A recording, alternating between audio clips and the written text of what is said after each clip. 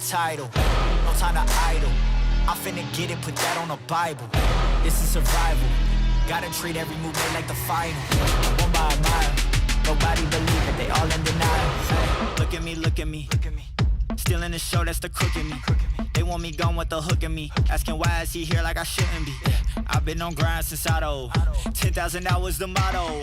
They see the bag is coming out, they flocking to me like I won the lotto. Dancing with the devil, there's no recital. I'm killing competition, ain't no revival. I shoot it to kill it, I'm aiming for vitals. I'm showing no mercy when facing my rivals. Snakes in the grass, they getting exposed. I know they be lurking, I'm watching them close. Acting like friends, but really they foes. Thought they be scheming and said adios.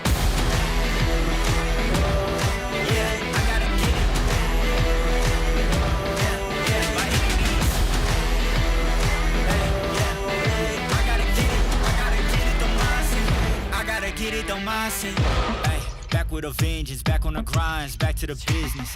Ay, God is my witness, they watching my moves like shows they binging. Ay, best keep distance, all of my haters send best of wishes. I get to the bag with the quickness, no I don't need no assistance, no. Yeah, no playing it safe, I said let's get it, you say not today. What can I say, you ain't gon' go for it, get out the way. Yeah, got no time to waste. Can't be with me if you're not at my pace. You're not at my level, you're not in my race. One foot on the gas, I'm pushing the brakes. You dancing with the devil, there's no recital. I'm killing competition, ain't no revival. I shoot it to kill it, I'm aiming for vitals. I'm showing no mercy when facing my rivals. Snakes in the grass, they getting exposed. I know they be lurking, I'm watching them close. Acting like friends, but really they foes. Saw they be scheming and said adios. Yeah, I gotta get it.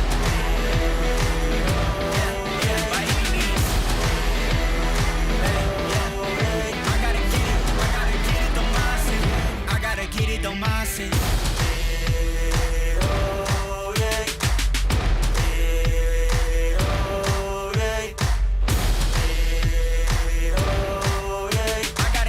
I gotta get it, don't mind it. I gotta get it, don't mind it.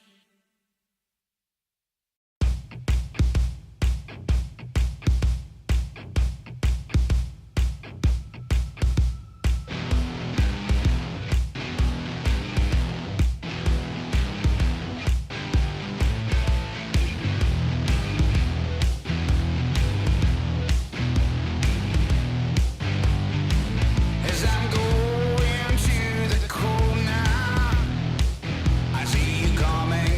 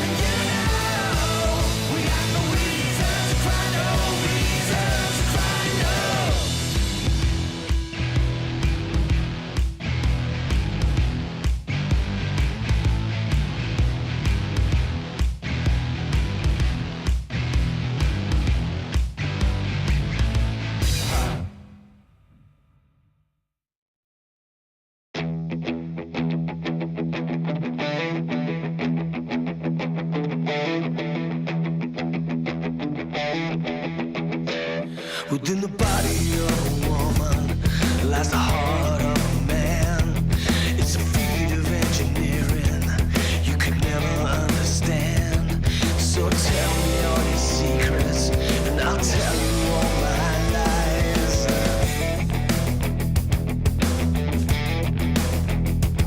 I've been walking with the angels, I've been talking in my sleep. An electric conversation, pins and needles in my feet. It's a full-on fascination with a twisted combination.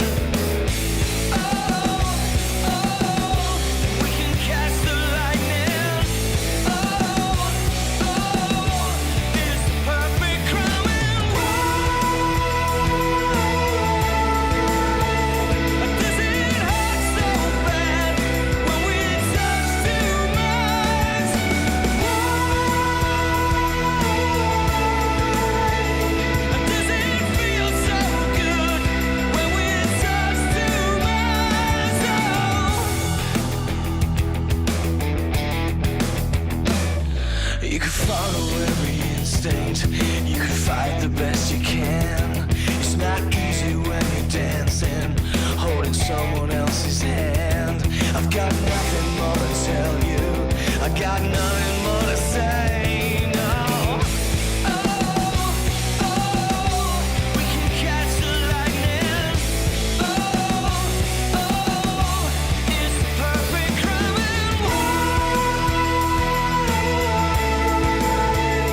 Does it hurt so bad when we touch too much?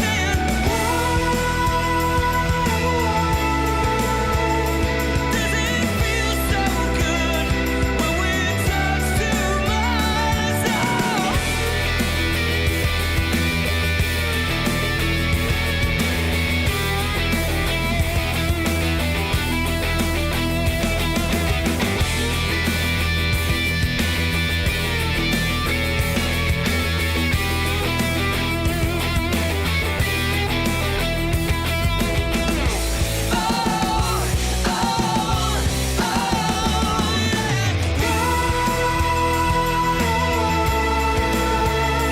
Does it hurt so bad when we touch too much?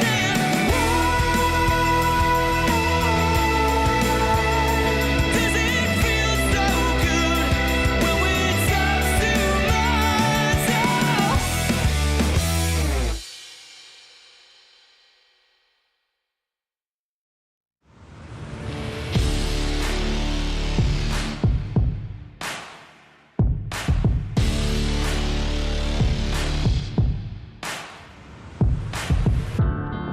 I'm taking my pain away, nothing else more to say. Everything that I have, I'll give. First, you gotta pick a side. Now you got a team and you're rolling with the pride. Wanna play the game, make it to the end. I'm gonna bring it back again. I feel it inside. I'm reaching my stride. I'm standing my ground. I won't give in. I'm moving ahead. I'm back from the dead. I'm ready to fight again. Raising the roof, raising the roof, raising the roof. I'm raising the roof. All the mistakes I made, now I can change my fate. No one can take this heart away. First, you gotta pick a side. Now you got a team and you're rolling with the pride. Wanna play the game and make it to the end. I'm gonna bring it back again. I feel it inside. I'm reaching my stride. I'm standing my ground. I won't give in. I'm moving ahead. I'm back from the dead. I'm ready to fight again.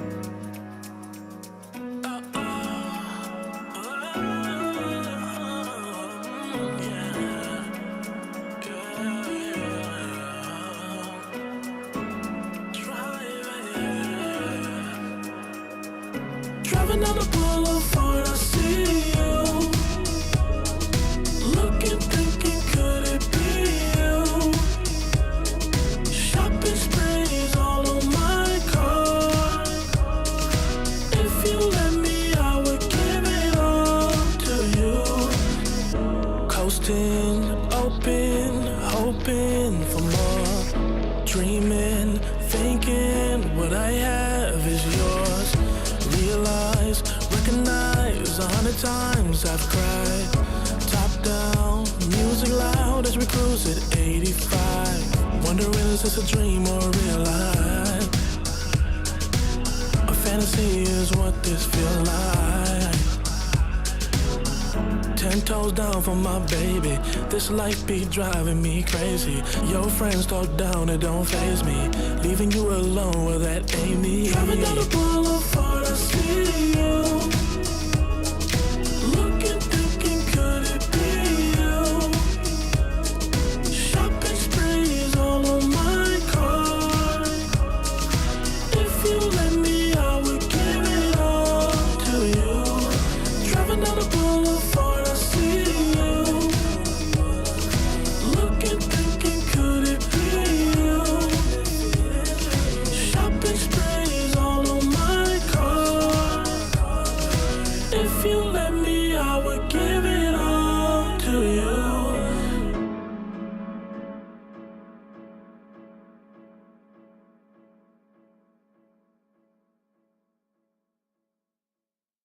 Some days you wake up like the world is on fire.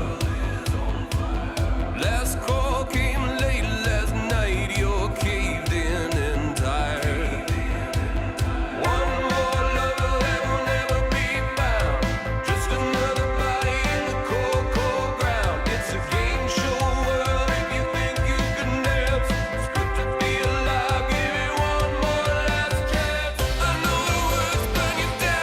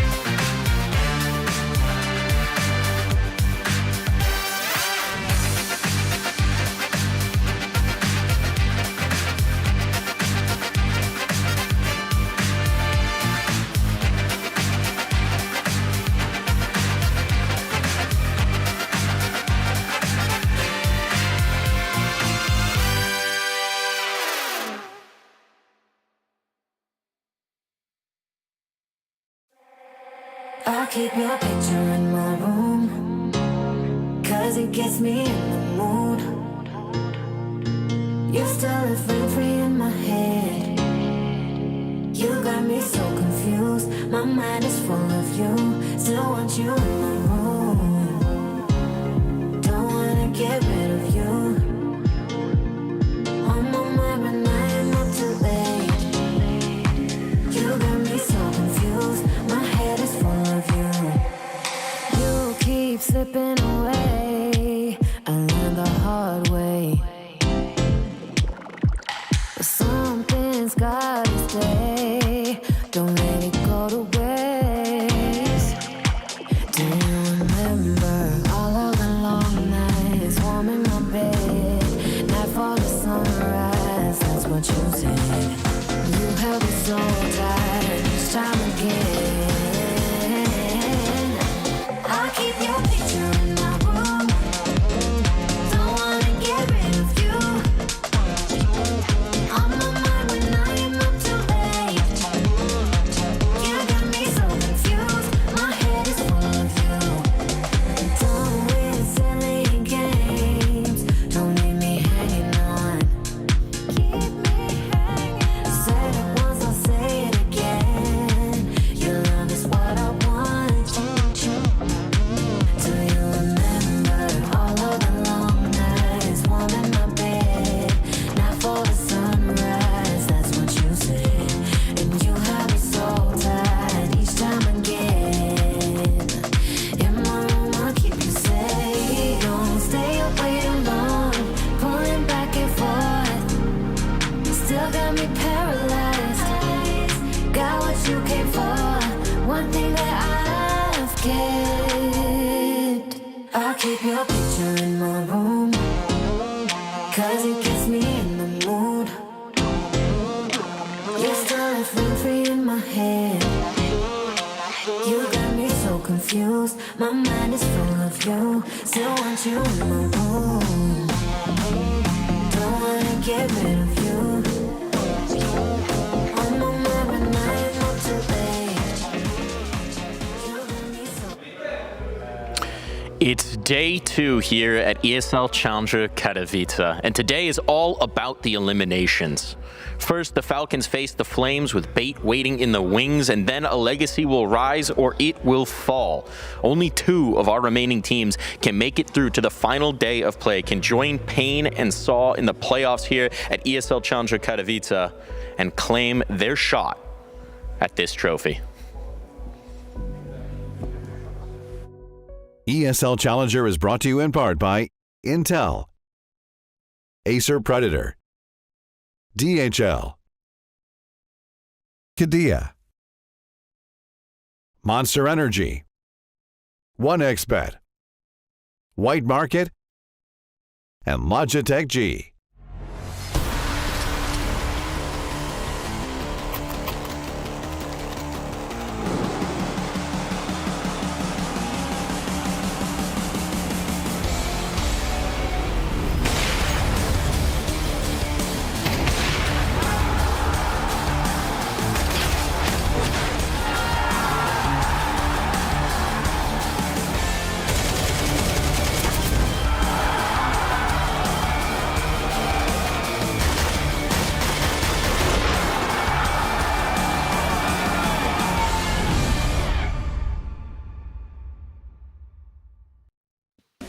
For all but one of the teams competing in ESL Challenger Katowice, it is a giant yardstick to determine where they measure with the competition moving into the biggest event of the year, which is the Shanghai Major and the RMRs, that will see if they can qualify for it.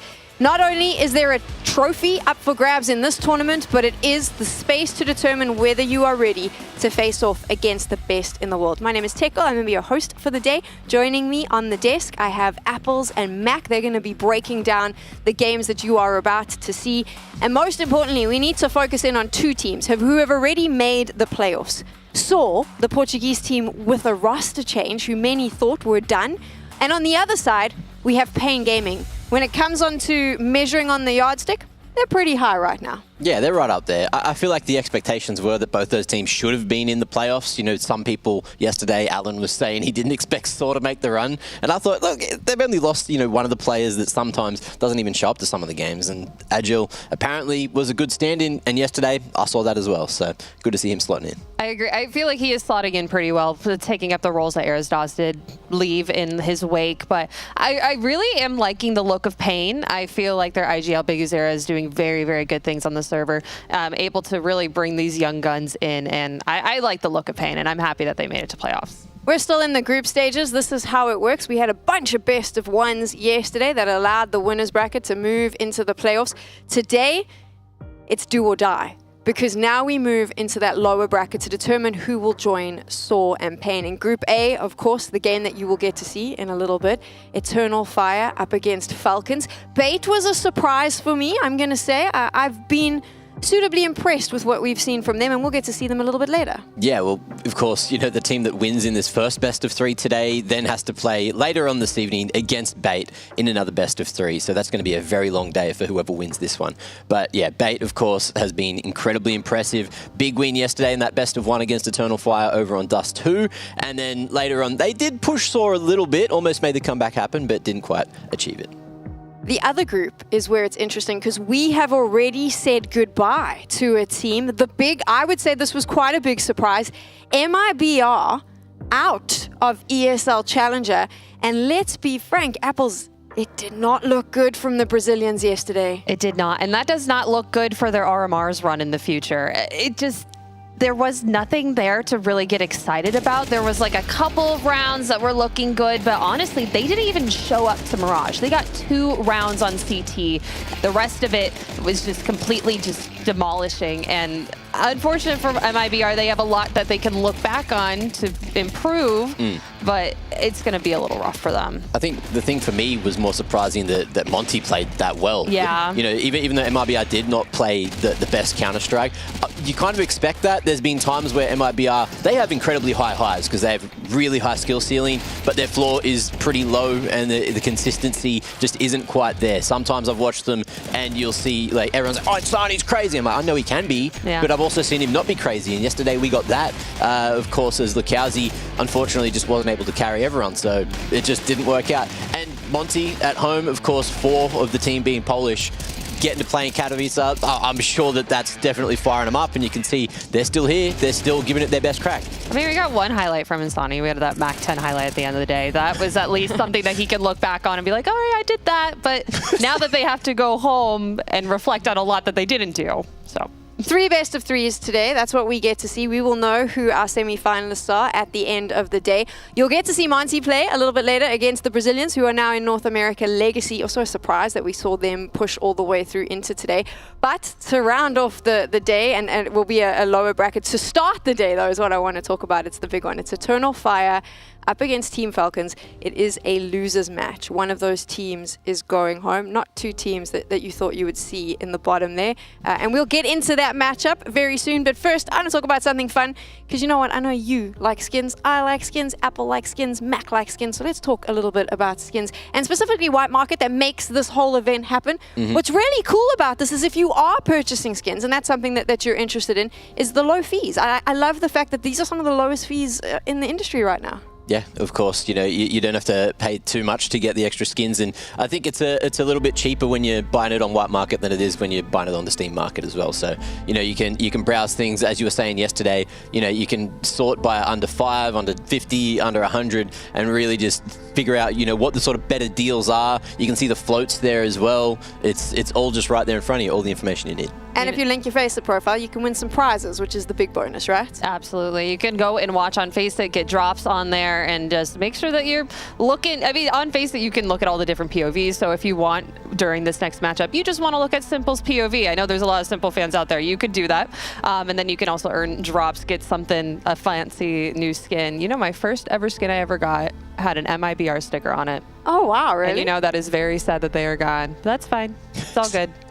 totally not upset. The other cool thing about, watching on Faceit other than the drops is it's kind of like a live demo. You can jump between all the POVs, you can jump back in time really quickly and then get back to the live game almost instantaneously. Yep. So it's a very good place to be getting yourself some free bloody skins. And also, I'll be honest, the great thing about skins is it kind of helps me with my motto when I play Counter-Strike, which is all the gear, no idea.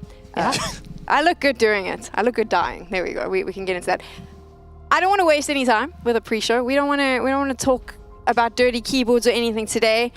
We are going to talk about the game you're about to see. If you are a fan of Counter-Strike, doesn't matter if you suck at game analysis, doesn't matter if, like me, you have no cooking clue half the time what's going on when you're playing. It doesn't matter, because if you're a fan, you will understand how important this game is. Team Falcons up against Eternal Fire. One of them is going home. Let's get this started. This event here at ESL Challenger Katowice might just be the most stacked challenger of all time. We have 4 teams in the top 20, 6 in the top 30. We've got 3 teams with former champions of Challenger on them in Pain, MIBR, and Monty. And we've got the return of the GOAT. What more could you want? All these teams have their eyes on the horizon. They're all thinking about major glory, but the path to victory at the major, it might just start here in Katowice. It might just start with this trophy. You have 5 teams from top 20. Each team can do this, each team. And we have still underdogs who is not playing super bad. They still can participate with these 5 teams even from top 20. You cannot predict this, who gonna win, who gonna lose, because you have nice underdogs, kinda, and you have 5 strong teams like Eternal Fire, right? The Turkish guys, which is smashing everyone right now. Same time you have Falcons, which is like decent, really decent, but they again took simple. Maybe it's gonna be like how it's gonna be. Yeah, we never know. So yes, it's gonna be really interesting, I think. It's a very high level. We have like great teams over here. We have Eternal Fire, in my opinion, probably the best team in the tournament. Like, I don't know about ranking, but in my opinion, they're the best team to play against. So yeah, we know that it's a big tournament and any win matters to the confidence, and they're great teams. We grew up as a team since 1 year when we lost the final against Monty. But every tournament has a different schedule, you know? Like against Monte, we played 2 BO3 in a row. I believe that now is the time for Eternal Fire to win some tournament. Yeah, this trophy will be really good if we can win it. When you have the opportunity to play these tournaments, it's always really good because sometimes, for example, in Atlanta, in terms of names, it was not so stacked like this one. But right now, if you come here and you are not in a good way, you are basically out. The hardest here is like to start and to understand that you don't need to be afraid to do some mistakes. Otherwise, you'll get clapped from other teams here. So I think no matter the result here, if you take it as the learning experience and if everyone will do whatever they can, even if they're not killing, for example, if they're not having a good game, if they will help with communication and like with helping teammate, you know, it's also very important. Then I think we'll have fun and interesting games.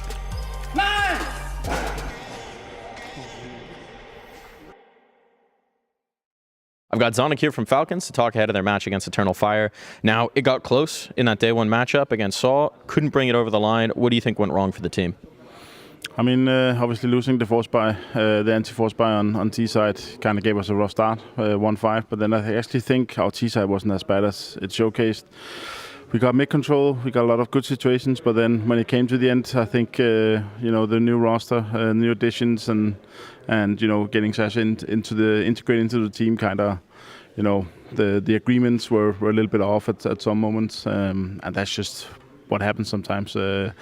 We have not had him for very long, and yeah, we are taking it 1 game at a time, using this tournament and the others as gaining experience for what is important, which is the armor. Now, eyes on that RMR. Obviously, this is sort of a unique acquisition. You guys are used to being under the spotlight, but he's a player who certainly brings a lot of that spotlight in as well and has a very strong voice, as we've seen in previous teams. What's your idea of timeline of getting them on the same page, of settling those agreements, as you said?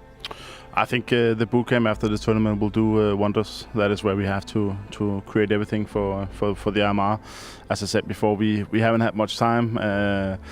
Obviously, there are some of the maps that we had to go through and talk what was best for the team for with the focus on the RMR. So it has been trying to integrate him, not making him ready for the tournaments that we've been playing, but more on the long run. So we've been practicing before officials. We have not really looked at what maps are we going to play, but more what we have been in need of. Well, I will ask you to think about this matchup in particular. Eternal Fire on the other side of things. What do you think of them as an opponent? I mean, they're good. I think they have been, we're always seeing these international teams becoming better and better. And now, 2 years ago, we could never think that an international team could win anything big, and it was all the national teams. But they are one of the few teams left who have stayed together, who speak their native language, and you can definitely see it in the team play and the time they've been playing together that they are good tactically, and they also have a lot of firepower in Santaris and Vicadia. Well, I'm looking forward to seeing you in the server. Good luck, man. Thank you. Back to you, Sam. One of the greatest Counter-Strike coaches of all time. And his legacy might end with Team Falcons and the abysmal state we see them in. They have lost 24 of the last 30 maps they have played. Since the iteration of the so-called super team, it seems to have gone from bad to worse, and now they find themselves in the lower bracket. You heard it there in the interview. He said they are focusing on what's important, the RMR. Losing here, falling out of this competition, will not be something they want so close to probably the biggest event of the year. They're going up against Eternal Fire, and we're now going to talk a little bit about what we can expect from that. They have the GOAT. That has been the replacement. Simple. The greatest of all time in CSGO. Why do we call him the GOAT? Because he was the X Factor. Because he was the GOAT. He would be able to single-handedly carry whoever he really wanted to wins, to success, to majors, to bloody championships. And that's why he was the GOAT. Can he do it here in CS2? So far, no good, Sim. I mean, we've seen him before. We saw him on Nuke. We saw in Thunderpick that he was able to drop 27 kills, but then he turned around right on Anubis, 6 kills. It's like sometimes when he is being let off, he's like, all right, I'm going to go do simple things. I'm just going to go do this. I'm not going to really play with my team right now. I'm just going to start opping. On Nuke, that is something that you can do. That is something that you can just go outside. You can go outside to ramp. You can just figure out, all right, let's just get a bunch of picks. Let's just keep going. Let's get my rating up. And if the team doesn't have to really focus on that, they're like, all right, simple, you're good. Just keep doing that. Just pop off. Even if that happens, they still lost that map 13-9. Like, something is just not connecting. The vibes aren't there with the team. They're not playing together. They need to make sure that they are figuring out how to play with simple, play with the picks, take the space with the picks, because they have everyone there that can do that, but nothing's happening yet. A little bit of a tough question, but do you think... I don't think we'll ever see Prime Simple, right? I think that time is done. But do you ever think we'll see something close to, even half of what Prime Simple was back in the day? At the moment, it's looking like I'm watching Prime matchmaking, so... Fair point. Yeah, we saw him play better on the rifle yesterday than we saw on the op on Ancient. Like, he was getting, double kills on A site. He was just playing very, very well with Dupree. But then he was like, all right, I can buy the op now. I have the money. He would try to just hold Donut, and he would get double swinged. And at that point, you're like, all right, maybe just take a pick, fall back. He wouldn't move. He would be like, all right, maybe I can do this. Maybe I can do this. It's just, he isn't really making himself onto this new CS2. He's still playing like it's CSGO. He has not figured out the right way to be simple in this new age. Yeah, I think that touches on it really well. The fact that, Falcons, they have a lot of structure in the team, and Simple has never really been known for his structure. He was the X Factor, right? He's explosive. He kind of just has the ego. He just does whatever he wants and makes everyone around him support him in that. And if Falcons aren't down to play that kind of game, if Simple's being told, hey, you're new here, you're not playing CS2 yet, you got to play our game, and is forced into a role, that's why we're probably not seeing him, find that kind of success that we saw from CSGO just yet. So simple go kill is a legitimate strategy. Might not sound like it, but it could potentially be with a player of this caliber, and it's one that maybe Falcons is going to try and employ. At this point, though, we need to see a little bit more from him. He is our player to watch, though, because if he pops off, simple go kill could keep you in the tournament. On the other side, let's talk about Dupree yesterday, because we've only seen Falcons in this one best of one, and Dupree was putting up the numbers. He was getting the kills, and this is not the first time Dupree has done this in a Challenger. We got to see him when they did ESL Challenger Katowice. They were in the finals against a Complexity at the time. I do actually think I proposed to Dupree. That was how impressive it was, and they still lost. This is something this guy does, because he's a legend, right? It certainly is. You can't take that away from him. He's been at the top for a long time through CS:GO, but here in CS2, he's been put into this misfit roster of stars that just hasn't worked as well as we want it to. Yesterday, it looked like he was putting a bunch of prep in, especially on Ancient. He was able to find holes constantly in Saul's defense, able to get in, constantly work on the flanks, and make it look so easy. It make Saul look a little bit silly at times as well. And that still wasn't enough. It went back to the interview. Zonic was saying that they weren't able to convert that first pistol of the game. The difference is that they adapted to into that second half, of course. They won that second pistol, and then the following round, they just bought almost no utility. They all went for M4s. They all went for the firepower approach, and that worked much better. So maybe focusing on their strengths of shooting the damn gun, shooting their opponents, is what they need to focus on more so than the utility, which is a bad thing to say because CS2 is so utility heavy. Yeah, and I feel like Dupree was the only one looking for holes in SAW. Everyone else looked very stagnant. They weren't really moving on the map. Dupree was the one that was kind of going around. Like I said, Simple was holding donut. You don't have a GOAT holding donut. You have someone who has the history of going around, running a server. That's the guy that you should also be finding holes in your server, along with Dupree. That should be a two-player thing at least. So the Veto is up on your screens right now. I can confirm, of course, we see there Falcons picking Dust 2, Eternal Fire going with the Inferno pick, and then the decider will be Mirage. What do we think of this Veto? I like it. I actually really like it for Falcons, to be honest, because they need to let Simple off the chain, and those three maps are generally where he can have a bit more presence. Dust 2, of course, that's going to be an Orpa's Paradise. Inferno, you'd assume he's going to be playing that arch area, just going to be a bit more mobile around the map. And then if we get to Mirage, you know that he can just kind of do what he wants. Mirage can expose your opponent's weaknesses. There's generally, so many different ways that you can play that map, and he's going to be hopefully the X factor that we want today. I'm still giving it like a 10% chance that we get that pop off, 90% chance we get a flub. That's just kind of how it is. The firepower on Falcons, we saw it yesterday with Dupree. We know that they have Simple. Magix is there. Madden on a good day as well. This is insane firepower. So what does the team have to do to make it work? Because you can't just have a Dupree pop off. We saw that yesterday. Well, what is it that Falcons needs to do, considering how much I agree with you, this Veto leans in their favor? What do they need to do as a team to make this work? Just loosen the fuck up, honestly. They're all too angry. They're all too serious. And they don't play good when they're not smiling. We actually went back and had a look at Snappy in Ents. We had a look at the albums on HLTV. We're like, when did we last see him truly smile? And in Ents, he was pretty happy. In all the photos we were seeing, there was a smile on the face. If you look at the player cams, if you watch him playing here in Falcons, he just does not seem like he's having a good time at almost any point. Let me just jump in here. He was winning on Ents. Would you be smiling if you were the IGL right now and you've, lost 24 of the last 30 maps? But why was he winning? That's the question that we would love to answer, and I'm pretty sure the whole of Falcons is wanting to answer it as well. I tried to get you to answer it yesterday, Mac. I mean, that's where we're at, right? Would you say, just spitballing here, maybe a little bit of team cohesion missing here? Lots of people knowing that they are considered, because this is a team of legends. You are all being told you are the best of the best. Feeling that pressure of going, I need to pitch up and I need to be the best, versus going, okay, how do we work as a team to make this work? Could that be happening? I feel like agreement is something that they probably struggle on. I mean, they all got to their own original GOAT positions of being just really great players differently, right? And there are a lot of different ways to play Counter-Strike, play good Counter-Strike, and I feel like there just isn't a cohesion in agreement, and maybe it's just they're not having a good time together, just not vibes, like you were saying yesterday.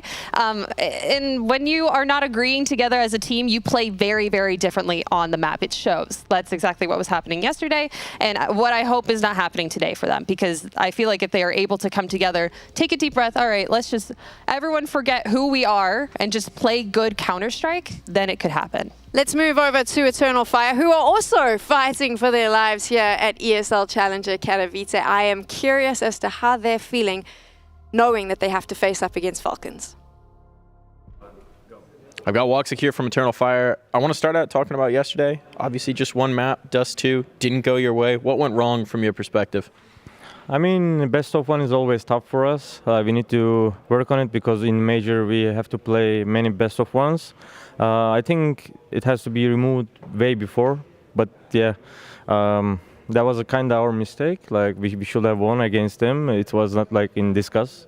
We also prepared for them. Also, like we played our game, but we were not kind of mentally 100% full focus on the game. I think maybe that's why. Well, now it becomes a little bit of a tough road here, right? You got to battle through 2 opponents to make it through to that final day. The first one, Falcons up against you. What do you think of them? Before they got simple, we played against them like 7 or 8 times and we beat them. I think we can do it again if there is even simple.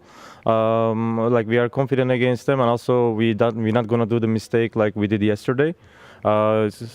I think it's going to be a good matchup. It can be a close game, but I think in the end we can win it.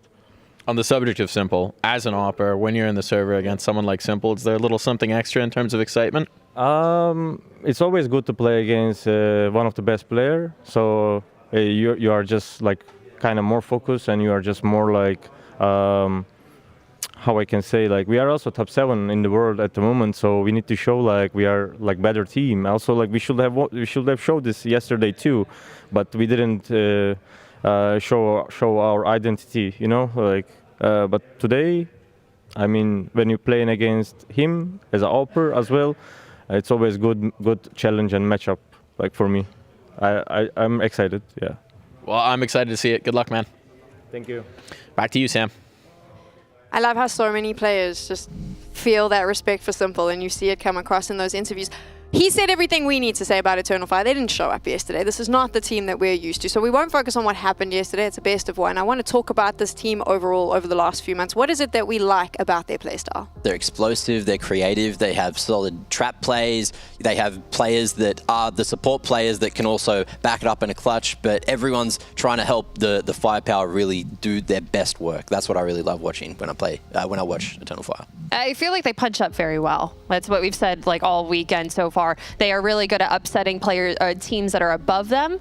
I feel like that comes from a lot of anti-stratting and counter-stratting from them. A lot of work from their coach as well, but they're not doing too well when they're punching side to side on teams that probably shouldn't be beating them like yesterday with Bait. I think that they have some really, really great players on their team, and obviously their IGL just so good. But Xanteras, their rifler, has been able to shut down Nico of everything. So I feel like this team has a lot that they can keep going. This matchup, though, does make me we're going to stop you there. Apples was so busy talking. We just saw the biggest tilt. I'm hoping production can play that again from yesterday, which I actually didn't see yesterday, Apple. Yeah, I don't think you did either. I think we all missed it. Fingers crossed production can pull that up again. The biggest rage I've seen for a while. Major absolutely losing it there on the loss. They are super frustrated. Sorry about that, Apples. Mac, you just saw that. I mean, that's a lot of emotion for a team losing a best of one. Yeah, they are a very emotional team. You know, you saw when they were finding success and how close they got at Pro League. But there was tears in most players' eyes towards the end of it. Apparently, we got the clip again. We got it again. Let's take a little watch-see here. Apples, so you don't miss it this time. Yeah. Ready? 3, 2, 1. Dummy spit. Boom. Ooh. That was a big throw of the headset. You know what we should do? We should have a fun little competition here where every time players do this, I want to measure the dents in the desk because we've obviously had the Nico break desk. Like there should be like a little analysis tally somewhere figuring out who does the most damage. We could get Mike to do that. Yeah, to the desks. Yeah, man. I haven't. Major for me is an IGL that is normally very controlled. He's very professional. He's a little bit older. He's a dad. I haven't seen that sort of emotional outburst from him. Obviously very frustrated with how they performed yesterday. Yeah, well, he probably feels like it's on him, of course. You know, he has to be the one doing the calls, especially on that CT side. They were going for stacks, you know, they were playing the numbers, and unfortunately, when you go for little gambles like that, sometimes things don't go well. Yeah. And Bait were able to call around everything that he was doing. So it felt like Bait yesterday, MPL was just in his head. Today, it's going to be a whole different ball game. And I'm sure after, you know, a clips like that, they're going to take it very seriously, getting ready for this matchup against Falcons today, because they don't want to be losing. They feel like they are in contention for the trophy, and to do that, they've got to make a lower bracket run now. Yeah, he was just being out-called yesterday, unfortunately. I mean, Bait was able to take B-site way too many times, and they were able to. It was like, over and over again. They kept losing it. Every single time that they would be like, all right, let's run out onto B, they would get 2 kills, then they would keep going. Like, it was obviously very tilting, and we could just see that. And that's going to, I guess, I hope that he brings that anger into this next game. It brings that, because that's going to be a lot of energy, a lot of emotion that he needs to defeat this team of super players. We saw there that the Twitch chat is very divided onto how they think that this is going to go. Very equal footing there. So I'm curious as to how our analysts are feeling coming into this. Team Falcons up against Eternal Fire Apples. Who do you think is going to take it? Can I be optimistic? You can Can I be optimistic on the desk? You can be I'm going to whoever you be wanna as be. optimistic on the desk. I mean, I'm going to be very optimistic, and I'm going to go with Falcons. And I feel like that is something, yeah, of course, you're going to choose Falcons because it has a team with every single player on there, has so many, like, just laurels and everything about them. But I think this map pool is designed specifically for them to win. Dust 2, Mirage. I mean, those are 2 maps that I feel like they could really, really pop off altogether. Orange map supremacy. I'm definitely not on that bandwagon, though. I'm going Fair. with Eternal Fire. It's Falcons letting through their perma ban, so they've been cooking something up in the kitchen. Inferno in there. Eternal Fire are incredible on Inferno. So yeah. Fair. Well, I just don't see it happening. I'd love to give Falcons, you know, a map so we can get a really good series here. I'd love to believe in that 1% chance, the Gamba, the gold, that we are going to get the best Falcons, the pop-off that we've been waiting for. But I just don't see it happening. I'm the 99% guy. I'm a fan of Counter-Strike, and I was a fan of Prime Astralis. Zonic is my hero. Snappy and Ents last year, I was with them just after they won Dallas. It was probably one of the highlights of my career, but I don't believe. I think Eternal Fire's got this, and I think we're saying goodbye to Team Falcons, and I think by the end of the year, we'll say goodbye to Falcons as we know them. It's a bit of a sad way to throw to the casters. Sorry, Yumi and T-Time. Hello, I'm Mr. Sad Snappy. Mr. Zonic, please don't make me play my permaban. Is this why I'm sad all the time? But Simple doesn't play Vertigo. Oh no! We have to play Inferno. We have to. What am I gonna do? You don't understand the repercussions of their actions. I think Falcons have painted themselves into a corner. They respect Eternal Fire too much on Vertigo. They banned it first.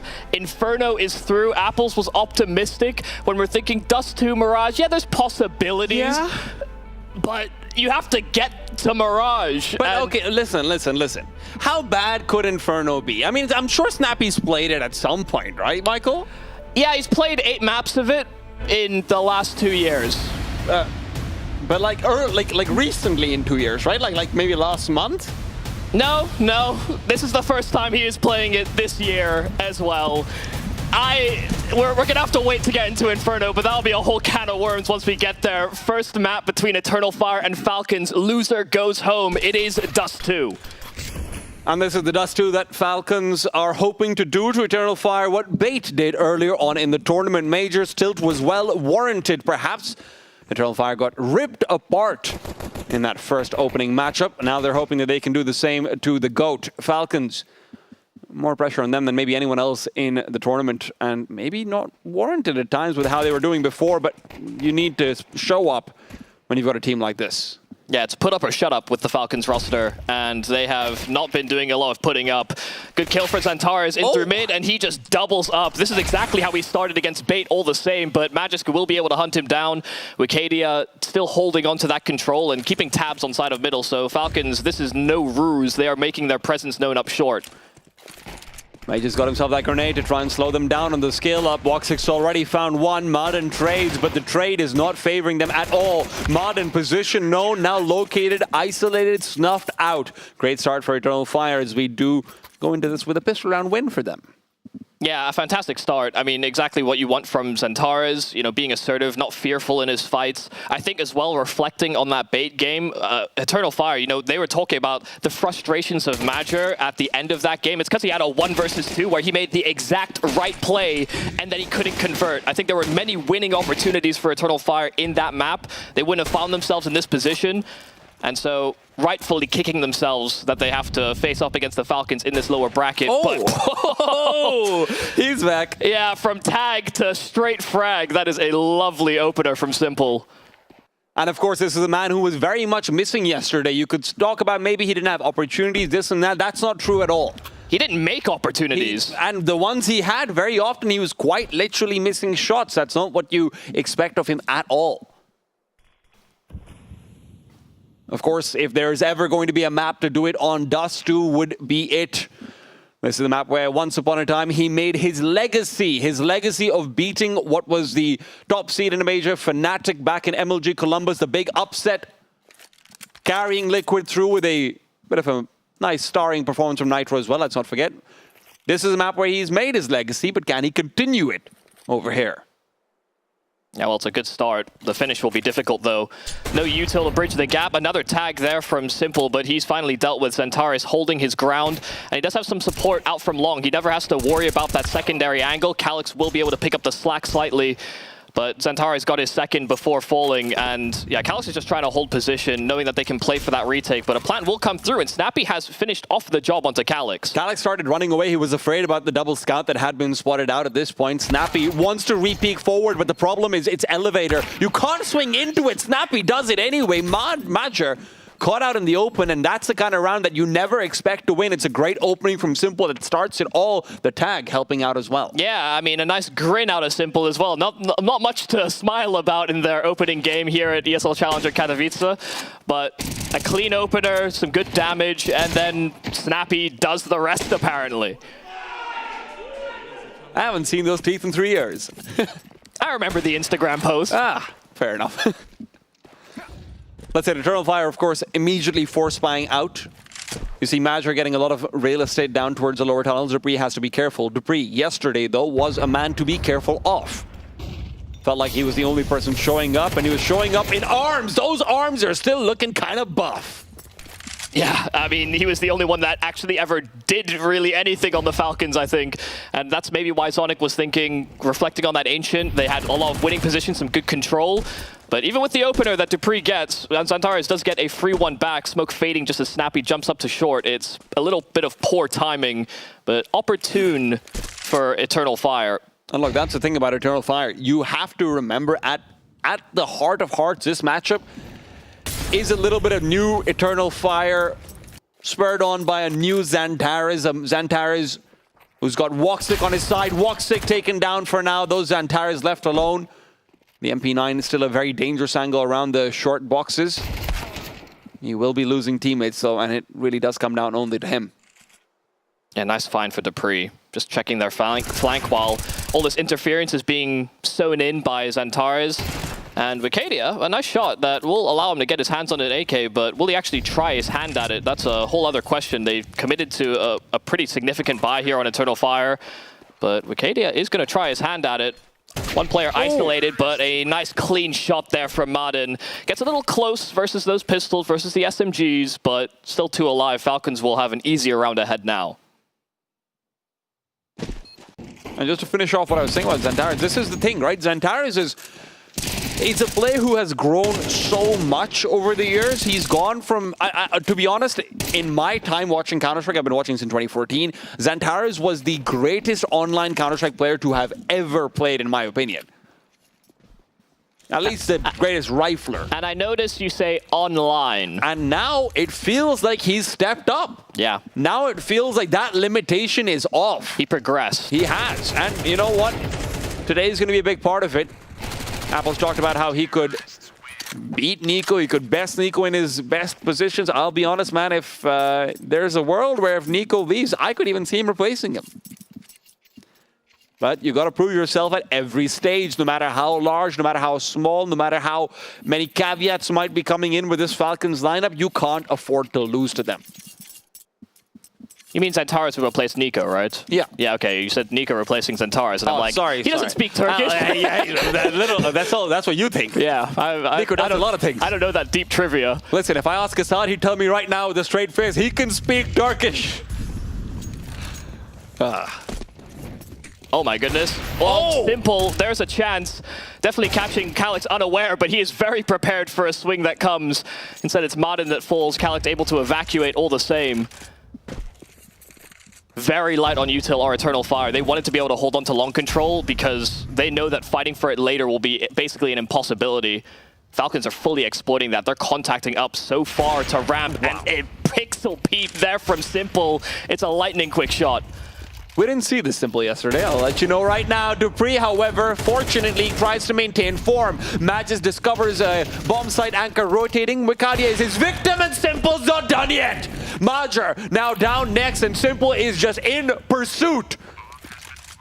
This might be the Opera's paradise, but Satan has entered the server. Yeah, I mean, this is the type of fire and exactly what we were missing yesterday. It felt like Simple was playing timid. He was playing inside of systems, and that's never really been Simple's MO.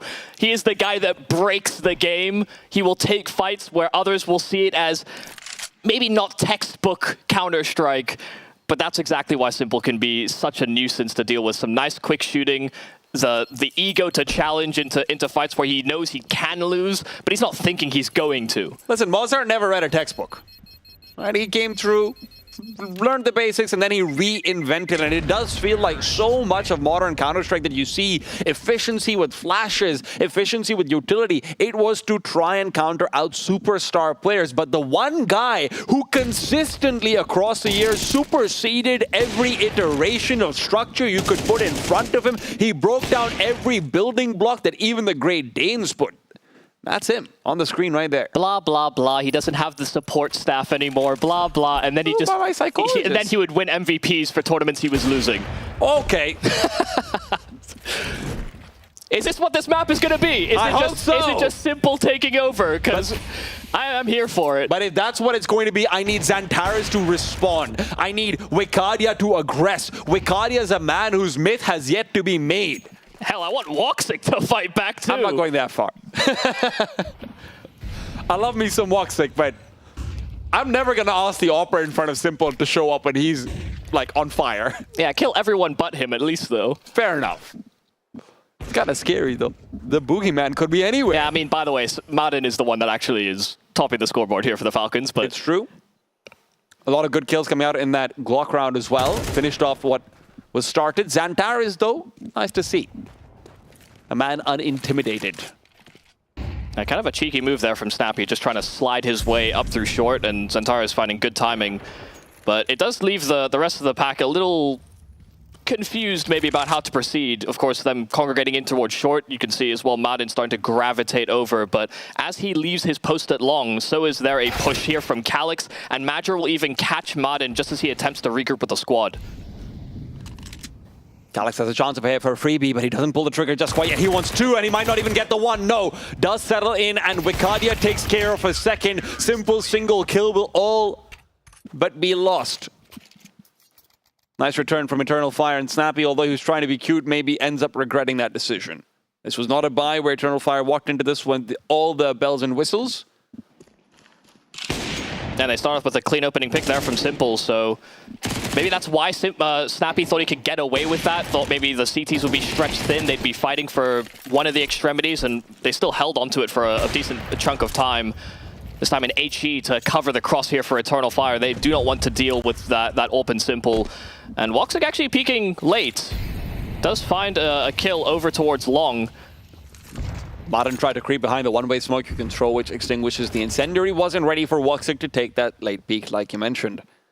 Gets taken down, and this time Falcons, without that early man advantage, need to bring it together.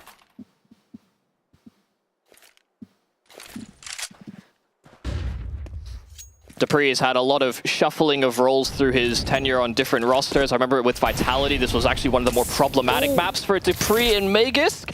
That's a pretty awkward position he finds himself in this round as well. This is the CT side incendiary. It's not supposed to do that. Yeah, it's supposed to do nothing and not spread. But he's seen a lot of role changes from lurkers to entries. Him and Magisk were swapping like hotcakes on Vitality once upon a time, but if we get good form Dupree, he can do whatever he wants, to be quite honest. Oh dear, that maybe he can't. I think good form Dupree is hard to get. Simple wanted an AK. I get it, man. You gotta do what you gotta do. You gotta take charge. But now you gotta take the round as well. He moves forward, Woxic removes his head, and Xantara is no longer worried about that crossing player. Snappy's his casualty yet again, same position. Who would have known? And Magisk in the 1v5 can really do nothing. Yeah, a clean round there for Eternal Fire. So now building a buffer is obviously going to help them further into this half if Falcons start to answer back. But I'm liking that, we're just getting nice, clean shooting from Eternal Fire. There were a few shakes in their opening game against Bait. I think there's a lot of merit to them being the team that deserved to win it. He tried to go through the legs. Yeah, well, Simple no longer showing the dentures. Why are the CS2 models so thick? Sorry, Dupree, you just got too much. And look, on Eternal Fire side, obviously, I think we can't stress enough like what a big opportunity this probably is for some of the younger players. And when I say some of the, I mean the only young player they have on their team, which is Wakadia, right? And it's times like this where you either see the best or at times you see the worst, right, from these young players when they're going against icons and legends of the game. Sure, but I mean, if you're also making a deep run at Pro League, you go to an event that is effectively the stepping stone to then get to another season of Pro League. It is... But is that what you're thinking when you've got Simple sitting in front of you? Sure, but we have our tournament favorite and then our fan favorite for a number of reasons in the server. Oh my god, they're closing the distance. Woxic won't get a second shot off. It's fast up short, but the problem is these incendiaries, it will interrupt. And you can see 3 players from Eternal Fire. They're being faster rotated, not making the mistakes versus Bait. And Xantara is exploring. Feels like he can always find a Dane out in Catwalk. If they proceed too far, he is the ultimate punisher. Yeah, Magisk was looking for that as well, but I think because his teammate was throwing a flash, he maybe lowered his guard for just that half second, and Xantara is having a much easier duel because of it. Magisk was maybe even projecting where his next fight would be. It's a good nade onto Simple as well. Even with Falcons punishing Woxic for sticking around too long on short, they find that that's the only safe passage they really have. But you see, Eternal Fire, they know that with Bakadia's position, if there is going to be a reaction for Falcons, the B play will be so late. Madger not actually peeking wide enough to see them progress all the way up to Gandalf. They've gotten far more space on this A bomb site than you would have anticipated, but there's that flank from Wakadia. 2 kills from behind, and he'll finish it off with a hat trick as well. Really nicely controlled. The reaction on point for Eternal Fire. Falcons are losing that lead. That lead they got off the back of what was effectively an eco round win. Sure, they took a scout into it. It was scouts and pistols. The classic tag and bag. No bad blocks. They picked up a second scout after a simple kill. And a P250 as well, Okay, all right. Very loosely. If it's not a Deagle, it's still a Glock for me. Yeah, how often are you going to be able to rely on a snappy 3K with a scout? Hopefully often, I don't know. Yeah, we set the bar low, and we get pleasantly surprised. But I think when we look back at that game against Bait, I think Bait did quite a few cutesy, sort of gimmicky rounds, making use of some maybe questionable or hard to read rotations or hard to forecast executes. Let's be straightforward, Michael. Bait looked like a team that had prepared for that game for a week. Sure, no, 100%. I'm with you there. But it is, they made use of all the tricks they had up their sleeve. And so, for Eternal Fire, this game should be, I think, simpler. I don't think Falcons are going to play with that level of complexity or feel like they should have to use those types of gimmicks. And that said, Falcons did pick into this one. Simple can't get the shot off this time. This B bomb site was a weakness many times over versus Bait. Right now, of course, you're not expecting too much, but something to keep in mind for later on. A kill found for Simple. Pretty insignificant overall in the grand scheme of things. He's just enjoying playing with the practice AWP. Gotta hit him twice. 25 seconds, and he needs to lose the practice wheels pretty soon. Woxic. Tight angle being held. Will be tagged up in through the wall as well. Simple around the corner with a knife in his hand. That was never going to happen. He's trying to make himself hard to hit for Woxic around that corner, but there was a rifler also there to support, so it doesn't seem as crazy. I don't think he was trying to knife him, but that could have also been a very simple thing to do. We've seen him miss a knife in this exact situation before and lose the map. Yeah, so, yeah. Let's not relive that.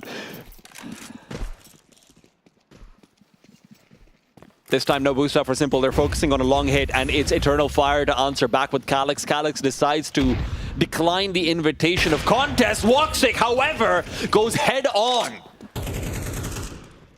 He single-zoomed that too. I thought he was going to lose the fight because Simple would have a hairline angle, but Woxic was so prepared. Dupree wants to regress. Take that kill back, but the flash is too good. It won't matter! The spray control from Dupree! That's absurd. And Magic got such deep space, but I think he got spotted on the flank. Martin, rare sight to see him AWPing. Let's see what he can do. Woxic. Oh. He did his job. He got Simple.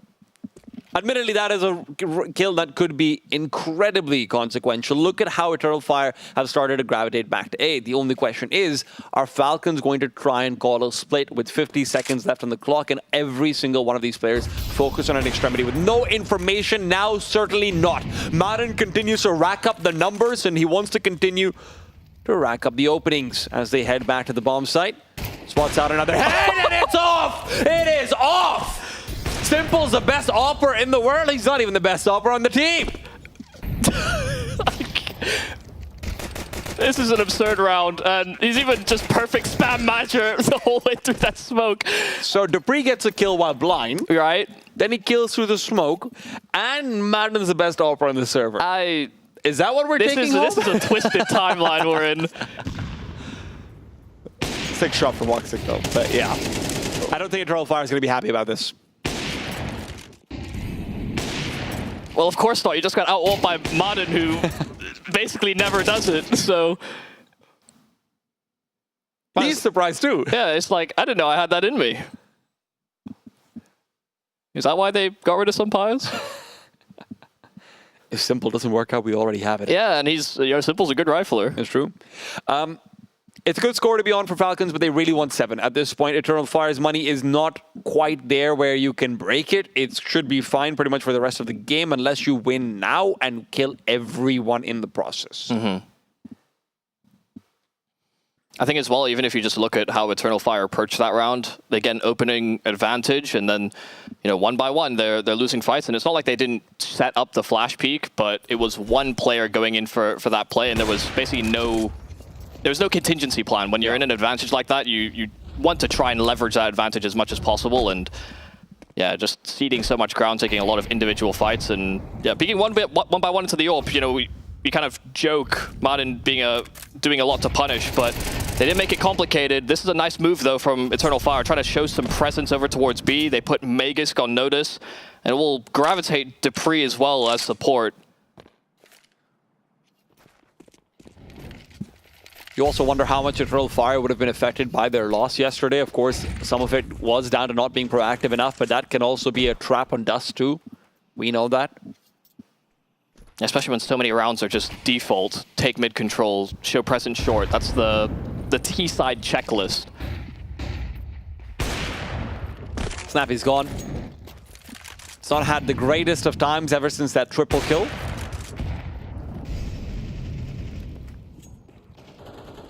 Many attempts up catwalk have been made. The two Danes have fallen twice over. Maybe Dupree can have different luck, but you know what? He's learned his lesson.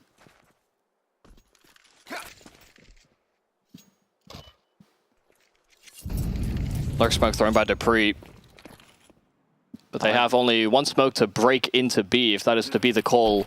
At the very least, they do have two Molotovs, or at least an incendiary and a Molotov, so that does make it slightly easier, but the time is really not on their side. Dupree's the one with a flashbang, but he's also taking charge. Martin finds the kill, and that leaves one behind. It's Wicadia. Picks up an important frag, and Xantares assists from long range. On top of the boost box, it's Simple and Martin to find the kills when the bomb will go down. Simple covering the cross, but it's the wall banks that are keeping him low, and now with both players wounded, it's all about the headshots for Martin and trying to buy some space. He will not find it. Simple good for one. The close range no-scope fails him, and Woxic had a pistol. The sidearm puts him down. Yeah, I mean, they knew that at least one of those players was isolated on B, so the urgency, very nice there from Eternal Fire. They find the kill, and even though Simple does get to those tunnels in time, Woxic is so close that he can set up for that trade. I mean, it's a bit of a gamble. It's a bit of a risk there for Simple, but he didn't think he would have time to zoom in, try and hit the quick shot.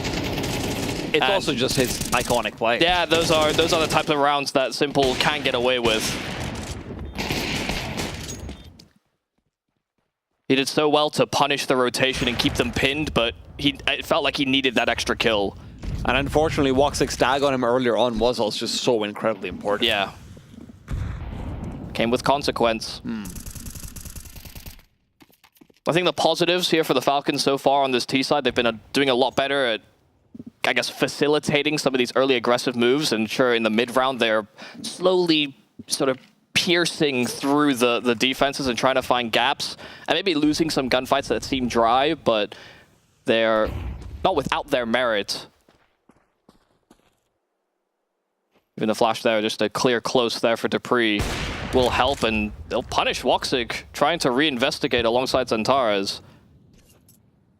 Hairline angles everywhere, man.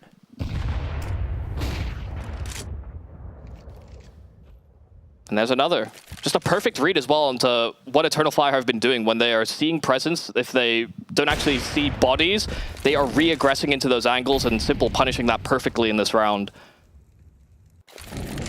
So they know they're segmented. The A bomb site and the B bomb site have no way to support one another. This is a great position for Calix, though. He's found the crucial kill and knows there's another player behind the long door. Xantares will now be put on high alert, but the problem is that he can't do anything on mid. Dropping down and getting a kill with the AWP would be nice and all, but Simple's got a smoke and he won't have the best angle. Now, the good thing is you can get it. Well, actually, you can't get that sideline overhead anymore. Never mind. It's only if there's any gaps in the smoke. Wicadia, it's all down to him, and he's found the first, but it's Dupree to go down, rotates in through the B doors, and although there's a tag, Simple fires right back. It should be 6 for Falcons unless Calix has a big moment in him. 1v2, whittled down to it. Continues forward. No one's giving him the peek. Maj is coming in for the flank as well. Calix feels like he's fighting a losing battle as he gets close in from both sides. Will spotted out. Snappy puts him down 6-6. Falcons keep it even.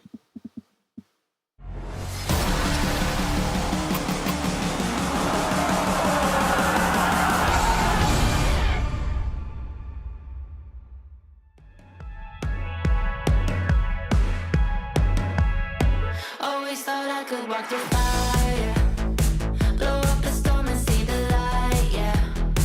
I told my friends that I could run on water, and they said nobody can. They'll see me flying through the sky, yeah. Play hide and seek behind the clouds. I show my friends that I'm not scared of dreaming, and I'll do that again, over and over again. Suddenly the heart and chest feel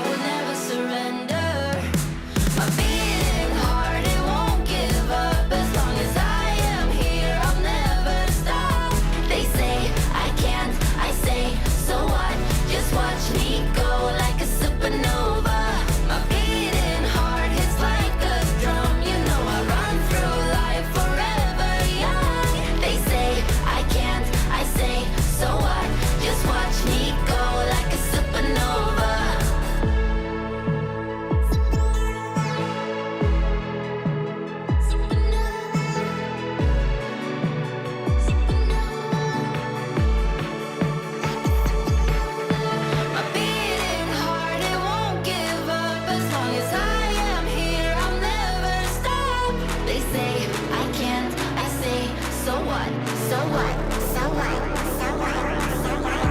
beating heart hits like a drum. You know I run through life forever young. They say I can't, I say so what? Just watch me go like a supernova.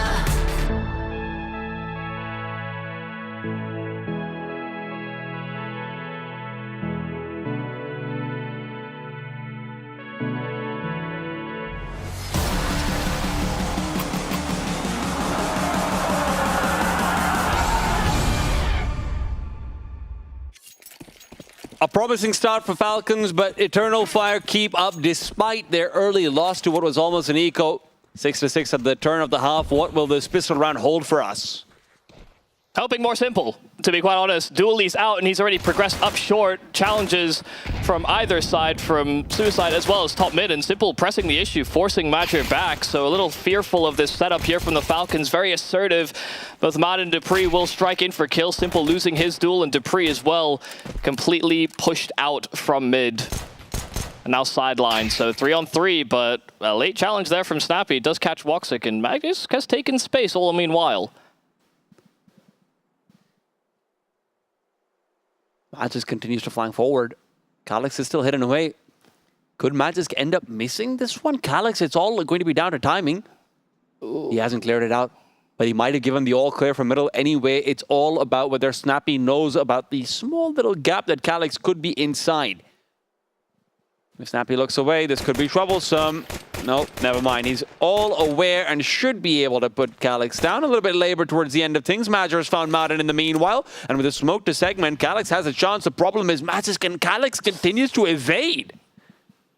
A Mattress coming back as well. Calyx holding around the edge of the smoke, and he'll punish Magisk for getting inquisitive. 30 seconds, and they start to make their move up short. Snappy close by to that smoke, but once again, Major holding nearby, and Snappy taking tags, but Calyx also didn't just run to the site. There was 23 seconds left. He wanted to guarantee that they could both make the journey. And what started off like a decent pistol for Falcons, instead, Eternal Fire fight back. It's a great round from Major. His kills in middle, the fact he got out towards long and still was able to make that 2 versus 3 back to 2-on-2. It's a nice tag there from Simple. Once again, it's scouts brought forward. Snappy with one, Simple the other.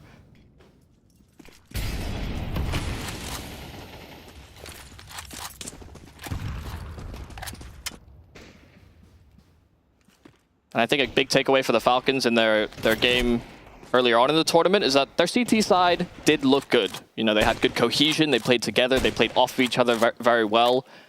It's what made that game so close.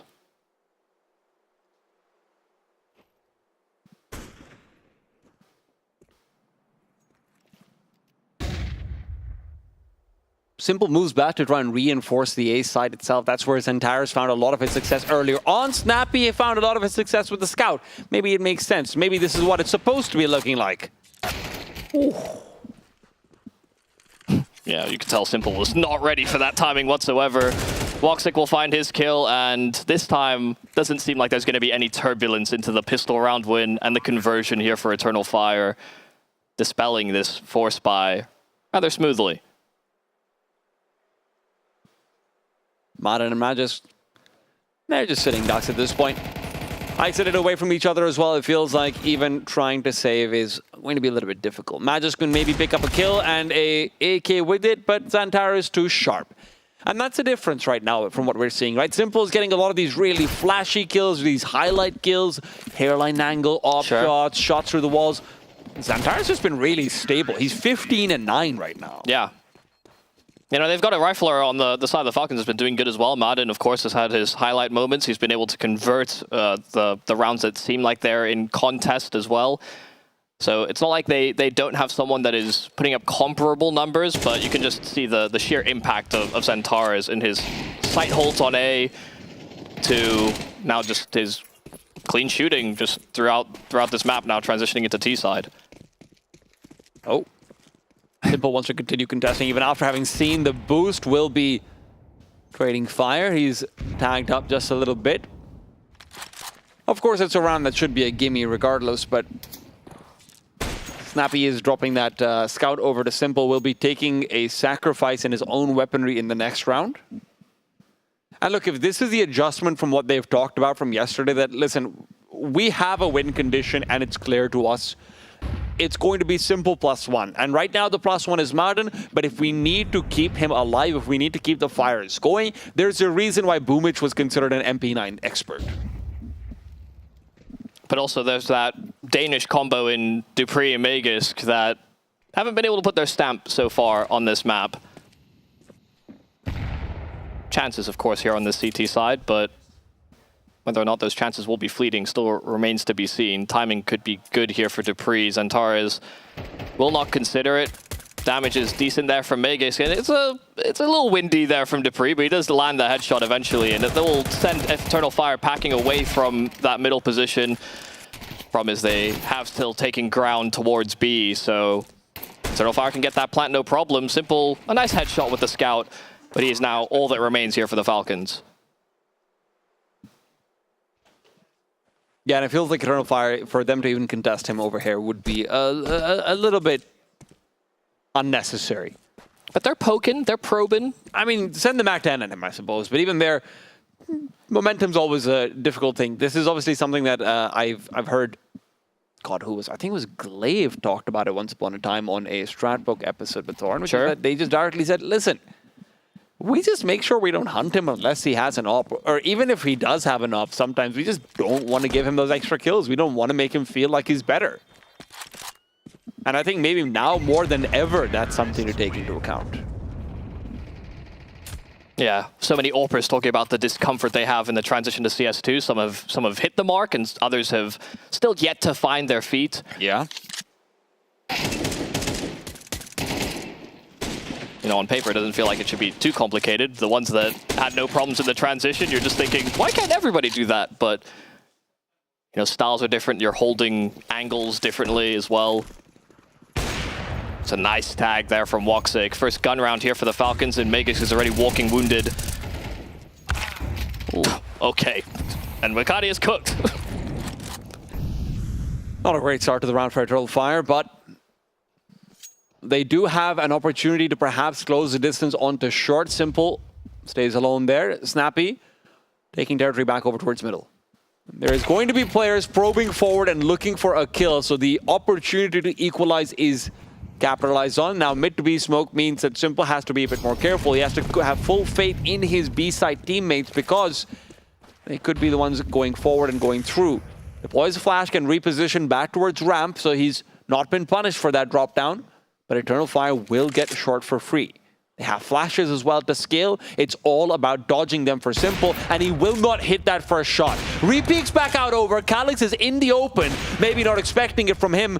And Simple continues to wait. Zantares closing the distance. It might be another no-scope attempt, but inside the smoke, Zantares does not feel comfortable to proceed through. Major inside another smoke elsewhere. And with the Molotov down to force Simple out, they now know where he is. Nade will pop open the smoke, and Simple's found Zantares. Now where Eternal Fire started off at 5-on-4, their numbers are whittling, but they have a pathway to B. Yeah, Matcher has to siphon this rotate, and they should be very suspicious of this very fact.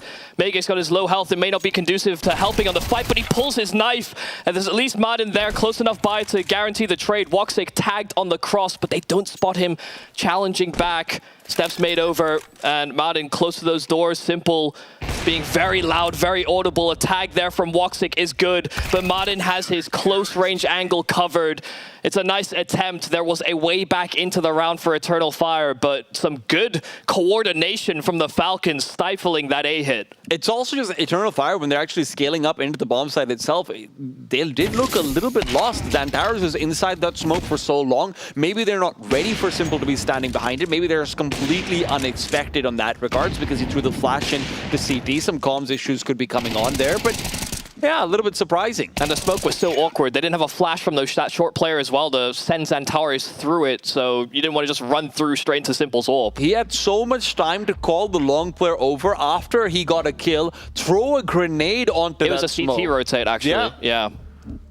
but it's good reactions there for the Falcons, noticing that it's a bit stagnant from Eternal Fire. I think you're right. It was a bit one toe in, the rest of the foot out there for Eternal Fire. If Xantar's got his kill, then maybe they would have accelerated.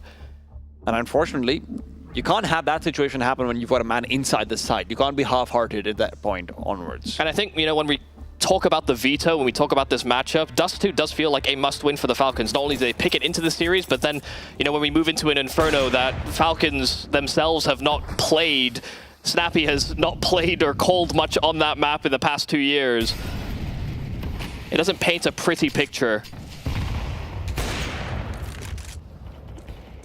Even if you have Simple and you have Magus as, you know, very, very key figures in some of the dynasties that they've created, with Inferno being a part of their repertoire. Hell, I mean, even Marden, once upon a time when Fun Plus Phoenix was really good on Inferno. But that's a long time ago. Yeah. 2020. Less than for Magisk and Debris, I guess.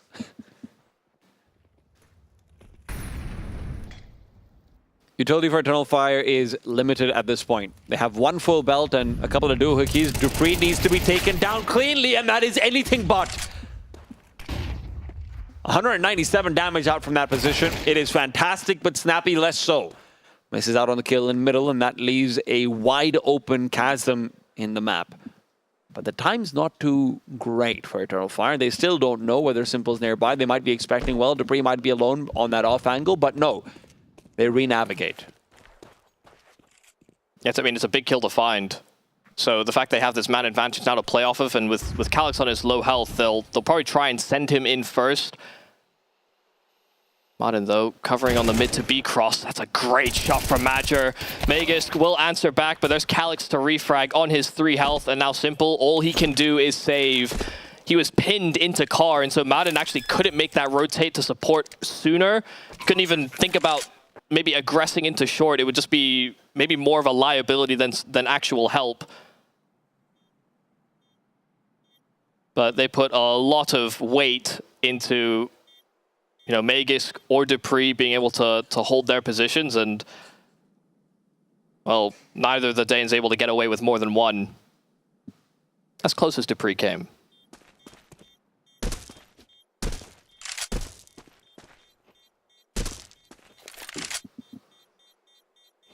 Money never got a chance to be built up on the Falcon side either, so this is a big win for Eternal Fire. Should be 11 off the back of this, unless you can have a hero moment come into play.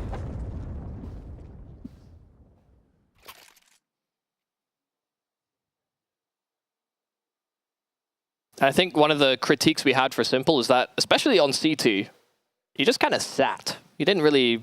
Yeah? He wasn't active, he wasn't moving around. You know, when we think about Nuke and what he's been able to show on that map in particular, so often AWPers are static, are just sat in positions, but it's the one map where Simple is so against the grain. He's probably the most active, mobile. He'll put himself in weird positions, but he'll always you know, get the kills to bail himself out. But at the same time, CT side is also where Snappy's teams have generally always been better. Yeah, of course. This is also where it's an interesting contrast, because Snappy, in all of his exploits as an IGL, and he has had many, he's never played with an AWPer who wants to make all of their own moves to this point where Simple has. I mean, you look at Sunpius, people's compliments of him when he was coming up was, hey, he's kind of like Device. You look over towards Hades, it's like, oh, this guy makes it happen even if he's not necessarily at the tippity top of AWPers, right? It's never been the amount of agency that Simple has. You look over towards Spinks when he moved to a role where he had more agency and vitality afterwards. Snappy is a guy who has a lot of say on these CT sides, and right now, well, Dupree's the one having a say. Snappy as well. The pistols are working. What? Oh my god. They just get picked to pieces. They get spammed through smokes. This is, I mean, this was unexpected. Yeah. Dupree's going to be looking for a little bit more on top of it. Calyx will at least draw things back a little bit, but is it already too far gone? Oh, this is a crossbar. It's impossible. No, he's distracting him away with the lack of the bullets? What? The little lack of I heard him clicking. I just, why wasn't he actually shooting? Surely that would have had more impact. Marden? trying to make sure that the flank over here is set up. Calyx can make this into a 1v1 and save the day. This has been a disastrous round. Eternal Fire had one opportunity to reset the pace of Falcons. They have now lost it. Unless Calyx wins the clutch.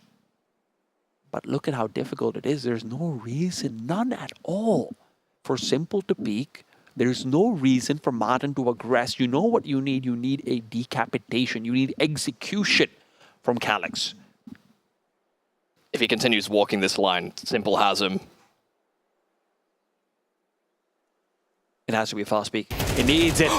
Simple misses the shot. Molotov down as well. Suddenly, opportunities opening up. Simple's on fire, and not in a good way. Turns around, and there's Modern. Saves the day.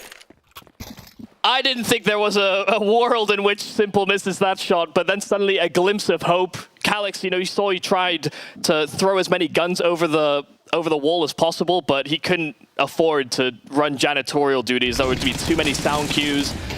Likeness of him getting timinged would just be far too great, and yeah, Martin able to come in on that flank, recover an AK, and finally put this round to bed. But I mean, it started off with 3 clean kills on pistols there for the Falcons, and it comes down to a 1v1. But that was a round that would allow them back into this game. That could have been first foot forward and taken this map completely away for Eternal Fire. Instead, it's put on the back foot. Woxic on a scout. We've got SMGs, a Deagle. Only AK on this T side is via Xantares. It is who you would want on the weapon. That's true. But can he deliver?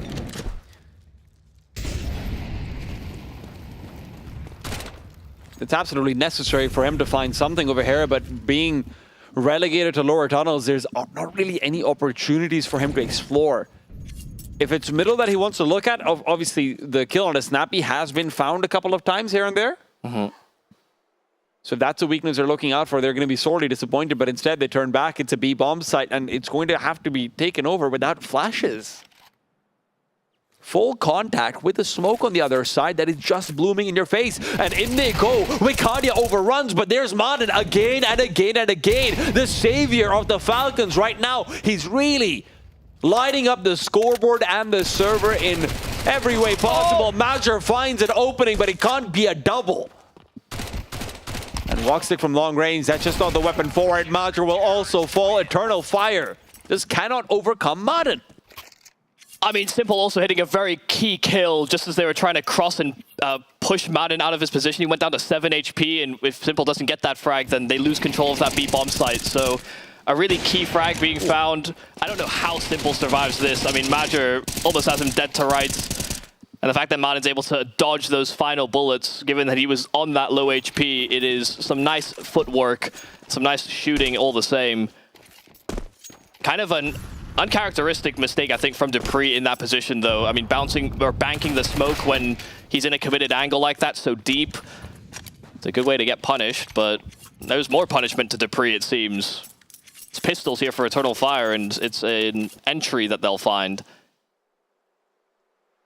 Look at the vacancy on this B bomb site. I mean, there's a smoke down at the entrance to B, and Magnus is actually playing close to mid, just, I guess, because dupreeh died so quickly.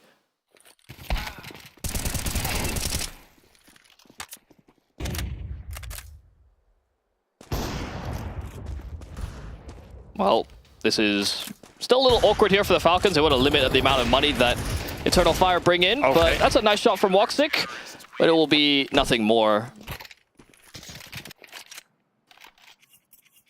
All right, the Falcons are looking to bring this one back, justify this map pick. We've already seen some flashes of Simple. We have some mod in action. You can see dupreeh's trying to take some initiative. They've also won an eco and a half-light as well. Yeah, I mean, it's not been pretty, but yeah. But it's been good signs, if nothing else.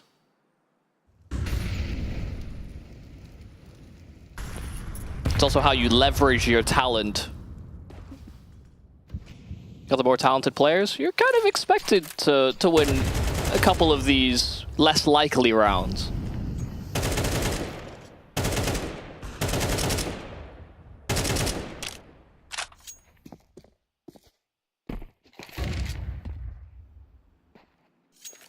I think the vibes are pretty good right now for the Falcons. Madden. Thought for a second Madden was trying to reinforce middle all alone. That could have been a little bit scary. Decides against it for that reason. They will just be sticking to the 2-0-3 split. It has done wonders for them, and considering Eternal Fire's utility at this point, we see the Turkish side once again in a very difficult position where contacts are the only way they're going to win. Now, they're trying to force rotations from Falcons. That's what they're using these smokes for. But that also means you're not going to have a one-way. You're not going to have anything like that. And with the smoke in, well, on top of Major pretty much, an incendiary that is being primed up for them as well. Now deployed is a nade. Major is low, and he can't find the kill. Madden stays alive, and now even more utility coming forward. Simple's watching the cross. There's no way for Eternal Fire to scale at all. Simple, though, he misses his shot, and maybe that's the window they needed. But the problem is also Magisk. Still, numbers advantage somehow found, and the bomb can maybe be planted. Snappy tries to defend, but Xantares is there to put him away. Magisk now alone, a 1-on-2. Xantares' position known, he reroutes and goes back to short. Trying to bypass and deal with the fact that Xantares has got him completely locked off. He'll have an isolated fight versus Calyx, and if Xantares stays in that position, could be in a poor spot to find the head of Magus, but he'll make his move up, and a quick shot, a nice one there. But it's not enough. Calyx will put it to rest. This round was so awkward. I mean, Eternal Fire had one Molotov. They were caught behind a short smoke, and they still get past the initial sightlines. They still find a timing. They get Xantares in spawn. This was far from an execute that the Falcons even saw coming. They get naded down as well. They have an incendiary segmenting them that should make it easier for Simple to be able to stop the cross.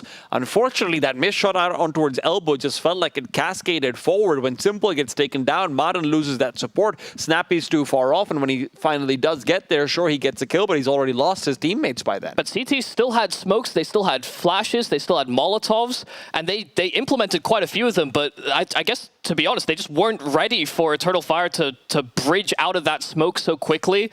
They take a big gamble, a big risk. I mean, how could you not when you only have a Molotov in your possession? Yeah.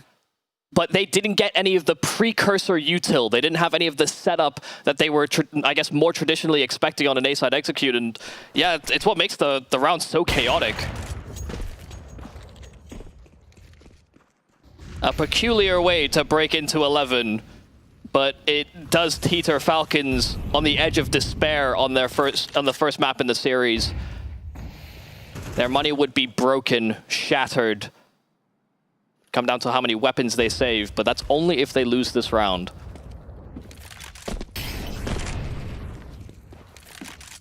Actually, to be honest, even if they win it, 1 or 2 survivors wouldn't quite cut it. Flash forces Simple away.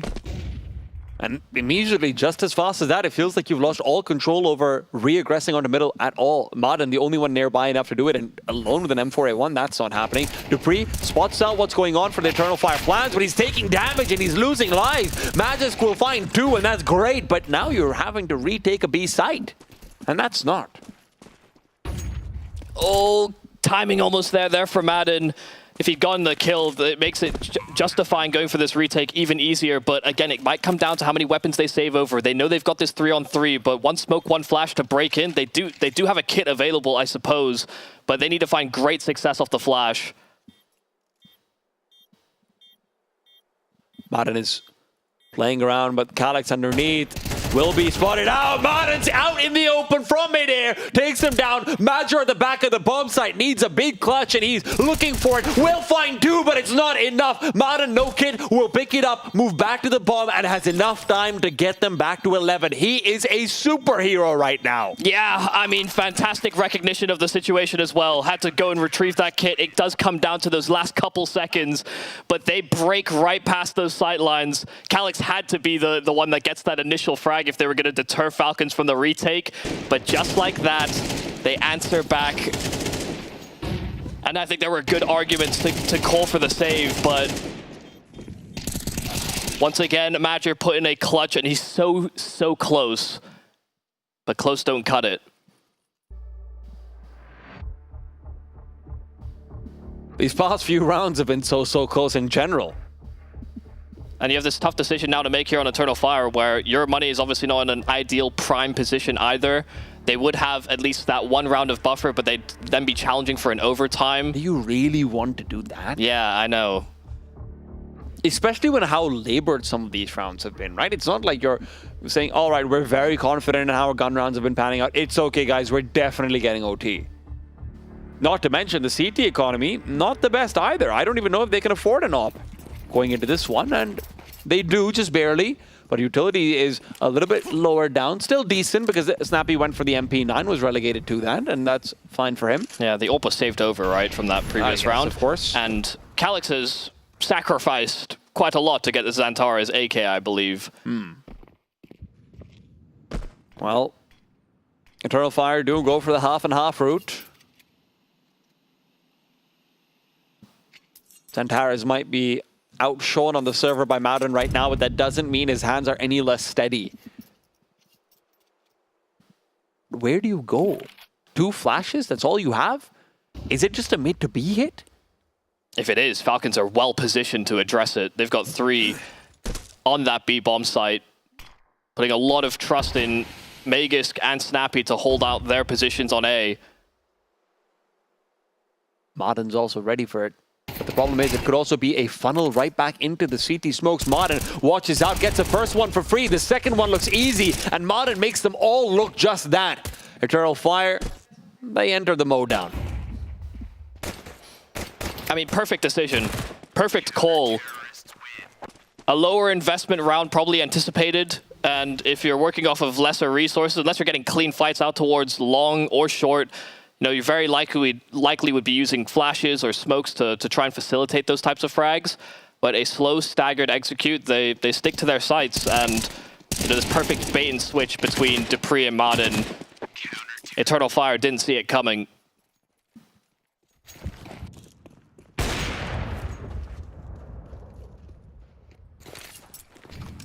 One round away here for the Falcons to take their map in the series against our tournament favorites. I think there's a lot of Falcons hate watchers out there. Yeah. But they have looked a lot better today against Eternal Fire in the server. This is the simple we want. It's the modern we want. And sure, dupreeh is not where he was yesterday, but should he be your win condition? We're also seeing a much steadier Snappy as well, right? Snappy yesterday felt like individually he was a liability, even if he was definitely in the game mentally. Today, he's had plenty of moments. He's had a few round saves, but now this is the big one. You don't have the B stack anymore. You've got 2 players. dupreeh doesn't have time to throw that utility, or does he? Grenade goes deep. Crossfire established. It's a first for Magisk, but Xantares trades. And now dupreeh needs to put up and make Eternal Fire shut up. Calyx recovers a dropped AK, and now he's trying to do what he couldn't before. Will shut down dupreeh. And with that, you're back to a 3-on-2. And not just that, you've got Major as well in the perfect position to guarantee OT. Head down, dodging flashes, sitting inside of that smoke. He's anticipating Simple to have come through it, but he makes no noise, makes no steps, and now as soon as they make their move out, Major's position is completely pivotal. Simple retreating back to pick up a rifle, but he's trying to set up flashes, and Major reveals. This is exactly what Eternal Fire needed. They break B, and then Major is that final nail needed to drive home the round. We go to OT in map 1. Felt destined with the way a lot of these rounds were going, but in the end, it is a straight B hit from Eternal Fire. Unfortunately, dupreeh not able to provide that extra cover fire for Magisk to be set up for a double kill or anything like it. Great trading from Xantares there as well, and the fact that Calyx is able to get that AK picked up after he came into the round with a deagle. Obviously, he threw that AK to Xantares in the previous round. Nice little return of the favor. Yeah. Maybe the cameraman even a little nervous there for Eternal Fire, but they didn't get to overtime in the end. Simple. Into lower tunnels he goes. This is the first time we've seen him do it, but look at how vigilant Eternal Fire are. Xantares is waiting for this exact play, but he's not pushed too far. Simple is waiting for the fights to come to him instead. Xantares, good at clearing everything, and he will indeed do just that. Critical kill, and Mada now feels the heat. He knows he's pressured to make a move, and with the Molotov, his only move will be backwards. It's another time that Eternal Fire have punished this lowers aggression that Falcons have tried to make, whether it's Dupree or this time Simple. They are very cognizant of that possibility. Could be all on timing here for Modded on short.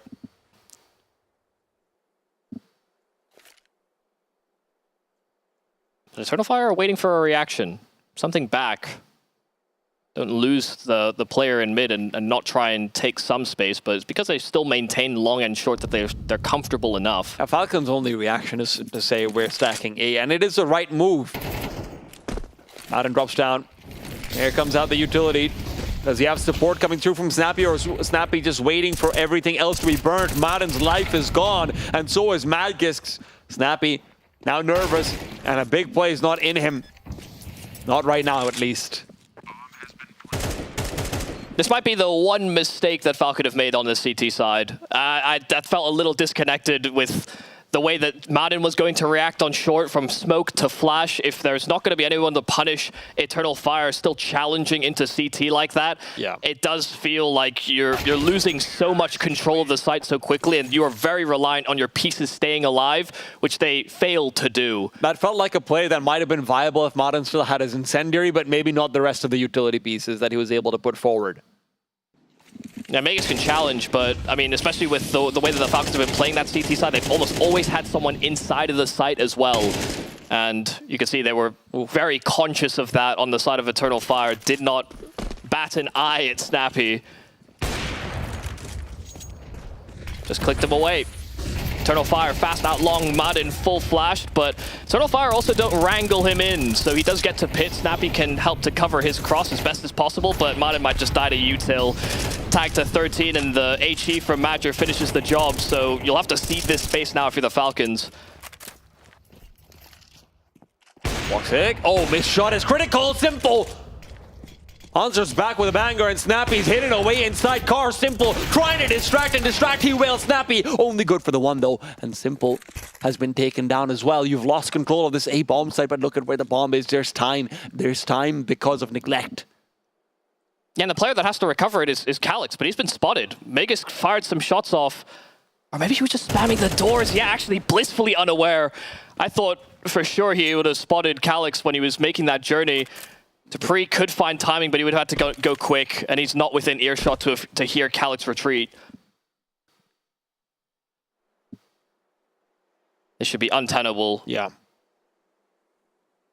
That looked like a great setup between Simple and Snappy as well, especially after Woxic misses that first shot. You've got that nice little bait and switch. Snappy's being set up as well. Simple's re-peeking out, trying to distract, but unfortunately, he re-peeks too far. He goes down. Snappy's also only good for one. And now you don't have anyone on the A side anymore. And it felt like when Simple did re-peek from spawn, he had so many targets in front of him, and still the shot did not connect. Dupree didn't pick up the kid over there. He does pick up the first kill, though, and with his HP being where it is, maybe he can get it on his way out. Oh, no, he can't. Never mind. Well, yeah, he just ran right past it. Overtime money. It does something to a man. Yeah. Look at all this waste. But this run for the Falcons may be a waste if Eternal Fire are able to get 3 rounds straight here on this T side.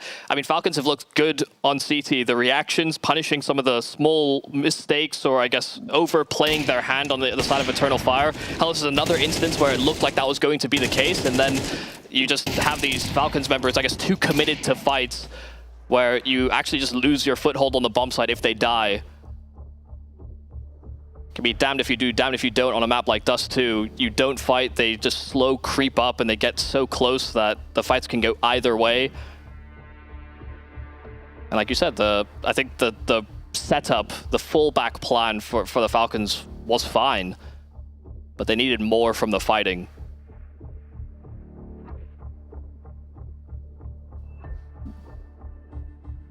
And right now, they need a different game plan. Is it going to be aggression? Because I like their setups. I really like when they're getting defensive, to be honest. I think Snappy's doing a great job of configuring whatever's on the A side. I think Magisk is doing a great job on B as well, between him and Dupree.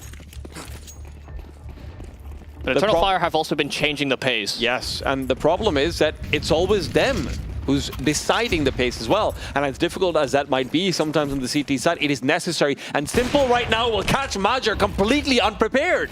A nade now to follow up. Does he have support on Simple? The USB might be enough. Indeed it is. A double kill. Chance for 3, but Calix takes it away. Zantares takes Marin's head off, and now he's looking for a little bit more.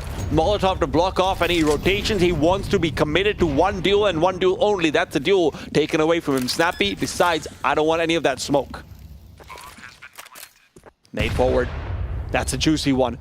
Zantares and Woxic have been squeezed, but they still have more to give. Woxic provides Snappy and Dupree. The clock ticking upon them, choices taken away, a round where they cannot save, but maybe they can be settled with saving the day. Dupree misses his chance. Snappy all alone. These players are low, sure, but they're also low and high. And Eternal Fire get what seems to be the guaranteed win condition. They find 15. 3 rounds straight on that T side, and each time punishing these players that stick around too long, not finding these shots quick enough. I mean, fantastic shooting there from Simple to have found this double kill at first. But even with all this damage done to Calix, they lose track of Zantares and how far he got past that Molotov. Simple never got a sightline on him. And you see it's desperate. Snappy had a choice to either fight or flee, and he did flee towards long, but he needed something from that. Need to see Falcons put their foot down. Simple, a nice timing shot, got flashed up, and Zantares tanks the bullet. Eternal Fire will hold that long control, but they work with 1 man less.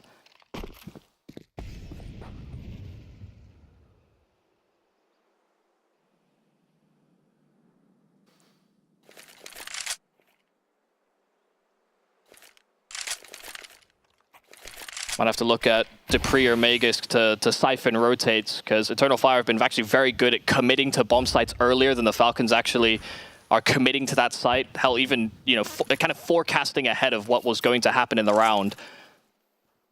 But they started with 4 over on that A side, and they've kept the 3 that remain in position. Oh, did Major spot Martin? Doesn't necessarily look like him. Martin, however, trying to spam away. Major comes out on top of that one and even manages to back off despite the Molotov. Dodges the flash as well. Major is looking light on his feet. Woxic nearby. Flashbang forces him to reveal position and move away. Now they know that Major's isolated. Dupree in the meanwhile, though, behind the smoke, also getting ready to hit the trigger. What? Martin looking for a fight that's not even there. Woxic has found Magisk, and now Major finally will fall, but Woxic is still alive. Calix provides assistance, and it feels like Falcons' offense is falling apart. There's no time left. Bomb on short. That's the round. There is nothing for the Falcons here on this T side. They start with an opener, but once again, Eternal Fire showing that they persevere when they are that man down. They play stacky styles in those mid rounds, but they have good faith that their stars will deliver when they need to. And at this point, it feels like for Falcons, they crumble in a position where they had been given so much. They've been given a modern performance. They've been given Simple at maybe not his best, but maybe the best we can expect of him. We got a good CT side calling from them at times as well. Unfortunately, it just wasn't enough. They were put down by the Turkish machine. They were taken away, and we're going to let the desk take it away from here.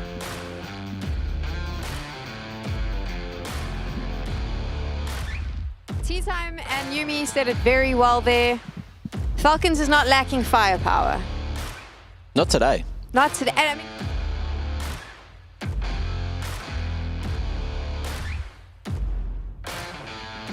this is a very common thing with this team, right? We had Dupree yesterday popping off. This is something that continues to happen.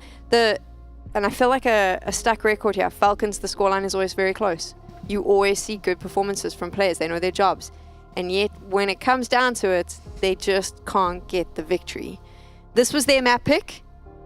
What was it that Eternal Fire was doing that ultimately was allowing them to clutch this in overtime?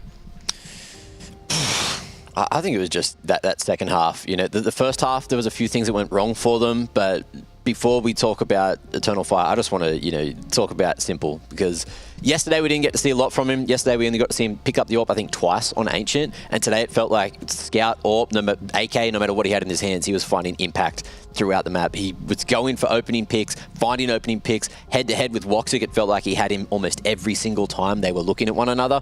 And that is something that we need to focus on, because that's what people were hoping would happen. We almost got that. It almost was successful. So far, they've gone to every single round of regulation and then some for both the maps they played here. And if they can just, find that silver lining maybe on the next map, we could see some success. But yeah, back to Eternal Fire. Zantara is playing out of his mind. Wakadia, some great impact in the early rounds of the game in the first half. Sort of fell off in the second half, but Woxic went from not doing too much in the first half to really holding it down for Eternal Fire in the second. It was really Zantara's that we were seeing that was getting these opening picks on their T side. Always going in and punishing, getting very, very aggressive. It was Wakadia that was jumping down lower, getting a Tech 9 kill, picking up an MP9 for his teammate at 4 health, but still being a nuisance here. This is Zantara. It was just crazy first bullet accuracy, always getting these headshots when needed and finding the holes, poking the holes in the Falcons. And I feel like at the end of the game, once they got into overtime, Falcons were starting to slip. We didn't see them play as a team anymore. We saw them at the beginning. Simple force bought a scout second round, and they kept picking it up every single time that they kept dying. Every single team member would be they were juggling it around, and they were able to really collapse on that A site. They were playing as a team. At the end, they weren't peeking off each other. They weren't getting trade kills. They weren't like, all right, let's all get onto this site. They were kind of hiding, playing solo, and that was where it really fell apart for me. You're in agreement?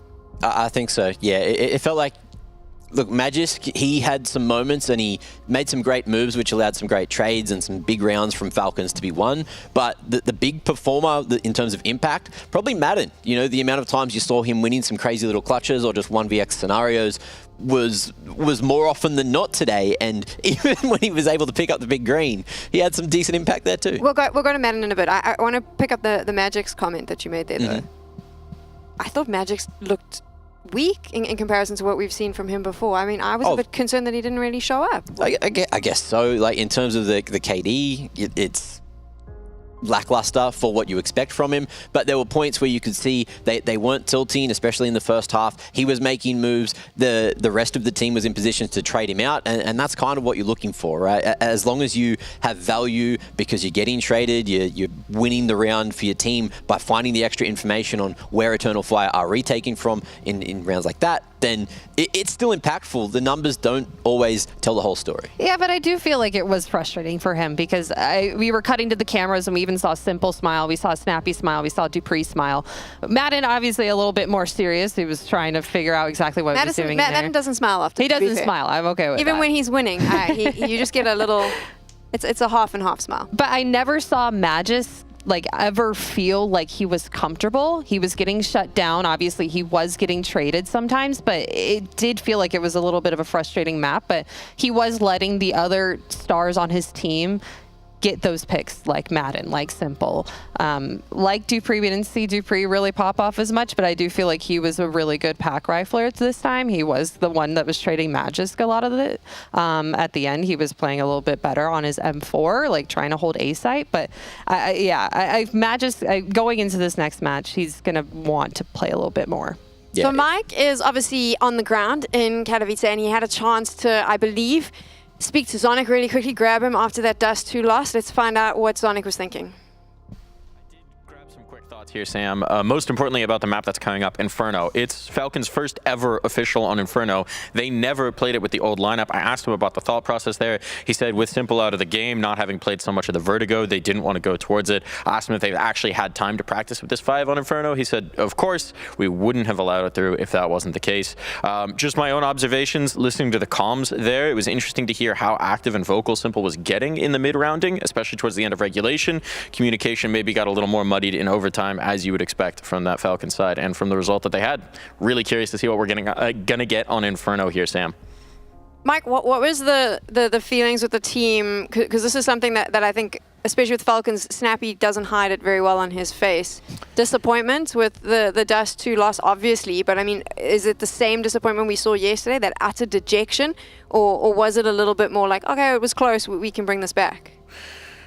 I think it's maybe a little bit more of the frustration, right? I think they were definitely feeling it towards the end of regulation, that they could have closed, that they could have had it. And so it's getting a little closer to clicking. But then seeing some of those rounds go away, you saw a lot of situations where like it was just Snappy or Dupree left in those overtime rounds where there's no real hope of converting.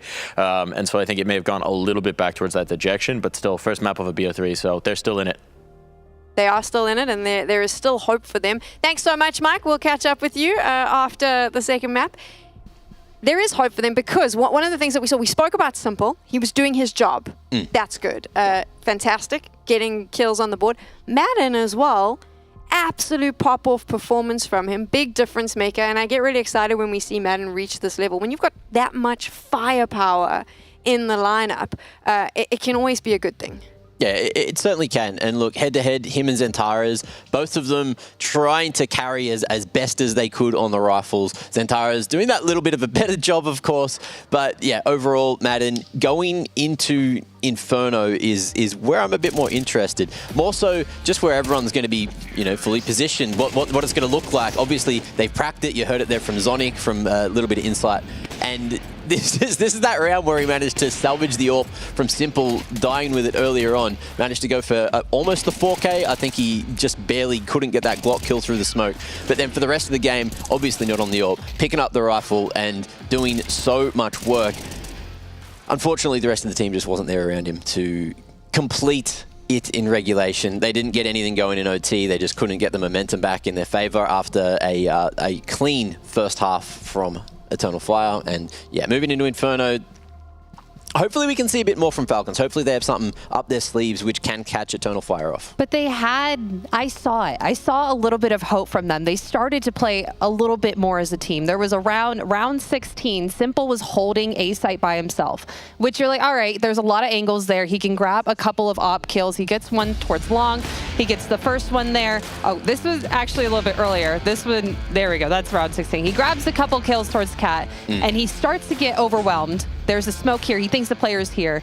He's like, all right, Madden, I need you to come through CT. I need you to throw a nade up here. I need some help. Madden throws the nade and is able to do this really great teamwork, and Simple grabs an op kill right there. That's just beautiful teamwork. It's very, very simple. It's very simple, but you don't see that much from this team, which is why I'm making such a big deal of it. So if we see more stuff like that on Inferno, where it's pretty important that you need that teamwork there, especially if you're holding down Banana at B site. I want to see more of that. Yeah, I want to see more of that as well. It's going to be necessary. That battle for Banana is going to be crazy. I don't know what Falcons have in store for us, but I know Eternal Fire, they love a good brawl on that CT side. They love to get aggressive. They love to get up in their opponents' faces and keep them guessing, play disruptive, and just try to ruin whatever game plan Falcons are going to be bringing into this one. What sort of game plan do you think Falcons is bringing into this? We heard from Zonic, the permaban, that they've obviously mixed this up for Simple. They have obviously been practicing. These are professionals, but what is the game plan when you're going up against Eternal Fire, who plays this map extremely well? I mean, they're going to have to play it at some point. Zontic said that they, of course, we played Inferno. They're going to have to play it at some time. The major finals a best of 5. It's going to get let in somewhere. That some team is going to have to somehow get it in there. They have to figure out if they are good on this map or not. And while having a second map after Dust 2, they probably have thought they would have won Dust 2. Now going into this is probably not ideal for them.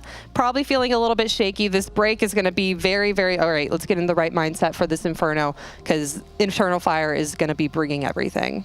Yeah, I'm not too sure what side that they are going to be starting on, but I'm interested to see how Falcons operate around Simple in this one. Obviously, they've done a little bit of practice, but you'd expect Simple to be rolling it back. You could see he was very, very mobile, very all around the place on the T side of Dust 2, and on the CT side of Inferno, he's going to have to be in the right position as often as possible, stay mobile, try to get to the action. They've lost their map pick, and now they are 1 map away from leaving ESL Challenger Katowice, or 1 map away from equalizing the series against Eternal Fire. Will Team Falcons soar, or will they be falling out of the nest? We'll find out after this. Last one. Nice. Go, go, go. I am fighting. Got him. Side 6 there. On the side. Oh, he go. There is scout. Just sit there, man. Just sit. Nice. Nice. Nice. He's holding her. Nice. Take the off. Sada. Nice. Nice. Aferin.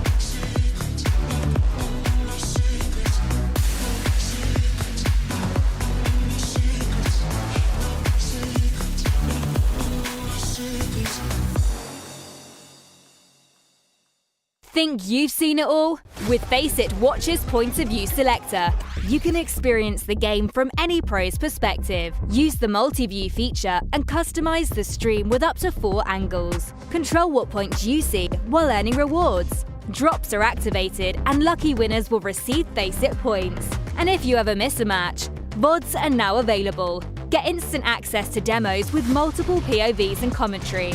Watch it, control it, Faceit.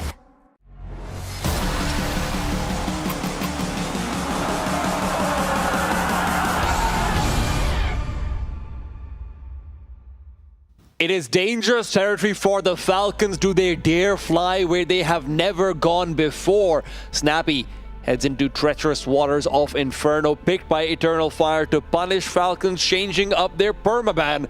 The question is, will Falcons be able to get away with this and bring it back to a 1-1 after Eternal Fire already beat them on their own map pick? Yeah, it felt like a respect ban. They understand that Eternal Fire would be very good on Vertigo. They would maybe exploit them in the same way that Simple stood in once upon a time against a Metasport that had made Vertigo their mainstay. And instead, we find ourselves on an Inferno that Snappy hasn't really called that much on in his tenure, especially in the last 2 to 3 years. 8 maps played in the past 2. It is not looking too hot here for the Falcons, but they've got great Inferno players. Alex, however, also giving up a few chances. Simple somehow manages to get 2 in that position with a Glock. Even recovers a duel. These Woxic turns it around. Woxic looking for more, will not find it. Dupree from up top will shut him down.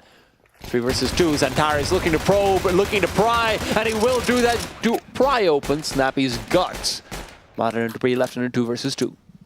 Smoke and a flash available here from Major, but not a kit that can be recovered. Zantares is doing a lot of that early probing. Nice shot there from Dupree, and Zantares made his position very much known, but he's able to isolate the fight. Duali's ripping them to shreds and so much damage to Mad. He has to commit to the reload, and so Zantares runs him down. It is a 3K from the superstar Turk in the pistol. Starts off the 2 versus 3 by creeping through the smoke on this side, takes an extended duel versus Snappy, uses basically all of his Duali's bullets, finds a kill, follows it up with a cleaner double. That's what you want. That's what you got from him in the previous game as well. And remember, this is what starts off with Simple getting a double kill, 4 versus 3 in favor of the Falcons. Yeah, especially when we're looking at this T side, I think a lot of it will be about how the reactions look here for the Falcons. You are expecting Simple to put up numbers. You are expecting Magisk and Dupree as well to capitalize on timings to find their frags as well. You know, Martin is not really a slouch, but he's also, you know, not had the chances to play Inferno, not put those reps in, given that he's been tied to Snappy for so much of his career.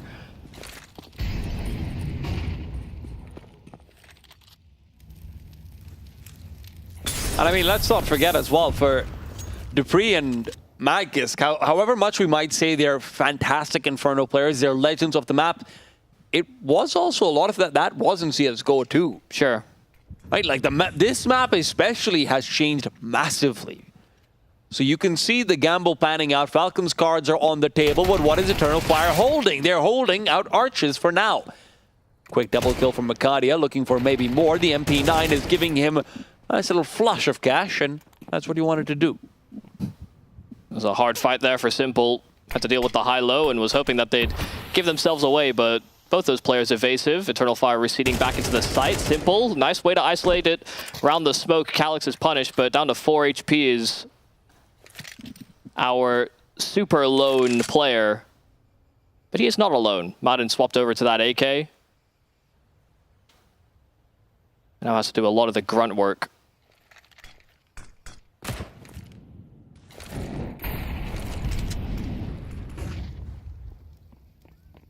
This is weird. This is awkward. Yeah, Badger giving his life away trying to contain Madden, but that's a hairline angle Madden was very prepared for.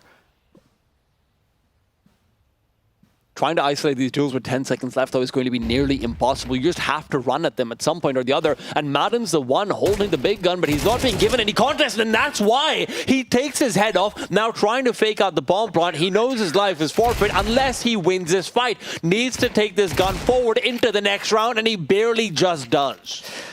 Yeah, I mean, they just weren't giving away anything there on the side of Eternal Fire. Hidden inside of the site, even with Madden having position out from long, they just didn't challenge it. They never peeked it for information. They knew he would likely be creeping. And given that Madden had the bomb, he had to show some urgency to commit to the plant, but knew he had to dislodge these A-side players before he could even think about that. I think good composure there from Eternal Fire, even with the maybe minor mistake of Major. Didn't let that get too far out of comfortable territories. Martin's evading a lot of this utility, but the flash will not be evaded at all. The saved AK now down, and this round becomes a whole lot less threatening. I mean, they use a lot of resources for that, but it is exactly what they were fishing for. I mean, so many HEs, the deep smoke as well. Eternal Fire wanted to win one of those fights at the start, and they get the highest value target Falcons bring into this round.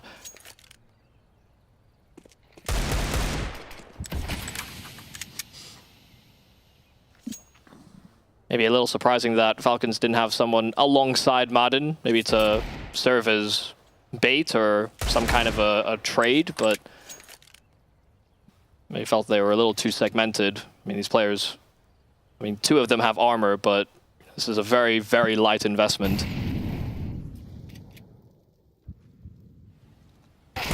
Ooh. Simple can't really find his Antares with the Deagle either, and Eternal Fire will have a clean money-building round unless Magus can Snappy have something to do about it. Maybe they do. There's 2 AKs on the ground, and there's enough time to be able to put yourself in a good position to fight Woxic, and that's a Woxic with an MP9. Range favors the AK, but the lack of armor is the real problem.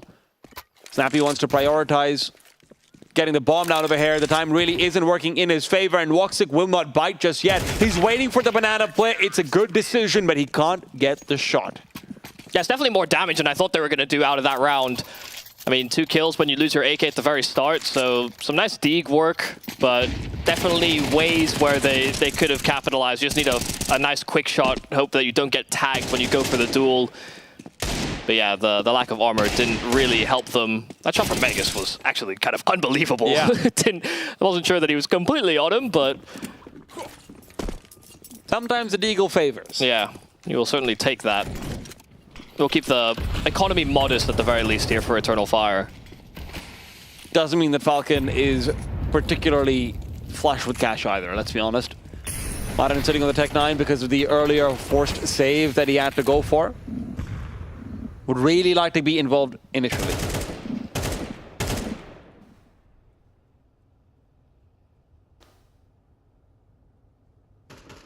Well, apartments control taken here by the Falcons.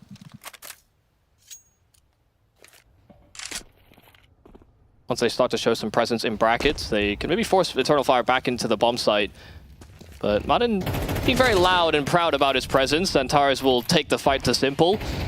And this is also where Xantares, you are expecting a lot out of him. Him as a B-side aggressor and the space taker, he is notorious on this map.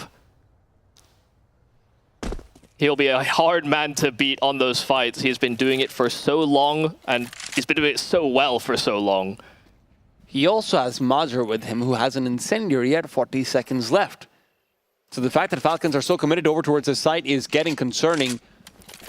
They will have smokes, they'll have their flashes, but this is going to come down purely to entries and only those. And because this incendiary is going to be deployed very, very soon, it does only get more and more difficult. There goes smoke down on Coffin. Major trying to boost up, and actually he's moved fast to smoke. Maybe not even ready for that gap to be there. Xantares has been gray screened, but Cardia comes out and he gets them all! I mean, that is fantastic. Perfect capitalization. Xantares also went through the smoke in at Coffin simultaneously. So both of them emerging through those smokes, and the fact that Cardia is able to double up, it just makes Xantares' life that much easier. He was going for the planter, and everyone in defense of that bomb just getting ripped to pieces. I didn't even see that Madden ran through the smoke there. But trying to siphon rotates, maybe be a bit more sporadic, a bit unexpected, but Eternal Fire greet him with open arms. None of those nades actually hit Major. Somehow or the other, he has avoided all of them. Xantares with the smoke going further than maybe he was ready for. Simple will take him down. The Tech 9 uses the gap perfectly. Flash dodge, Major hair, taking them all down. Pistol pulled out as well, and his triple kill will not be followed up by himself. Instead, it's by the young one. Blood on the floor, and very little of it is belonging to the Falcons, rather to Eternal Fire. Falcons, however, are happy to spill some on their own. Dupree, 1-on-2. Time for the bomb to be planted, space for it as well. I don't know if you're really that happy. I mean, Dupree can isolate these fights. A smoke down CT, and he's reading into the possibility of a banana flank. He's out. Initial peek. Calyx is ready for it.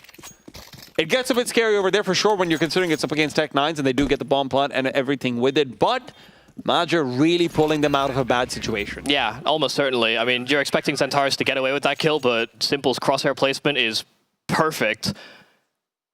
And it could have been a situation that goes from bad to worse. Even the fact that Major hung around could have been a problem, but he also did know that Wakadia was en route. So willing to stand his ground and fight for what they thought would be theirs at the start. Yeah, I think Major, a sigh of relief. It could have been a bad situation. So far, expecting to see... Well, this is the thing. If we're going to come into an Inferno, if we're going to move away from the traditional permaban of Snappy, I think you have to have things prepared. Yeah. There has to be a lot of time given over, and I know that in the earlier interview with Zonic, he was talking about, you know, forecasting to the RMRs, the expectations for RMRs. But this is a tournament where you have gotten rid of the AWPer that won an S-tier event with you in some pious and picked up the greatest to do it in Counter-Strike Global Offensive. Expectations are set high. You are expected to hit the ground running. And it's not just expectations of fans, it's internal expectations. You go out last. Absolutely. Over here, you lost place. It doesn't matter who you lost to. That's all you're thinking of. Eternal Fire, at the very least, have notches in their belt. They've found success. This will not be shattering to any mental pressure that they might have. Calyx, leg spotted, and he recedes. Woxic is the one over here who will do the same in apartments. A Molotov to make sure they can't be chasing past as he retreats and repositions. It will be reinforcement as Dupree spotted out. Wicadia makes quick work off him. Yeah, I'm surprised he stood his ground because it really gave a favorable fight over to Dupree. He'll be annoyed he didn't finish off that frag. Could have punished the young one here on Eternal Fire, but Centaurus, this is what I'm talking about. He is a menace. He is not scared of smokes. He will ask for flashes. He will be given resources, but he will deliver. And Snappy in that position, just looking back to see how far Simple is, fixing his spacing, all of the likes. Magus now will also be caught out. Eternal Fire in the round versus guns, where Falcon might have thought, well, we almost got it done, guys, with the Tech 9s. Of course we can do it now. Apparently not.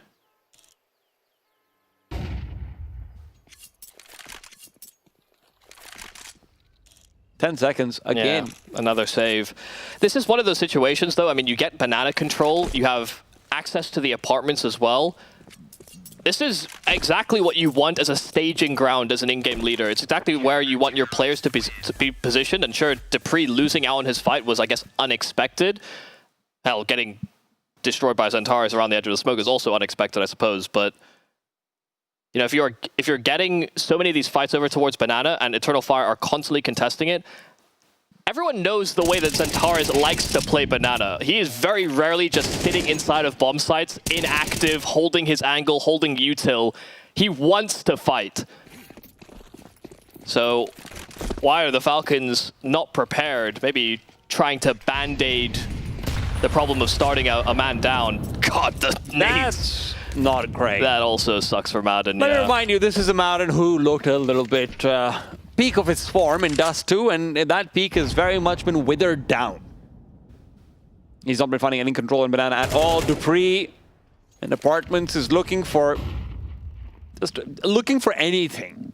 He's hoping for a sigh of relief to come through with an entry, with a scrappy round win, anything. But it's Woxic on the other side, and he is all too well prepared for what's coming over. Flashbang will not even keep him blind. They're lucky that Woxic misses his shot, but they're still forced back and forced separate. Dupree divorced from his brother. The other Dane pushed away. First full gun round here for the Falcons, but they've shown that brackets control, so some threatening presence over towards this A bomb site. Question is, do Falcons keep a linear decision tree, or do they branch out and start to probe back to B? You can see Eternal Fire have actually retaken some space at that top side of banana. Oh no, that's all great. Wicadia on top of the crate will be able to take down Dupree as well. Brings it back to a 5-on-4, and time is not on their side at all. Major and Xantares put together are the unstoppable force of the B bomb site. Never taken down. It feels like Major has been standing tall with Xantares behind him to prop him up. I mean, that is fantastic. I mean, Major just clotheslines them as they come around that corner. Centaurus suppressing fire, but even when they commit to the reload, Major's still able to get more and more frags. That's a nice trick there from Wicadia as well, exploiting the fact that smoke is blooming, not, I guess, high enough to stop that elevation that he sits on top of the pallet. And while they wanted to maybe throw a fake, maybe slide someone in through CT, Falcons go one-dimensionally over towards that B bomb site, and Eternal Fire were wanting to fight. They have not seemed scared at all. Dupree, he should be scared. He's on fire. Calyx is on the other side, just trying to keep himself alive. This is what they were hoping for. Closing the distance, getting the bomb site and the bomb plant. For once, time is not against them. For once, they have utility to try and play this post plant, but that still doesn't mean they're out into the green. There's so much util available here for Eternal Fire. Full belts on both Major and Xantares. This A bomb site could be a hotbed. Nade through from Xantares, Molotovs over here as well. Feels like Snappy's already been unlocked out of this round, but that incendiary doesn't spread quite far enough. Xantares has support though, as he has all this game long. Major's been his right-hand man, and that's exactly the man who will let him get back onto the side. Nick of time, but Eternal Fire will not let Falcons find their first. That was the saving grace on Dust 2. It's what made some of those rounds so close. It's what made the map close, is that Falcons did win some of these low buys. They break into the A bomb site. They get 3-on-3, but because they go with that accelerated schedule, those B bomb site players still had so much utility available for the retake. They saw that presence coming, and even though you maybe want more out of Wicadia and Calyx in that position, this is kind of a prime situation to commit to I guess, a re-engagement on that A bomb site. And I don't know what Zonix is to his team right now. I wouldn't want to be in his shoes. Unfortunately, this is a dire scoreline in front of you. We come into this tournament expecting Eternal Fire to turn heads. Their opening round against Bait, we even had it in the interview coming into this matchup. They were maybe not fully focused. They're a little absent. And to be honest, in moments in this game as well, Falcons have capitalized on maybe some overzealousness, some small mistakes. But Eternal Fire have been a driving force, and I think, you know, when we look at Group A, with how many contenders we have within this group, it comes down to pure hunger. Eternal Fire gets so close at Pro League, they get so close at an event in Belgrade as well. They want other opportunities like it. Even against all these superstars, all these major winners on the other side of the server, they know that they are the better team's team. Major's lining Xantares up for the classic Inferno peek. Flash overhead. Peek out, try and find 3 people blind. Decides against it though. Maybe a little bit concerned. I mean, with all that lack of presence, start to rotate Xantares away, but they throw double Molotovs, and so Xantares just comes right back. Smoke timing is fantastic for the CT side as well. Woxic will be able to rotate over and provide a flash as well if need be. But that call will have to be fast. Same for Falcons if they would like to shift back to A, but they're getting no information at all. Major still got himself a flashbang that'll be deployed right as soon as he feels threatened, or maybe when the smoke is finishing off. Either way, Incendiary just buys more time. Falcons are frozen. They have nowhere to go. There's even been a boost assembled. How do you move past his defense? Eternal Fire ready. Even Woxic starting to rotate away. There's the flashbang to peek out. Major good for nothing over there, but Wicadia good for 1 and 2. Xantares still alive. Wicadia fades back. Xantares hoping to be boosted up instead, and that's exactly what happens. Looks for the new box player, but Simple puts him down. The bomb, though, will hit the ground, and Eternal Fire find 9. And this was looking like the best case scenario for the Falcons. There was a lot of guesswork done here for Eternal Fire. They weren't sure. They were starting to cheat Xantares back, but someone making that final call, there was a lack of presence on A. They were not fishing for information. The fact that it was so dead silent on the map is that Eternal Fire didn't want to be the ones that made the mistake. But the Falcons wait and wait. They get stalled out on that B bomb site. And that's the type of internal timing that comes with more and more officials. It comes with experience playing the map as well. They were starting to envision the way that Falcons could be staging the round. And even if it was the wrong call, even if it was to be an A-side execute, still with 20 seconds left on the clock, that's where you're expecting your pit player to perform. I mean, the clock has really been one of the big villains for Falcons so far. It feels like every single time you look up and when the fights are actually happening, there's 30 seconds left. Yeah, I mean, that Martin round where they were on an AK and a MAC-10, you know, he would have done anything for an extra 20 seconds. 20? He would have done anything for an extra 10. Yeah. But that round, this execute onto B, and the Tech 9 play into the A bomb site, those have been the closest rounds so far.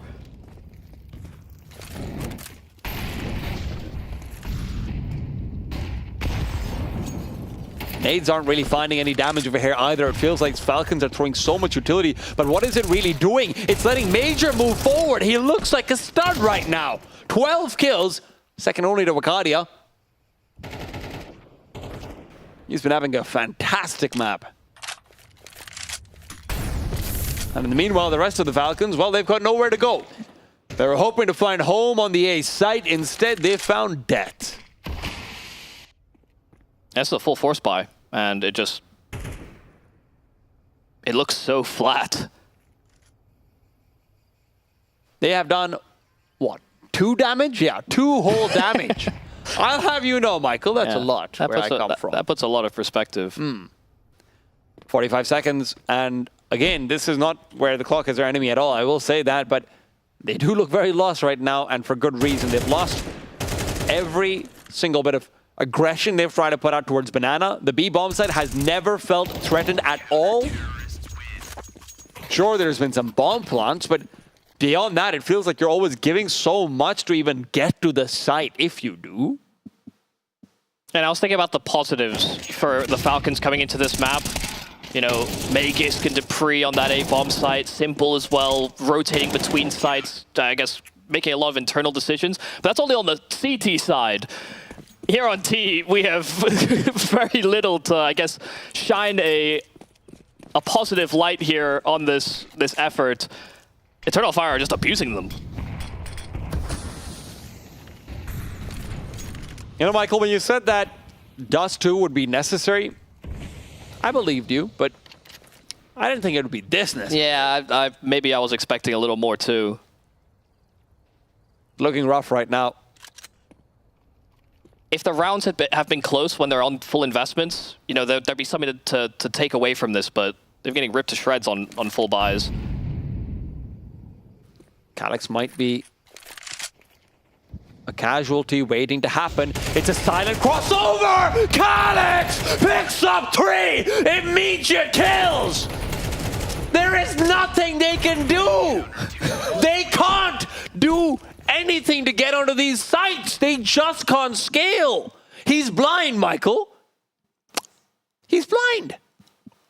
And they lined up for the spray as well. I mean, it really couldn't have been better for Calyx. I mean, you see the reaction there from Magisk. I mean, arms are just up. Like, what do you do there?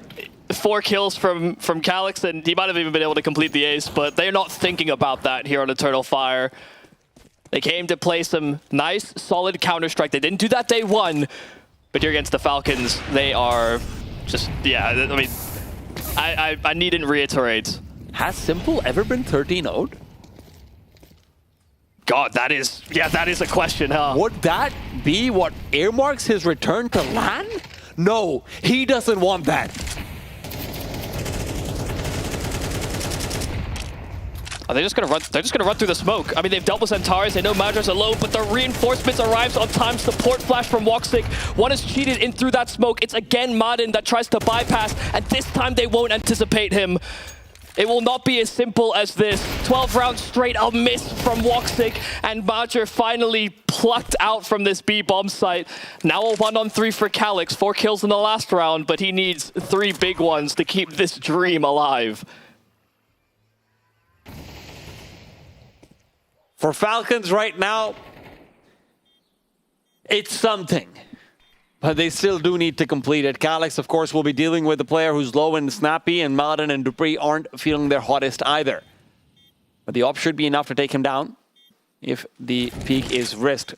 Incendiary out forward, and that's Modern a fall. Could have been a lot, but Falcons will at the very least break their egg as we move into the second half. Will those smiles remain? Let's find out after a break.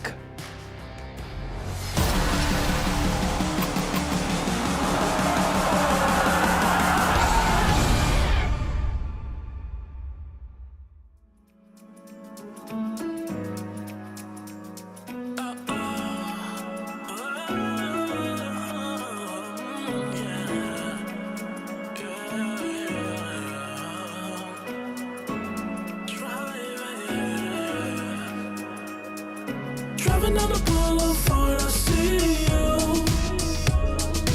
Looking, thinking, could it be you? Shopping sprees all on my car.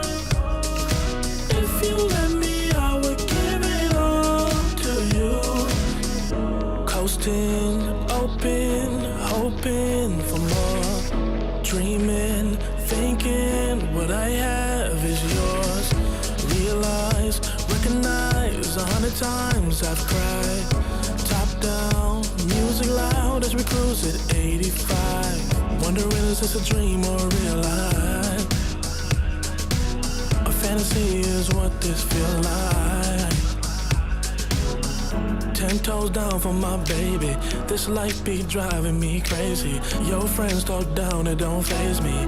Leaving you alone, well that ain't me. Driving down the boulevard, I see you. Looking, thinking, could it be you? Shopping sprees all on my car. If you let me, I would give it all to you. Driving down the boulevard, I see you. Looking, thinking, could it be you? Shopping sprees all on my car. If you let me, I would give it all to you.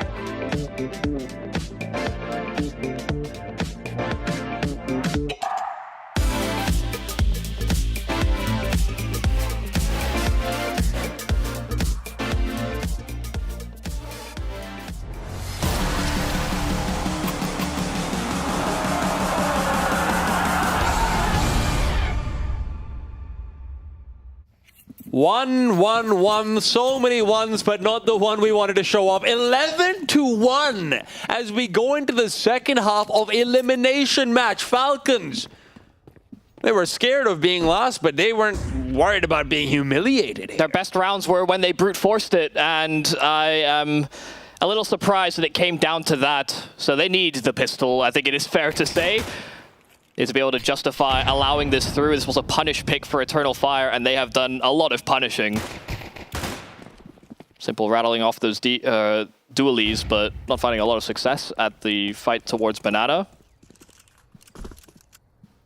And given that there was a lot of that early fighting, they actually played back into bomb sites. Falcons staying very conventional. This is like a rifle round setup for them. 3-2 split.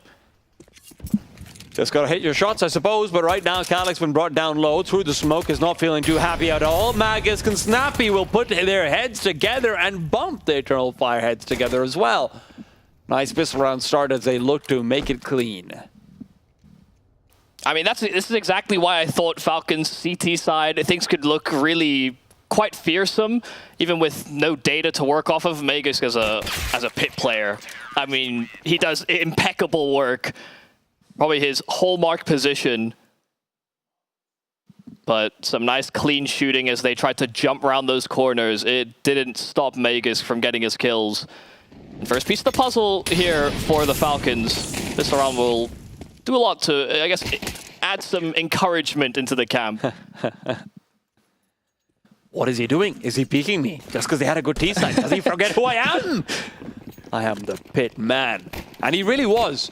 I think he's really, really made a name for himself. Magus playing in from pit once upon a time. One of the most deadly players in the position. I think still probably one of the most deadly players to ever play that position.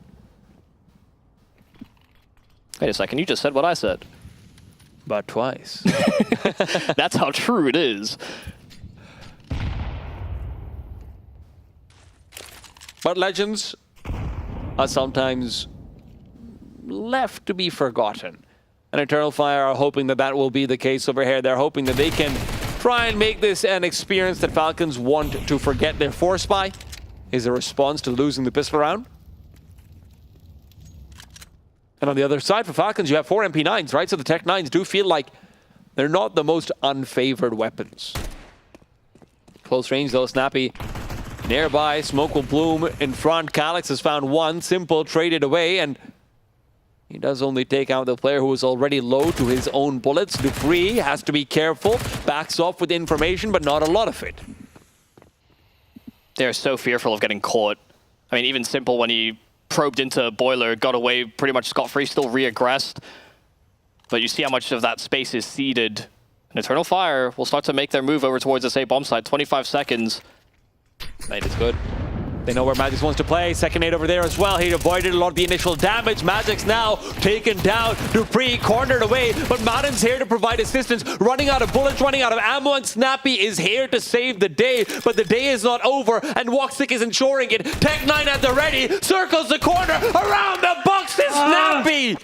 Barely saves them a sigh of relief. Yeah, that gets very, very dangerous. I mean, you just see how they're able to stage the round. They get access to brackets with the amount that the Falcons were probing in that area and then falling back. They knew they had that space to work with. The double nade right on top of Magus did not make his life any easier.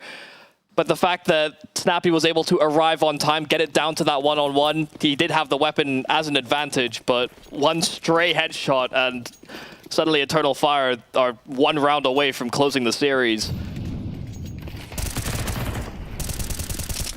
Not comfortable, but enough.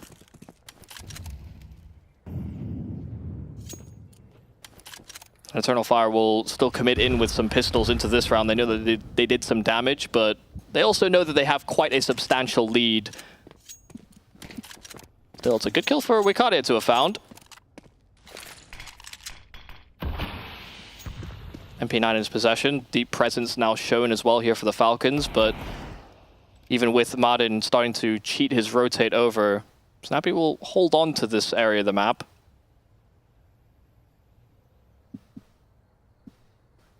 Simple's in dangerous territory over here, to be honest. He's not going to have any refragging players available. He's called over Martin now to be providing that if need be. And now with the more aggressive hold between the two of them, the Deagles should not be as much of a risk. Calyx trying to provide a reason for me to be wrong, but fortunately this time I'm not, fortunately, thank God. Whew. Yeah, I mean, that looks a lot more put together. I think even Simple was toying with the idea of getting aggressive, but he also didn't want to leave a timing where the Archers player on the rotate who was en route would get, you know, somehow cut off.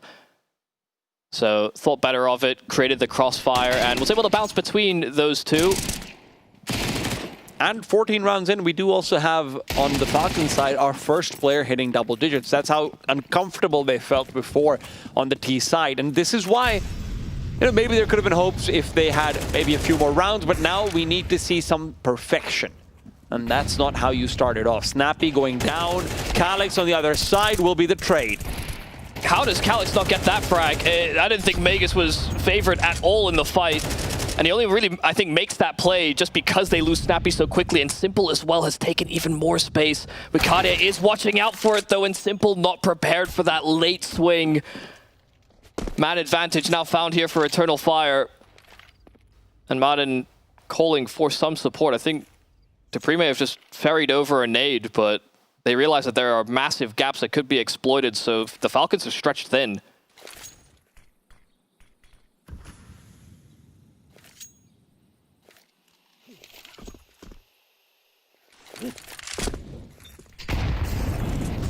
Nade into the smoke, and over they go. Wakadia. Incendiary out, Modern as well. Trying to be inside the smokes. Chaos is not going to help him, though. And Falcons now, they are in the cursed position of having a 2 versus 4 and a desire to save, but also while being 4-11 down. Yeah, I mean, if you had more rounds in that first half, you would maybe toy with the idea, but even then, Inferno is one of those maps where there is a lot of saving to be done. They don't have resources. They were always in this position where they'd be late on the rotate. So yeah, a real challenge. But holding onto these weapons is key. Oh, Wakadia, the timing is perfect. Dupree just picking up along as Wakadia finds him. That is one less rifle to worry about.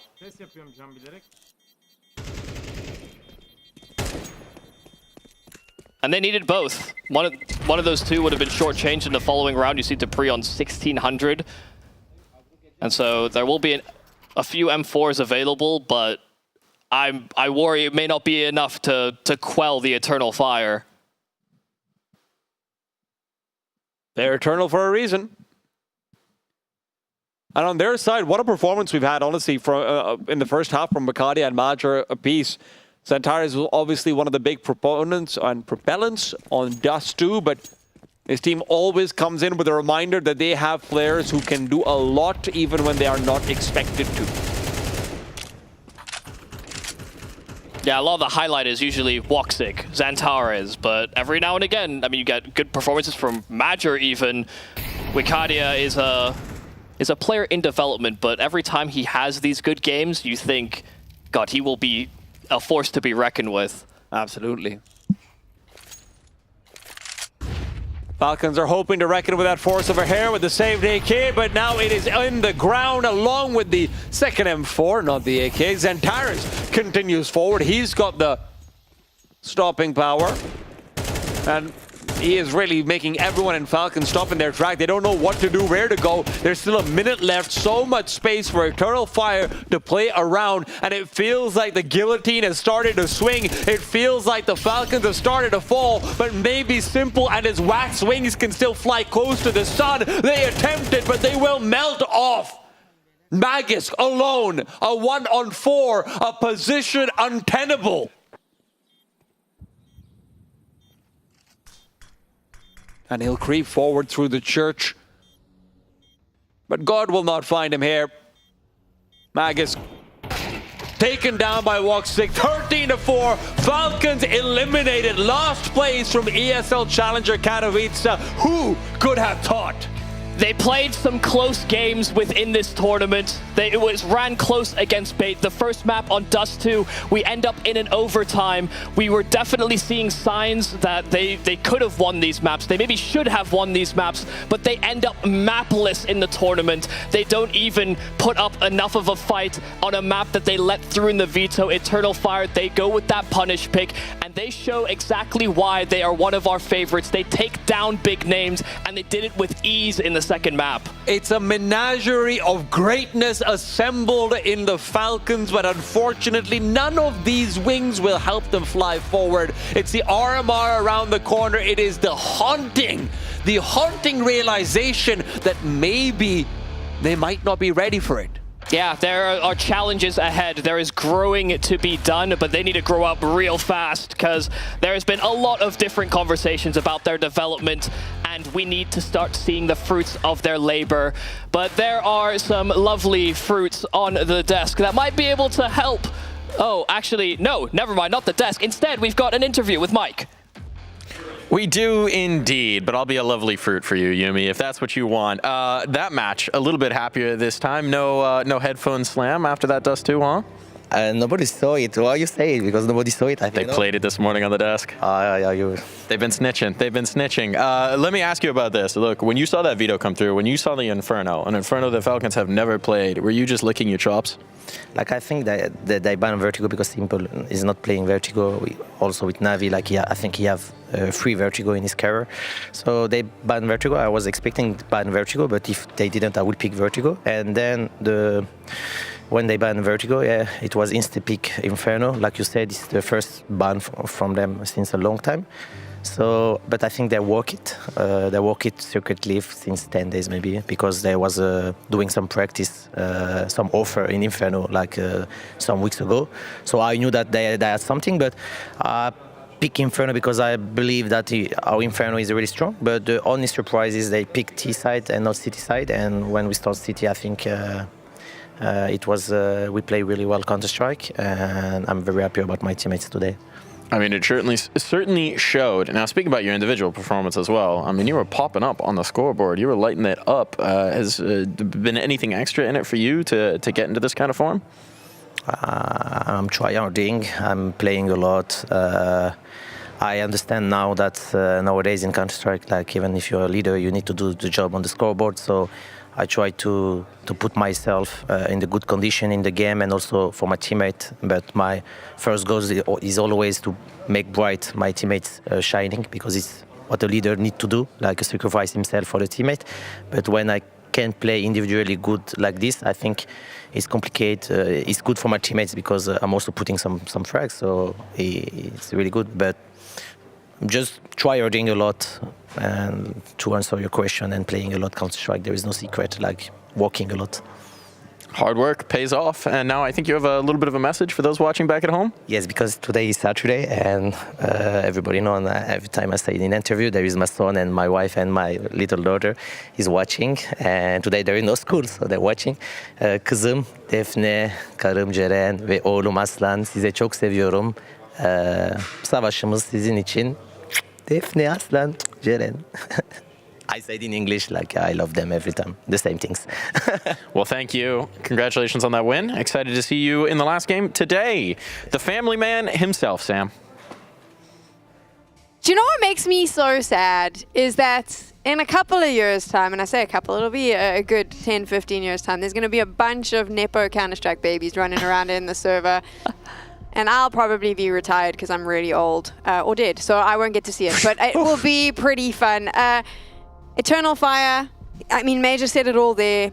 Just more experienced team. They've been playing up against the big dogs, used the Veto to their favor, and then came in and did the job. Yeah, you kind of used simple adjusting Falcons' Veto to their favor. That's a nice little bit of insight we got there from the interview. And yeah, the fact that they have to play a map that it felt like they just weren't ready for, that's real hard. Start on the T side. You don't really AWP on the T side of Inferno. Some people opt to occasionally, but it usually doesn't go well. And look, Simple was okay on the rifle over on D2, but it just felt like, even just in that first half, the way that they were taking map control, it just wasn't amazing, and Eternal Fire knew exactly what they had to do every single time. So you'd see Falcons just trying to brawl for banana over and over and over. Then they never went back and took top mid. They never kept Eternal Fire guessing it all, and they were always in the right place at the right time because they were able to keep that map control, get every bit of bloody information they needed, and it was just a bad game of Inferno from Falcons. They only ever went banana or lane. Like, sometimes they would go up apartments, but the way that Eternal Fire was playing their CT side was perfect. It was what they needed to do. They did just very basic, simple Counter-Strike. Sorry, I keep saying simple, but it was great Counter-Strike from them. They played very, very well. It was very cohesive, very team-based,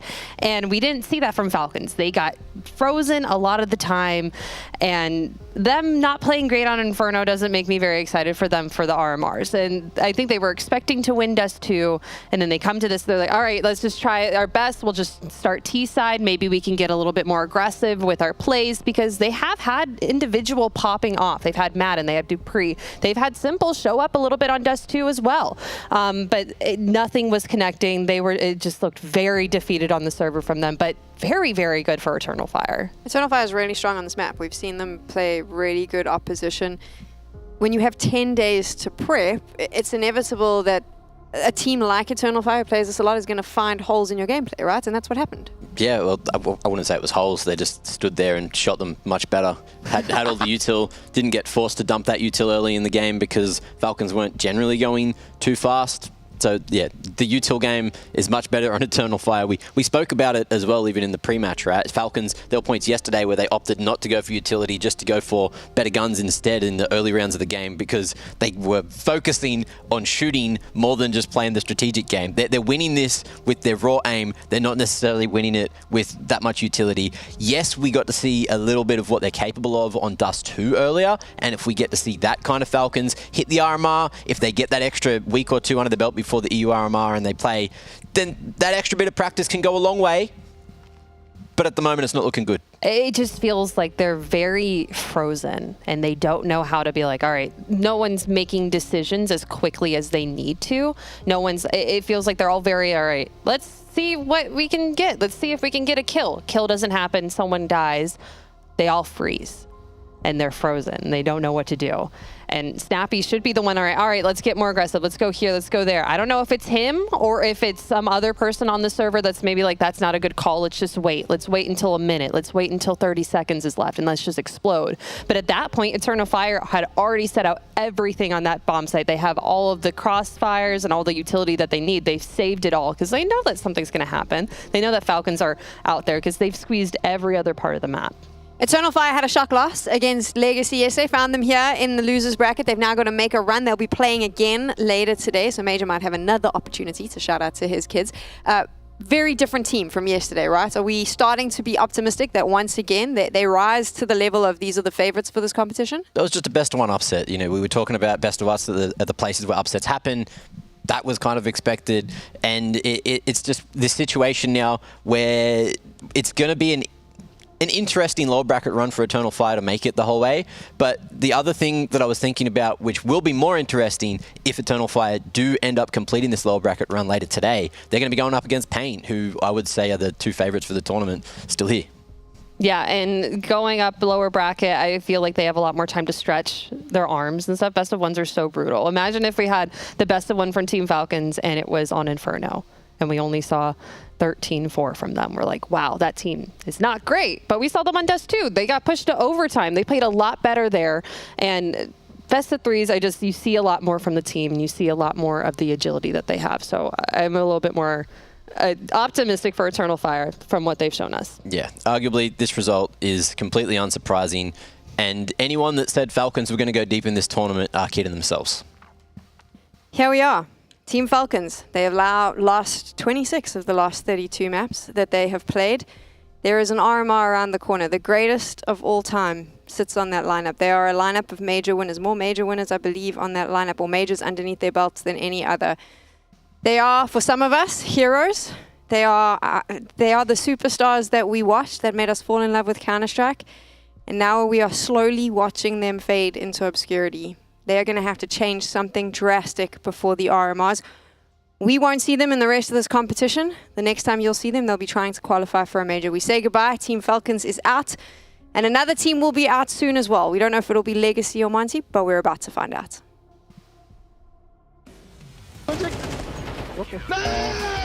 Sana çarptı, fail oldu. Nice. Nice. Sana... Nice! Tepeye takip. Nice! Oğlum. Nice! Helal lan Burak. Yeah, boys! You see what happens when you just run in, boys? Like a flash. Nice! Sikkert. Nice!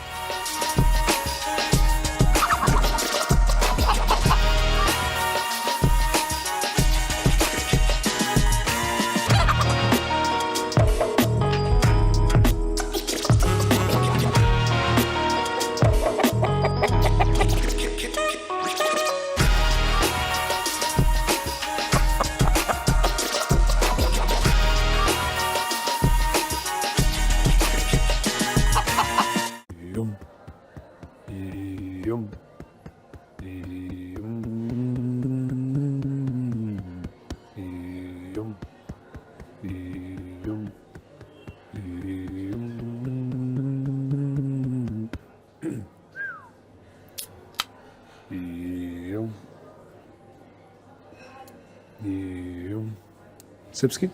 Oh, no. Thank you. I'm good for now, though. Thanks. Misters, what can I bring for you on the score this afternoon? Well, Hector, here's the game plan. You're going to bring us 2 BO3s. You know how I like them, 30 rounds. And then precisely 1 death segment after that, you're going to bring us 2 more. Then 2 more every 5 minutes until one of us can't talk anymore. Excellent strategy, sir. Oh, I'm good. I'm good with BO1s for now, though. Thank you. It's his first day on the caster desk. Give him time. Thank you. Thank you, Mr. Byron. You're able to drink energy drinks during the day and still do your job, still function? How the fuck else would you do this job? Monster Energy and bananas, my friend. Right. I gotta say, I'm incredibly excited to be a part of your broadcast. I mean, the fans are absolutely... Fuck the fans. Your only responsibility is to put viewership on the table. You got a casting partner? I do. I do have a duo. His name is Moses. Congratulations. Thank you. Think about Moses. Name of the game. Move the viewers from other esports into Counter-Strike. Right, but if you can entertain the fans at the same time, it's advantageous to everyone, correct? No. Number 1 rule of Counter-Strike, I don't care if you're Henry G, I don't care if you're Chad Birchall, nobody knows whether a series is going to go 2 maps, 3, overtime will be fucking forfeited, least of all the casters, right? Mm-hmm. It's all a fugazi. You know what a fugazi is? Yeah, Fugazi, it's fake. Fugazi, it's a woozy, it's a wazi, it's fairy dust. It doesn't exist. It never landed. It's not fucking real, right? Right. Stay with me. We don't create shit. Right. We don't build anything. So you got a fan who watched one IEM and now Pro League is live and all of a sudden he's all fucking happy and he wants to go outside and socialize. You don't let him do that, do you? Right. Because that would make it real. Okay. Now, what do? You get another brilliant season, a special season, another segment for him to watch during the break. And he will, every single time, because they're fucking fans.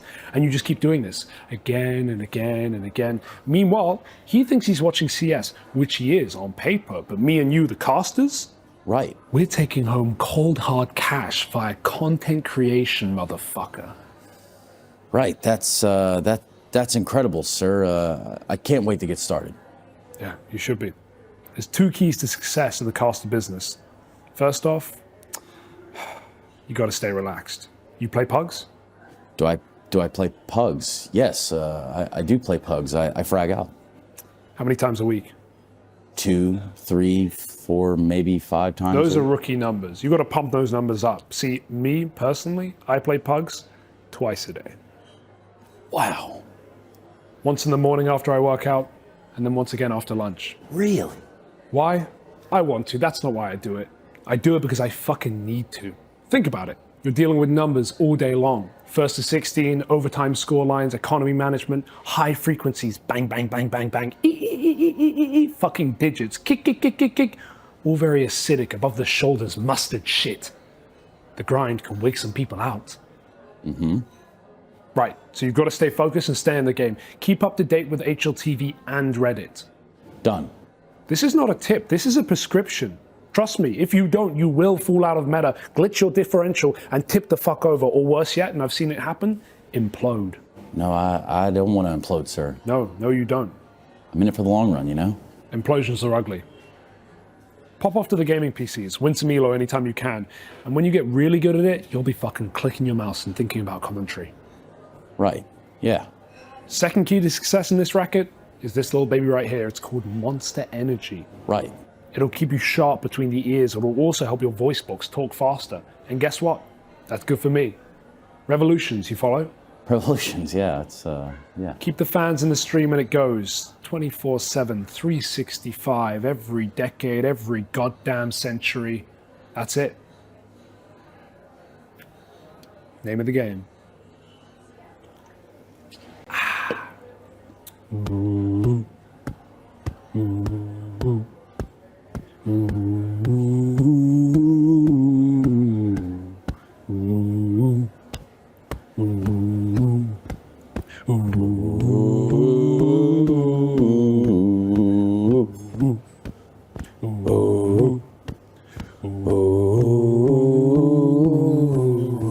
With a common denominator. Go! Go! players go. And the frags come in. We go 3 maps.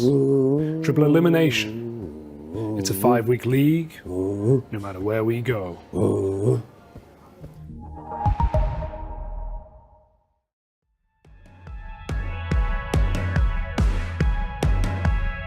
Always thought I could walk through fire, blow up the storm and see the light, yeah.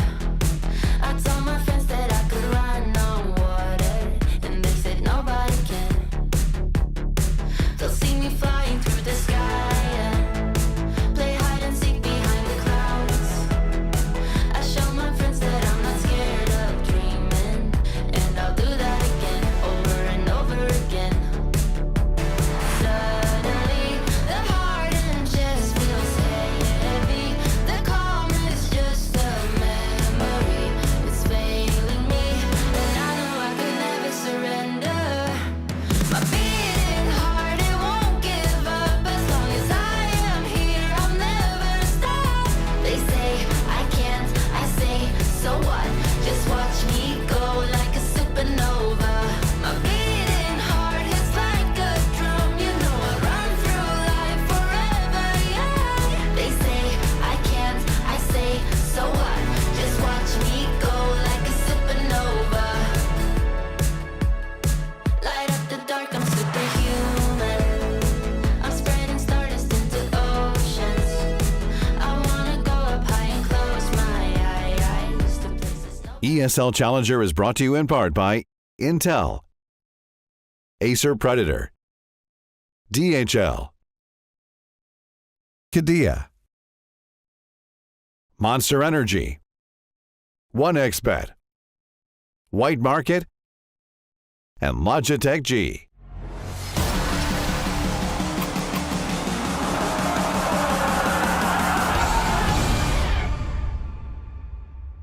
Krasnal ahead of their game against Legacy. I'm going to go for a deep cut on you. This was a couple of years ago, I think, back when you were playing through ECL.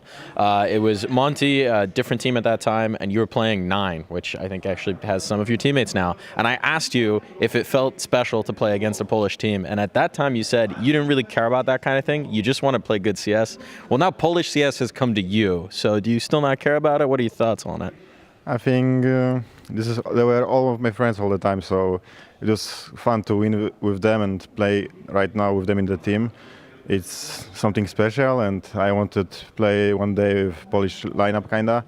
So I think we are doing good right now. So maybe it did matter all along. Legacy on the other side, they've been looking good at this event. What do you think about them as an opponent? I think we just prepare like for every opponent, and we are doing our best. You love to hear it. How's the confidence for this one? I think our confidence got higher after the win yesterday. Of course, we lost to the Pain, but it was like game completely different, and we switched our mindset to second game. It was best of 3. We feel more comfortable on it, and yeah, we managed to win. All right, looking forward to seeing it today. Good luck. Thanks, Mark. Back to you, Sam. It is a fight for a semi-final. That is what is on the line. My name is Tekkel. Joining me on the desk, we've had a little bit of a shuffle around. Alan is now with Apples to break down this one. The winner of this matchup will be heading to the playoffs tomorrow, and the loser will be going home. That is what's to play for. And it's a matchup of surprises, because I think if you had rewinded all the way back to the start of day one, at no time did any of us really think Monty and Legacy would be here. We kind of thought that they would very quickly drop into the lower bracket and be gone. But here they are, fighting for their lives, Alan. By virtue of MIBR not having a great tournament, I guess, these two teams capitalizing. Legacy, for me, still quite inconsistent, but I was impressed by Monty, what I saw yesterday. So hopeful to see a similar level of performance today. I was very impressed by Monty and Legacy, both of them as well. MIBR, unfortunate for them, but they were able to bring these two teams up here. They had impressive team performance, a lot of new players here, but they're working together. And like we just heard in that interview, they're friends. They're excited that they're playing together with their Polish friends, which I think we've kind of missed a little bit here at Challengers. I feel like the vibes have been a little low, especially from that last matchup of Team Falcons and Eternal Fire. The Falcon side looked a little low. The vibes aren't there, and now we have a team that have the vibes, have the friendship here. Do you know how many teams I've watched who are great friends when you lose in the serve and none of it matters? Because that's what's to play for, right? The chance to win the trophy. It's going to come down to how you perform. And Monty did look really impressive. Legacy looks impressive every so often, but like Alan mentioned, also slightly inconsistent. The Veto's coming up, so we'll break this one down. Do you think this is going to play a big role in how this particular matchup goes? No, more than any other series, I wouldn't have thought. I mean, it's just, compared to the Falcons Veto we just had with Inferno making it through, this one is much more by the book. Permabans go out the way. Fairly standard picks. The only thing about this series is I don't think Monty have an obvious option, so they're just going full comfort. They're playing Mirage. It's a map they'll pick into many a team. So, no real surprises, Sam, and I don't think it's the biggest factor in this series, to be honest. I feel like Legacy has a little bit more of a map pool that they can lean back on, but a lot of that is based in North America. That's a lot more that they've been playing a lot more against North American teams, I'm sorry.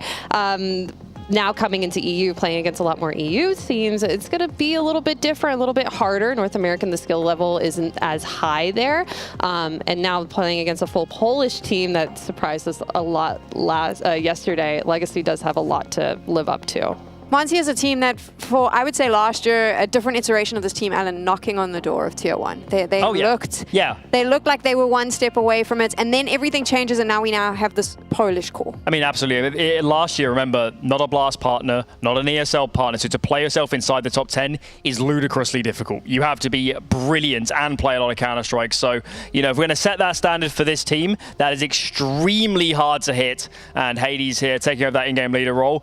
He's got a tremendous task on his shoulders to AWP at a top level and build a new team, work out a system, call them into a position they were last year. That is a hard task for anyone. But we saw him play yesterday. He was playing very, very well. He was the one that was getting aggressive in the face, using the AWP and playing very, very well against their opponents. And I don't think Hades is a player that we can be like, all right, it's very, very hard for him to be doing this, but he's doing it. He's been showing us that he can. So I guess against Legacy, it's going to be a bit of an easier target, I would think. Everyone thinks they can IGL till they start losing, right? We've seen some of the greatest of all time try, and it doesn't quite work out. Have we got enough on Hades to determine if this is going to work for him? No, I don't think so. I think it's too early in this team's life cycle. They've got too many things to figure out. Even if Hades was calling his best Counter-Strike, they're just working themselves through too many things. They don't figure out their map pool, positions, how the protocols, all this sort of stuff. So give it 6 months. I'll give you a better answer, Sam. Before the moment, at least based on what I saw yesterday, he's doing his job. He's doing his job. We're just going to get the team around him. Really quick before we jump into game, what do we think Legacy is going to be able to bring to the table? They looked good yesterday, but the stakes are a little bit different today. I feel like if they have their individuals stand out like we saw yesterday, we saw Lotto getting very aggressive. Dumao was very aggressive as well with the rifles. I think that's going to be the win condition for them. If they're able to shoot first against Monty, if they don't let Hades really get his head around the game, if they start to still being unpredictable. I'm watching Sadson. He's a player who domestically for them has looked phenomenal. It's a big jump up playing this sort of event internationally for him. It's kind of his first international outing. So it's big pressure on him, but if he can play close to his domestic level, they got a chance here. Fantastic for them because they have the RMR. So this is his chance to get any stage nerves, quote unquote, even though it's in a studio, out of the way as they move into those RMRs. And hopefully they get to play in the playoffs as well tomorrow because that'll help as well. We don't know how it's going to play out. I didn't have a chance to ask the analysts how they think this is going to go. So you know what? Predictions? Neokai, Scriv? Who's winning this one? It's got to be Monty, I think, for me and you. I don't want to speak for you, sir, but I feel feel free, like my friend. You know I'm going Monty. We're big fans. We're big fans of Monty at the moment. They look really good yesterday. Yeah. Legacy, meanwhile, as the desk sort of touched on, capitalizing on a weaker MIBR, and I think they have worked on their game. They do have these young individuals in Dumao and Lato in particular, but I think that Monty have a more complete game at the moment. I'm with you. I'm leaning Monty here all day. You know, you're more than welcome to speak for me when it comes towards this one, just because I think for Legacy, you've really got to tap into the fact that a lot of these opponents that they're getting good wins over the domestic in North America. If it was South America, I think it's a little bit more of an argument there, but because it is NA, you definitely have to take it with just a slight pinch of salt. So we'll see how things work out for them. I really do like what I saw from Monty yesterday. Even though that overtime was some of the most chaotic Counter-Strike I've seen in a hot minute, it was still fun, and we still got to see some of these individuals shine. And I want to see, again, what they can bring. Onto Zanubas, right? We got to see it yesterday. And we got to see a fairly decent showing from Monty in the mid-round. So can we see that again? Legacy, what have they learned from yesterday's showing? Yeah, going to be tough here. I think the one thing that stands out for me in terms of the veto is that Mirage pick from Monty. Feels like they maybe could have gone for a different map in there, but maybe they've It's just seen that something perma in the pick though, game. isn't it, right? It's like that confidence, I suppose. play for myself type vibe. Either way, we're in onto the A-bomb site here, quite quickly in fact, and the Glocks closing the gaps, finding the heads, down to just 2 here for Legacy. Dumal left pretty low. I don't know that you can really give this a go, in all honesty. Barton trying to maybe catch someone lurking around outside, not going to happen for him, so he still feels pretty into the idea of going for this, but I can tell you the round is definitely over, and yeah, triple peaked is enough to see him off. He unfortunately made a little bit of noise jumping down into the wood there, so that just completely sells his like little mini ruse. I'm quite interested in this Ancient though, as a decider. If it's needed, it does for me, even though stats-wise looks decent for Legacy. Like I said, pinch of salt there with North American sides that they're facing. Monty are actually on a 7-map win streak there, so it's been very good for them, and there's a couple of pretty scary Tier 2 sides who have been scalped along the way. So keep an eye out for that. If we do get towards that 3rd map, that's definitely something to mention. But when we look at this veto as a whole, there's actually not a bad chance here of a 2-0, technically both ways, right? Both teams can make a fairly good argument for it. For this Legacy side, of course, they've had very good reps under their belt on Anubis. They've looked quite good in it. They've picked into it here as well with that CT start. But as we saw yesterday, Monty can take wins on both Anubis and the Mirage. And Mirage in particular is one for them that they've always been trying to make as a real strong part of their pool. So a pistol taken for Monty to start things off. No force buy for Legacy. So we'll just be a little bit of a tapered round here, but we don't really expect all too much. But as you know, Scriv, I'm pretty happy not to see the force buys. Yes, that is true. That is true. I think particularly on this CT side, the success of them, the consequences of going for it as well, really doesn't bode too well. And I like the idea of a stack. This, for me, is exactly what you should be doing in this kind of a round. Unfortunately, they've read into it quite well. It's a nice smoke from the T side to just give them the lurking presence, the info plays. Okay. Looking for a way back in, does lose his head, only on that Mac 10. He spotted out the final 2 players, so it should be fine here for Monty. Just get the plant. Oh, faking it out even. All right, so they're playing very, very by the book here. Very disciplined on that Monty side, considering it was 2 USPs. Yeah. They had to fend off against there. I can respect it. You know, don't take any risks. At least that's a good thing going for the future. Just saying, you know, this side are showing a lot of respect over. And we'll see whether that works in their favor. When the guns come out now, of course, for Legacy, this can be a quite an important round. If we can see Legacy respond really well on towards the CT side to kickstart their gun rounds, then we got a competition here. But we know that Monty are a side that, especially on this map, can spiral really well.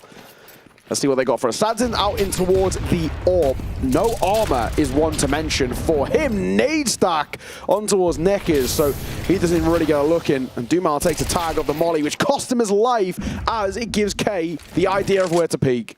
Very cheeky play here from Monty. I love to see it early on in the game. Why not go for something unconventional? Never going to expect the nade stack. You know, that always feels like the type of round you pull out when you've lost 3 or 4 in a row and you're a little desperate for some kind of an opening kill. So very cool to see. Definitely not hammered in just yet. Barton with a nice push, a nice find, as you see these HP bars so low. So definitely could swing. They've got the right read here on the setup as well. 2 towards B. Looks like that's where the bomb wants to go. Well-placed nade at range. Yeah, could make all the difference. The swing from Barton lets him down, unfortunately. So for a brief moment, things were even, but may well have fallen by the wayside. They know that there's another presence here on B. Lato going to have to do God's work. Unfortunately, cannot. So it's all down to Sadzin, highlighted by Alan. Let's see what he's got for us in the 1 versus 2. He creeps through the smoke. When would the AWPer ever do that, I suppose? Hades gets that bomb down and also goes for a creep around, change up. This is unpredictable. Hades playing far away from the bomb, knows that in a round like this, because of the AWP presence, he is unlikely to have a kit, unlikely to have utility. It's a full spend for this, but he still hits the shot nonetheless. Sadzin going to get it, a little excited, remembers he's got to defuse the bomb, and a big clutch up from the young gun. Yeah, massive work from him as well on that 1 versus 2. I think for Demke, he just gets caught off guard there, but in the same way, who's expecting a push through the smoke like that? That's such a risky call, and it's one of those that, you know, you can maybe even say like, hey, 8 out of 10 times doesn't work out. Yeah. Pushing through a smoke, trying to get timing, catches one back turn just as he starts focusing attention over towards water. And then just clears all the angles. Really well done to recover there. It has to be said for Legacy. And I have to mention again, Sadzen doing that and having that level of confidence in this round with no armor is kind of insane. So I'm glad things work out for him. And now it will give Legacy something to work with. Of course, a bomb plan does facilitate an investment coming through for Monty. It's not the end of the world for them. D are down to just a Tech 9, but for the most part, you get AKs across the board. Full belts are util, so absolutely fine in that sense, where it's pretty expensive over the other side. So we do see the MP9 have to come through, the FAMAS as well for Barton. And while it's all good that Legacy found that first round, that was technically a bonus buy for Monty. If Monty just respond well here, and with how much they've had to kind of force Legacy into a reinvestment, you can break their economy so quickly. Certainly is possible. Boost up over the smoke. I saw this quite a bit yesterday, in fact, from both teams that we had out on this map. Monty. But we'll see. Legacy trying to, again, find a way into the round, not play from the back foot. It's a difficult kind of position to work from. Slow encroachment here from Monty. A lot of mid-control coming in, though. Sadzen, he's posted 40 seconds. You gotta make a decision. And they're actually now smoking off over towards A as a potential to wrap B. And this will nullify Sadzen completely. He was probably expecting the fight there. Will they be expecting the CT player? Yes, they are. Krasner, what a shot. Rips Lato's head off. And now this gives them space to work with. And look at the angles they can come from. 3 different fights they can basically take. 4 if you count Hades as well. This is a masterful wrap on towards this B site. Legacy had no chance. They were actually fighting a war on 4 fronts there. There's just no way they're overcoming Monty in that sense. And losing only 1 casualty so far, that's really not a bad round at all. Sadzen do mal, just got to save. Yeah, Monty not pulling any punches really, I think, is one of the key things here. And we saw with the nade round, we saw in this round, I think they're going quite deep into the strat book quite quickly, you know, and really just throwing Legacy for a loop, maybe hoping that these are rounds that the honorable North Americans, you know, haven't really seen out in their domestic play. And it certainly looks to be the case. Legacy getting caught off by quite a number of the pocket strats from Monty. So very good to see early on in the game. And they have to keep this up now. Legacy managed to save a couple, not a heavy hunt from the Polish contingent. We are led to believe Demka's put it in the work in that sense. So maybe give it another 6 months. You never know. He might have himself a citizenship. Yeah, from the understanding, you know, Hades did an interview yesterday saying kind of 80 to 90% of what they say he understands, which is pretty incredible actually for sort of how I feel like this sort of came out of left field in a way that, okay, we're going to completely change up 180 on this team, going towards a kind of full Polish lineup, and he's got the decision of, do I stay and then learn Polish, or do I leave and try and find another team? And he stayed, and he's done really well. Oh, that's unfortunate. In a way, the Molotov actually saves Krasnal by fortune there. Same can't be said for Dia. He will fall to the hands of Sadzen. Krasnal's quite lucky. That Molotov, which wasn't even meant to do that, banks back and means that Legacy can't swing. Dihar going down early, of course, never good. But yesterday, he looked fantastic in that B main holding spot. Good number of rounds out from him that looked clean. And the rest of Monty also faltering here. Krasnal left very, very low. Still is doable. Yeah, the nades here have been shaky, to say the least. Trying to overwhelm with the numbers, distract away, get those rifles in play. Very well done, though, by the Monty side to just slowly edge forward. Demka, in particular, with a big 3K to pull the round back. Dumal moves off.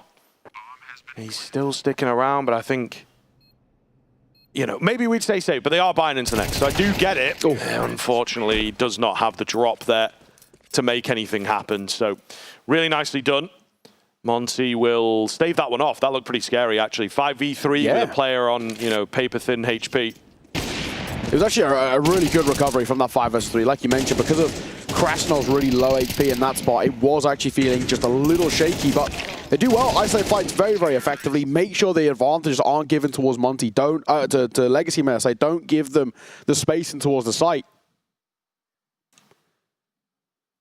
And in doing so, we will see ourselves roll the first attack pause here and probably primarily a bit of a spot here where Chucky can enter in towards the mic and kind of see what he's seen so far. You know, you were touching on it saying, Monty have been using quite a lot of the strat book early here, which I'm a fan of. This is not their map pick. They had a relatively shaky showing. You know, Double OT yesterday, of course, against MIBR, but got the win in the end. I'm sure they want to avoid that. And especially since they put up that 9-3 half to start things off, they definitely don't want to go back into what we saw then, which is, you know, they went 9-3 up and then very, very close to losing it in regulation, then losing it in overtime #1 as well. So much pressure on their shoulders. They want to avoid all of that and leave no question marks above this series, especially heading in towards their own map pick. Demka is going quick. That nade will do a fair decent amount of damage, and a Molotov behind it as well. Continues to tick on towards Barton. He struggles to get away from the flames, and he's down to 35. Yeah, maybe 36. A double Molotov going in potentially. I'm not quite sure. It spread quite far, didn't it? Good spam. Really well played. A lot of early damage coming in here. What are their game plans? Got to be careful. Dihar was inside that smoke with the bomb in hand, so certainly could have dropped that early on, but doesn't happen.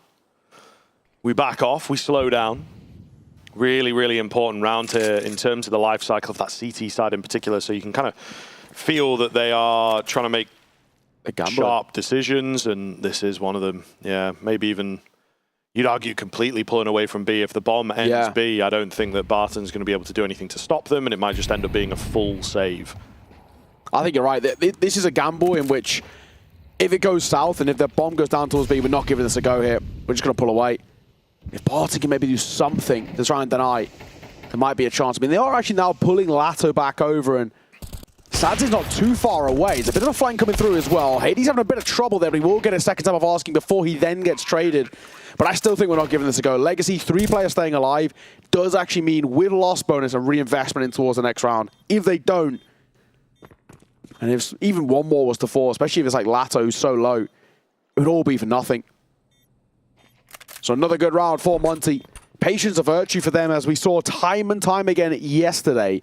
And I think the big thing as well is what we saw with Monty. They're very good at, once they make their initial plan, to call out a spawn from whatever Hades decides. And even whether it's successful or not, they're very good at just calling a pause and then reassessing the situation. Saying, right, do we have the advantages here? Should we wait? Should we bet up at a Utah? What's the presence we've seen elsewhere? This is how Monty really chip away at sides, and what makes them actually quite tough to play against, especially as we've seen so far this tournament. MIBR had their problems yesterday, and Legacy are facing some of them now. Painter, of course, they were absolutely fine against Monty, a 13-9 there. But their Brazilian comrades as well over here in Group B. Monty's made light work out of MIBR and is not breaking too much of a sweat here against Legacy on their map pick early in this series. Never what you want to see. We know how good their Mirage can be. Yeah, I think a particular angle that we've maybe not taken too much with Monty is the fact that we are playing in Poland. We are playing in the historic city of Katowice, right? And obviously the sort of main core of this team did very, very well out at Katowice. So, you know, I think that IM rather than EC. But all the same, I think it is something that will, A, help them out. They potentially get to go home, you know, or not far away. Well, was it D-Hill lives around the corner? Yeah, exactly. Yeah. So that is something I think that's really going to be playing on the minds. Doom out, traded quickly, and it's a good job that he was, again, well contained by Monty there. Still, the fact that he's so far forwards, it gives a lot of information. They can't go rushing into a bomb site quite yet. Demka playing anti. Waiting for his chance as well. We're inside of that minute mark now. And the decision got to be made. It looks like a finish towards A. And there's 2, 3 in a loose way of players in this direction. Lato's not too far away in rotations, but Nekis has probably got to go at least 1 for 1. If he goes down early, it does make it very awkward. Flash over won't affect Nekis at all. He gets a good flash, and that'll give him a freebie of 1 and 2. Demka and K both get dropped, and Hades and Dia got a tough decision to now make of, do we actually even give this a go? And it feels like Hades might be actually just pulling them back for a quick run over towards B. Not exactly an unmanned site, though, and time ticking. We've got to make a move here. Bomb should be able to go down. Clearance is not good enough as Barton still has a bit of space. Nice shot from Hades, but no time to plant. And now it's about escaping with his life intact, keeping that AWP in play. And thankfully, that's the only luxury that he'll get, but it will be Legacy. Another round back on the board finally. As said, just a really deep position, I think, makes all the difference. Monty didn't quite know how to reapproach that 4v4. Kind of wild that Dumao even makes it in. It's a very, very confident play, let's say. But also well held in A main, good flashes. Nice. Just chilling. No, it's nice. Yeah, it's cool, man. Nice. No Nice. screams. No. It's like the Ryan Gosling. Nice. Yeah. no going crazy. Not quite yet for Legacy. Got to close this gap a little further, and they recognize that. Yeah, job's far from over, I think, is the big thing for them. And I think they understand as well that this map obviously is statistically the most T-sided in the pool, but a lot of teams do prefer the CT these days.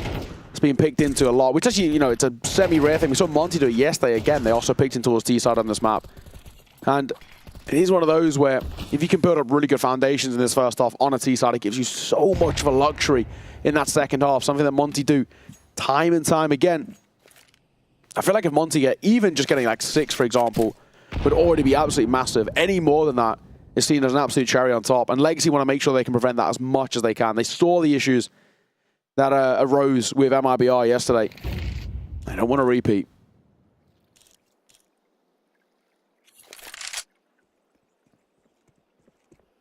Slow contact here from Monty against the grain as they opt to not give any information across. The smoke might be slightly deep. Yeah, they fancy their chances with it. Flash not quite good enough for the backside player who keeps them coming. Dumao nearly for 3. So this is set up quite well now. They will opt to use the utility to make their way in. That smoke break is awkward. Dihar goes down. The bomb will be planted, one would assume, but not looking good and maybe not even looking likely. K trying to find one of these kills before committing to the bomb plant. They are eluding him. He's got little bits of information, but nothing he can do with it. And Legacy, it is a retake of sorts. They look very good doing so. Yeah, good couple of rounds now put on the board. So at least there's positives that are starting to be brought in for this Legacy side. A couple of rounds in a row. At least give you something to work with, and it will put a bit of a dampener on the mood on the Econ over towards Monty. They should still buy, but at least gonna have a bit of a pause and an opportunity for Noroth to enter into the fray himself. We saw Chucky do it earlier, and it worked well for them. They ended up now building on something. Noroth's got to try and do the same himself. Especially off the back of a really strong start, the worst possible thing that can happen is super strong start and then just completely peter out the second your opponent's getting towards the guns. And that is something we saw at times against MIBR when they also went on their 9-3 streak.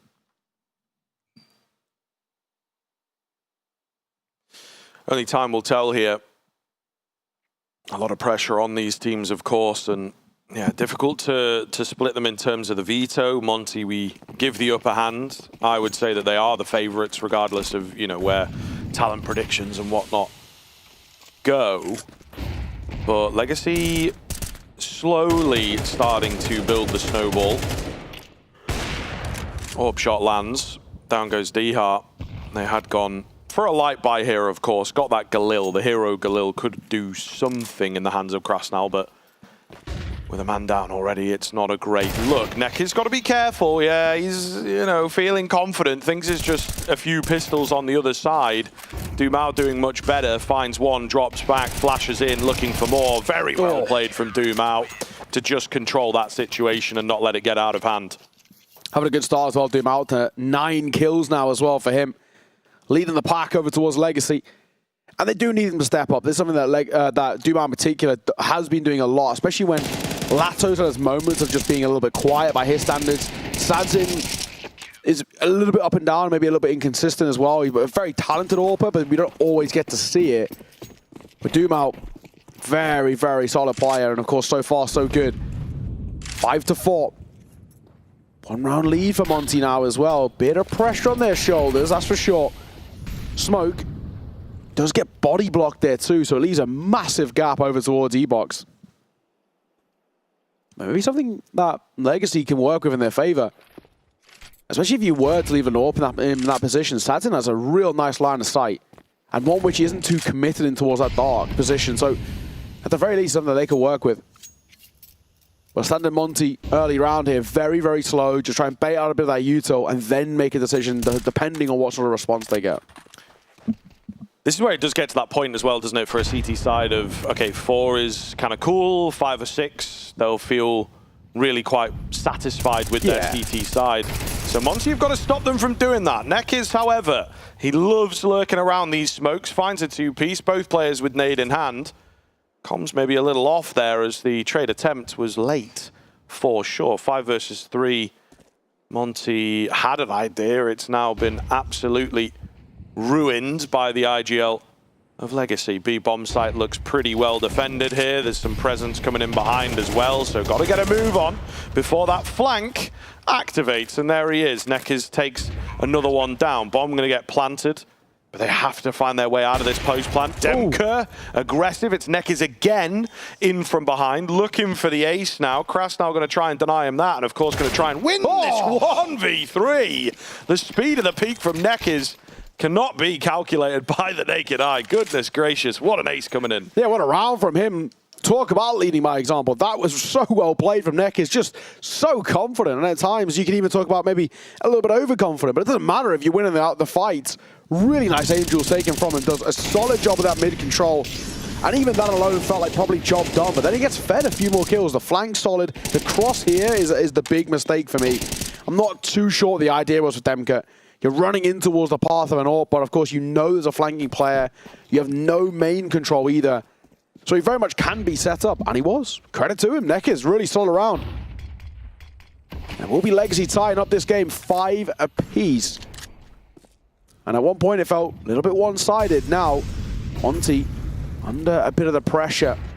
A bit of a crunch coming through as well. This could work in their favor. Bartin only for 1. Doom out.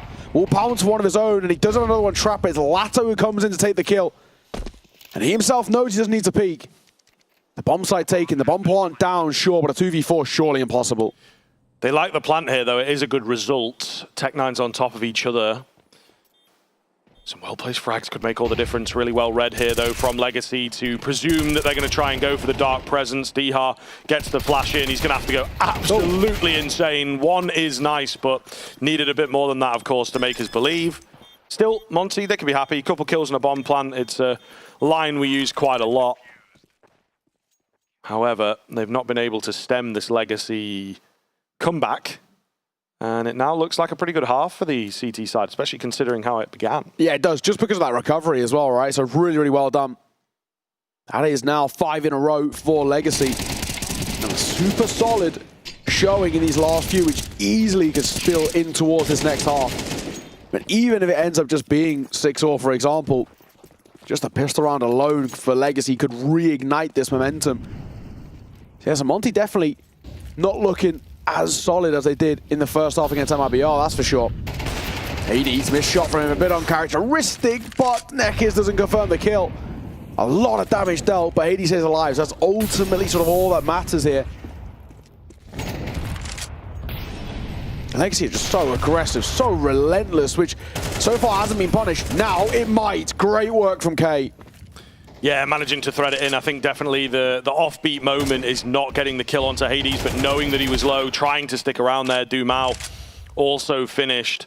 He's had a good number of multi-frag moments from camera. Hades watching behind. We'll leave it all down to Lato now. It is that final round. This would be a safe situation on any other round, but no time for that here. We'll see. It does feel like one of the foregone conclusions already. Unless he can pull off 1v4 of the century here. We'll see. Definitely been spotted there. I'll tell you that much for free. Takes out Krasnal. Doesn't take any damage from it. He's not going to expect the second player coming in from middle, though, to be honest with you. Another nice find. Not a lot of time. And yeah, there was your contingency plan. K will take it. 6-6 at the turn of the half. I don't know that Monty will be super happy with that. We'll see what they do in the second.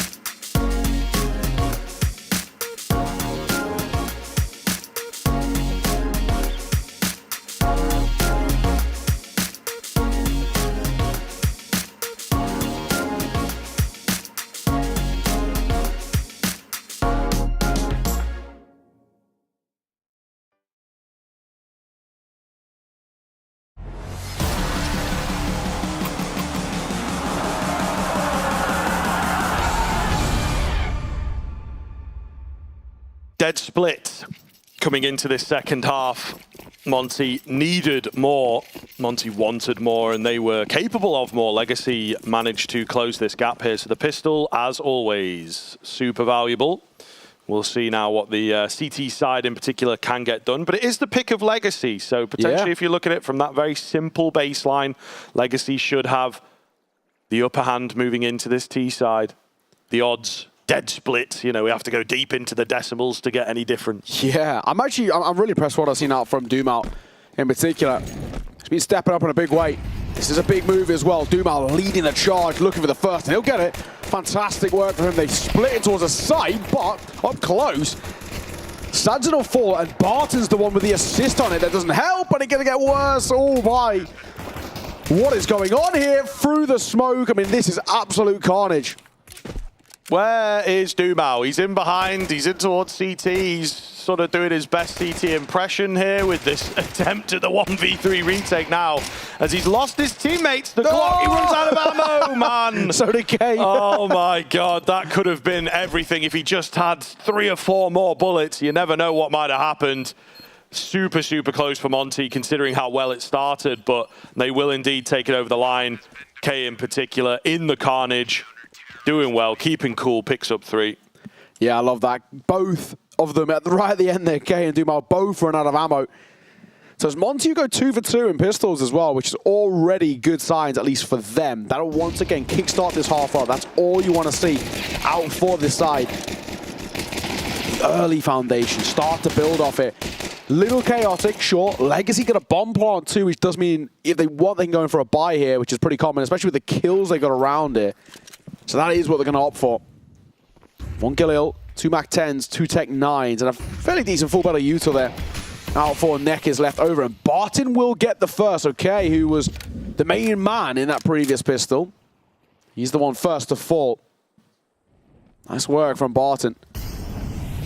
Primarily as Dumal does a lot of the openings, but he gets a freebie given over. I think K just caught a little bit overextending. Krasnal needs to be very careful here. He's playing in the smoke like ships in the night. They're walking past each other. Dia misses the ball when it matters most, and actually then Krasnal gets run down. 2 versus 4, they might be saving it. Yeah, huge yikes, huge yikes. They even went in for the strong weapons, you know, and really tried to put up the best defense possible. Monty falter quickly. Legacy with a speedy play. Yeah, it makes you feel like MP9s would be better there for them rather than like the FAMASs and the M4s.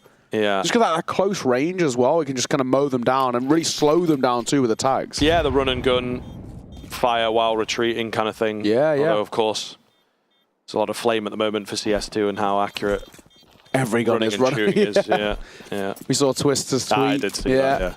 He's not happy, mate. He's not happy, but it's fair enough. Me personally, I like it because, you know, it makes me look better at the game. Yeah, low skill ceiling. Perfect for you. Yeah. That's what he's telling me. Yeah. But listen, mate, one of these days I'm going to get Face It 10, and then I'll be the one laughing. Might take a while. Yeah, but I'll get there. We'll get there one day. Yeah. That's the Christmas holiday sorted. By the time I'm 30, which is 4 years, by the way, for anyone that doesn't know. You don't look a day over 19, mate. Thanks, mate. 7-all. This game tied up. It's a bad one to lose, it has to be said, for Monty, but they can facilitate the reinvestment coming in around this. So, double MP9 alongside those Save Them 4 and FAMAS, it's okay. And the 5-7, even that for K. At close range, and that position in particular is pretty good. We're looking towards A, though, and the issue with this is there's no presence, really, here for Monty. Demka's at distance, but I think the second they lose the site, if they do lose it, which they have now, they might be tempted already to just kind of semi-call this. Yeah, maybe. Demka is here quickly, of course. Oh, God. So awkward for him. Gets a couple of chances at the fight, but no success found. Bomb going down. I think you maybe do start to think about calling it, in fairness. You've got this flank coming in, but it's so late. It really does depend on what the M4 can get done. The answer is not much, but they are in. They are committed here, it would seem. I think it maybe now becomes a mission of like, okay, we can't fully send it, but let's just hold the extremities, try and go for the exit. Speaking of, however, we've got Neckers coming in from behind, so they think they have a contingency to save if they so choose, but the choice is not theirs. Nekiz has now locked them in. The Hunter becomes the hunted. Dihart trying to do that damage, can't get it done. And what could have been presence in the next round is now going to be a full eco. Legacy have a chance to start running away with the scoreline. As weird as it feels, I feel like that is one of the very, very few times where we like to call them the unicorn rounds are actually needed. I think, you know, the second Demka realizes, right, they've smoked me off. We've lost the sight and the bomb's going down. Let's just call this. Let's just completely regroup. And we'll go shell up over towards that B site and just keep hold of what we've got. And then, you know, worst case scenario, maybe lose 1 or 2 in terms of the fights. But that for me felt really, really uncomfortable. I just didn't like what I saw out from Monty. It was individual fights, one by one. I mean, you know, you see Hades' reaction there. His one was a little bit awkward too. He didn't quite catch it, but essentially he tried to swing on towards Dumao. And despite Dumao being flashed, Hades still lost the fight to the spam. So not exactly what you want to see. And Monty's side, who at one point were looking very good. They were 5-1 up, but now find themselves 8-7 down. Legacy still feels like the bulk of the gun rounds have been actually pretty clean for them. And it's starting to get a little bit concerning. Yeah, definitely. Definitely. They tried to stack things out, of course, and a bomb site was left open. Nobody there to stop the bomb going down. So Legacy moving through smoothly. Awkward. He says. Dihart does manage to get the better. Trying to get hands. I think that nade completely ruins it. But if K gets a kill in the mixture here, that is good, right? Yeah. That is money made. Exactly. Better than nothing. You'll take any silver linings. You know, you can see smiles on the faces there for Legacy. They know the spot they're in. Tac pause can be called here as well by Monty. As Norwood again enters in towards the fray. And I think for him, he very, very quickly started to realize how this is slipping away from their grasp. They were in for the chance of maybe setting up that 2-0 narrative as they had over MIBR. And it's not looking like it at the moment. It's definitely not feeling like that is on the cards. This is a Monty side who are struggling a bit. As Nora and Hades confirm what to do, what's the idea. And we were, you know, something you even brought up a little earlier, right? They used the strat book and all of it very early on that T side. And it did give them a decent start, but it didn't end up really doing anything towards the latter parts. Where's the strat book here on the CT side? We haven't really seen anything too outlandish, anything too audacious, if we're being completely honest. No, it is true. It is true. I think we potentially need to see something like that. You know, the B main aggression is a classic when you are stuck for ideas. Not what they're going to go for. A bit more presence towards Dark, but even then, not quite swinging in. It's a deeper mid setup, I guess you could argue, but there's nothing really too flashy here, too proactive from Monty. A main smoke comes in, that'll keep them at bay over there. So Legacy again looking to run the map. Nekiz moving his way forward. Spots one deep. Question is, does he really know or clear or care about K close right? Hasn't spammed it, which is pretty common, especially now that Nekiz is a known quantity. It's a pretty common thing to do in that spot. At range, Hades, 1-for-1. K will then pounce, looks for a double, gets it. The third, not quite there, but damage dealt towards Barton gives them a chance. But just as I say that, Dumao then comes alive. Diha gets dropped, and this round up in the air still. Bomb spotted towards mid. Dumao low in towards main as he's trying desperately to give a preferential peek. And bait out something as his teammate moves on forward. It's all a ruse, and it works. Demka falls for the trap. Yeah, massively so. I mean, kind of surprising he doesn't see that one coming. I think you need to be switching between those angles as best you possibly can. Krasnal left in this situation. Ooh. Good find onto Barton, though. That's the healthy player. Okay. Does have nades, though. Does have nades. Does he know that Dumao is low? It is unlikely. Molotov comes in. Not really much that Dumao can do to cross that. Maybe tap this bomb, make him worry. Dumao looking to just try and play this 1v1 as best he possibly can. He's not really moving. Oh, the AK. Krasnal goes early and scares him away. There was limited time, to be fair. He needed the kill then and there. Even then, I don't know that he would have had time to get the defuse without the kit. That is unfortunate. That is a game changer as well. It is. Yeah, Demka... Maybe not the one to watch, okay? He might seem like the most... The egregious move is your dark swing. When you have the advantage, you don't need to be making plays like that. Pull back, discipline. You have to sort of bail or freeze or exit or cancel, whatever kind of word you're using. Someone needed to throw that in after this play in middle from K. It's that kill there from Dumao that makes all the difference. Yeah, no, I have to agree. And I think this is where, unfortunately, we're seeing actually quite similar signs to what we saw in yesterday's game against MIBR, when things went a little bit south for Monty, and even when they went in towards overtime, they actually started to really get quite flustered. They were panicking, making very rash decisions, and actually they ended up costing them ultimately end. Nice little boost there, little trick up the sleeve as Hades will get the opener on towards Lato. So some way, a try to kind of make this round work for them, despite the limited buy they've got. Of course, the AWP saved over, an MP9 and a few upgraded pistols around it. I mean, this would be the type of round to reset the energy for sure. They have potentially gone on the other end of the spectrum where we've maybe commented on the fact that they've not been making too many plays. Now they're going a bit too hardcore into it, right? Fully rotating around towards mid there. Still maybe able to put something up with the AWP, but now the smokes come in. 2 smokes, in fact. So it's like, you're really not getting in. And yeah, that's unlucky for Monty, right? They find one, they try and play around the fact that it's like, oh, we've got the AWP. Maybe they want to stay away from the AWP. Still going, though. Time becomes an enemy once again. But they are still looking. Maybe half exit, half going for it. Nekiz makes an aggressive move. We'll get caught out in the open. If this is quick, it is doable. Potentially, they've got to get someone on the bomb now, and they will. Diha with the big kill. I think there is just about enough time for it here, and Monty with the unlikely round, doing well to stick. Also, I think that's a fantastic kind of decision from them. Yeah, out of nowhere as well, and it also means they can wheel the double AWP in towards next round too. They've picked up another one, and there should be a rifle down to be scooped up, so investments are going to be quite minimal in terms of what they need. That is a big round to take in their favor. And it might just flip the script there a little bit. For a moment, it felt like things were looking just a tad uncomfortable. It felt like there was something where it was kind of consistently going wrong over towards Monty. And now we've got a chance here. Legacy, not the sort of round that you want to be losing. Not at all.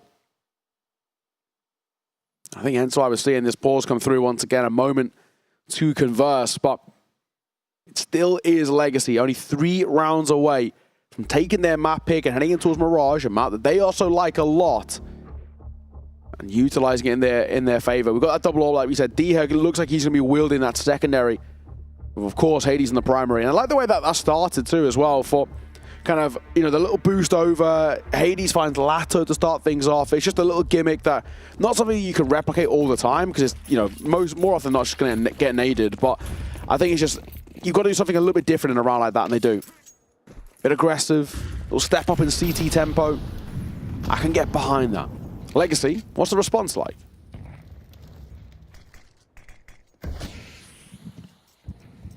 Plenty of time to figure this out. Not a lot of movement from both sides. It is, again, interesting to see Monty playing a really turtle-style defense. A lot of teams, you'd expect them, they win the unlikely round, and then they'd be like, all right, let's try and send it. Let's go deep mid. Let's get that B main play going. These guys are really not changing very much up at all. Maybe the presence of the AWP is the big thing. Then we keep playing anti. And not over towards the standard pillar position just yet either. And just behind that smoke. Oh, it's getting close. Oh, it's baited out a fight from Dumao. A little panic there. He thought, I think maybe that he'd been spotted. Dumao's just going to go through. Full blind, and that's a rogue decision. And Barton follows him to demise. This is falling apart. Legacy. We spoke about Monty looking a little flustered, but this one, it was a bad play to start things off. Not too sure what Dumao was doing. Barton then just follows him. Again, for the same reason. He was also blind, and Lato just get caught at range by the AWP, but falling apart very briskly. There's still another AWP in play, but still a chance here. 2 versus 3. Back into the 1 now as well. Sadzin caught, and a good round for Monty to make this a 1-round game. And Anubis might still be on here. I felt like this was going to get closed by Legacy sooner rather than later. Yeah, well, it should have been 11-7. Yes, exactly. And then maybe we'd be looking at like 11-8, but with a good economy. Butterfly effect and all that. It's true. Can make a big difference, losing those shaky rounds. It's a very messy round again, though, from Legacy. Yeah. Just as last one was as well. Yeah. Never good when you get 2 back-to-back rounds that are really scrappy for different reasons. One's a post-pop, one's an execute, and that's never what you want to see. Yeah. It's opposite ends of the spectrum, right? You feel like you have to make decisions and things are going wrong. Meanwhile, Monty are like, okay, here we go, we're working. Let's keep doing what we're doing. Morale moves up. You can see, looking down at Krasnal there as the round goes on. He's moving quick. He's vocal. It's very energetic. Whereas Legacy, that may well have been sapped out from them here. As you can see as well, because Krasnal's, he's had a bad game. There's no two ways about it. He's really looked off his ball. Gets 2 kills in that round, very important, but he had a really poor game. So a good time to kind of step up late in towards this series. Now tied 10-all. Feels like we've got a game on our hands here. Might just have something to work with. Nate from Lato, he's learned from when Hades dropped him a couple of rounds ago. This time, though, Hades doesn't go for that peak. I feel like that's been one of the big changes for the CT side is Hades and his creativity, the Agreed, yeah. Changing of bomb sites. The dynamicism, I think, is maybe the word that I'm looking for. Lato takes an awful lot of damage there. Not sure if it has been heard. Another nade comes in. Krasnal gets caught. D hard, though, as the smoke goes down, was in a good spot. We talked about Hades. Going to have to step up here. He gets caught eventually. Needed something else from his riflers in on the site. 3 versus 2 retake. They're here quickly. Nade doesn't really do too much to write home about. Lato is the man to stop this round from unraveling. And he's struggling over here. Key finds his kill, and it will now be left down to Sadzin. 2 versus 3 turn 2 versus 1. Smoked off as well. They have that bomb control now. It's planted in somewhat of an awkward spot as well. They break the smoke. Don't see him there. Flash coming in. Can he find it? The lineup. Ooh, is there. He gets the headshot. But there's time. And there is a kit. So Monty will indeed take it, and a keen retake coming in. Yeah, nice little lineup. And actually, Demka getting pretty loud there as well. We don't always see that from him, so they get hyped. This is good. Monty spiraling well. 4 rounds in a row now as well for them is exactly what you want to see, and it's completely flipped. The vibes are looking super good over towards Legacy. They were feeling super solid, and not so much anymore. This one is absolutely on the cards for Monty still. 11-10, and sure, we talk about a bomb plant and the small little benefits of that because it gives you some level of a buy, but it's not a full buy for Legacy. We get a Galil out and a few upgraded pistols. Now, these buys are still quite scary. Running Tech 9s are the bane of many pro players' existence. But the expectation is Monty should find 12 here. Funky little play. Sadzin sat inside their smoke. Molotov does not work. Dihar spamming. No trouble. This is awkward. This is very awkward. It's a team kill in dark, thank goodness. Nice little smoke, I suppose. Sadzin going to try and work around it, but the bomb site itself will fall. Nade is good. Nade is really good, actually. Some decent damage done, but they can't stop the bomb from going down. Spam's not finding anything here. Dark control is actually free. It's a pretty interesting post-plant setup from Legacy in the fact that they have all 4 out in towards B main, clear from Lato, so they know there's no one coming in from this angle. One's going to look to try and play around the bomb. Yeah, this is really strange. I think you've got to get a player on and body block, but how easy is that to do in practice? Tap onto the bomb comes in. Oh my goodness, the firing squad opens up. Demka will answer back. What can Sadzin do? He's going to try and move through here. They can't get him off the bomb though. They find every single kill apart from the important one. Demka keeps the kills coming in as well. Absolute carnage at the end. That's what Legacy wanted, but they could not quite capitalize. Monty just about get their 12th. I love the body blocking. I mean, you touched on it just before it happened, but it ends up being the thing that saves them. Oh my, so close there for Legacy, but not close enough. Map point Monty. What a wild one. One thing we've seen these last couple of rounds as well, in both cases, this time it was Sadzin, last time it was Lato. Somebody just keeps sneaking out of that B main smoke. They need to hold it better, Monty. It's happened twice in a row and it's cost them twice too. They keep getting a lot of space there. You just need to be very careful. Those smokes aren't walls. They can walk through them. That is a thing that is becoming a little awkward to watch. Go drop a smoke. Even though the molly was up, he would rather them try and push their way through it and catch them off guard. Molotov down doesn't really affect K here. Needs to be careful. That's hit. Neckers, actually. They're going to know he's here.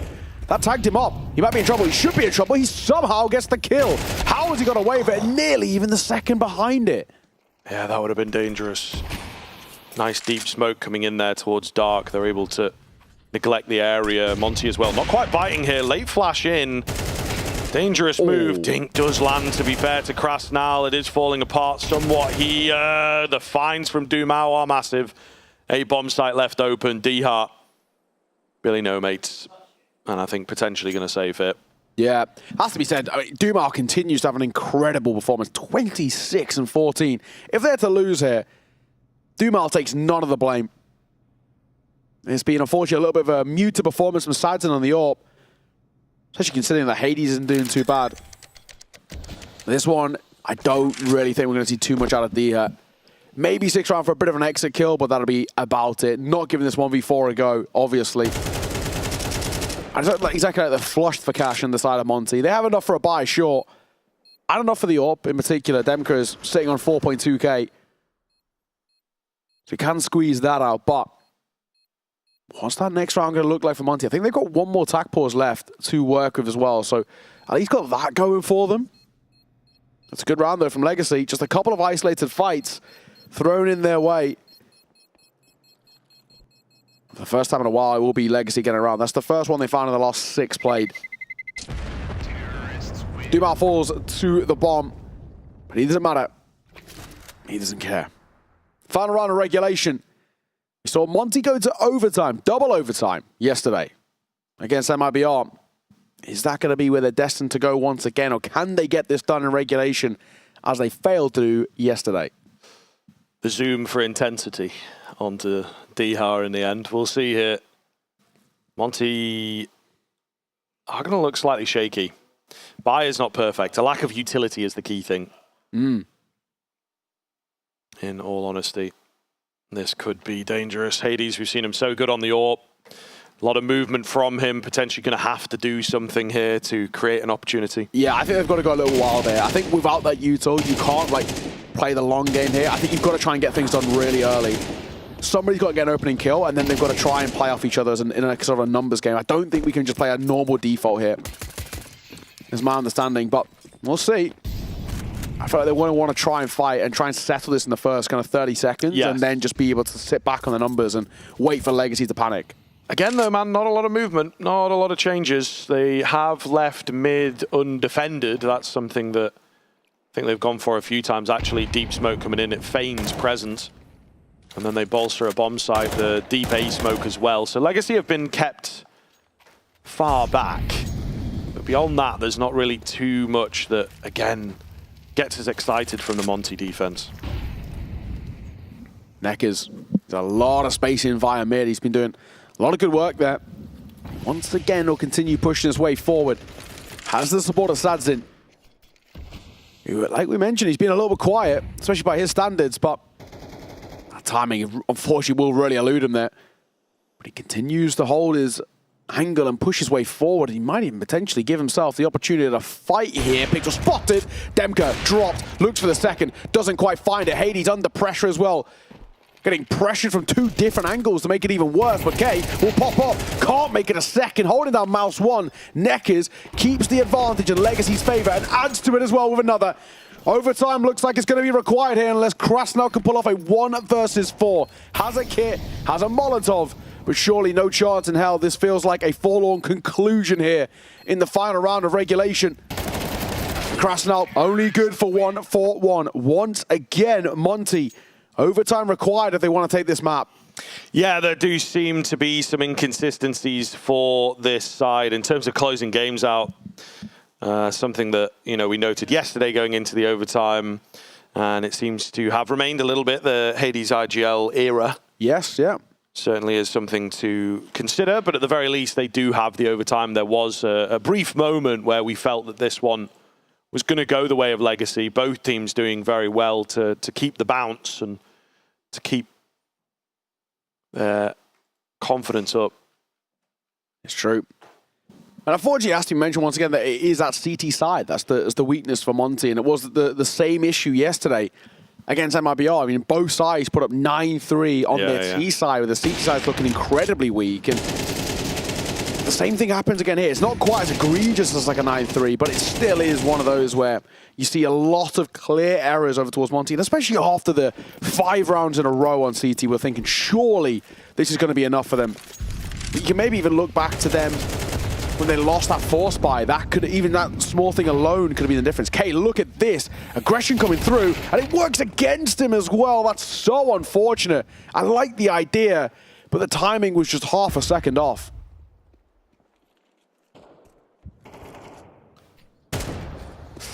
It's a good start for Legacy. Can they continue to capitalize on it? Dumao looking good as he moves into his 28th frag. Really, really solid regulation. It could continue here into the overtime as well. Now we see Monty get adventurous, right? Dihar in a deep position. May well end up being too little too late, but potentially in this round at the very least could give them a way back in. And it's a full, you know, game of Counter-Strike's worth of conditioning that you just don't expect. An aggressive angle. Dihar catches neck as he was waiting for the opportunity for more. It doesn't come, so just going to take the one kill. He's covered off. Sadzin takes a decent chunk of damage. This suddenly looks a hell of a lot better for Monty. Nadage coming in as Legacy will try and close the gap. Shadow spotted, easy find for Hades. Meanwhile, down below, Dihar keeps it coming. Big round from him. We saw him absolutely explode into the overtime yesterday. True. He might do the same here. That's the round we needed in regulation. We said when you haven't got, you know, loads of util left in the back box, because they didn't. They went in for that AWP buy, so with the AWP buy, I mean, they hated no util, and a couple of the players were left on kind of just a flash or just a smoke. We had to see them do something proactive, and they just shelled up, and hence why it was very easy for Legacy to find openers. That time, they do something just a little bit different, and that's all that's required for them. Monty draw first blood in overtime. If they can get 2 out of 3 rounds here, at least, on this CT side, I think is at least happy for me and something to work with. That was the big issue. I mean, we saw the first overtime yesterday. It was 3 OT side, reply with a 3 OT side. Can't let something like that happen again. But of course, we know that they haven't. Monty gets that first. If they can get 2 out of the 3, I'd be very happy. We know how strong the T side has looked for the most part from yesterday in towards today. Oh, creep in here could be dangerous. Dihar thankfully takes an early peek, but still overwhelmed by the contact play. Legacy seem to have some mad moves of their own. Generally speaking, this would be a round that you might throw in the bin, but Monty, of course, going to give it a go in the OT. What can they get done? The flash not good enough. Sadzin now knows there's another behind that flash as well. So this one feels that it is completely chalked up. Hades on the AWP, hoping someone peeks into him. Not going to happen. So we're on a soft save here from Monty. Exactly. Keep hold of the AK. Keep hold of the AWP. Demka Medahurt steps away. Hades will play for exits. I don't think it's going to make a grand difference, and it actually ends up costing his life at the end. So Demka keeps hold of his AK-47. That is about that. And it will be tied game here as well. And once again, maybe where we see Monty fall just a little bit flat on this CT side that's eluded them in being super strong. It was better today than it was against MIBR in regulation, sure. Especially with the 5 in a row, but it doesn't matter if it's still having that overtime required. And Legacy, far from over. The big thing is for Legacy, I do feel like they've got to win this. Not that I have a bad Mirage, it's just that Monty loves that map so much. It does feel very much like they could scalp it away. So if Legacy find this, then we can maybe talk about the Ancient. Up close, K for 1 only. Good trade from Hades as well. Quickfire AWP gets his, drops a Molotov, gets out. Doesn't need to stick around for that second, but they're looking like they want to re-aggress here. I don't actually hate the idea because he'd heard them dropping towards water. So this is now that warning call over towards Krasnov. Be careful. He then makes a bit of noise as well. So Sadz's got to be aware of this. Doesn't seem like it's necessarily been paid attention to. Yeah, wow. Bomb immediately falls into the hands of Dumao, thankfully, because that could have been really, really painful. Hades keeps the kills coming in from behind. It's all going to be on Lasso. 1 versus 3. Down to the 1 versus 1. Out of nowhere, the spray down doesn't quite connect.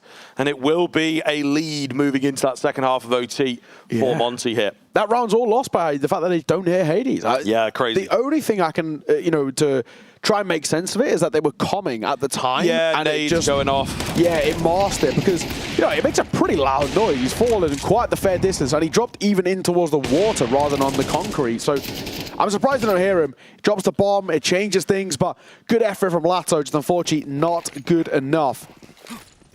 It will be Monty only needing 2 rounds on this T side. They had a good T side yesterday and a fairly decent one to start off this map.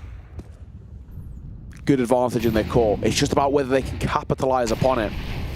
And we know they've got a couple of tricks up their sleeve too. Hades showcased them early in towards the map itself. The only worrying thing that I had is that when the guns came out for Legacy, the game actually started to look pretty one-sided in Legacy's favor. Once they found some stability. Yeah. Dumao's pushed all the way in. Again, this is an overtime-only kind of play. Something that wasn't done a lot during regulation. Krasnal's got half an eye on it. Not quite fast enough, but at the very least gets that trade out. K, meanwhile, has made his way in towards mid with the bomb in tow. So no one on A. Yeah, a really, really big kill.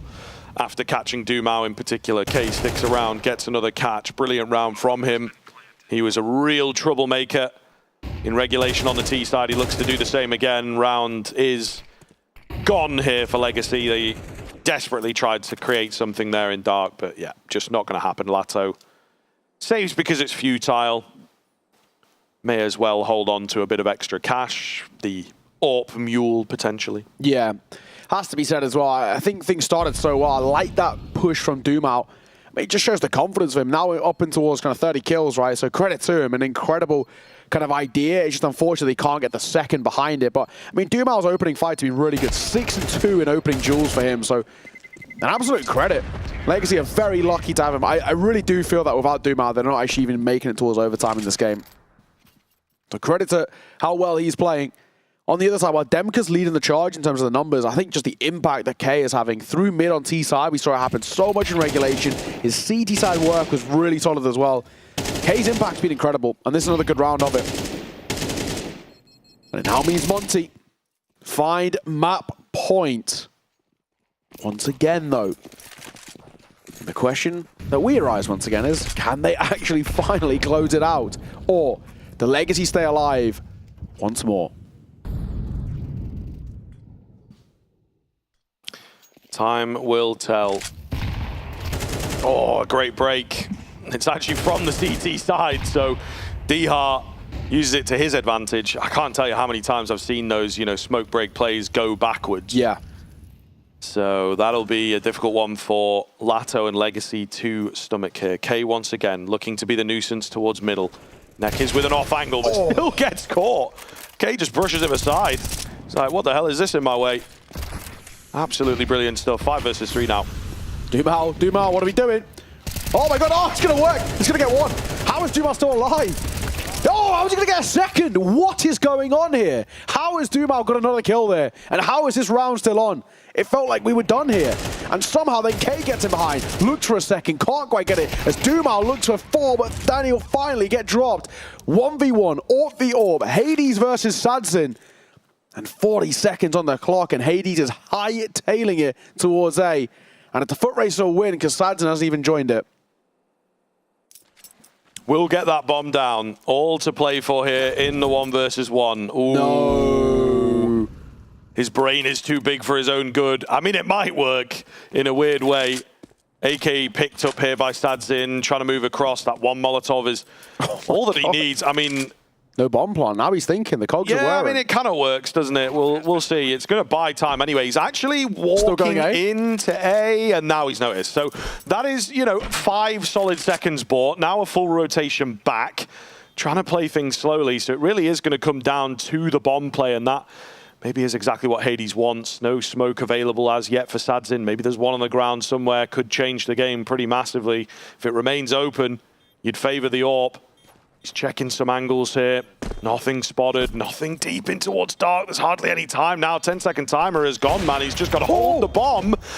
He does get the flash off, but he doesn't land the shots. Hades on the Tech 9, but the round is won. It doesn't matter if he goes down, and Monty will take it once again in the overtime on Anubis. Struggling to close it out, but they find the second wind, and it does seem when the pressure is lifted, we get a different version of Monty in the overtime. A sigh of relief, I think it has to be said, for Monty there. But, you know, a lot of credit has to be given towards Duma. What a performance from this guy all the way throughout. Ends on 33 kills, and he put the team on his back.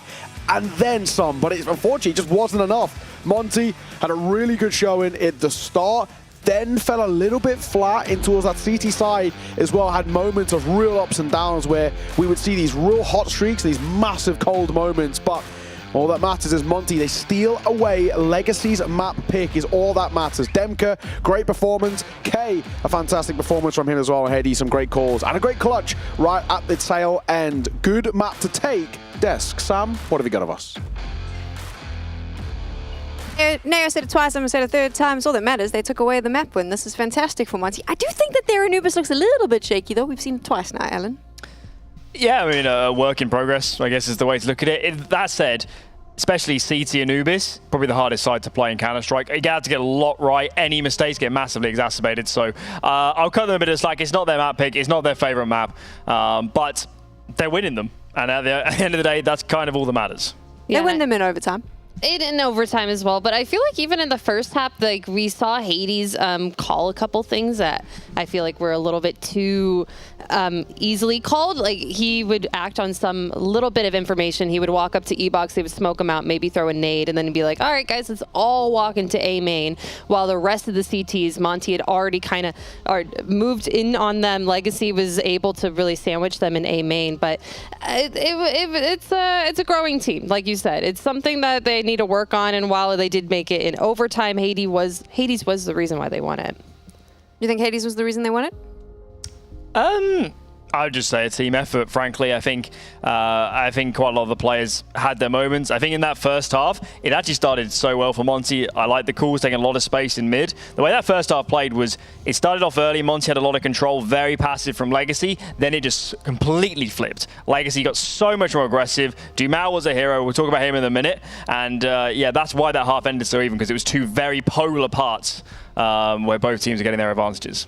Let's talk about Duma. What were we liking? What did we see there that was impressive? The whole lot. It was absolutely phenomenal. You couldn't have asked any more from Dumao in this game. And as I said, that first half was heading south at the start. Dumao was just the A anchor, but he just decided, I'm going to start pushing through the tunnels almost every single round, do so much damage, cause massive disruption in the T side, and just, you know, get information or kills, and he was absolutely phenomenal. Just anchoring the site anyway against Executes. He was doing way more than your regular A anchor would bargain for. So Dumao, CT side, T side, he can't come off this performance thinking I could have done anything more, because he couldn't. He was phenomenal. Yeah, he was taking a lot of space away from them. He was making the decision-making process a little bit harder for them, and getting all those kills, topping the leaderboard. 33, actually more than anyone else in the server, even though they did lose. Like, that is just an exceptional player and a great showing from him. Unfortunately, they did lose, so hopefully he will bring this next map, has the same exact kind of vibe to him.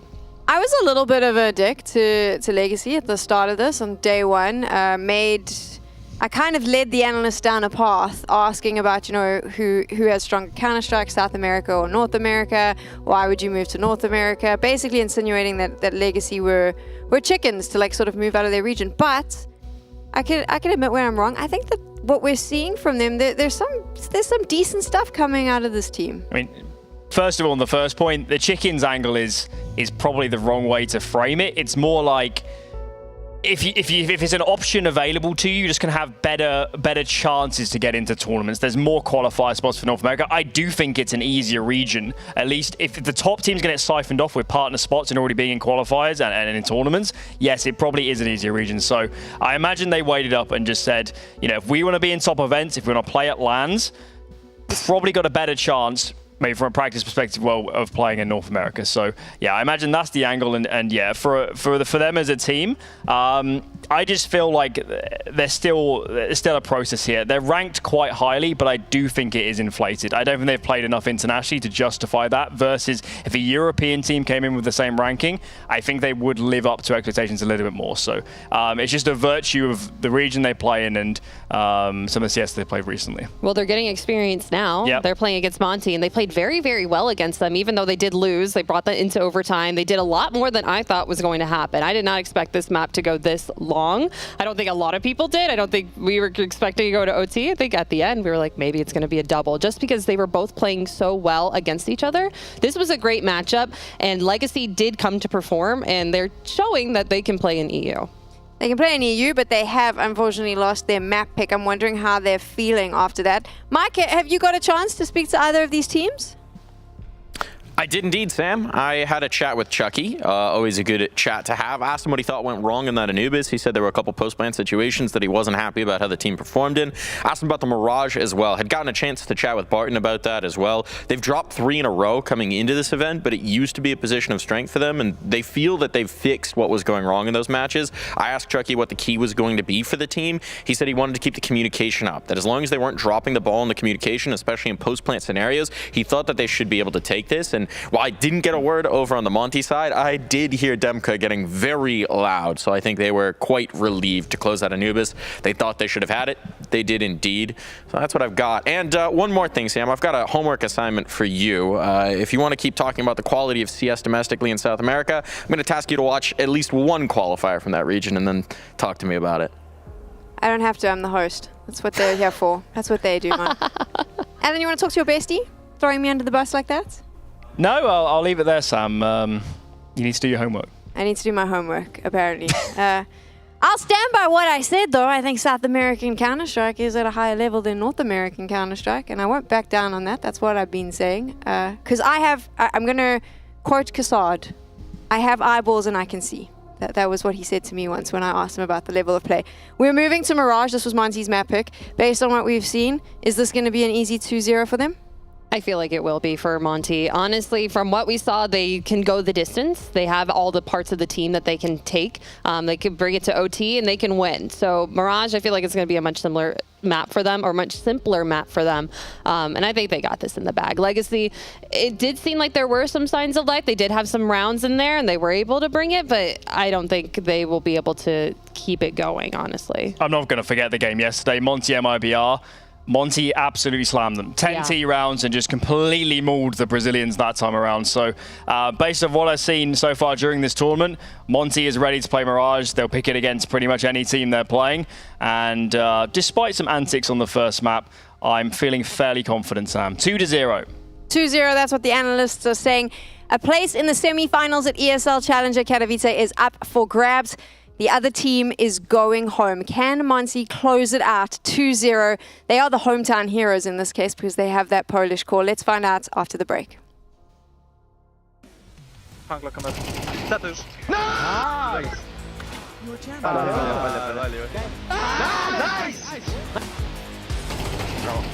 Nice!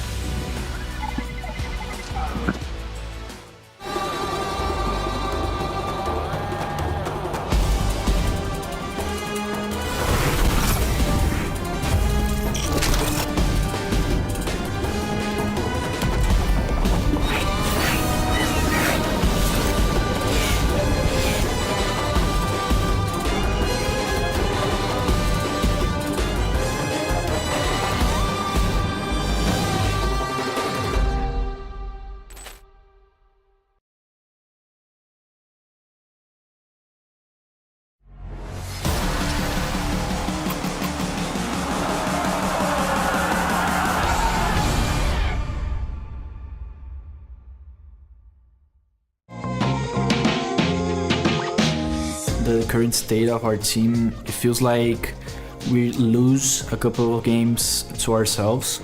We're boot camping here in Europe just to fix those mistakes. So if we are able to fix those errors, during the game, we're gonna win against any team in the world. We just need to focus on those mistakes.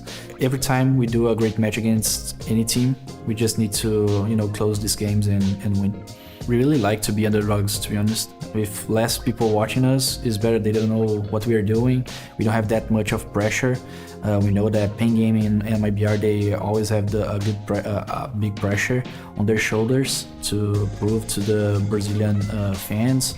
We do have fans in Brazil. We do have like Brazilian supporters, but we know that we are underdogs, and for us, it's better. The teams, they know that we are good, and the fans sometimes they underestimate us, so for us it's good. We know that we are able to win against any team, so we feel like good being underdogs. That's it.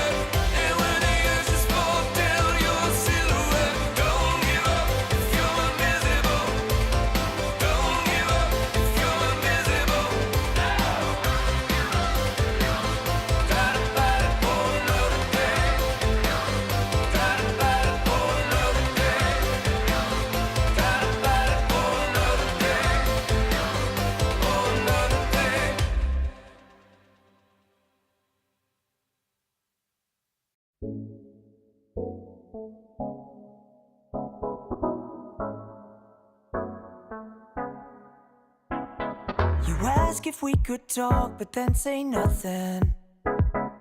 Maybe you just had too much to say. Cause when you call me up, you just want one thing. Think you've seen it all? With Faceit Watch's Point of View Selector, you can experience the game from any pro's perspective. Use the multi-view feature and customize the stream with up to 4 angles. Control what points you see while earning rewards. Drops are activated and lucky winners will receive Faceit points. And if you ever miss a match, VODs are now available. Get instant access to demos with multiple POVs and commentary. Watch it, control it, Faceit.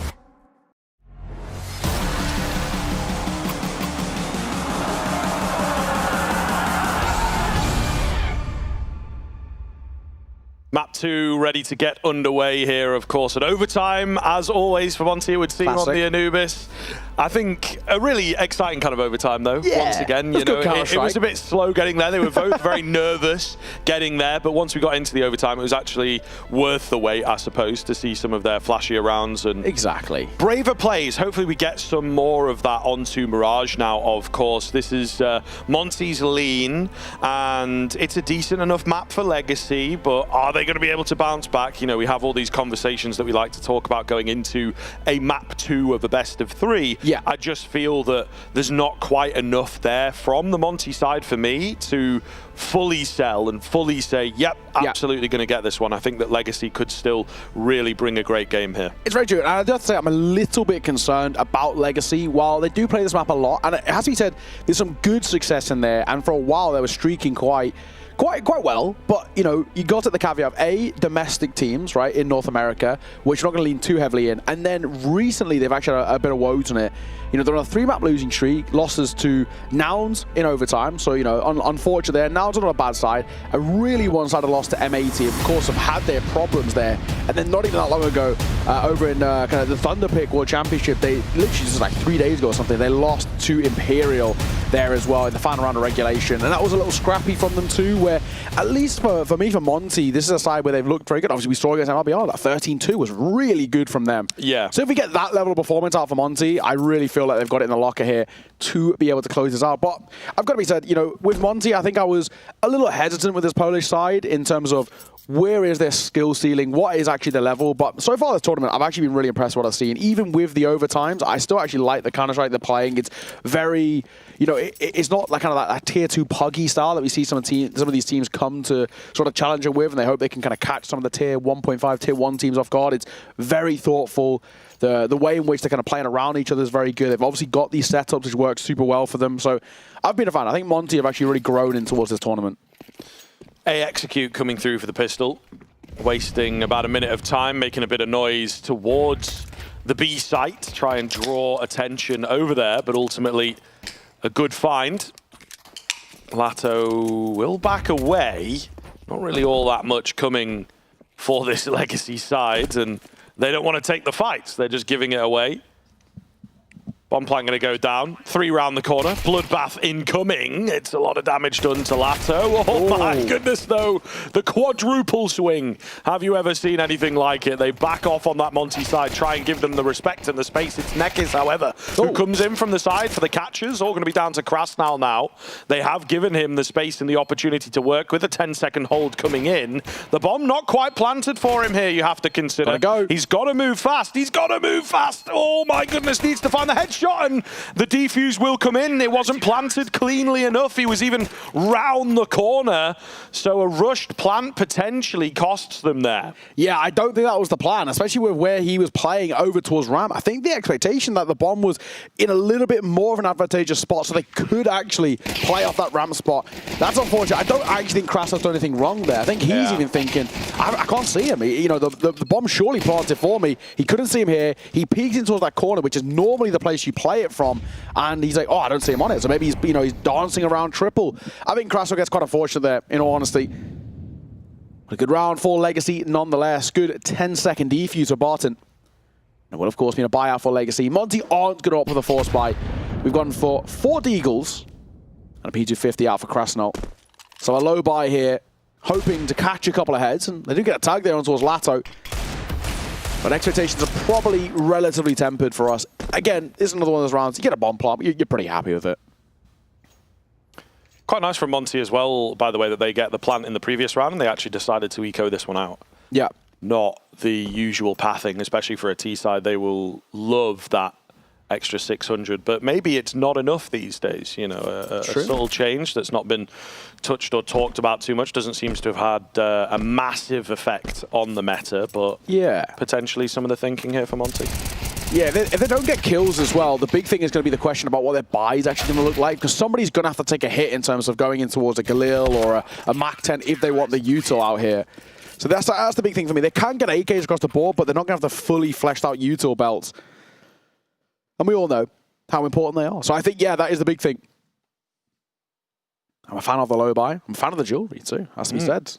The drip there from Doom out, but All in all, necklace going, you know. Yeah, you can't match it out here. Yeah, we like a bit of personality, you know. To be fair, I'm into my jewelry a little bit. But they have like the Same mascots and stuff. So yeah. It's Demka's got like a koala on his monitor. It's quite cool. I always did think though, I mean, this might just be me, but like I would slightly get distracted by it. I'd just like look at it, the koala. Yeah, you have ADHD though, mate. You know what I mean? Well, I'm not diagnosed there. Come on now. I like my TikToks as much as the next guy, my Instagram Reels, but okay, gonna get spammed down through the smoke. He's on to back. Oh, he gets quite unfortunate, I have to be said there, towards Neckers. It looked like the crosshair was on, but didn't wait for that aim to reset. And actually, D here might have been spotted there on the jump peak. Potentially, yes. I mean, the big thing is, of course, they've got the bomb at the top end of middle, so they have a good idea of where Monty are going to be for the next 30 seconds, roughly.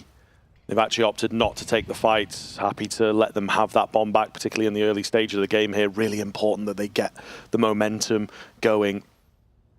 Connector smoke goes down. D-Hard trying to take the cross. Thank goodness the knee was spotted. Tries spamming away. Got to be careful here. There's a lot of gaps about to open up as this smoke goes down. Neckers has got himself hidden away, looking for a late round play. Big. But Demka is patient. D-Hard's the distraction, running interference. Demka, he is the man picking up all the frags, it would seem. Barton suddenly alone, and that is a really clean recovery from the tees. Barton, 1v3 of an MP9.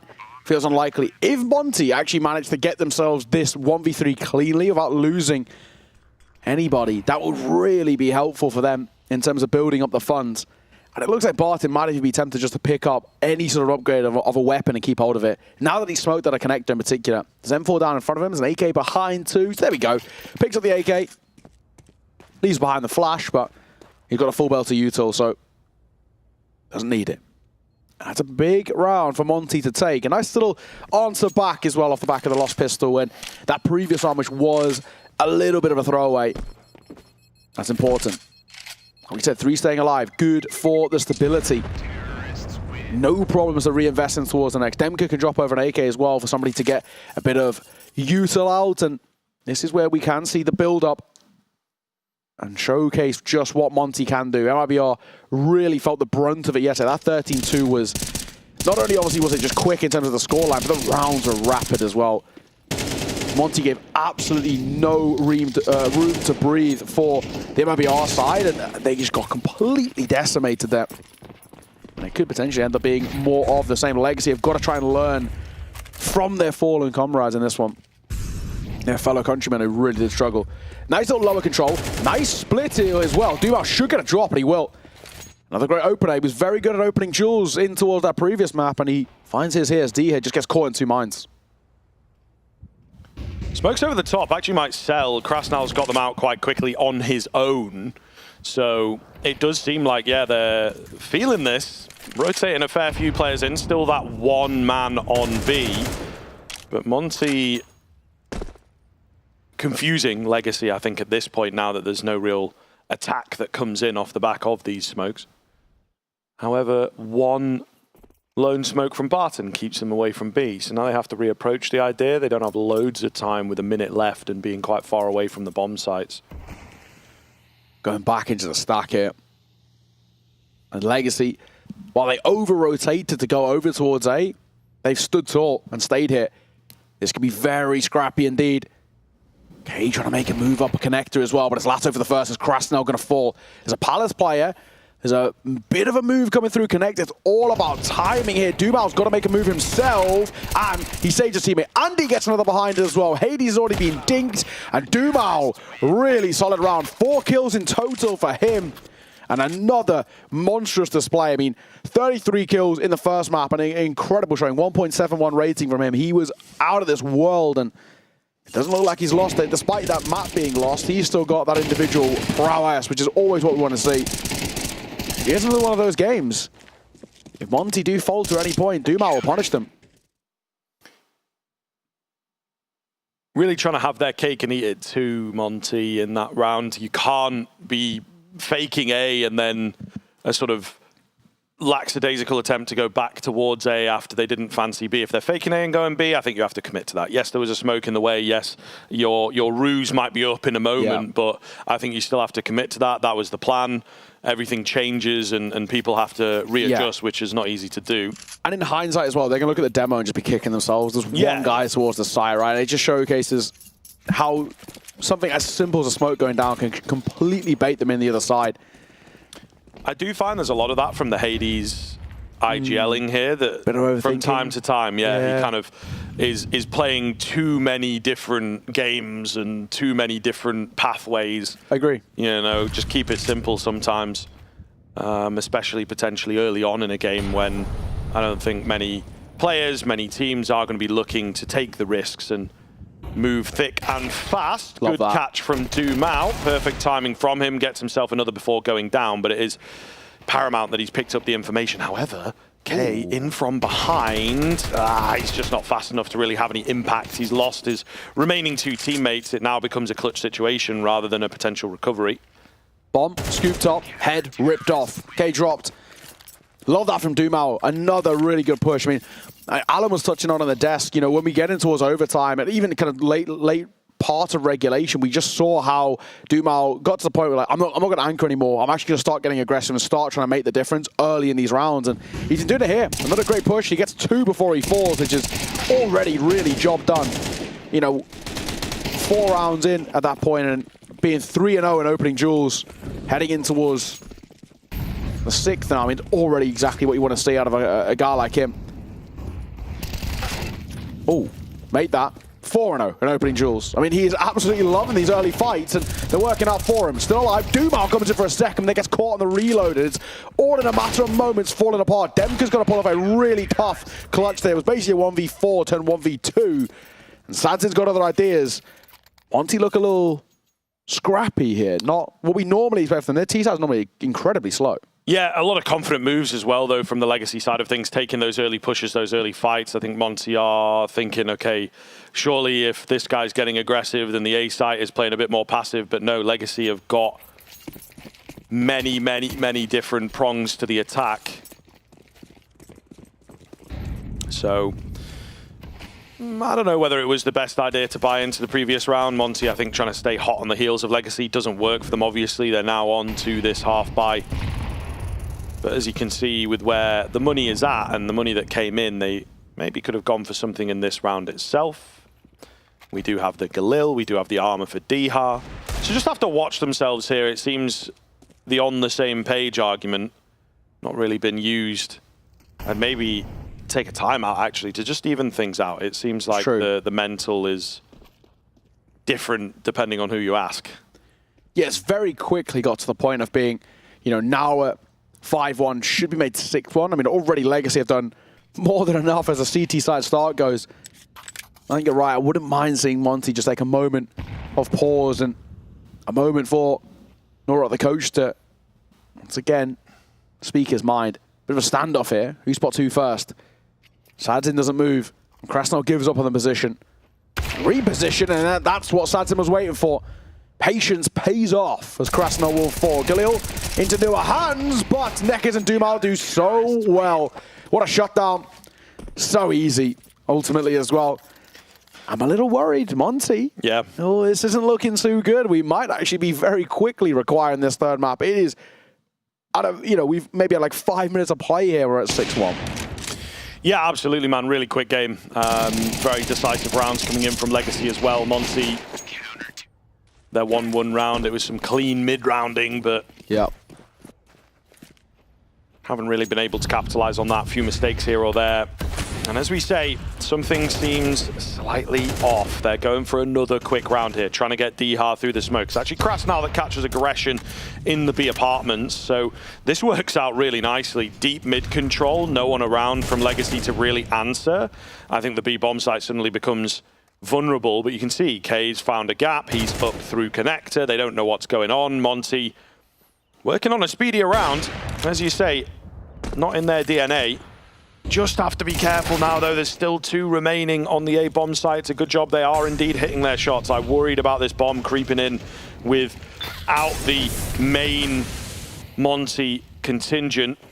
Demka looking for the last. He's basically got it here. There you go. We'll find it in the end. And Monty get themselves that second round. Let's see if they can keep this rolling, however. Yeah, it's all about consistency now as well for Monty. Can we get a few consecutive rounds on the board and then maybe build on something?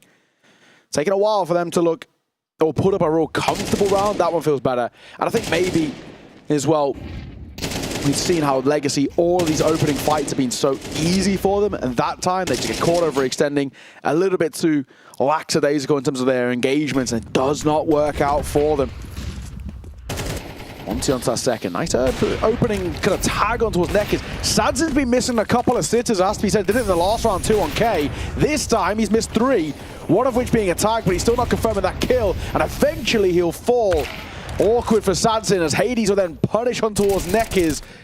Thankfully, Latto's still here to lock down and anchor up on towards A. He might get caught in transition, but then Hades on scope, so that's also a small little timing error. But the numbers still favor Monty.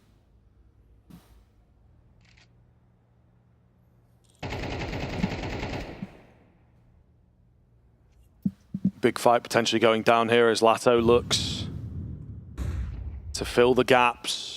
Krasnal not moving.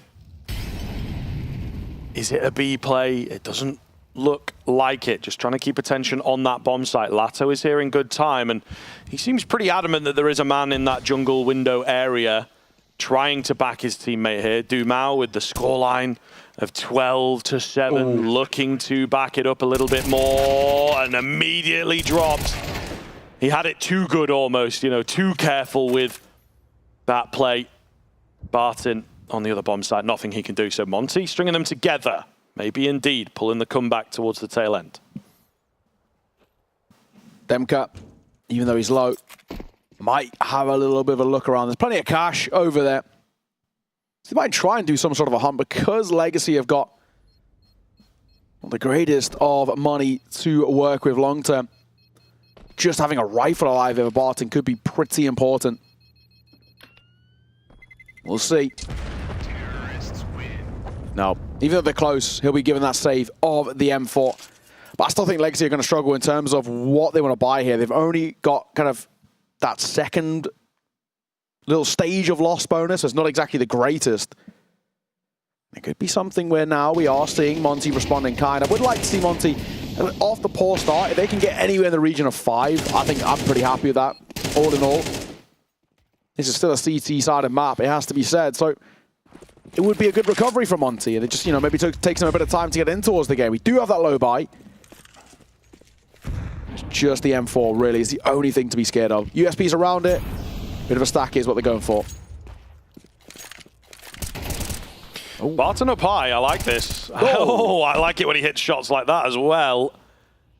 Really could make a big difference. We'll see, are they, you know, ready for the rest of the team? They might not even need to deal with the rest of the team, as Barton is doing all the work by himself. Hades trying to get in. There's so many players to get through. Surely, yeah, he just gets surrounded.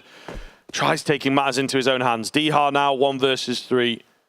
I would say not entirely out of the realms of possibility, but it's that orb that's been picked up, and Lasso will pin him to the back wall. Beautiful find. Crosshair was on there for Dia. If he had maybe pre-fired, who knows? That could have been something ridiculous, especially the low player towards back pillar, but they're all things that are the wants, but not what we get. Execution wasn't quite there. The once again, another round 4 Legacy, guaranteeing a lead now as well. Very important for them on this CT side. And where we can start seeing them build. This is starting to get a little uncomfortable. Especially if there isn't that, you know, string of rounds here for Monty where they can build upon it. We're already getting to the latter stage of the half, and another pause to be called. Another chance to talk for Noron, I guess for Chucky on the other side, but I really don't feel Chucky has too much to say at the moment.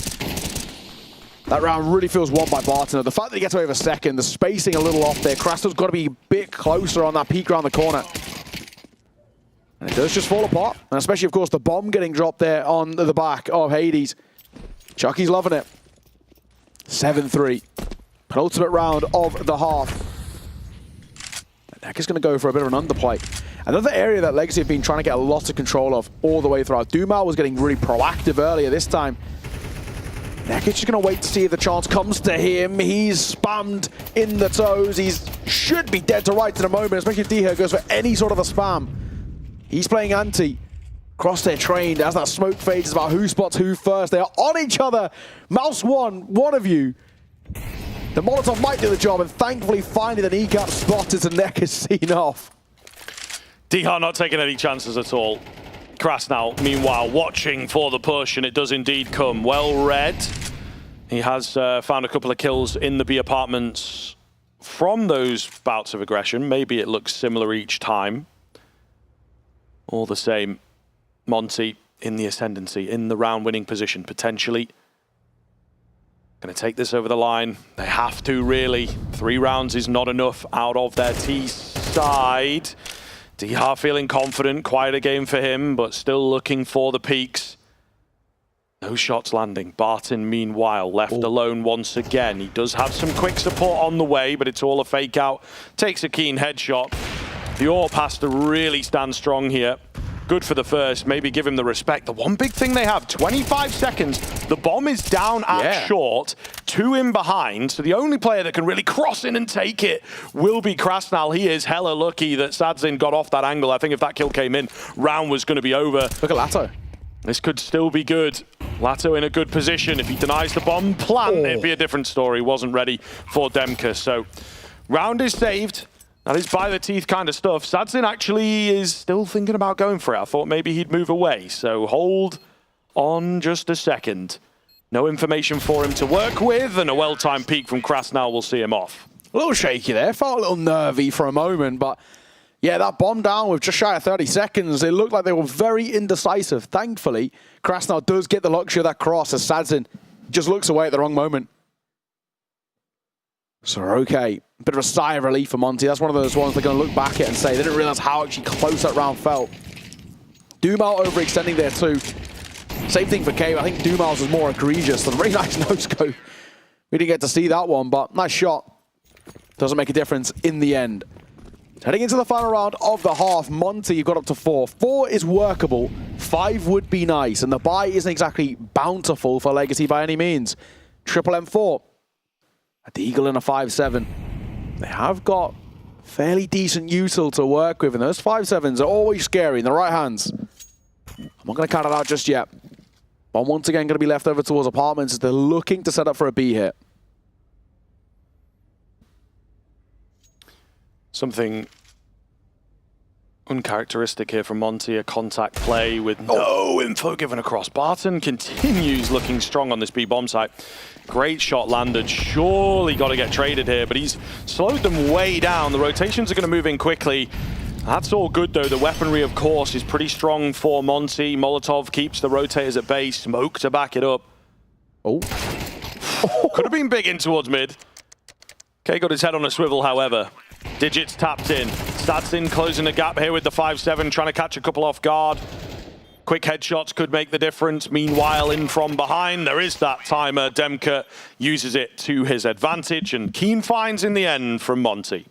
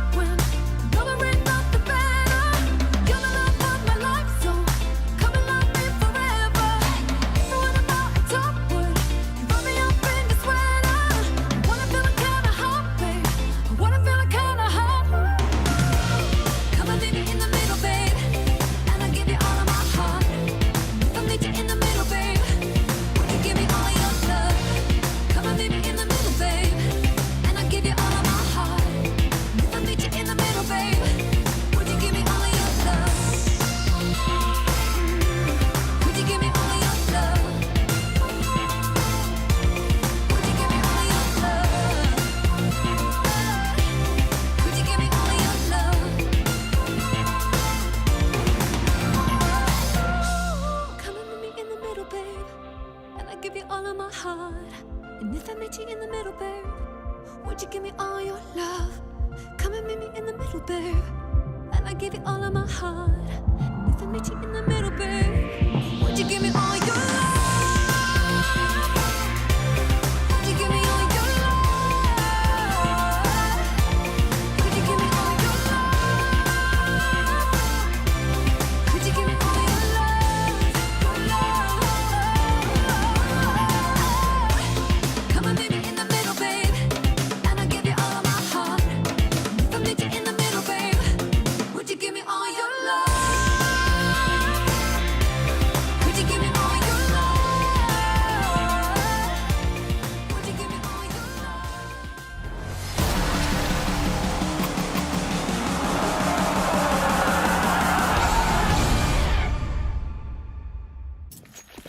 Welcome back in, folks. We are once again pretty split down the middle, a slight lead for the Brazilian team. So we'll see if they can capitalize on that. Pistol gets going here, and of course this map expecting a bit better from Monty potentially.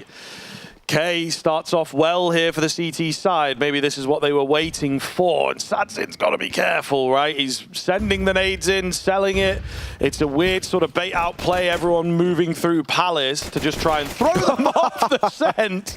And K certainly did not see that one coming. Flying Barton takes him down 4 versus 4 as the bomb gets planted. Up close, Barton once more. Will get it as well before he gets clipped by Demka. Flash over, that'll give them a bit of CT control. 3 versus 3. Might be something here. Krasnau, flying Glock of Sadzin. Finds him. And this feels like it's done. Dead in the water. Demka's got to do something. Spots just a pixel. It's not planted for them either. Legacy have got to make a move here. They've got to try and get up close. Sadzin, he will be the one to close it. Looked a little shaky there for a moment, especially because of that plant position. But he didn't back himself. If he had a kit, he might have actually stuck that. But not to be in that sort. So another pistol, though, coming through for the Legacy side. 2 for 2 here in pistols. We saw Monty go 2 for 2 in pistols in map 1. That netted in the map. And for Legacy, that's really important. Another buy, which is of the lower nature for the Monty side off the back of a lost pistol. So there will be an investment in towards the next round. Expectations, Legacy should get a pretty simple 9th. Yeah, one would think so. I think Monty actually leaning away from the force buys, which is kind of cool to see. Oh, Doom out. Lucky to be alive. 2 HP remaining. Somebody got to try and finish him off here, I suppose. Deagle getting involved. Actually does some damage on the edge of the smoke. So do have to be careful, Legacy. In these kinds of rounds, I always say it's the first kill that can be the hardest, right? To just sort of get the feel. Where's the setup? What's the stack? They are actually headed towards the correct bomb site, it would seem. So they've got that going for them at the very least. But yeah, still got to watch it. Still got to watch it. Demka's gathering all the information right now. Yeah, took a couple of pop shots as well. Try and catch somebody crossing over towards stairs. It won't work. Bomb goes down. We might have a bit of a look in here for Monty. Whilst at the same time, they probably don't want to feed, especially not towards a Mach 10. But Sadzin for 2, they line up. Pulls out the pistol as well, gets dropped by the Julies. It's not going to make a difference if we're being completely honest. The nade does so much damage too. And it will only be the one casualty that Legacy really have to care about. They're getting close to making this a 3-mapper. Very close indeed. Monty still not looking as sort of switched on. Definitely not as they were against MIBR, but even in towards the tail end of map 1 as well. That itself feels a little uncomfortable where we're at. Just a bit of concern here, hence why we once again see this tac pause get caught. Another reason why Nora wants to really emphasize just how important this sort of gun run is. I mean, basically, we're talking about if Monty loses, it could already be towards the point of saying maybe attention gets focused on towards Ancient already. You lose this gun round, that's Legacy probably getting all the way to around 11 rounds. They get the 10th, the 11th should be as well pretty guaranteed with the money broken, and at that point, sort of done and dusted. So yeah, you do need to be a little careful. This one very important for Monty. Lose this and we're under a hell of a lot of pressure. But it's not just the one-man show here for Legacy, which is, I think, the most important thing. That previous map, it was primarily all Doom out. We had moments of good rounds coming out from like Nekiz, for example, but primarily it was just all Doom out doing the heavy lifting. This sort of showing so far is spread across the team.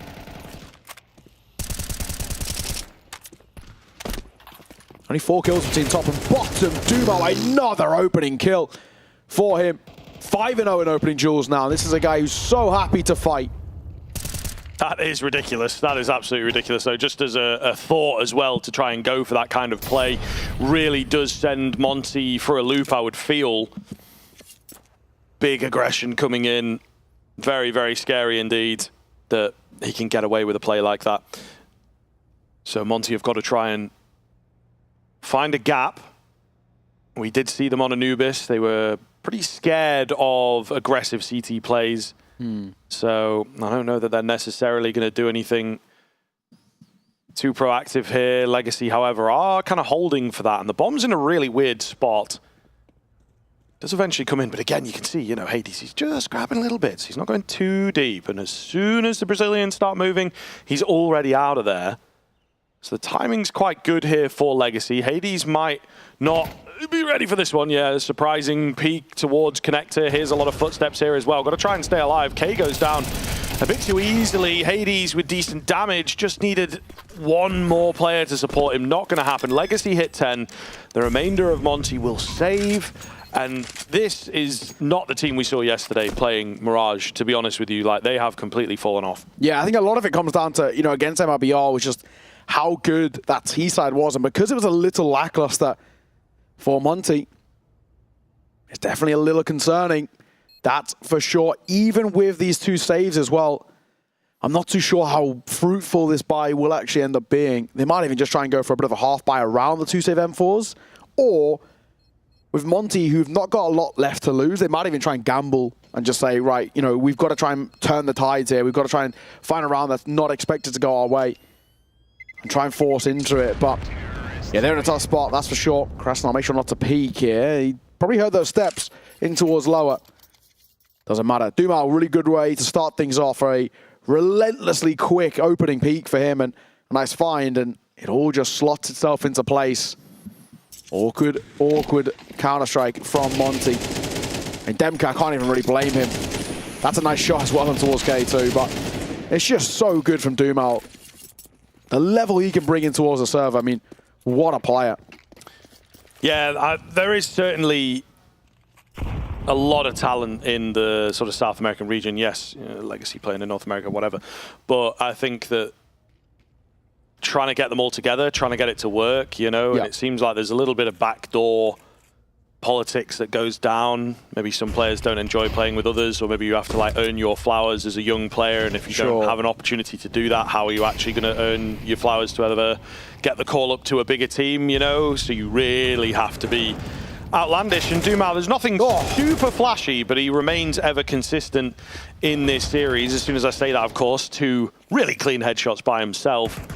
And he's just going. He's just not stopping, mate. He does not care. K spotted him out, but like, he doesn't really know what the hell is going on. Hades, M4 in hand. Ooh, try and make it happen. Hold on a second, because those are some nice kills. Hades hears them running off, but again, got to be careful. Neck is sticking around to try and take them out. Yeah, might catch the rotations, and at the same time, Monty might just save here too. Even though it's a weird 2 versus 3, the bomb goes down. They don't have a kit. They don't have a smoke. It feels like this retake's not got a lot of legs behind it. Nade and a flash. Hades is so low. I think we're probably just going for a save here. As much as, you know, part of me wants to just say, just take a gamble. Yeah, you know, you're buying in the next. Exactly. What have we got to lose here? But I think for them, they're in this sort of mindset of, you know, percentage Counter-Strike, which at times is something that we don't see as much out of South American teams. Nekiz will fall. So that will be an upgrade of 4K from the Galil to the AK. One you'll absolutely take. Legacy getting closer and closer, though. A shot from Hades. Needs to just stay alive, too. Spotted the gun barrel of the AWP. Sadsin takes a hell of a lot of damage, but he will stay alive. That's all that matters. 2 more rounds, though, for Legacy. It's been, unfortunately, it's been just very kind of lackluster Counter-Strike. There's nothing really we can actually say for Monty. Legacy aren't even doing anything too special. Yeah, they're not in the game. They're really just not in the game.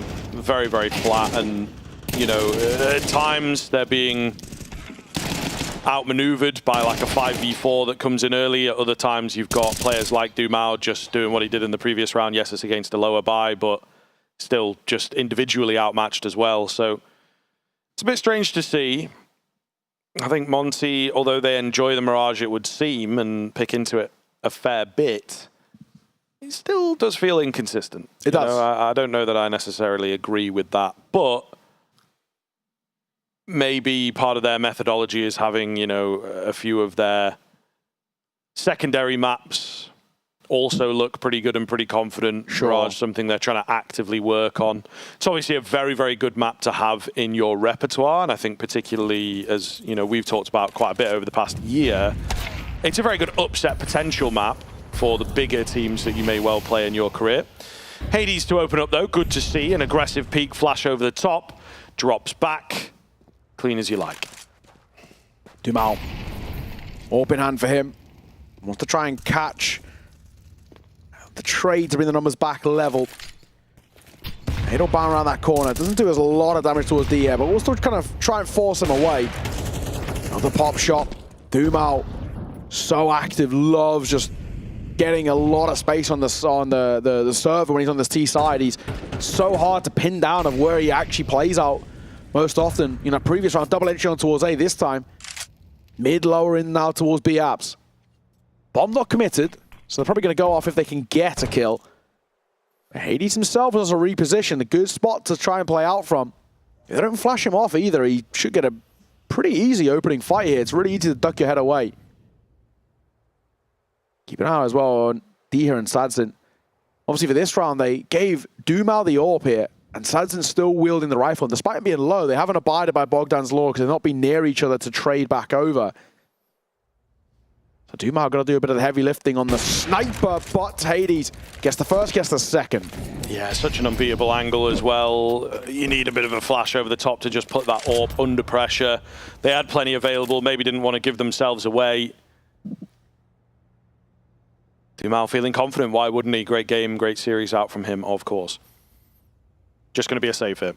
So, Legacy, let this one fall. It's a blip. It's all good. They can bounce back in the next. Plenty of cash to do so. Exactly. Worrying that it takes, you know, 5 rounds of play to finally get a round out for Monty.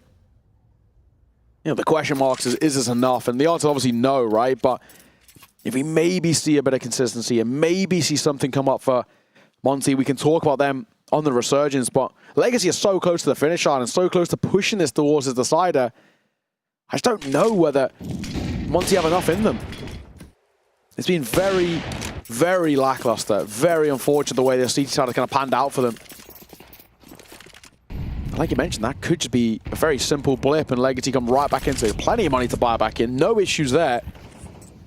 So I don't think there's going to be too many worries. Barton, this time it looks like he's going to be that first contact towards ramp. Hades posted up for it.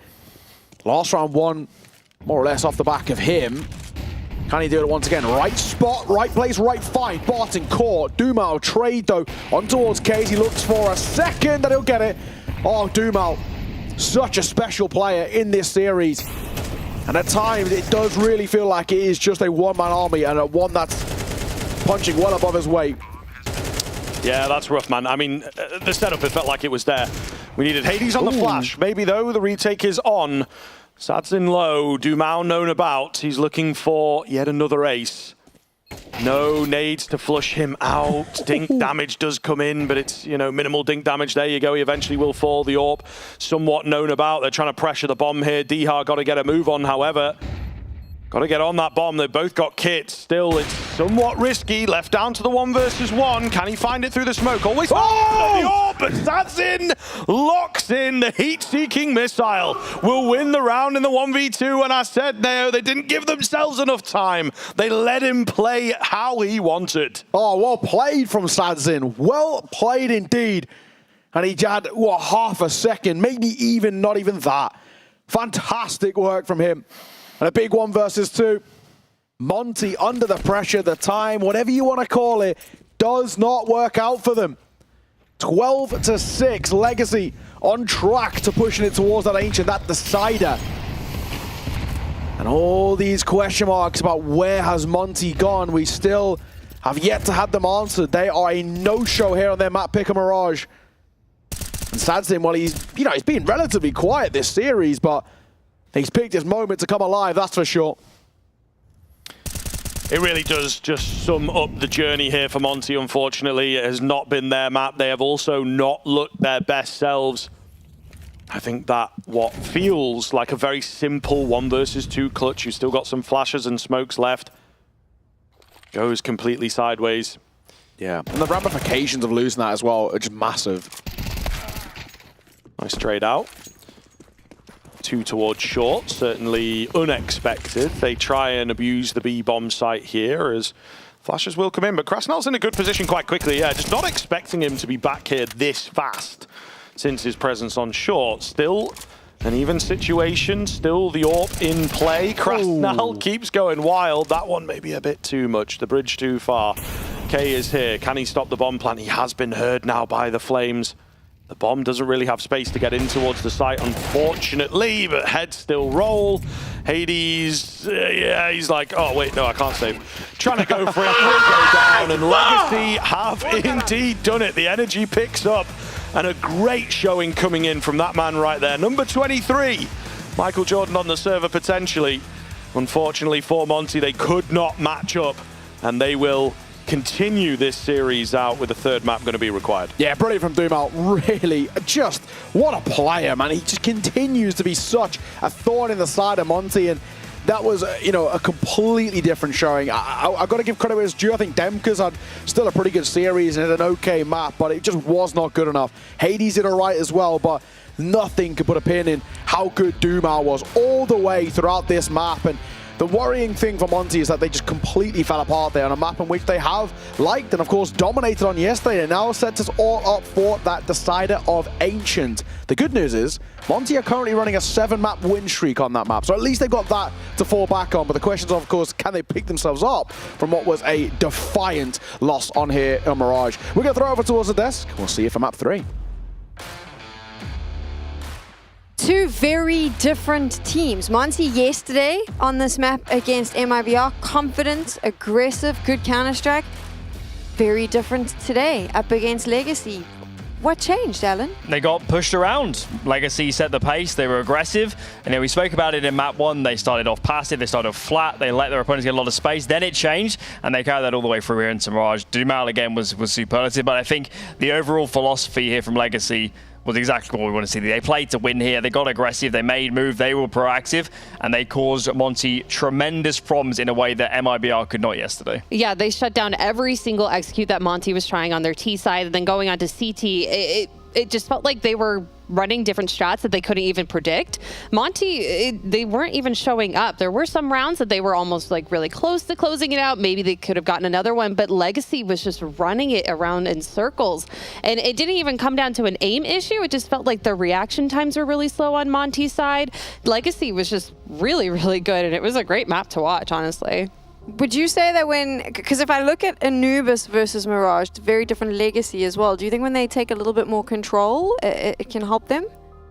I think it suits them as a team. I think fundamentally, if they play, I mean, even a team like Monty, right? Monty is a team that they're not the highest in the ranks at the moment. They're still building up as a team, but they have some very experienced players. If you play slow rounds against these guys, I think Monty wins. I think Monty is more used to communicating, to playing the 3-on-3s, the 4-on-4s. So I think Legacy, it suits them to be more aggressive, to set the tempo, to get opening kills. Dumal here was superlative in that sense. That helps as well. But I think across the board, this suits this team. Taking space, getting aggressive, fast rounds, all-in calls on the T side. I think it just suits Legacy, and I think they should stick to this because it's going to be their best chance of winning. Yeah, can we talk about Dumal a little bit? Because he had a 1.71 rating in this map. He was the one player, I saw him on CT side going aggressive, going into apps, and then when he was switching over onto A side, he was the one getting all the picks on A or on B or in apps, and he was just always on the server. You were not able to hide away from him. It just felt like he was... A switch had flicked. He was on, but he was also on for Anubis. Like, it just hasn't changed for him. His skill level is just really great. And Legacy, I feel like they're able to really build around him. They're like, all right, Dumal, he's got 2 kills there. We got to go there. Let's just get it done. I think Dumao showed that he's a very complete player over this series already. He plays very different spots on Mirage. He plays middle of the McKinnon. On Anubis, A anchor CT side, A default on the T side. He plays the edges. He plays the anchor spots. He's on his own. He has to make his own decisions. Here, he plays middle of the map. He plays B short on CT and he defaults all around the map on the T side. So when you have a player like that is phenomenal in completely different positions, imagine the versatility that gives you as a leader. You can just say, oh, we have a gap here. Let's just put Dumao there. And then it's great. It doesn't get any easier than that, son. You've watched a lot of Legacy over the last week, Alan. I mean, is this a consistent thing from him, this level of performance? Dumao is a superlative player. He's absolutely phenomenal. He's probably the player of that region where you look at him and say, why has Dumao not had a shot on an elite level team? He's that good as a player, so he's proving on Legacy that he can absolutely spearhead this team. If he gets this team into playoffs, then we're having a very different conversation. We're saying, is he the best player in this tournament? He's of that level at the moment. I mean, they have eyes on him now. Like, everyone's watching him. They're like, wow, he dropped 33 on that first map. Now, he dropped 22, but they really didn't have too many rounds for that. He needed to go too crazy because the rest of his team is picking it up as well. So all these eyes on him, and if he brings it into playoffs, that's going to be really good for him in his future as well as Legacy. Mike is with us now. Obviously, he has a chance to chat to the coaches in between the maps. Mike, what have you got for us? I had a little word with Narad. I asked him what he thought went wrong on that second half of Mirage. He said really the comms came flat into the map. There were a lot of moments where they just weren't talking to each other. That first gun round in the second half he cited as a particular example where they shouldn't have lost it, but the communication dropped. So that's a concern for him going forward, but he has confidence in their Ancient. He's confident they can bring it back here. Thinks that they just need to go in, just need to reset, breathe a little bit, and not be so nervous about closing, and they might just be able to do so. That's helpful. Thanks, Mike. You're very welcome, Sam. Alan, when you take a look at Monty's gameplay, you think that they can change any glaring mistakes that you think were popping up? If as Mike says, the coach is telling them that it's a communication problem, then that's a very systemic problem. That's not necessarily something on the map. So I'm not sure. My hunch is that communication is a very kind of dangerous word to use. It's so all-encompassing. I mean, the game is communication. I mean, the whole game is played like that pretty much. Counter-Strike really boils down to making good guesses and then calling numbers and making fast moves. So to just say communication is a problem is to say, well, kind of everything's a problem apart from aiming. So it's a little bit wide-reaching. If I had to guess what's really going on for Monty, they don't have all the protocols yet. They're still working out things as a team. How do you react to different situations? It might transpire as communication, but I still think they're learning. I mean, it's a team that's just switched language as well that they're playing in. So there is a lot of balls to juggle here. When it works, it obviously works, but losing is learning, and they might have to do some more learning and losing before they figure all of this out. When you talk about protocols and things like that, any examples that you have from this map that you think might highlight that? I mean, we saw around in the first half where they lost against a much lesser buyer. It was just one saved M4, I think it was round 10, and Bardem did tremendous things to them in that one. So that round is just one example, here it is, of maybe where the smallest of mistakes cost them. Maybe they could have traded better at the start. Maybe, I think it was Key lower towards Connector, wasn't quite sure he was open to that position. Just small things. I mean, you've got to also guess that with all the player changes on this Monty team, there might be players that are in spots. They haven't necessarily played that much more at a top level. So it all just combines together for rounds like this to be lost. And if you're losing rounds like this, you're going to have a very tough time winning a map. Okay, so both of these teams have taken the other team's map pick. We're now going to move to the decider, which is Ancient. Based on what you've seen from Legacy and Monty, how does this play out?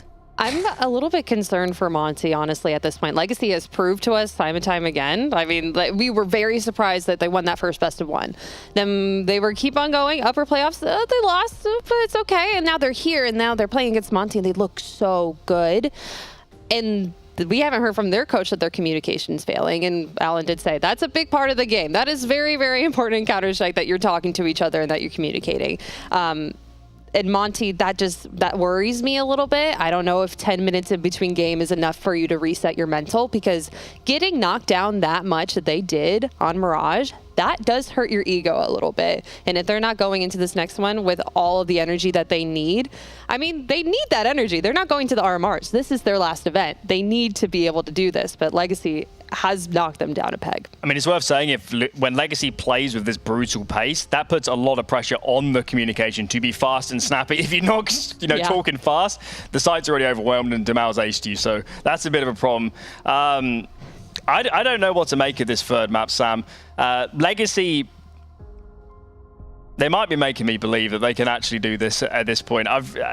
They've had some underwhelming maps this week from when I've watched them, but when they are on, they are on. Dumao is fabulous. Nekiz can make some excellent calls. Lato as a second star is great. Across the team, there's a lot of skill here. Sadzin, for me, is still a little bit more to prove. But if they control this game, if they play with a little bit of disregard and a little bit of a lack of caution, it might be too hot for Monty to handle. Monty might just not be ready for a team of this pace. Is that a little bit of a positive spin from Mr. Alan Hender? No pessimistic take. No doubt they'll lose now, and I'll regret saying it. A little bit of belief in Legacy. Maybe. I think they need to understand what's winning them rounds. I think when they play domestically, right, if they play a very slow standard rule book Counter-Strike, they're probably going to win. They're playing teams that don't have their experience. They don't have the level of communication. When they go international, they will be punished in a way they are not used to domestically. And if they do realize that using Dumao and Lato for what they do best, which is running in and shooting some people in the head, they can win this. ESL Challenger Katowice was an iconic moment because the GOAT of CSGO returned to land for CS2, and analyst Alan Hender suddenly started saying positive things about Team Legacy and started believing in the dream. I'm so excited for him, mainly because if Muncie wins, his heart will be broken and we get to enjoy that as well. We're going to a break. When we get back, we're moving on to Ancients.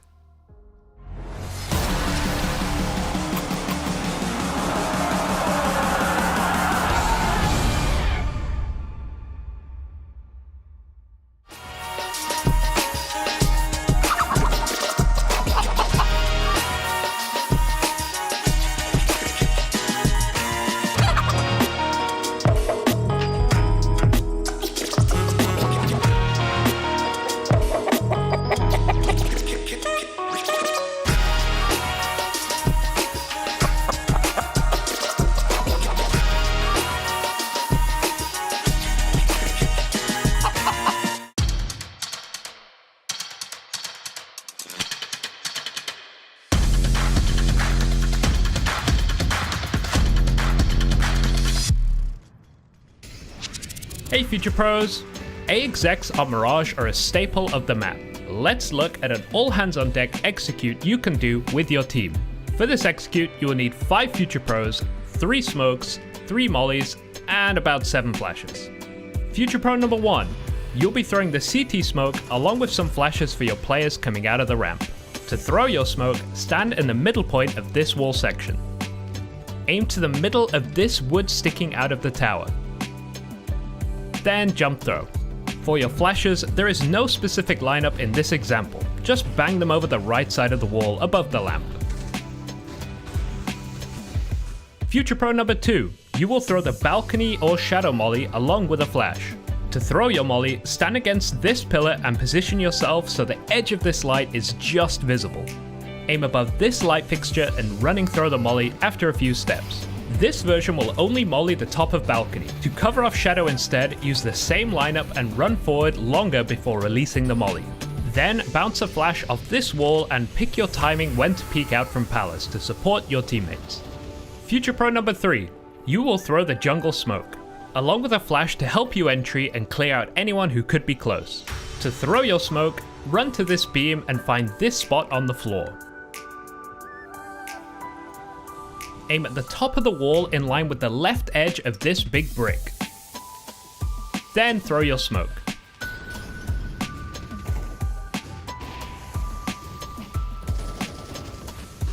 For your flash, move to the left and throw it against this part of the ramp and drop down with it. Make sure to turn as it pops and entry into the site, or die to the orb. Future Pro number 4, you will throw the stairs smoke along with a flash over the ramp and a molly for bench. To throw your smoke, stand so that these beams are lined up together.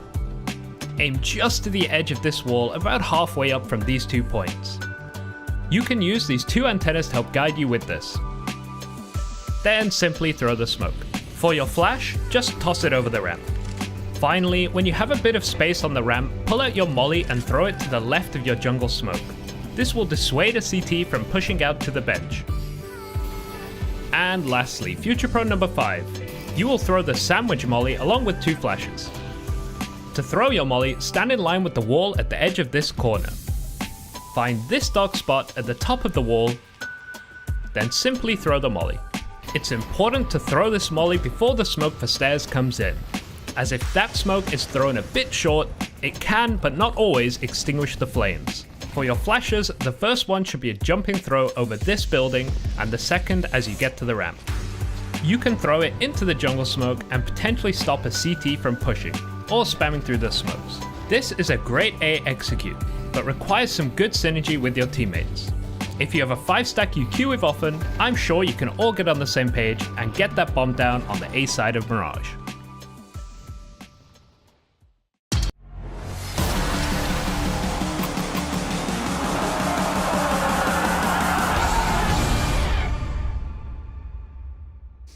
Third map decider going to be required here for the Group B decider game. Very much exciting stuff as Legacy, I think, have defied the odds with a really one-sided showing there on Mirage. Maybe not what we expected given Monty's recent success on it and the fact, of course, that they love picking into it. But now we have the Ancient. This feels like a very even kind of playing field coming into this. Maybe Legacy have got that mental upper hand here, Neo, but all the same, we're really hoping for another competitive game here, similar to Anubis. It's true. I feel like the momentum's all with Legacy at the moment, especially the way that Dumal's playing. I mean, averaging a 1.7 across the series so far is just bonkers, the numbers this guy is putting up. I mean, the Dest did a really good job of kind of highlighting it. This guy is just a bona fide superstar. There's no 2 ways about it. He's so talented. But for Monty, the thing that maybe helps him out just a little bit is the fact that they do play this map a lot and to a lot of success.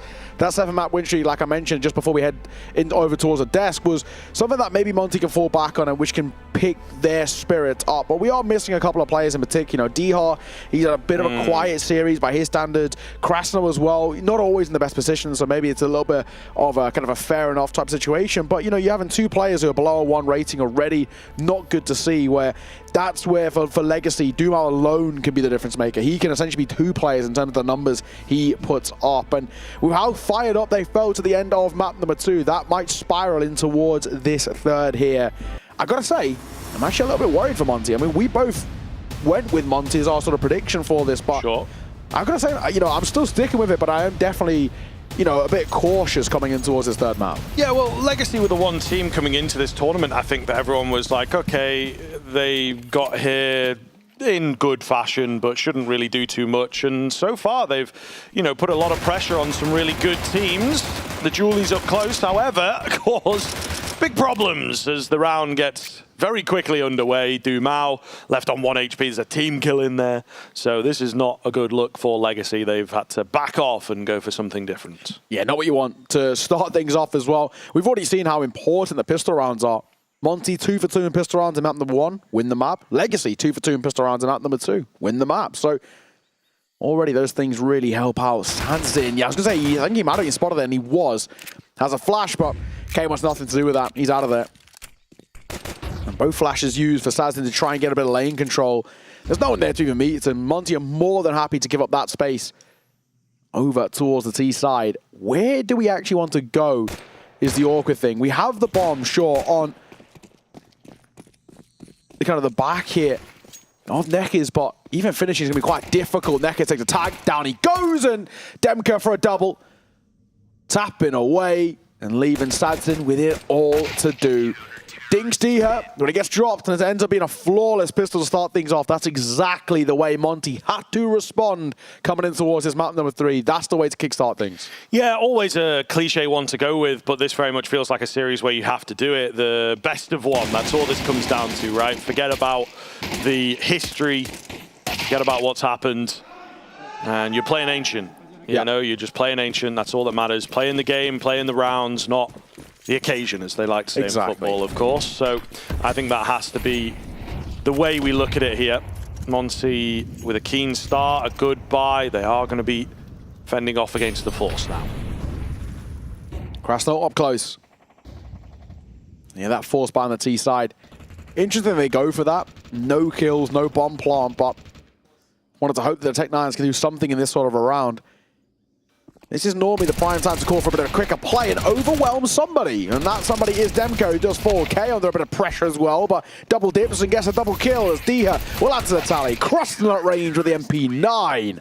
And Monty make relative light work out of that force buy. Not a lot for Legacy to fall back on. And with the force buy means nothing to work with here in towards the next. So Monty take 2 and should get a 3-0 start.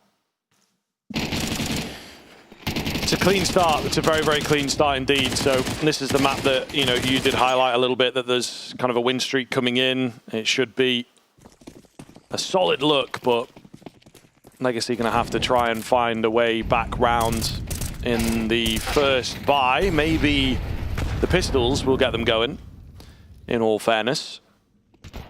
Not a bad find. If they can get one more here, it would be a really nice round for them, actually. Yeah, it's true. There's some pretty decent teams that Monty have beaten as well on this map as part of their streak. The two in particular that kind of, I look at Paravision being one of them. They're not a bad side. And the big one being, ironically, big. They're the side they took down 13-9 not even that long ago. And definitely a pretty big team to scalp. So already, that's where for Monty, there's a lot to fall back on. Even before that as well, it was a map that at one point was actually quite a big weakness in the pool that they're having a lot of problems with. We've seen them in the past put up really good victories too. Took down Ends 13-1 at the RMR close quals. Ultimately, of course, ended up not making it through. That loss to Bait, which was on this map as well. Cost in that spot. Krasnal lines up too. Very fortunate. The Molotov ticks on towards Dumal, so he's now a known quantity as well. Another bad start in towards a round 4 Legacy, already down to 3. Sadsin does have a good position here on the contact up ramp, but it is getting less and less effective as his teammates fall around him. Goodness me, barely any damage done, let alone the kills. There's the one for Sadsin. He did indeed make that position work, but it doesn't matter. Too many bodies to get through. Not a good start. Immediately, All right. shaking of the head, shaking of the head. Trying to contain the emotions, but it is difficult in a situation like this. Your tournament life is on the line. It's very true. You're very, very right. Krasnal does super well here. Gets that first, lines them both up. One was already super tagged, but a third on top of it. He's had quite a slow series. No two ways about it for Krasnal, so it's important to see him, getting pretty hyped up early, finding great kills in his favor.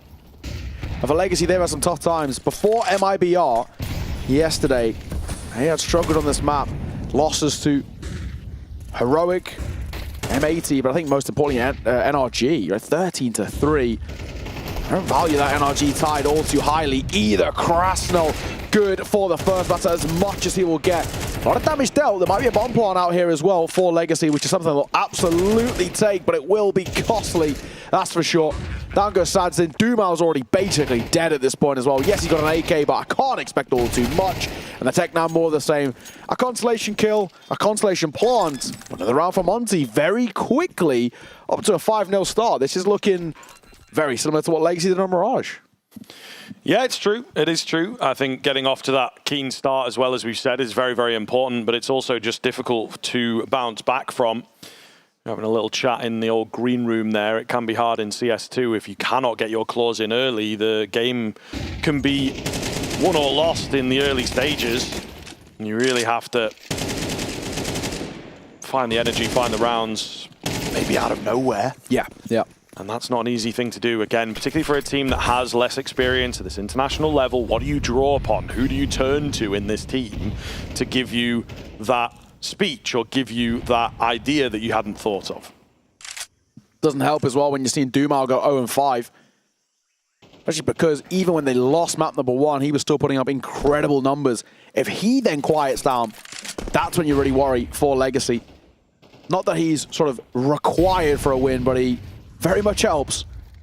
Hades, a lot of Yuto will make his position towards Donut a little weak. Flash comes down and nade on towards the smoke, but Diha opting not to fight all too much behind this, and they're going to creep up towards Red Room. So he needs to be a bit careful, and he actually will get some support here. Hey, going to come over for a brief moment, then doubles back towards B. Flash in. Hades in trouble. Could be in a lot of trouble.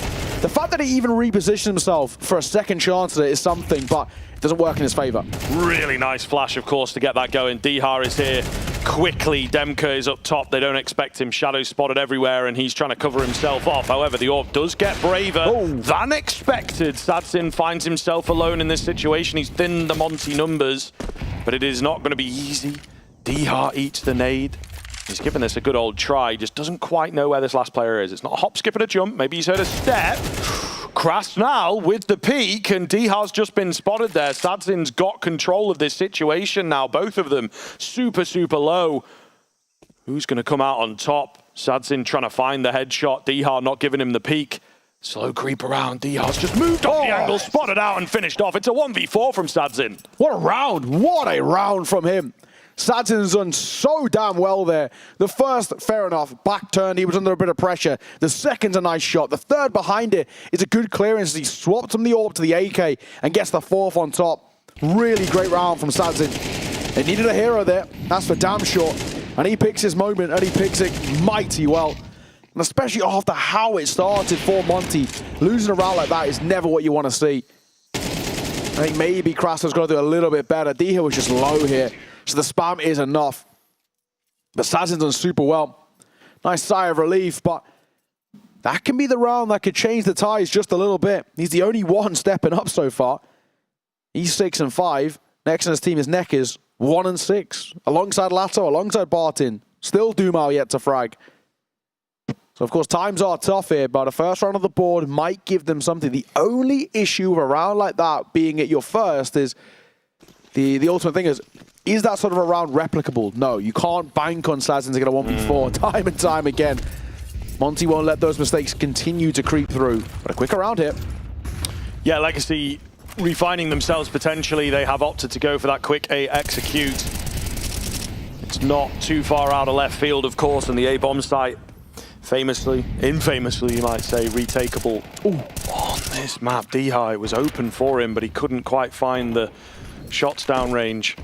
Hades tagged up slightly. That's the only bit of damage that we've seen. Got to be careful here. Nekkers on the edge of the smoke. They both got nades out. They both got nades out. Oh my god, throw them or get a gun out or something. Nekkers trying to make the hero play. Unfortunately, the flashes are so damn good.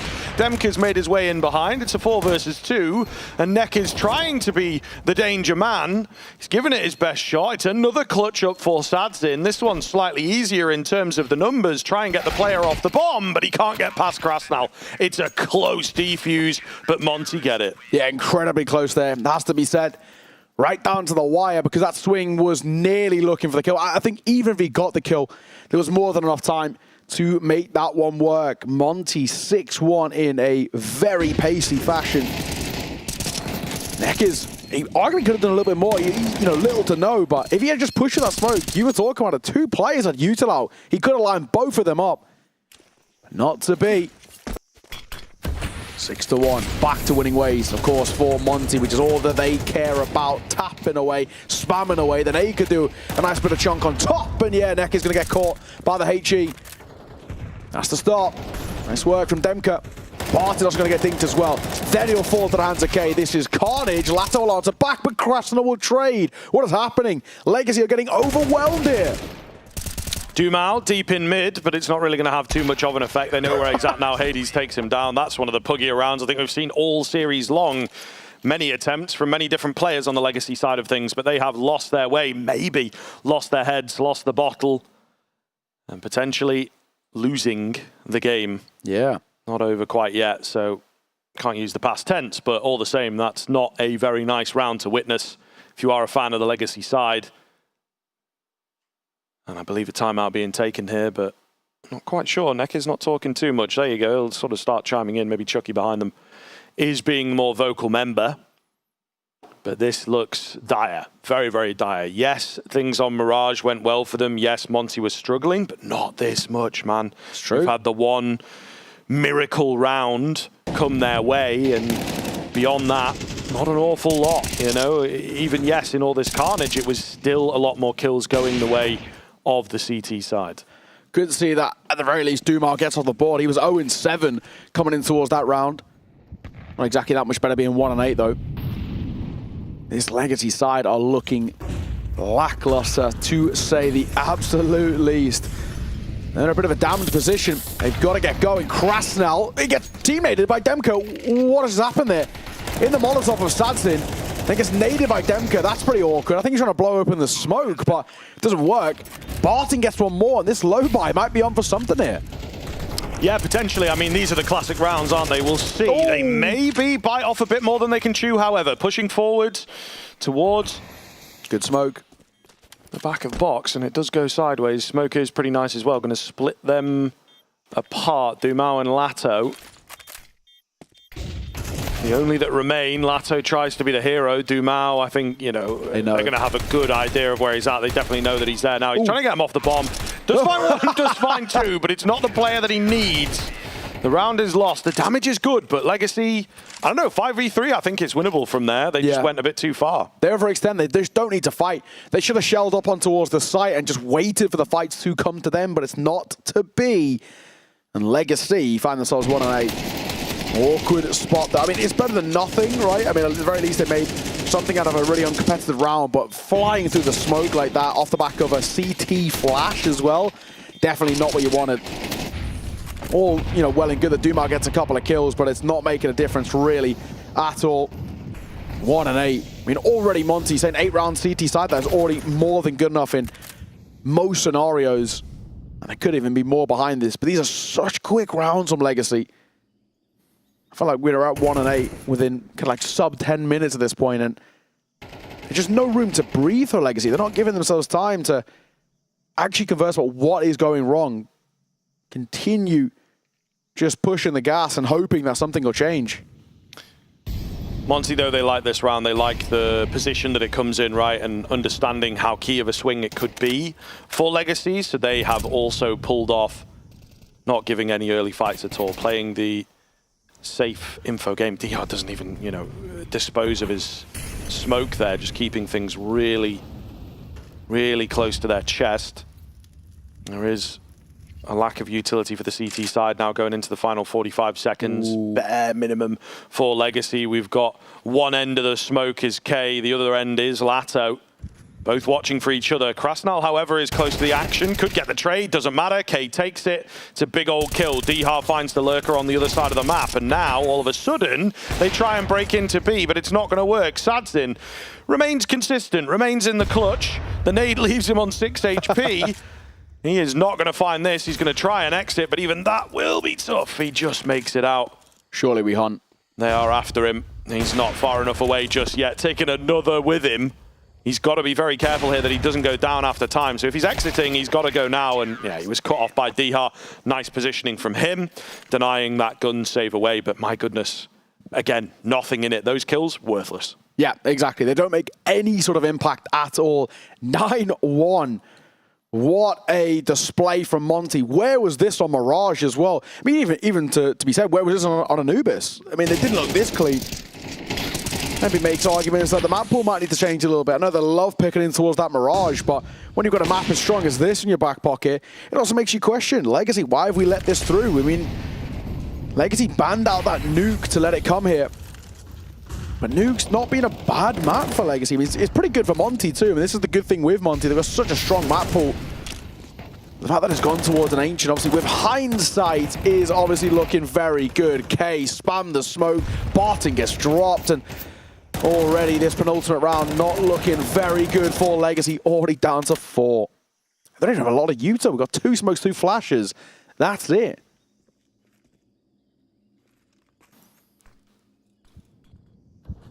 Let it sit for a moment as Legacy make an attempt to reaggress. Hades ready and waiting here with the AWP. He does get smoked off. Good timing on the nade. He's, however, not watching the right side, or the correct side, I should say.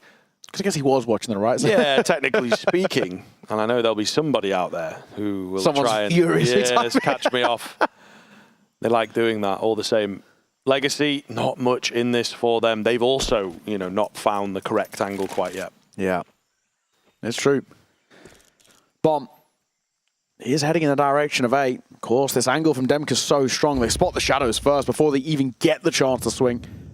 That's if he holds for it. Not opting for it. Yeah, there you go. Shadow spotted. Easy for the first. Oh, the second as well with the transfer. What a lineup. What a find. Sazin may get one, but he's got to pull off yet another 1 versus 4. The first is there. Time is ticking. Bomb collected. Cannot be planted. Hades, other ideas. Monty get double digits in the first half. And Legacy, they're about to quite unceremoniously bow out of this one. A dangerous look.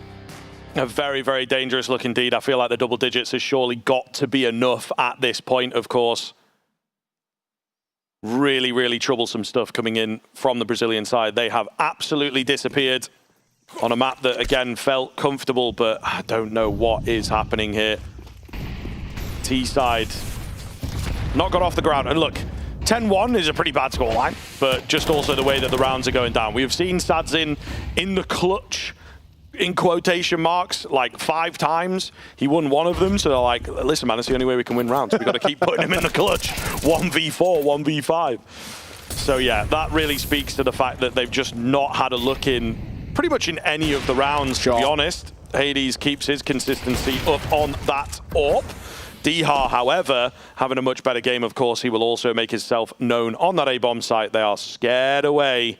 And they are left with the impossible situation once again. Already down to 3. It just feels like there's surely no chance there.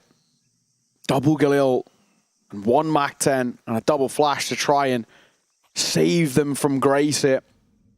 It looks like they're going to be swung upon in just a mere moment as well. Hades clearing the left-hand side. He will get the trade as well. All down to 1 man.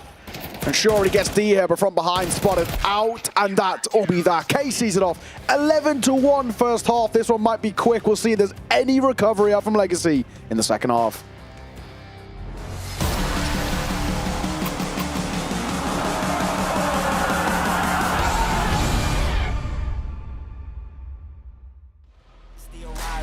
I came in the league, went straight for the title. No time to idle.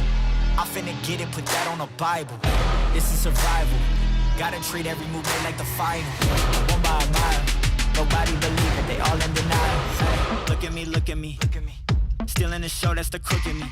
They want me gone with the hook in me. Asking why is he here like I shouldn't be. I've been on grind since Otto. 10,000 hours the motto.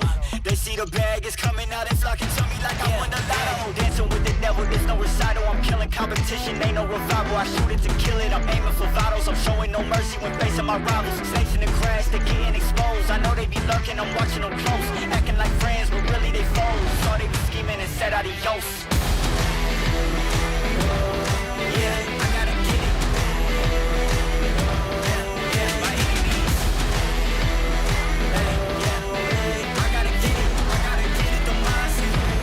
Get it, don't mindset. Ay, back with a vengeance, back on the grinds, back to the business. Ay, God is my witness, they watching my moves like shows they binging. Ay, best keep distance, all of my haters send best of wishes. I get to the bag with the quickness, no I don't need no assistance, no. Yeah, no playing it safe, I said let's get it, you say not today. What can I say, you ain't gon' go for it, get out the way. Got no time to waste. Can't be with me if you're not at my pace. You're not at my level, you're not in my race. 1 foot on the gas, I'm pushing the brakes. Dancing with the devil, there's no recital. I'm killing competition, ain't no revival. I shoot it to kill it, I'm aiming for vitals. I'm showing no mercy when facing my rivals. Snakes in the grass, they getting exposed. I know they be lurking, I'm watching them close. Acting like friends, but really they foes. Saw they be scheming and said adios.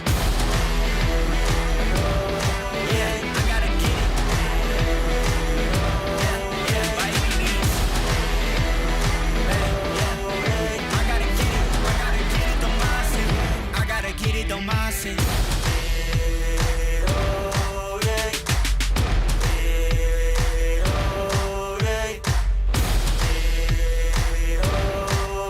I gotta get it, don't mindset. I gotta get it, don't mindset.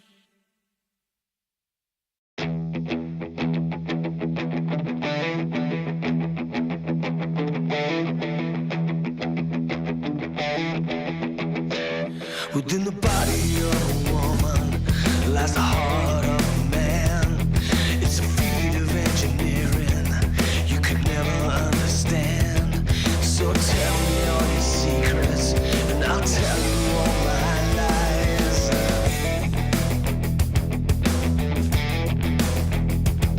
I've been walking with the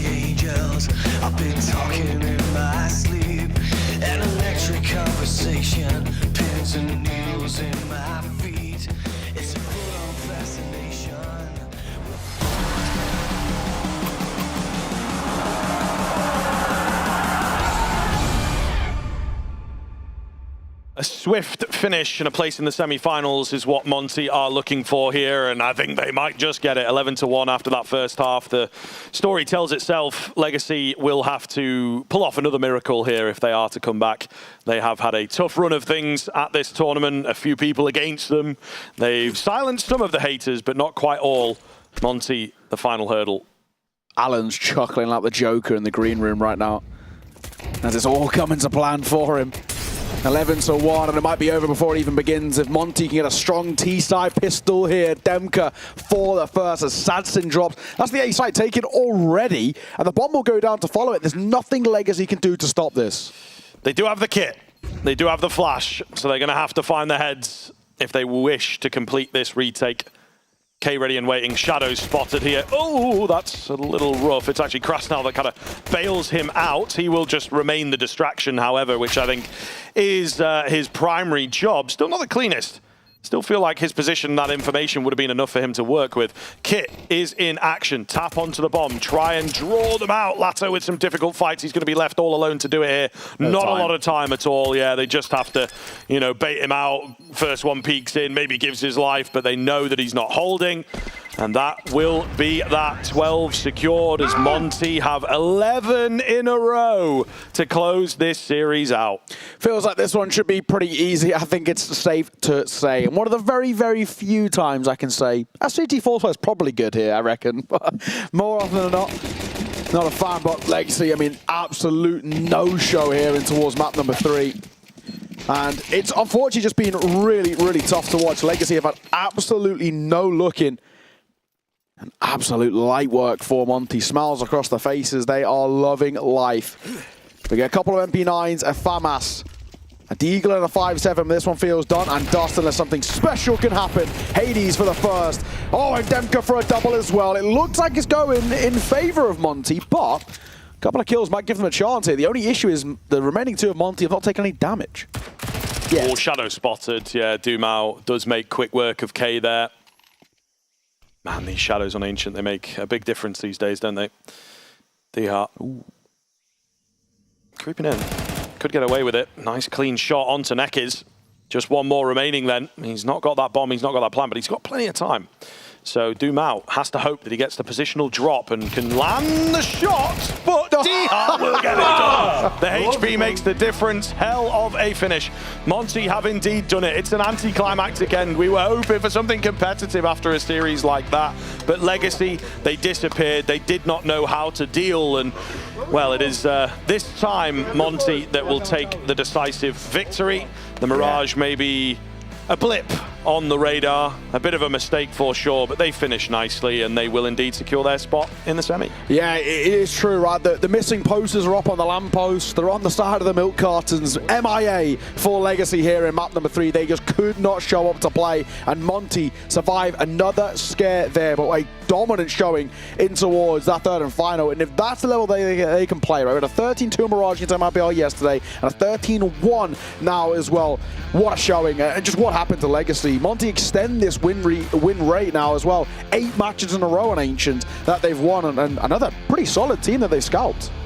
Yeah, definitely, man. Definitely. I think that this is a squad to watch. Again, they were another team coming into this that we maybe didn't give loads and loads to, but ultimately a fantastic showing from them. That's enough from us, of course. Let's check in, see what the victors have got to say. I'm here with Hades from the victorious team here. First question, you couldn't get the 13-0 done? Nah, we respect our opponents, you know. Understandable. Still blew the doors off them on Ancient. I mean, I talked to Nora in the break. He said you guys were confident on that map.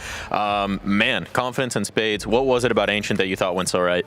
I mean, we had a really good game plan. On Mirage, our comms went really horrible. So we had a talk that we need to speak to each other. We need to like help each other all the time. We need to know what we're doing all the time. And yeah, everything seemed to work against them. So it was really good game plan as well. Now, I mean, coming into this event, a lot of the conversation was about like timeline, confidence, settling back in, first land in a good long while. Now you got playoffs. Now you've got a date with Saul in those playoffs. That's got to feel good, does it? Yeah, it feels really good. It gives us like an opportunity to like skyrocket in the rankings, you know. So it's a good opponent, but I think our playstyle might be pretty good against them, so we'll see. Oh yeah? You feeling confident? Feeling confident, yeah. We'll see. We will see indeed. That'll have to wait till tomorrow. Congratulations on today. What do you all think on the desk? Joining Payne as well as Saw in the semi-finals, we now have Monty, the only team that started in our group stages who hadn't qualified for the RMRs and was not going to be making a major run. You know, we spoke so much about Legacy, how good they were looking. There was so much hope for Alan, which is something that never happens. So we were all very excited for you. And then that happened. Alan, what went wrong for Legacy? Everything. It was a smorgasbord of disastrous rounds. I mean, they stayed pretty true to their style. They called a lot of all-in rounds on that T side. They tried to make moves. They tried to bring people like Lado and Tamao into play, but man alive, they either lost the opening kill, which they did 9 out of 12 times, or they get into an after plant and then there's either a funky decision or a massive individual outplay. On every metric, it fell apart, unfortunately. A bit of a disaster, and obviously on cue as soon as I start believing some. Does it not feel like it's a little bit of this team's narrative, though, where we see these moments of some decent Counter-Strike and you think, this is going to be good, but then they just fall off completely. It doesn't feel very even at the moment. No, it's not even keeled, is not how we describe this team. Legacy feels like a different team every match I watch them play. I mean, it's honestly a bit baffling how you could go from beating MIBR and looking. So that was Monty. Who did they play in the opening? Whatever. Mirage in this series, they look pretty good. They have some great rounds. That first half was like great communication, on the same page. But coming to this T side, and as I said, everything is just going wrong. So my only assumption is fundamentally they have a lot to work on. They clearly have a great upside, but it's just a little bit too early in the life cycle for them. I feel like they don't really know how to utilize their top players like Dumao and Lado on a map like Ancient, which is very, very team cohesive. You can't just have someone run into B site. You need to have the util and everyone around them to be able to trade. And that's something that is very different from Mirage. They were very, very dominant on that map. Dumao went crazy like we were talking about. And that's because you can enter onto a site and get 2 kills. That's very, very different on Ancient. And that's, I think, where their pitfall went. And they kind of, you know, when you just like things just keep going wrong and there is no hope on the end site, you're like, oh, maybe this is just where the end of the line is. And I think they just didn't work out for them. Our lower third writer sort of summed it up very nicely there. Monty smash Legacy on Ancient. That is exactly what Monty did. They are now into the playoffs. Let's talk a little bit about what we've seen from this team, the new Polish core. Impressed so far? Yeah, they look great. I mean, the thing about this Monty team is, you look at the lineup on paper, they've got good pieces. They've got, a player that could definitely be a good caller. He's got a lot of the experience to be in that position. They've got good coaching staff. They're playing in a unified language now, so no issues there. So there's a lot of reasons to believe in this team. All of our questions are just the same, though. Is it too early? Are we still bidding into this? Is Hades ready to call at this level? He's certainly proved himself to be perfectly adequate, at least against this sort of team. So, is Monty in their final form yet? Probably not, but definitely on the right kind of trajectory. There's a lot of inklings of hope there. Yes. Like the fact that they recognized that they had communication issues and they were able to fix that so well that they got a 13-1. Like that is something that I feel like a lot of teams lack, that they're not able to really reset mentally, and they were able to completely reset and threw down some really great Counter-Strike against their opponents. Like it was hard to watch a little bit. It felt like they were going through a meat grinder, honestly. How do you think they do now? They're going into the playoffs. They could be in the final. Saw is not infallible. They'll have their opportunities. There's a pretty good case to be made that they might have better players than Saw, or at least averaged over the team. So that is a bit of a fortunate matchup, I think. If they played Eternal Fire, I wouldn't necessarily rate their chances. But up against Saw, there's a world where Monty go from, just here for just being a litmus test to playing for a title. Yeah, Saw's been looking very shaky. I mean, even in Atlanta, the Atlanta ESL Challenger, they were not doing very well. They had to go through the whole Saturday lower bracket run. And even then, it didn't look great for them. They lost to FlyQuest in the end. And now they have the ability to not have to play today. I don't know if their head's going to be completely in the game. It will be, I feel like, a surprise for them to play against Monty tomorrow, because this is a team that I don't think many people were really looking at to be the top seed. It was Eternal Fire. It was Simple on Falcons. Like, this is going to be a bit of a surprise. And I feel like Monty have what it takes to really mentally get their heads in the game and play good Counter-Strike. Monty has made it through to the playoffs. They will be joining Pain Gaming and Saw. Who will be our final semi-finalist? It all comes down to Eternal Fire up against Bait, which is going to be the next game coming up. We say goodbye to Apple. She'll be back with us tomorrow. Mac will be joining Alan on the desk in a little bit.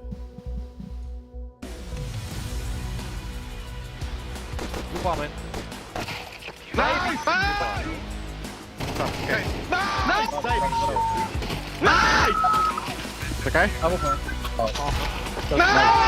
Napiszę 3. Jedziemy.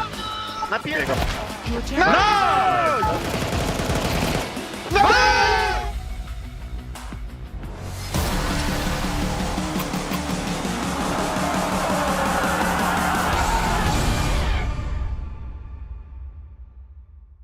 Think you've seen it all? With Faceit Watch's Point of View Selector, you can experience the game from any pro's perspective. Use the multi-view feature and customize the stream with up to 4 angles. Control what points you see while earning rewards. Drops are activated and lucky winners will receive Faceit points. And if you ever miss a match, VODs are now available. Get instant access to demos with multiple POVs and commentary. Watch it, control it, Faceit. The major was incredible, we're really proud. My boys stepped up with a little help from some new tech. Nice. We all know that Xantares used to be an onliner. For years, we tried to bring the LAN environment in his bedroom. Fake crowd sounds like trash talk, different table. And then one day, it clicked. Why don't we bring his bedroom to LAN? We go, beast mode, get dough, ain't no cheat code. Big dog, cheat code, free smoke. Game time, we score, we go. Now they push into the rest. Solid from Centaurus. Oh, nice!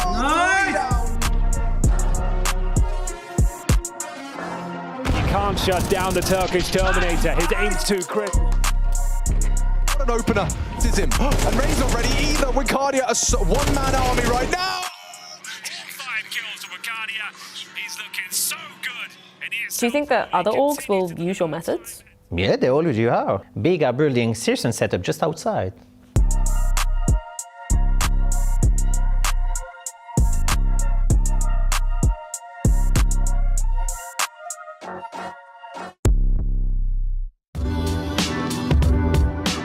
I think we are kinda on the beginning of our path because like when I just came to Bait, it was only online tournaments, and even there we were losing some like frustrating games for us. But now I'm happy that we managed to qualify to the LAN events on our own from the qualifiers, not like, for example, from invites, you know, because it shows that we are able to compete on the good level. But yeah, form-wise, I think we have some mistakes that we are still doing, and it's very important to fix them, obviously here against good teams, but yeah, I think we are on the beginning and it will only depend on us how we will perform. So yeah, I mean, hard to say what will happen, but the most important is each player like trying to fix kind of their own shit, and obviously team-wise we need to always improve.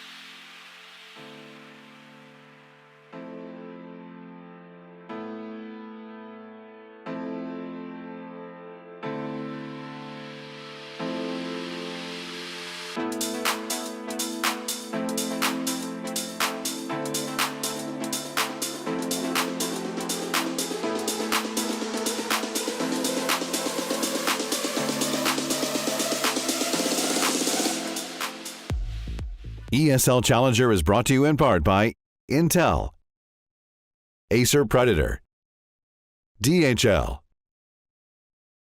Kadia, Monster Energy, 1xBet, White Market, and Logitech G.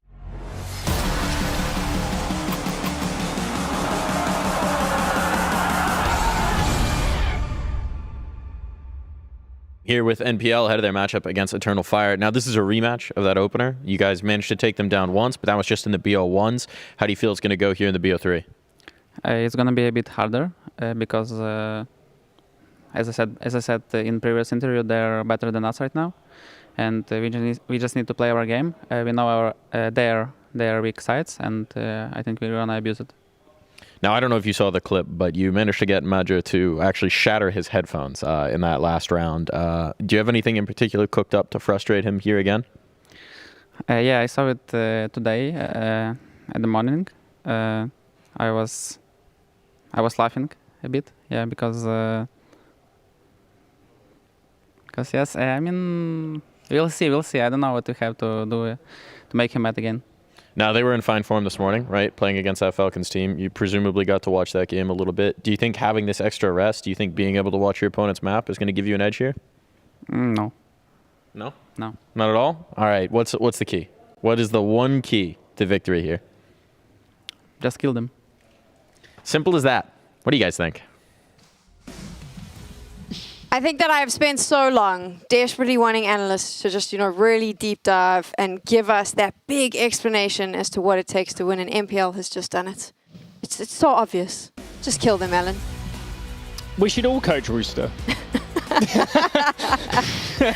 Welcome back to ESL Challenger Katowice. It's the final game of day number 2. At the end of this game, we will know our final semi-finalist. It comes down to Eternal Fire up against Bait.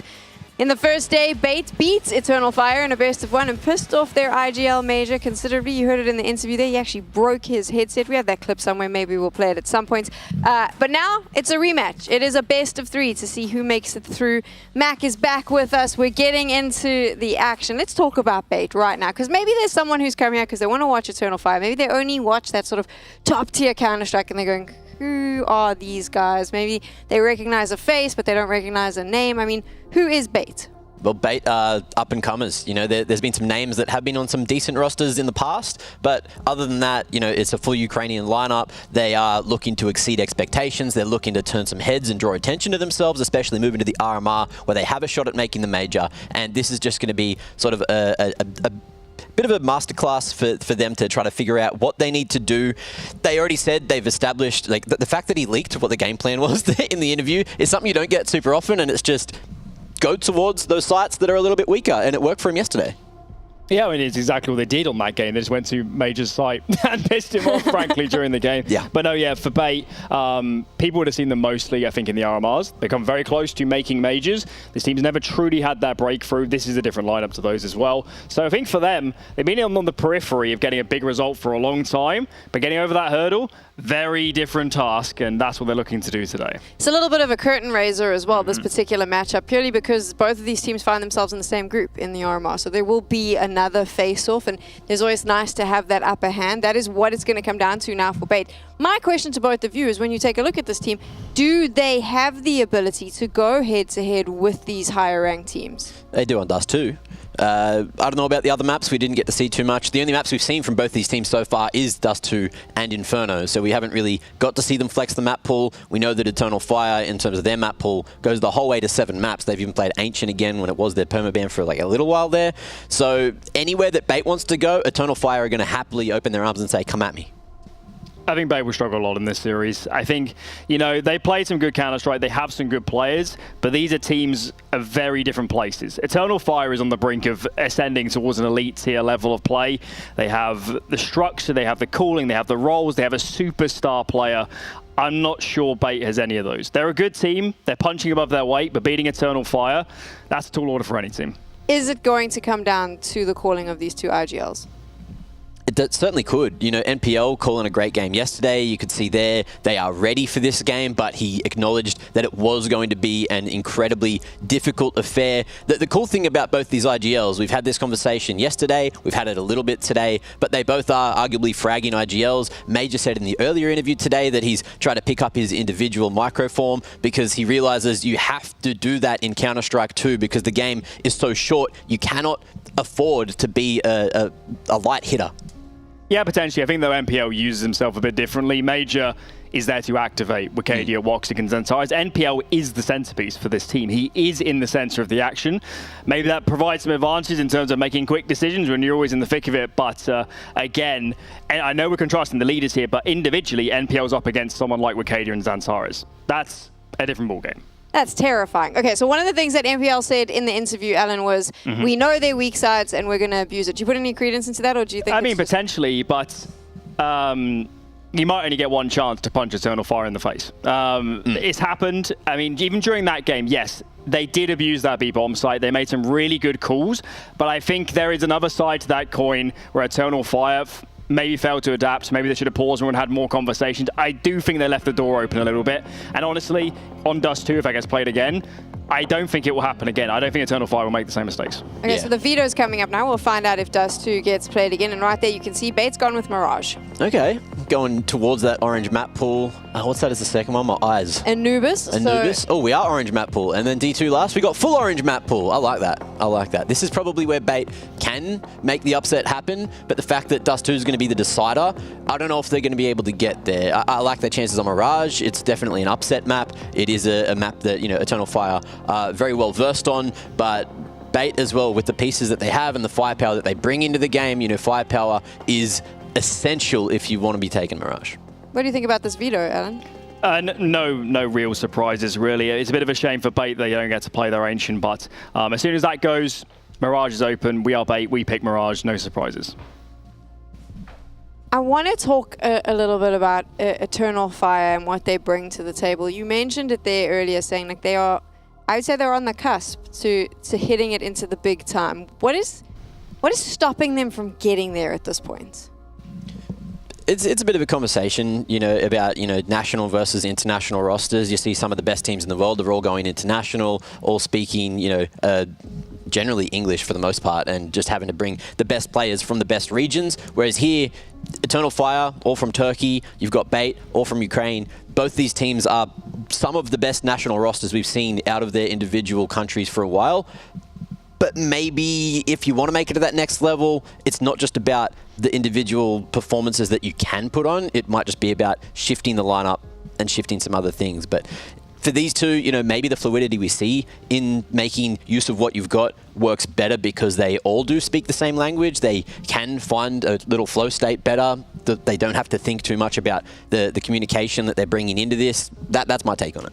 You need no holes. You need no gaps in your play. You have to be a complete team. Keep in mind also, when you get into that level of competition, the level of prep you're up against every game goes up enormously. You've got a whole slew of support staff watching every game. So if you have a weakness, as Bait thinks they can exploit here, you won't be moving up higher. But, you know, for a team that's not a partner team to be already ranked where they are, that is serious credit. Eternal Fire could push further.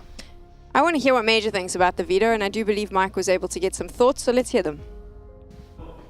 I got Major here ahead of their rematch against Bait. Now, this is a rematch of that opener. That one was, I think, a frustrating one for you guys who got very close at the end there. Couldn't quite bring it over the line. Does that give you a little more motivation getting into the rematch? Yes and no. Of course, we lose them so in the BO1, so now it's BO3, so we feel more confident. And obviously, we want to have revenge against them. And we're going to do, like usually, play our games and be focused on that and finish the job for today. So for the main objective for tomorrow. Now, we saw you take Dust 2 earlier today. Are we rehashing that one? Are we trying the Dust 2 again, or going somewhere else in the Veto? Like the Veto is already done, so they pick Mirage, we pick Anubis, and the last map is Dust 2. So yeah, maybe Dust 2. So maybe the rematch. Okay. Do you think having played them before, you've got a better feel for what they want to do in terms of pacing and tempo here? Yeah, I think even on Dust 2, the Dust 2 pick, the first BO1 was really surprising because they always ban Dust 2, and I was more expecting other map because they did a good surprising Veto. But now in this BO3, everything is clear in my mind. But it's a dangerous team, to be honest. They play like, how can I say, doggy Counter-Strike. Like when I say doggy, it's like our style, you know, like fighting all together, like body, you know, and it's a dangerous style. So we need to be good on IM today against them on point if we want to win, and we're gonna do our best. All right, looking forward to seeing it. Good luck, man. Doggy Counter-Strike, Sam. Doggy Counter-Strike makes sense to me. I'm from Africa. Hyenas are a part of the dog family, and they fight in a pack like that, and they're pretty vicious. Would you say that Eternal Fire plays Doggy Counter-Strike, Alan? I might use the word contact heavy, but that's just me. I haven't heard the doggy used in that context before, Sam. But maybe I will. Maybe I will use it. What other context have you heard that used it? Well, I was going there, Mac, but then I thought I've given Alan a very hard time today. I know, we saw that in the last map. Okay, so let's talk about the player to watch, because there is a superstar on this Eternal Fire lineup, and I do think he could be the difference maker. Yeah, it's Xantares, of course, having a great series earlier today and getting to have a very fast Inferno. It feels like Eternal Fire, the first overtime made it drag out a little bit, but of course Inferno was very quick. So up against Falcons was able just to really put him down, knock him out of ESL Challenger Kato here, and I think he just wants to do the same thing to Bait, to be honest. He's just going to be running around. He's so damn sharp. He's been performing above to expectations, I guess, here, and that's exactly what you want from him. There are 3 certainties in life: death, taxes, and Xantares. So he's going to play phenomenally. The only thing standing between Xantares and being regarded one of the best players in the world is Silverware. He has everything else. Complete player, can play a lot of positions, has complete control of the game. The team's built around him and he performs. He rarely goes missing. And if he shows up, I'm sorry, but Bait's not going to win this. It's time to get into game. It is our semi-final. Eternal Fire up against Bait. And Scrivener, I'm curious, is doggy style of Counter-Strike your favourite? Goodness me. Short. Cheers, mate. I don't know, man. I like it calculated. I like it appreciative. You know, I like it when there's a little bit of give and take, personally. Let's stop.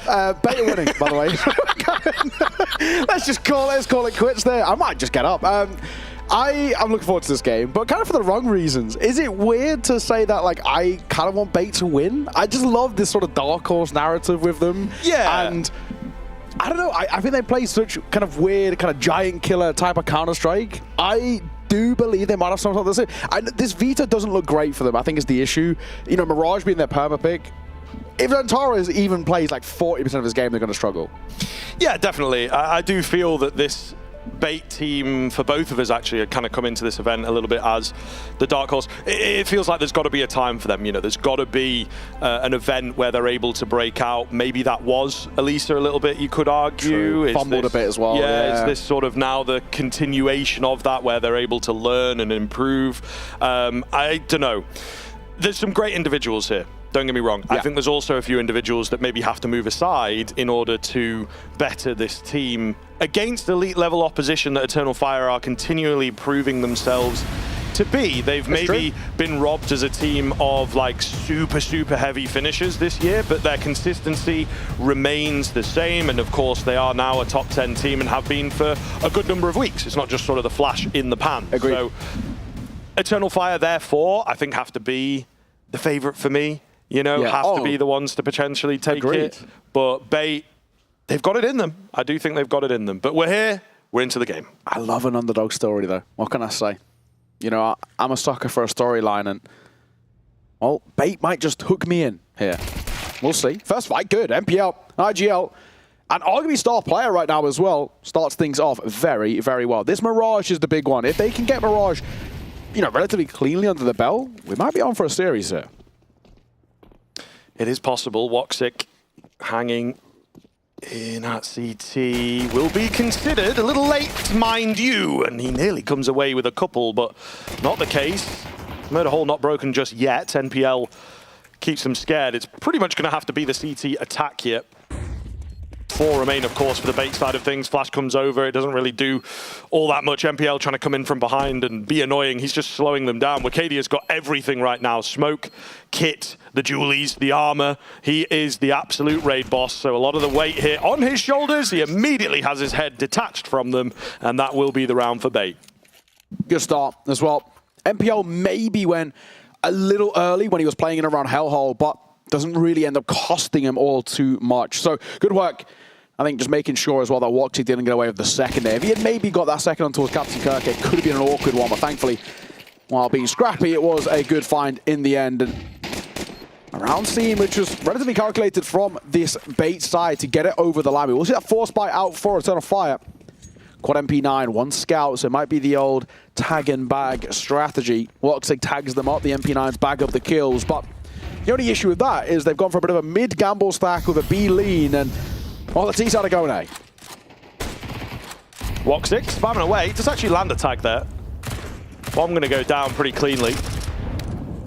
Big nade damage, maybe another spam, not quite sure, but the damage has indeed done quite a bit here. Bait have got to be careful as they will roll slowly round this corner. Big moment, clean trade, some upgrades in the weaponry potentially on the cards. Nice find from Headtrick to just give a bit of space across to the rest of the team, and with that, Eternal Fire are going to pull away. So damn close, man. The tags, the damage done, it really could have made the difference. It just didn't quite find that all-important kill. Yeah, exactly. It's close, right? I think at least that's kind of good early signs, maybe a tad for Eternal Fire. But it will be still around that Bait win. The one silver lining is because that was that force buy, the fact that we actually get 3 people saved here is pretty important for Eternal Fire. It means we can actually reuse these guns in towards the next, get the Scout and the MP9s back in towards the action. Not expecting a lot around it, but maybe AP250 of some sort, a flash to try and facilitate the MP9s into fights. You can see worlds in which that round can still be quite scary in the next. Still quite good work from Bait. Nonetheless, we do get the double deagle investment. No armor for Wakadia and Calyx, but the hand cannons alone can be very scary, especially in Wakadia's hands.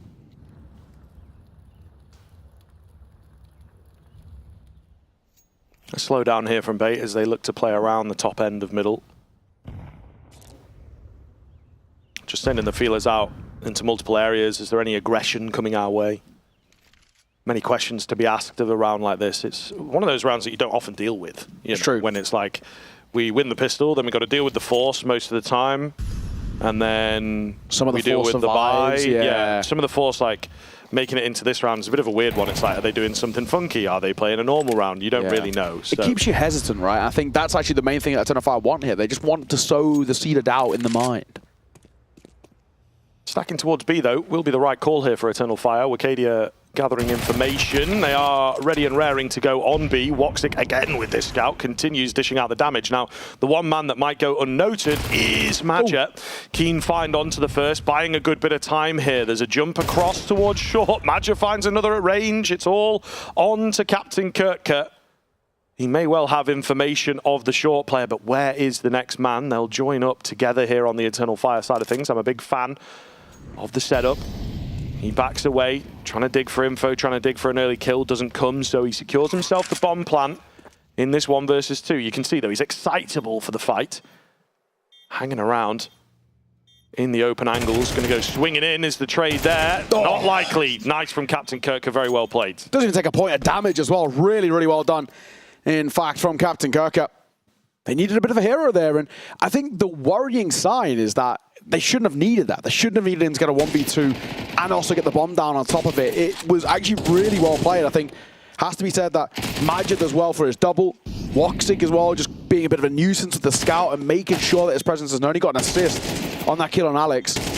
So already you can see how a buy like that is a little concerned that it's so difficult for Bait to put to the wayside.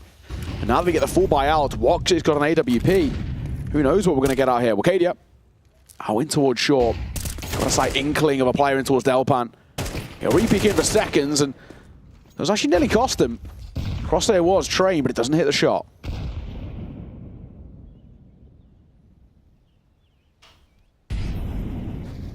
Woxic's been having quite a nice few rounds on the scoped weapon.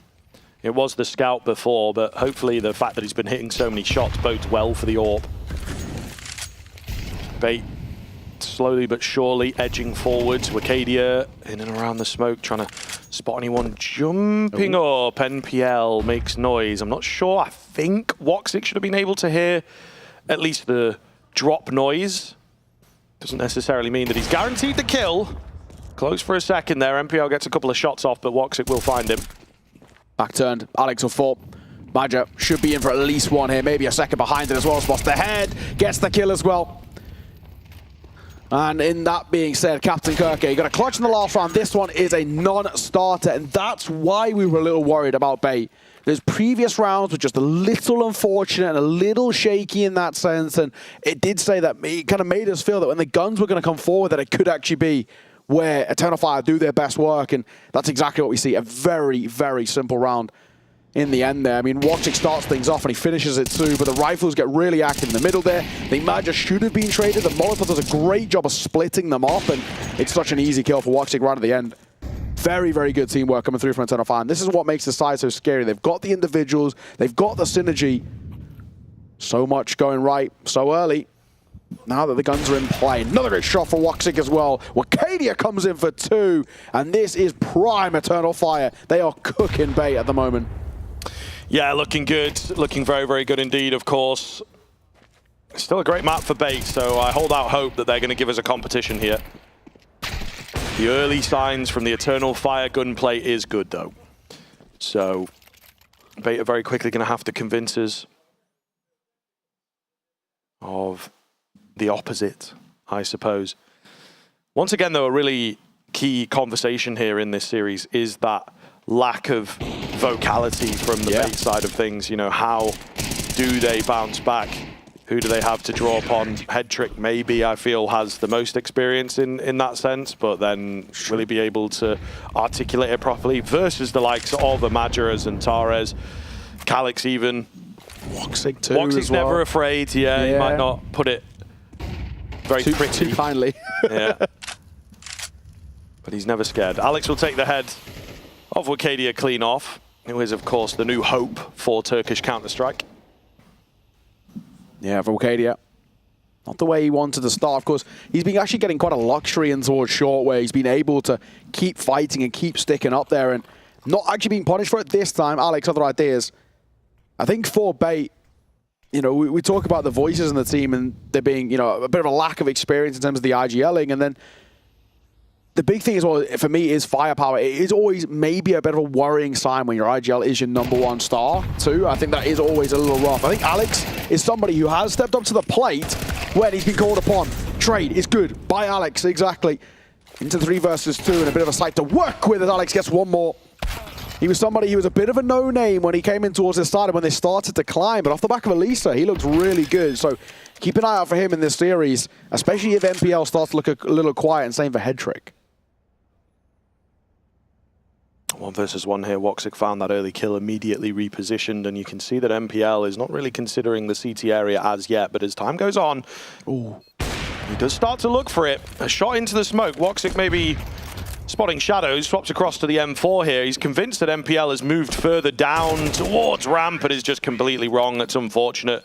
Maybe a trick of the light getting the better of him, but what was a pretty doable 1v1 for Woxic given the lack of info NPL had just completely slipped away. Yeah, it doesn't help as well as Gun Barrel is actually just blocking off NPL over towards bench there. Good recovery. I think this round really feels won by Alex. I mean, those kills are so important. If Alex can't get the trade on the first and the second over towards Ticket, that round's done.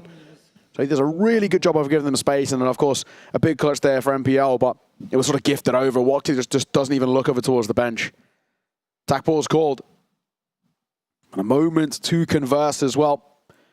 I think it does actually still feel though, right? Primarily, we need to see what Bait have got for us. Madden, the coach over there, who is the one talking. I mean, one of the few really experienced kind of people, in a sense, more so than the youngsters of Bait. Obviously, we know they've got firepower to some nth degree, and have obviously been grinding here in towards for the tier 2, tier 1.5. But when it gets to the LAN, and when you get to opponents like Eternal Fire, who've got such a depth of a strat book, how do you actually break them down? And then even if you break them down in terms of the strat book, they have the individuals that can just take over a game. We haven't seen them so far just yet, but inevitably when Xantares gets going, Bait are going to have to deal with that.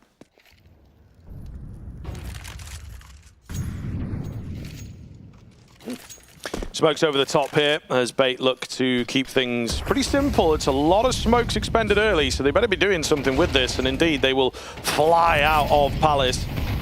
First kill comes in, bomb plant landed. I don't even know, man, with how quick this has been and the amount of ground that has been lost by Eternal Fire. Do you really want to stick around? Do you really want to give this a go? They're looking for a lurking player. They're looking for someone to push too aggressively. That's not happening, and so they will indeed save. Bait with a really nice round. It's true.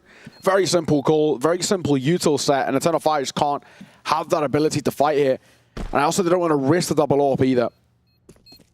Magia and Woxic will keep hold of theirs. And all it took was one kill on towards Calyx, and that was enough for the A side to go in their favor. Nice and simple. Bait get 5. So it feels, you know, there's something building here, something brewing for this Bait side at the very least. I'm liking what I'm seeing.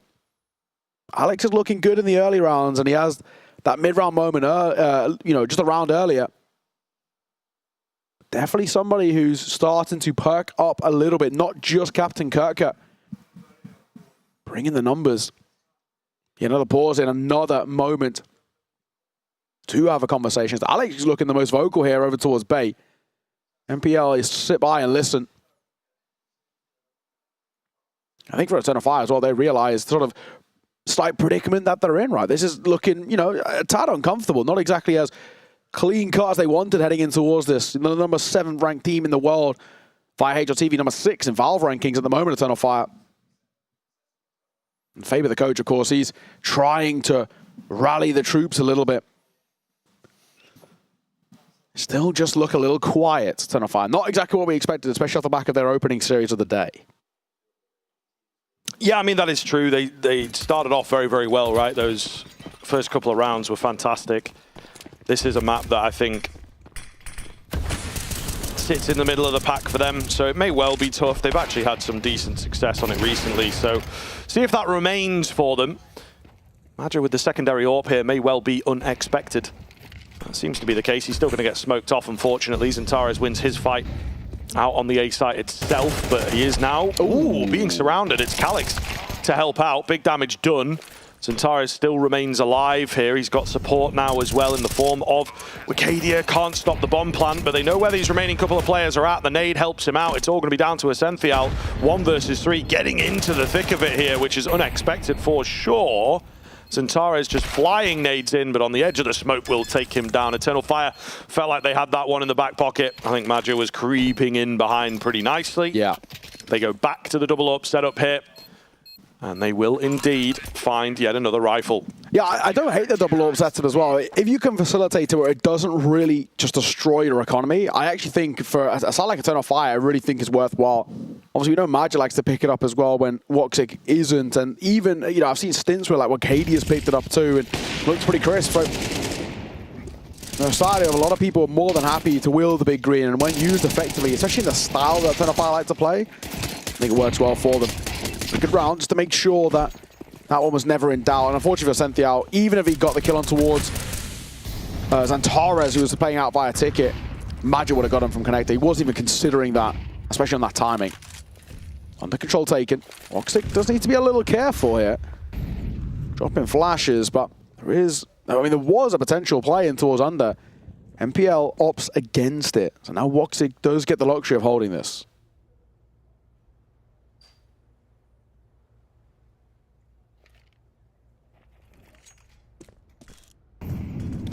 Utility through mid, but it's not a lot from Bait. Alex just going to dry swing in, and they are being taught lessons here. Once the AWPs and money has come out from Eternal Fire, they look much better.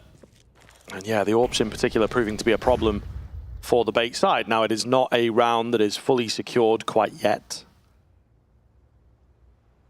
However, Bait back to the drawing board for them. Got to try and figure something out. May well send a player up into the window. That seems to be something that they're posturing for. Instead, it is the classic. Getting this connector smoke down, hiding behind it, and hoping to catch someone off guard. Zantares looks like he'll probably be first contact. Calix as well, over towards Ramp, but his step actually gives Antares a free fight. Then he comes over, down goes Calix. Antares from backside, got to go huge. Head trick for 3, and they just feed him the fights there, one by one. Head trick lines them up, knocks them down, and that might be the round already done and dusted here. I don't really know if Eternal Fire want to give this a go. They don't have the money. Antares is a bit built up, same for Woxic, but I don't think we're going to want to be losing the orb when Magi's got 900 and Wakadi's got 250. They're calling for the save. Tail between their legs, they're out of it. And Bait will find a 6. I got to say, 6 rounds on T-side, no matter how the rounds themselves feel, 6 already, that's pretty good. I'm pretty happy with this. Yeah, well, I mean, that's a round that they're not necessarily supposed to win. As I say, it wasn't fully secured by Eternal Fire, but particularly behind that con smoke, you feel like one player getting 3 is kind of crazy. If it come down to like a 1v1 or something like that.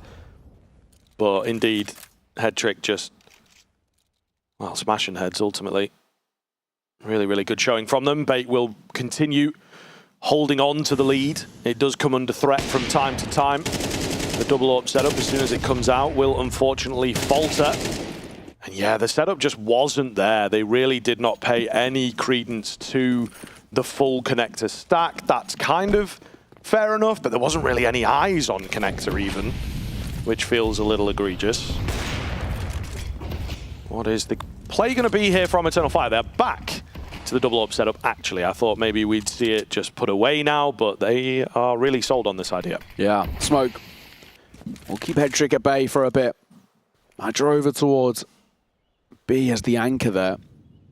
No one's going to look in his direction just yet anyway, so it's more about when does Wakadia start to make a move of his own? When does he decide to pull off a short and rotate over?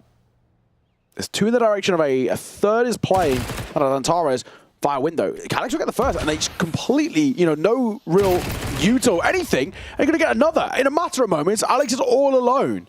Contact plays with Bait. They've not worked so far. I don't know why they think in this instance it's going to work again, but that's it. Alex is all alone, a 1v5.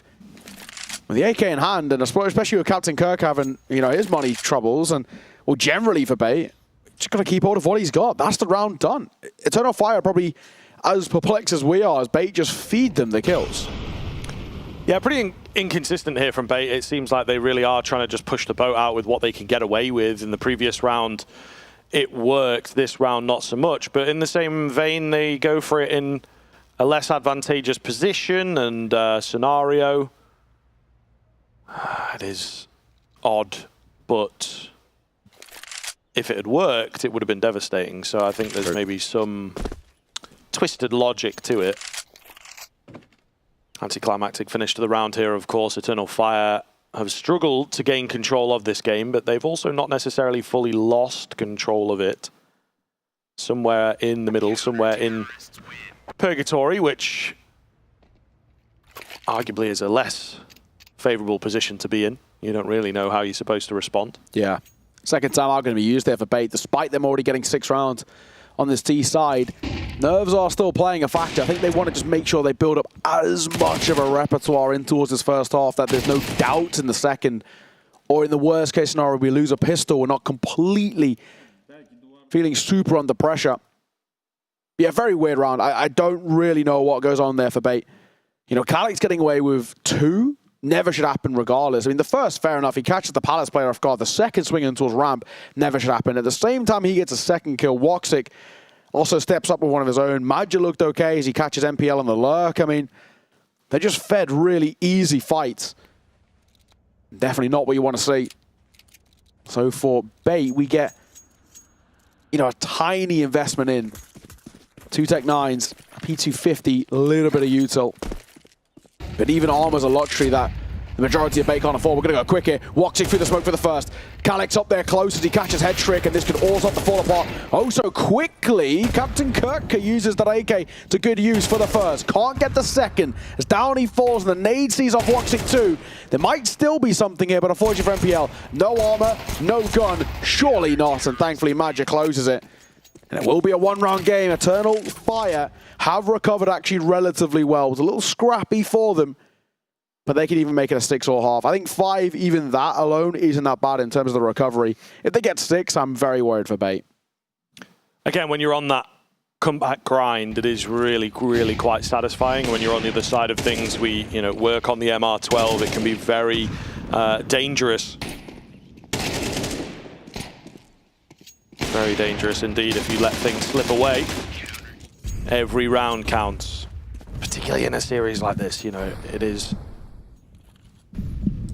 such a big game for both of these teams, right? Because Bait, I think, come in as the squad that look to upset, that look to turn a few heads going into the RMR. Eternal Fire, meanwhile, within the very flat context of this tournament, didn't start fantastically, and they've so far beat a Falcons that, let's be honest, they're not at a spot to compete, yeah, you know what I mean? Sure. I'm trying to find a nice way of going at it, but they've been playing some rough Counter-Strike given the players that they have available to them. So Eternal Fire, it's a wake-up call. If they look to win this tournament and have a nice springboard into the RMRs, they absolutely want to be qualifying. It started well into this round, but it has fallen away quickly. Seems to be the story in quite a few of these rounds for Eternal Fire. In fact, final one here of the half, so they absolutely will go for this 3 versus 3. Yeah, just a nice simple A hit. Alex up close. Flash comes over, he'll avoid as well, so it lets him set up as well. The second is a beautiful flash there by Maja and gives Antara the double. Arcadia will close it, and that's a really nice retake. We're going to get a 6-all finish here at the half for Eternal Fire. Very good recovery. Can they continue it, though, after the break?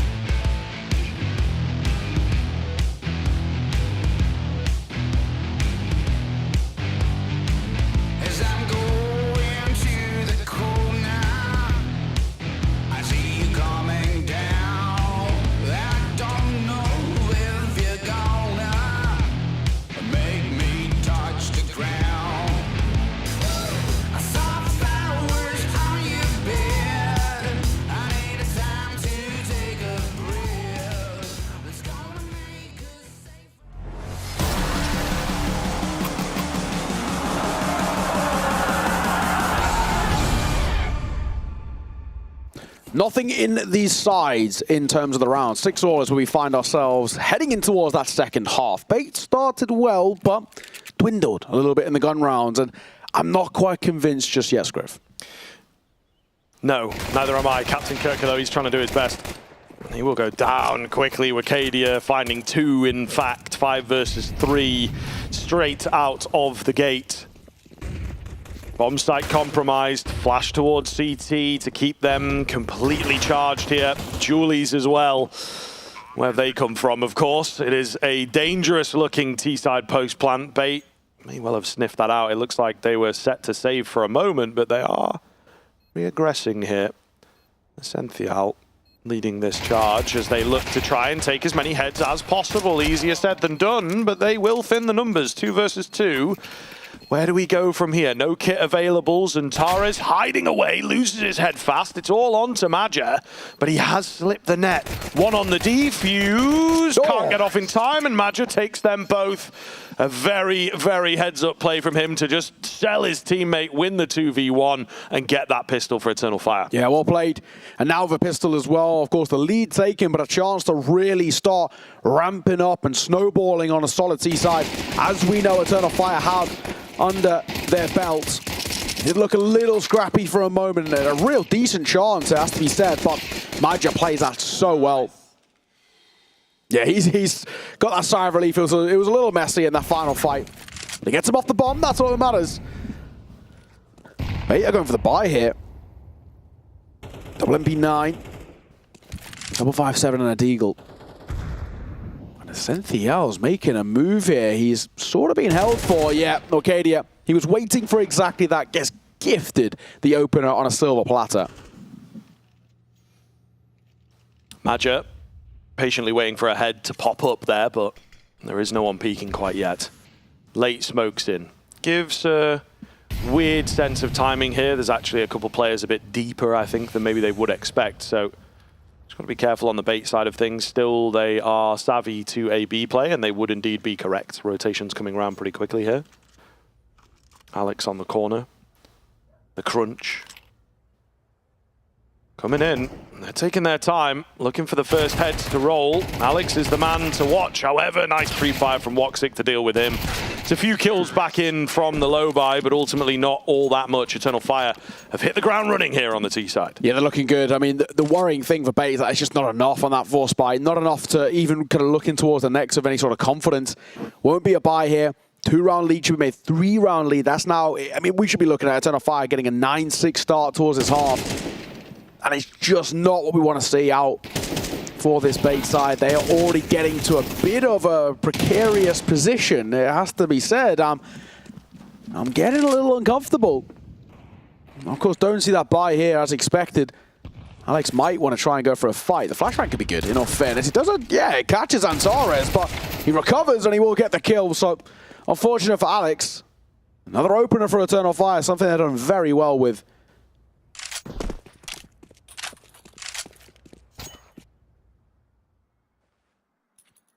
Quieten's way down, though, of course. Eternal Fire not really going to be able to find too much else in the round, depending on where they go. I think, again, trying to play it patiently, and this is the level of the game, how high it goes, how steep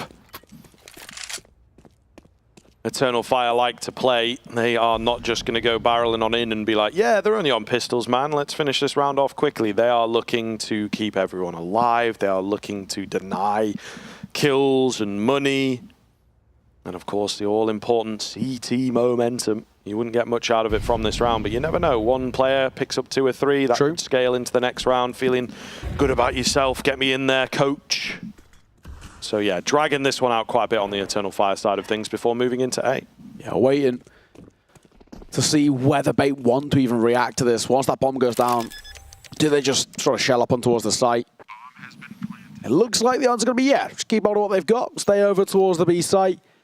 Not even that much of a look into 4Xs. Maybe waiting to see whether they get hunted, but, you know, why would they hunt? I think is the main thing for us, right? Eternal Fire, they have nothing to gain in terms of hunting for those kills, bar a bit of cash, but with no Mach 10, it's not really even worthwhile. If they had SMG, you can maybe talk about kill bonus, but without it, who cares? And of course, Antares He's so low. He's definitely not looking in. So Eternal Fire, a very easy 9th on the board. Only the one casualty. As Alex gets caught, and well, that's all you need. We're getting mighty close already, though, to what feels like it could be the beginning of the end here in map number 1. Bait just feel a little bit muted, a bit underwhelming off the back of what was a pretty okay start. You know, they got 5 out of the first 7 rounds, and it was looking something to work with. You know, in that 5-2 start, then it was like 6-3. I was thinking, okay, maybe we could work with a bit of a lead, but then it petered out towards the end, and it hasn't got started here on the CT side. So I'm a little concerned. Bait have only got 1 more attack pause left to use as well. So Madden's got to pick his time of when to use it. When do I get involved and try and pull the boys out of what is a bad spot at the moment? Oh, aggression here into the apartment. This could be deadly. It's a nice idea from Bait. The 2-man push as well is certainly going to be unexpected as they peek into trade. MPL is there to stop them. Really well done. And it results in a 3-for-1. Absolutely brilliant stuff from Bait and a fantastic idea. Yeah, that's nearly as good as it gets. And a smoke down as well. We'll just make sure that there's no conversation after the fact. No chance at maybe putting numbers back in their favor for Madja. It surely just dies here. Yep, caught, dropped by Headtrick. Nice and simple. And Woxic left all alone. He's got a minute to try and stay alive as well. Quite a long time, and Bait might just start having a look around. Of course, they don't have super long-term econ, so they don't want to really call for the hunt, but I might send 1 or 2 just poking and prodding, see if they can figure out where he is. And of course, with that AWP, that's a big thing to drop. They will be able to buy it back in towards the next. I mean, Madja's sitting on 5.5k, so they've got the funds to work with. It's just, they'd rather not. They'd rather keep that alive. Yeah. Rest of the team can buy, and then we're fine. So he'll just tick down the clock for this last 25 seconds. It's looking like he'll be okay here. I'm only just worrying about Headtrick as he's starting to move through. Yeah, he's got sort of the right idea. Yeah, I must say, I've never fallen asleep mid-map before, but, you know, this one's really slowed down. Some of these rounds are just not going anywhere. You can feel a lot of the tension, I think, between the 2 teams. That's the key thing, and something I always love mentioning, because I think Eternal Fire know where they're usually the underdog coming into a lot of their matchups. I think it's safe to say this is one where they're very comfortably the favorite, and they have to be careful with how they play things here. Every single map winnable for Bait, and of course every single map winnable for Eternal Fire, but a lot of respect being shown, which is again something that Eternal Fire can actually be good at. They can turn it on, they can turn it off, and I think that's where they've developed a lot this year, is finding a few different identities, a few different gears, rather than just maybe 2022 Eternal Fire were just sprinting at you, trying to outgun you, trying to catch you off. But they've found that against the higher end teams, they get used to that, and it doesn't work as well as it initially would at the start of the year. However, saying that, they're going for a pretty cheeky one here, still committing to it despite the good timing from Essential on the reload. Flash comes over the top, Madja to open up for the first. Essential robbed of another. Alex ready to go, but he's stabbed in the side. It is all down to Captain Kirker and MPL. Eternal Fire, as I talked there, discipline up, I suppose. Actually pulled back to their chaotic kind of style. The AWP shot misses. That is a big old deal. Zentares, they know about him as well, so this looks rough. Molotov and bullets, enough to take Woxic down. Zentares got to do it all in the clutch. The bomb is indeed planted for him in the end, so he can at least play around that. He's going to get flashed. He's looking for the first. He manages to find it, not on the bomb. Zentares read this fact, hiding away from the nades, from the spam. Got to be careful, though. He is going in for the hold. Zentares tries to play the mind games, but MPL felt safe to hold that E button and win out the round. Yeah, good work. A round that at least in some way Bait can kind of build off. It is very expensive, though, so even though they do manage to find it, we're still seeing our Eternal Fire keeping that econ in check. Very messy, though. I think even for Essential getting that first, they're peering through in a contact play on the smoke, but they just give Essential time to reload. He's spammed before, reloads, which they hear, and they're just a little too slow for my liking. If they had gone just as he is reloading, they would have caught him off guard, or at least been a little bit better set up. Doesn't work out. We bite back in for Eternal Fire. A couple of Galils have to be brought to the table. The one thing that worries me most is the lack of util for Eternal Fire here. Nade over. Wacadia takes a fair decent amount of damage there, down to 53. And once again, a pretty rough, kind of slow start. It's quite grueling here from Eternal Fire. But Bait aren't really falling for the traps all too much. Head trick through the smoke, finding the first. Really good stuff for Bait, to be honest with you. Eternal Fire now left again in the difficult situation. Early smokes out towards A will draw attention there. We've got a good position for Xantares again in the side, looking to be a nuisance, maybe looking to cut off the rotations. But we'll see. Lining the smoke up here. Isn't necessarily going to be a commit, though. I mean, they're pretty far back, to be honest with you. They will make their way in, but they have time to prepare on the Bait side of things. Now down to just 3. Essential with a really hard spot to beat, as always. Trying to do their best. Yeah, Wacadia up on the window. They double swing into it. It's just these initial frags that they've lost, unfortunately. They've created space for the bomb plant. Maybe they can do something with this. We'll see. The contingent on the way. The cavalry arriving. The kits available. Head trick on the AWP.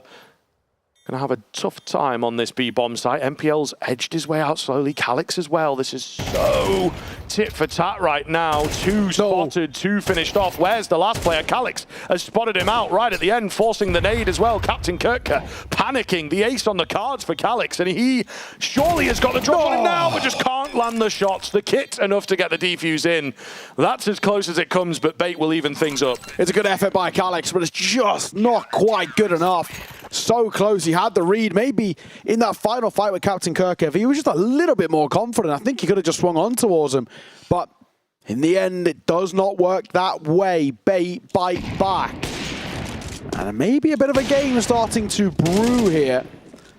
And maybe a question mark in terms of the tempo that we're seeing out from Eternal Fire.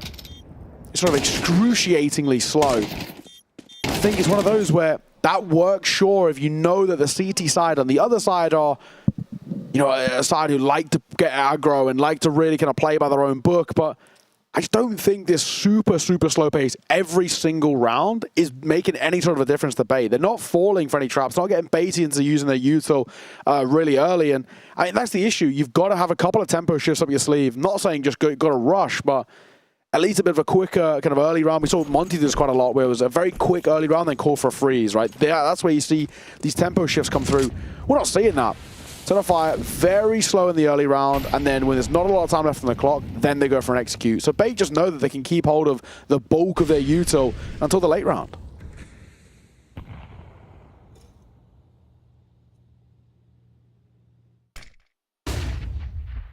Flash comes in. Feigns the idea of a peek, but they don't give their position away. Eternal Fire. This could be a really big round, actually, if they can find a way of taking it. Smokes out. Again, it's moving so very slow, so tentative from both sides. Nobody wants to be that player to take the first peek, lose the first life. Every single piece of utility is calculated. They've managed to get that player up in the window is the big thing here. Calix. Setting up for the deep molly over towards bench, but it's NPL we've got to be wary of here. And now Captain Kirk got the support at range as well, so we do actually have a decent setup. Missed shot there from Hetrick. Okay, it's still to fall. I really don't know. Eternal Fire, I mean, these are super slow rounds that aren't really having any effect like we've been talking about. It's just so easy. Look, Bait, they just wait. Nice and simply, and Madge's going to get one of his own, but is it going to make a difference here? The bomb's still stuck over towards ramp. I think Madge's trying to set a fake that we're going for a B here. But I don't think it's going to work. Oh, they're pulling away. It might just actually, they've repositioned quite well here. One over towards Ticket, one towards Stairs, and yeah, that'll be that.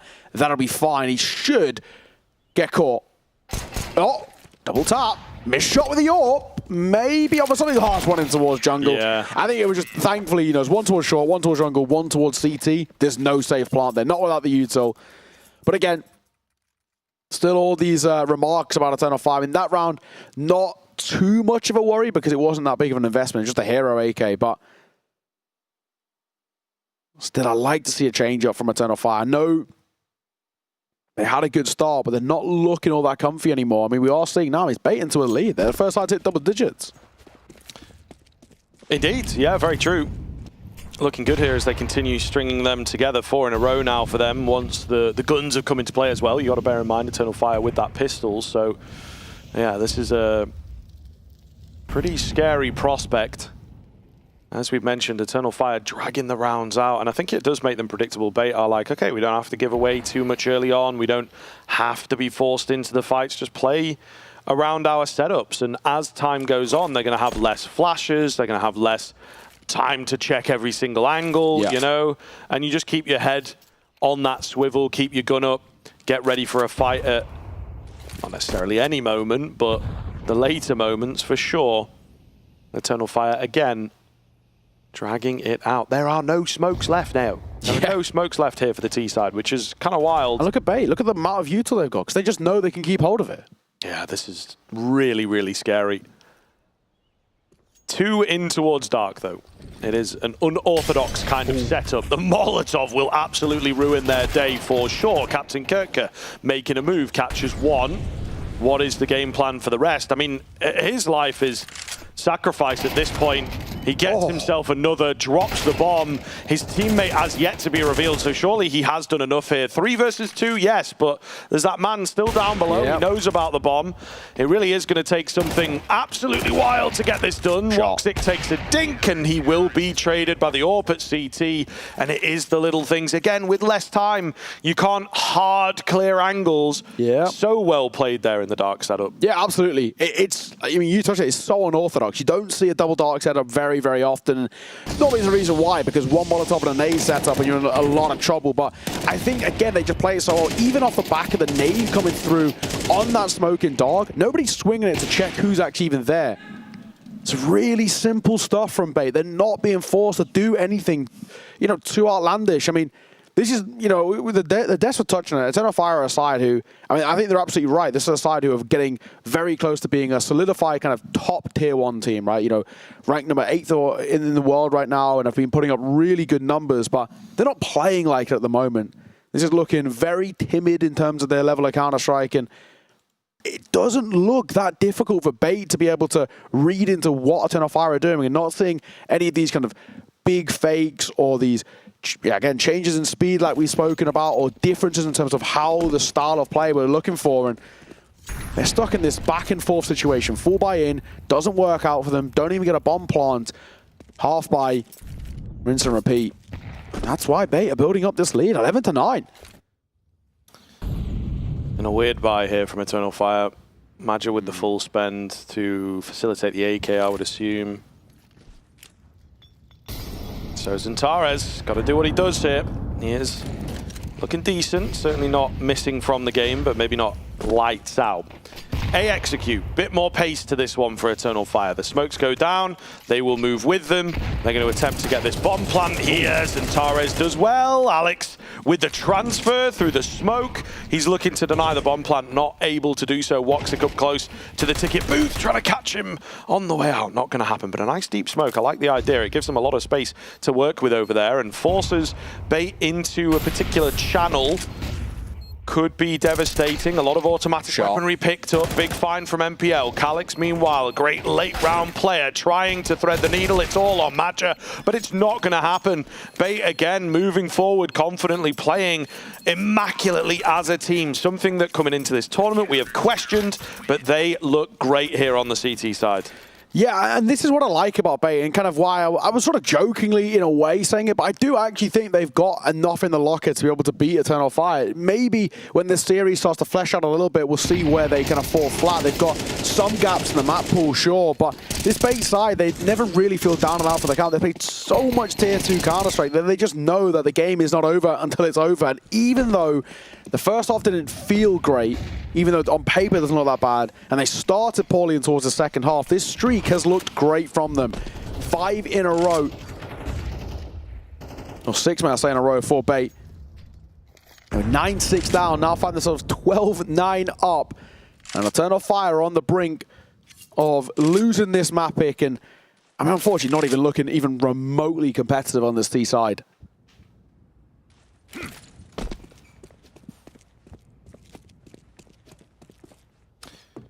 Eternal Fire then, let's see what they've got. Gonna have to be one of their best rounds coming out of the playbook. Interestingly enough, maybe a small note, but you know, Wakadia no smoke. He's gone full offensive utility, as it were. So there's got to be something up the sleeve here. Early smokes once again towards mid-Nay, but there's not really much follow-up off the back of them. Maj has been caught. I think they may well have seen this one before. You remember early on in the half, Zantares was the player that was lurking around in that kind of an angle. A lot of damage. The kills keep rolling in as well. Feels like it might just be over here. Zantares and Woxic left to try and bail them out. Zantares doing his best, and the spam coming in to finish off Woxic, and that is a hell of a showing coming in. Yes, the scoreline might look close, but minus the pistol, if it goes the other way, wouldn't have been a single round picked up by Eternal Fire in that second half. So the rifles never got going for them, and we said it, they looked too slow, they looked maybe too respectful. Potentially, though, unsure of themselves there on Mirage. Yeah, it was incredibly lackluster. I mean, there's no two ways about it. This was a side that really just could not get going on this season. Eternal Fire looked incredibly muted, right? And Bait made life look so easy for them on that CT side. No tempo shifts at all from Eternal Fire. Slow rounds each and every round. So all Bait had to do, which they learned very quickly, was just keep hold of our util until the late rounds. And that's why they won so many in a row. They got 7 rounds in a row for them. Both of these sides had win streaks coming in towards this map as well. Eternal Fire's was 3, Bait was 5, now 6 off the back of scalping the Turkish side like that. We're going to throw it back and over towards the desk, and as they break down what's just happened to Eternal Fire. Eternal Fire lost. Bait killed more people. That's how that works now. Follow me for more CS2 tips and tricks. Here we go. We're going to get into this. Bait wins their map pick, but I was surprised. I mean, I think the commentators, you heard it there as well. Alan, did you expect it to be this close? Because I think Eternal Fire was kind of pegged to be able to go out with this one from the get-go. No, I mean, we expected them to come into this, show some class, you know, maybe a decent game from Bait, but ultimately to be a reasonably comfortable victory for Eternal Fire. And, well, we couldn't really have been more wrong. The end of that map, they lacked creativity, they're getting outplayed. Bait played a phenomenal CT side in the end. If you remove the nameplates, you wouldn't have believed that was Eternal Fire they're playing at the end. They look nothing like the team that's, you know, propelled themselves to this level in the rankings. Yeah, maybe just getting a little bit upset. The other thing we were talking about before going into this series is that Bait had time to prepare and figure out where they wanted to go for this one. So that being their map pick, I feel like that they've just been able to do a little bit more preparation than what Eternal Fire did coming into this series, considering Eternal Fire had to play earlier in the day, so they had minimal time to get this one going.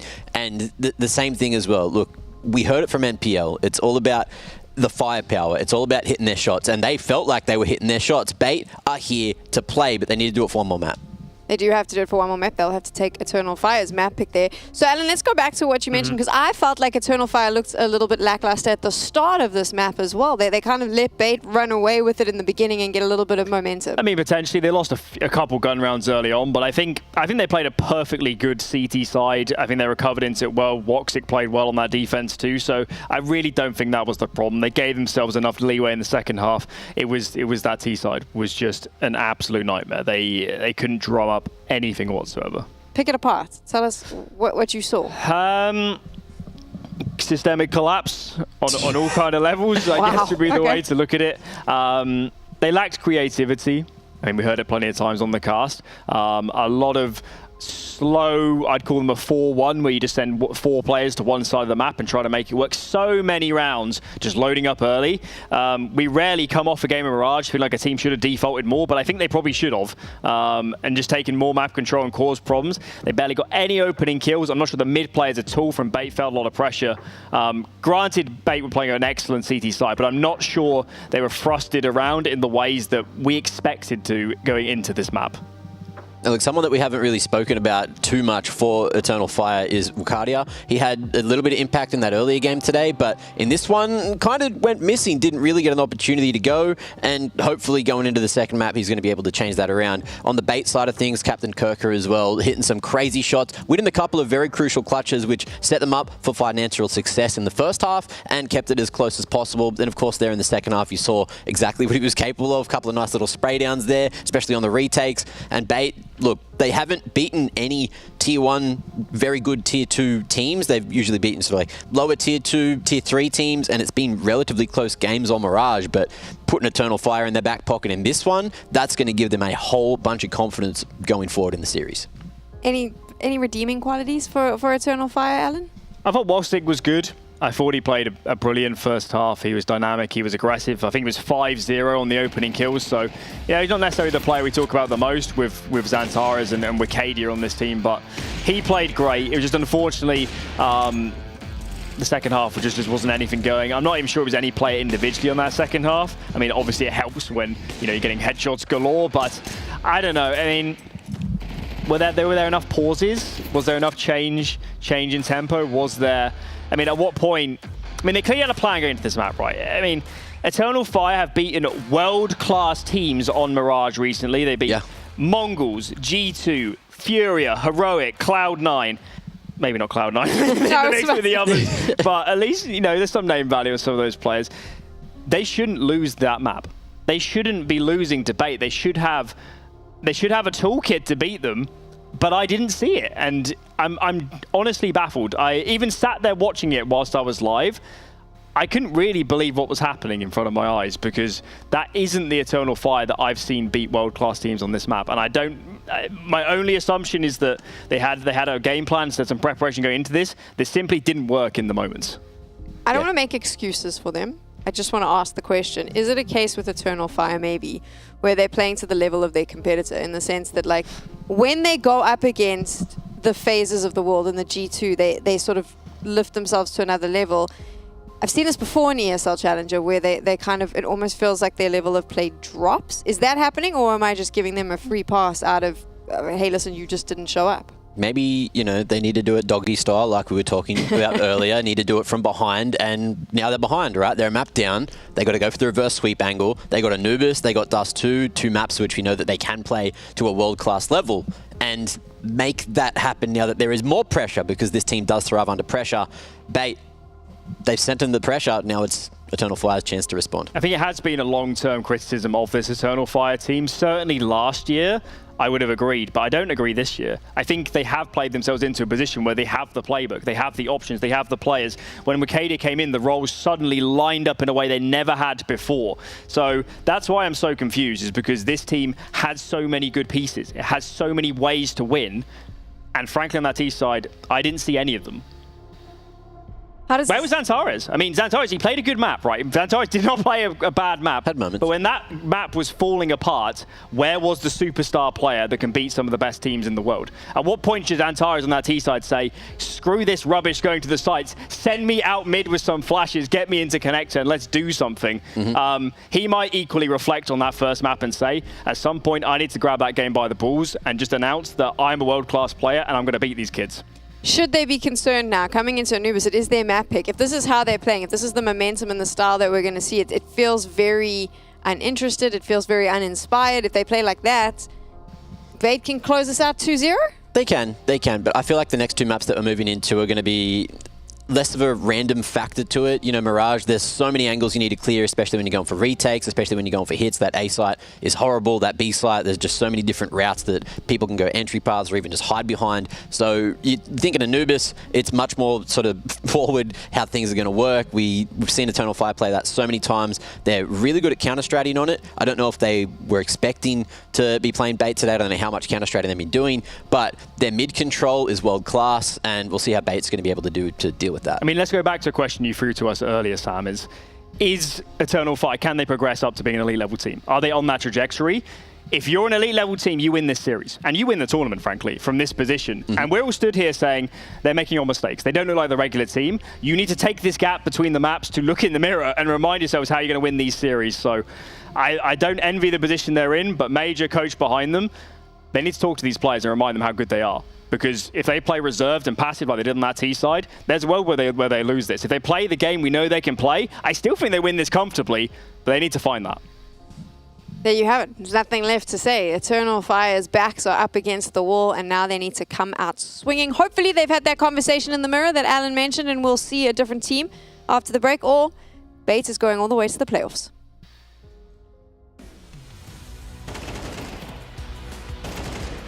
Хорош, Сеня, лучший. Найс. Ты Найс. Хорош. Найс. Тетрис. Тэпать.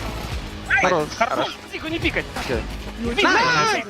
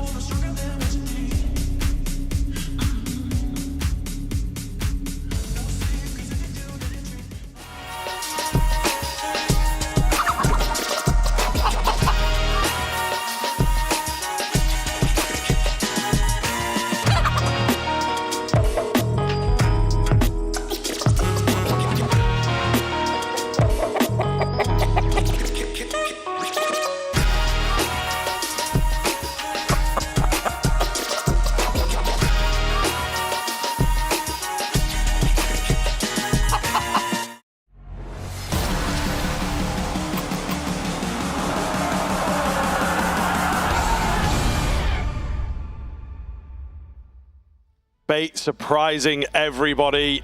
I think maybe even most of all themselves with the fashion that they won that first map. Eternal Fire not really turning up too much into the second half. We now move on to their pick, though.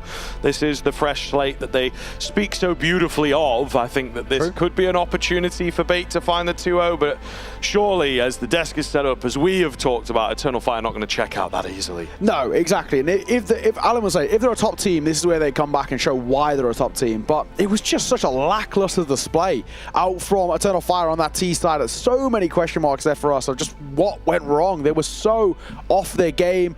You know, we were kind of touching on it a little bit in the green room and just saying, you know, they were conditioning them to the slow style of Counter-Strike but never made any changes. And that's where it made, you know, MPL's role of a caller so easy. They didn't have to really do anything to change it up. So we're heading in towards Anubis now, and with these still, you know, reservations about Eternal Fire in terms of where are they, what's going on, why are things going so wrong. But thankfully for them, Anubis up next is a very, very good map for this Eternal Fire side. So expectations are that they can bounce back, but they aren't too bad on it themselves. So they're not going to shy away from a fight, especially after having a map under their belt.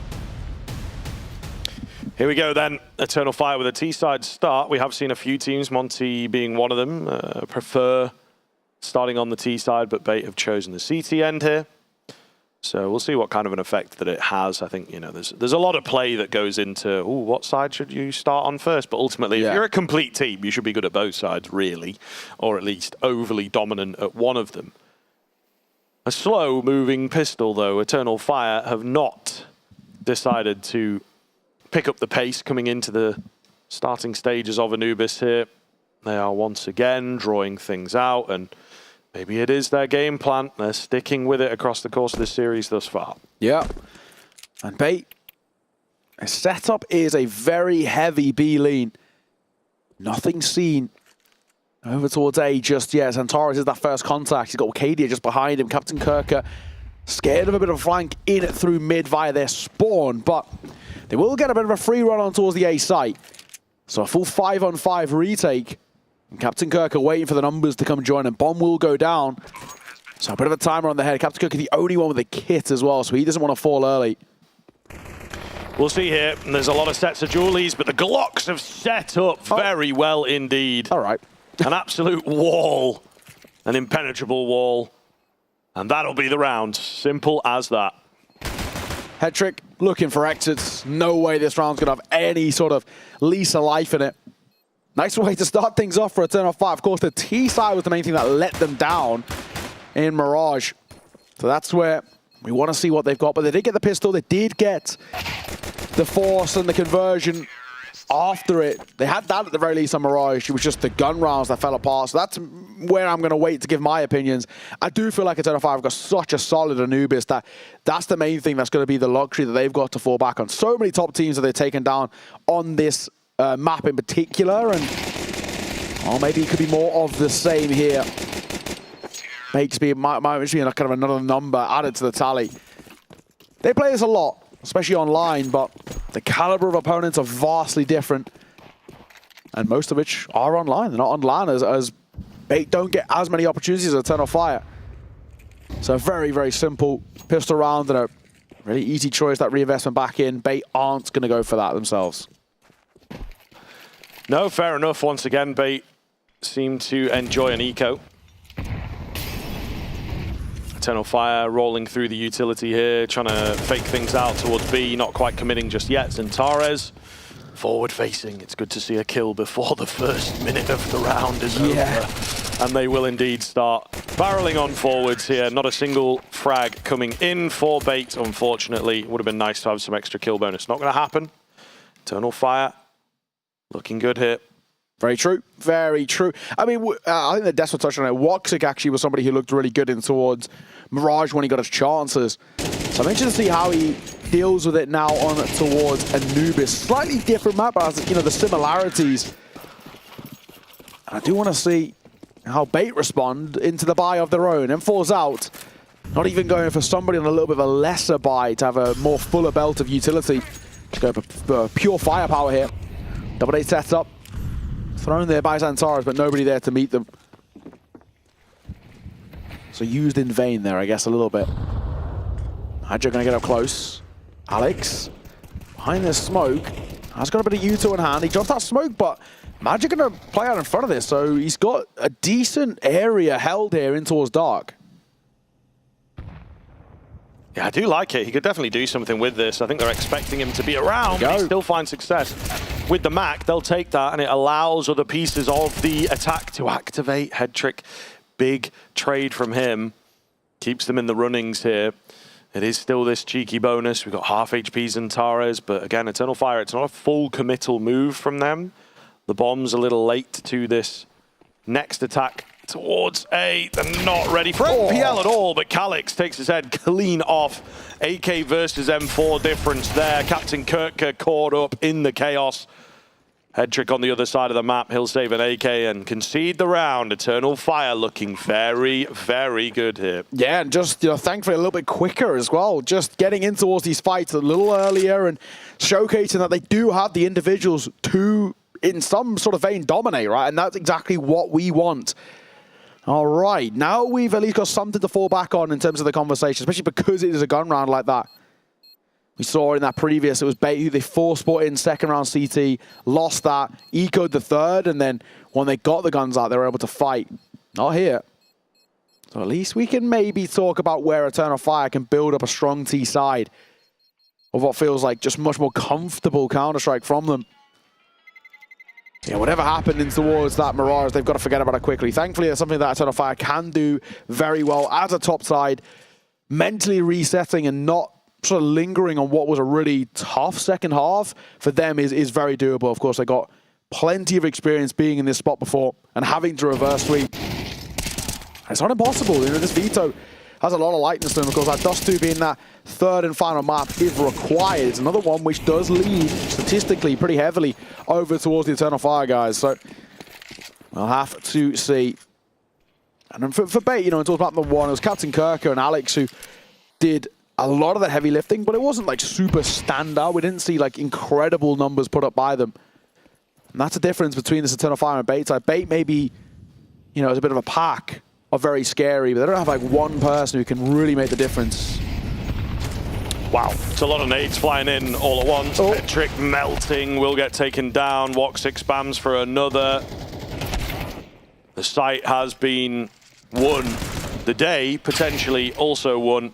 Alex only in for one. Captain Kirka, again, miles away from the action. So Bait really not making a mark in any of these rounds thus far. Eternal Fire are really fighting the war of attrition, but they are winning it. Looking really good here. Yeah, it looks very, very simple, doesn't it? Captain Kirka will save that 5-7. Looks for an exit here. Has half armor. And not having to reinvest in towards that would be nice, but he's not really going to be saving or gaining all too much. Only the one casualty for Eternal Fire in that one. Pretty simple stuff. Can't complain at all. Woxic, double opener. Nice work off the back of that barrage of util that we spoke of. And it just made sure there was never a doubt in the mind there of where that round was going to go.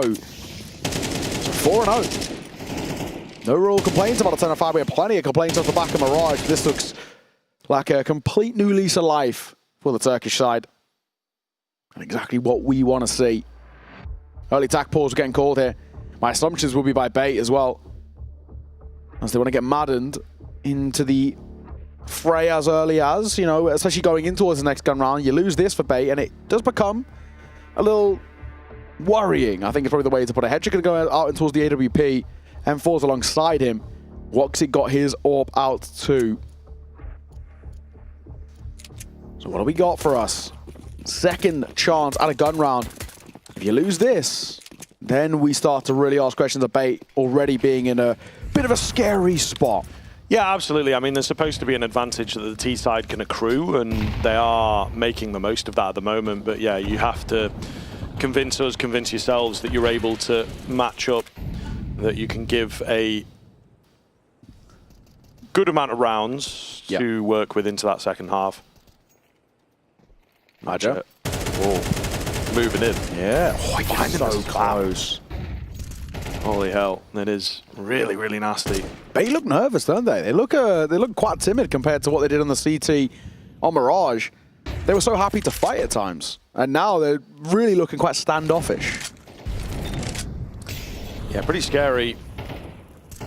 Maybe just not quite as comfortable in the flow of the game at the very least. Again, Eternal Fire really dragging it out, and that's hard to get your head around. Where are they playing? What kind of moves are they making? Speaking of, though, in towards A main, we've got an advanced position from Bait, in towards Dark. We've got an advanced position from Madja. He drops early. It's a big old kill for the CTs. I like this. Look at this setup. Captain Kirk on high. MPL is there for the trade, and he'll get it, thankfully. Look, for a moment, like he might have given a chance for Calyx to reset, but not to be. Keeps the numbers in Bait's favor. Picks up the AK, and he knows as people starting to swarm, they smell blood in the water towards main, and they'll pounce. MPL falls 3 versus 3. A-site taken. Tough retake here for Bait, especially considering that Alex is barely alive. Yeah, not a big fan. Not a big fan, unfortunately. You know, they feel like they have to go for it. They've got to give some kind of presence. Flash is nice, but can't finish off Wicadia. As soon as you round this corner, you are committed, so it looks like they are going to go for it. Double nade at the back end of site. Clears. Ooh, that one out. Wicadia comes off the angle. The AWP a little late to it. It's awkward here. They're all on top of each other. Nade is good onto Alex. It's going to be Hedrick alone in the clutch, and he's only good for the one, so Eternal Fire take it. Bait won't have a buy into the next. Relatively light work as well in these rounds for Bait. For Eternal Fire, as Bait aren't actually really contesting all too much, and it's a little concerning. We're seeing, you know, spotted moments of kills, but we don't really see the formulated idea of how we're going to get rounds on the board. And I'm with you, I'm not a huge fan of giving that retake a go there. I feel like maybe for them, they're thinking, we've got to take some sort of a gamble or do something a little different here, but take a risk. I don't think it's really warranted, especially considering now what they bring in terms of their investment. Triple MP9. 5-7 and a deagle. Not awful, but not exactly an easy round to try and work in your favor. Pop shot from MPL, but he'll just fall away. And that will give mid control to Eternal Fire. They get map control very, very well.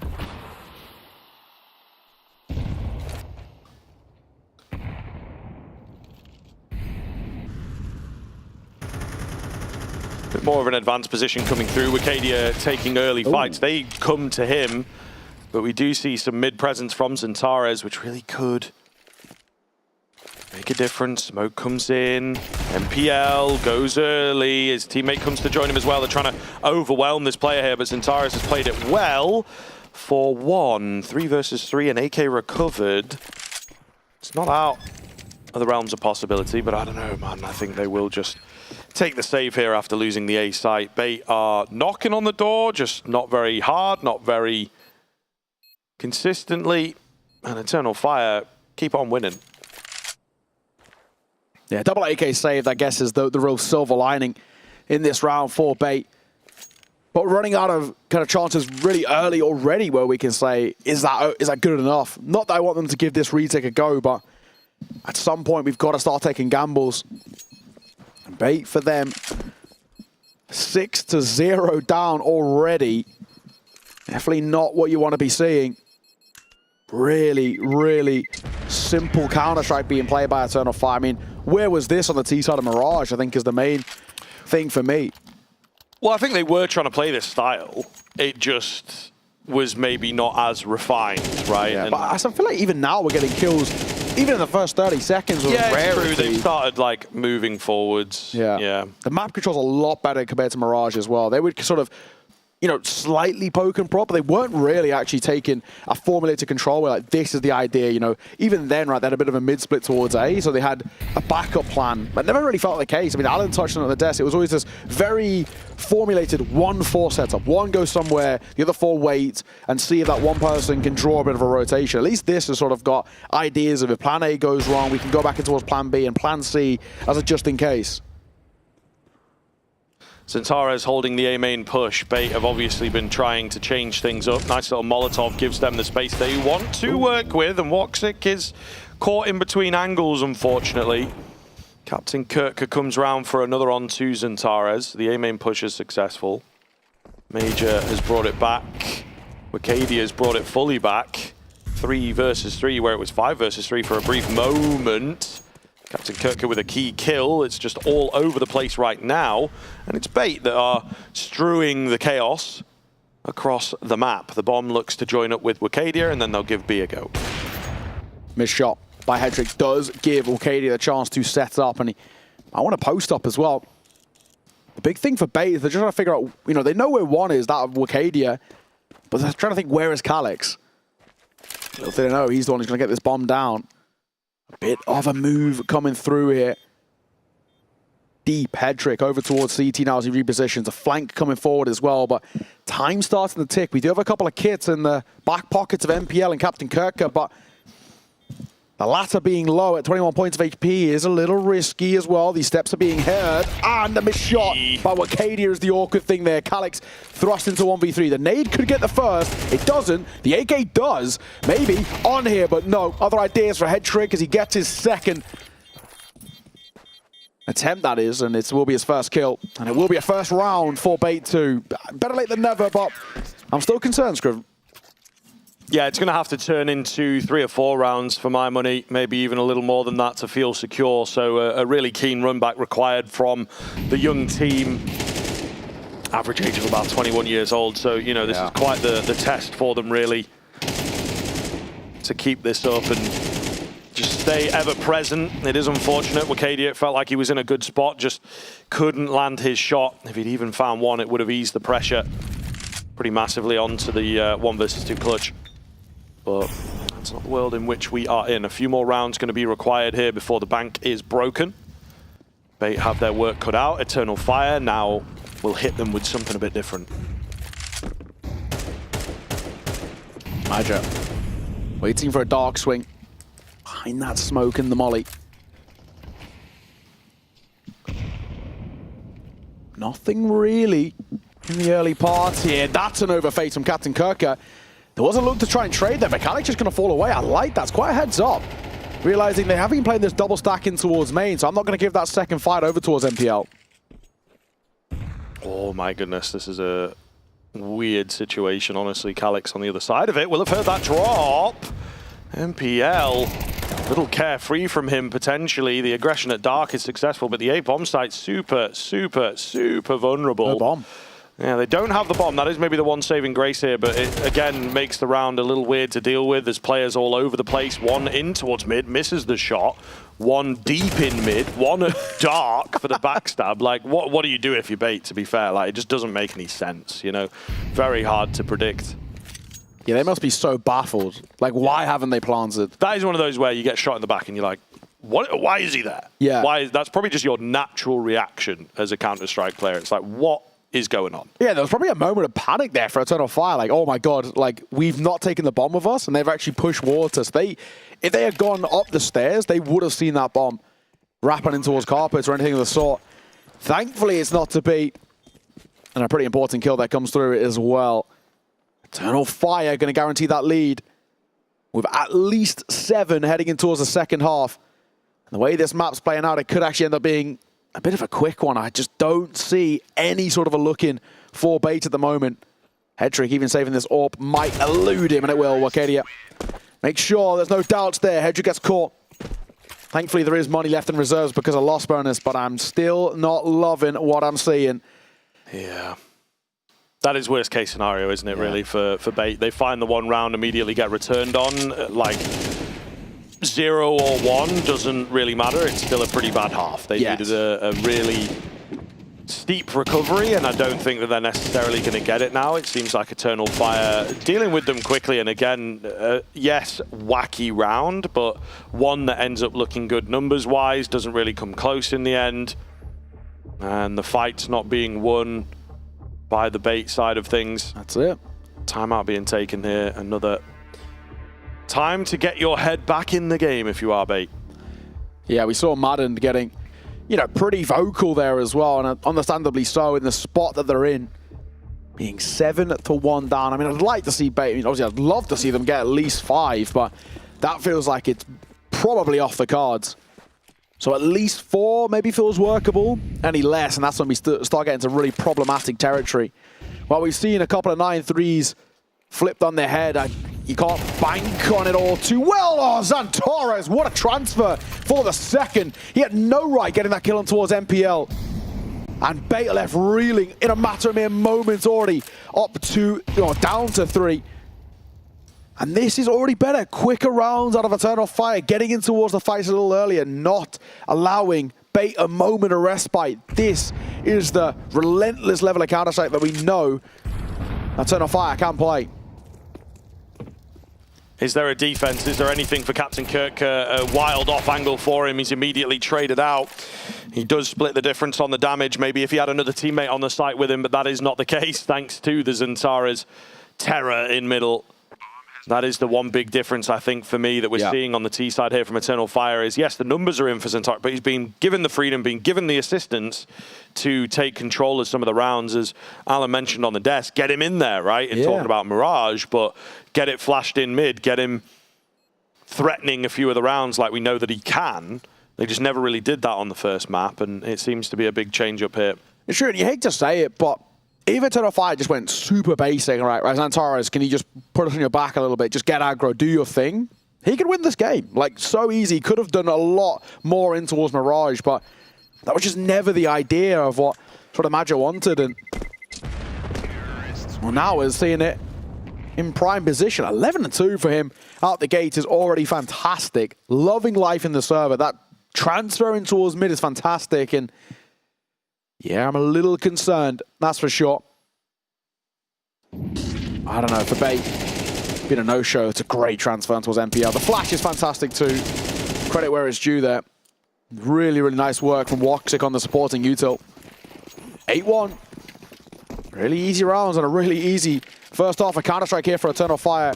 There isn't even too much for us to discuss on the other side for Bait of what's been good. It's just been pretty poor all over. Double M4 is the half buy they're opting for here, and a bit of a stack towards B, which is actually the right call. Playing for a 9-3 as well feels a bit wild to me, so yeah, might just need to find this round. Captain Kirk, good for one. Headtrick still here on the Deagle. Struggles to get in there. Essential's created a bit of space. It's down to the 1 versus 1.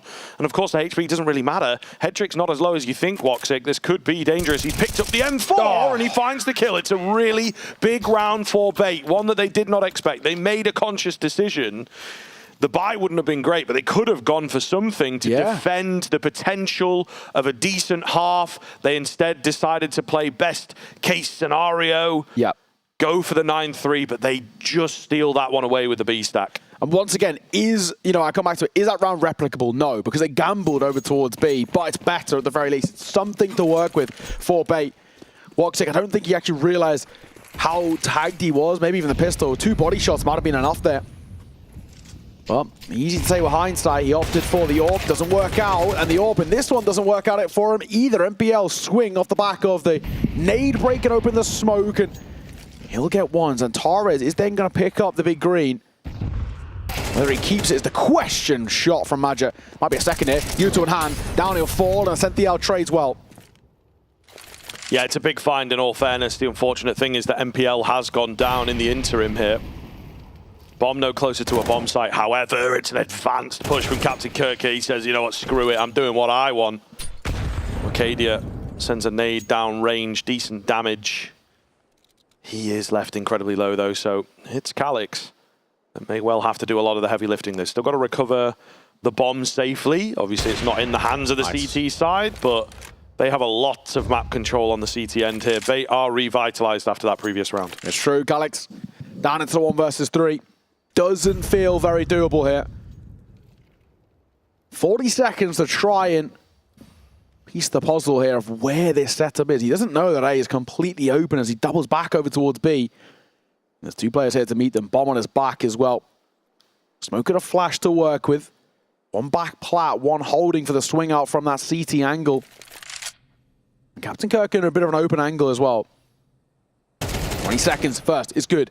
Does he expect the second in towards play? He's going to clear it, and he's going to do well. Hang on a moment. 1 versus 3 is on the cards as Calix has made this a possibility. Headtrick once again called upon in the 1 versus 1. And there might be a chance to save face for Bait here and get this third, but Calix going to lurk in the smoke as well. I love this.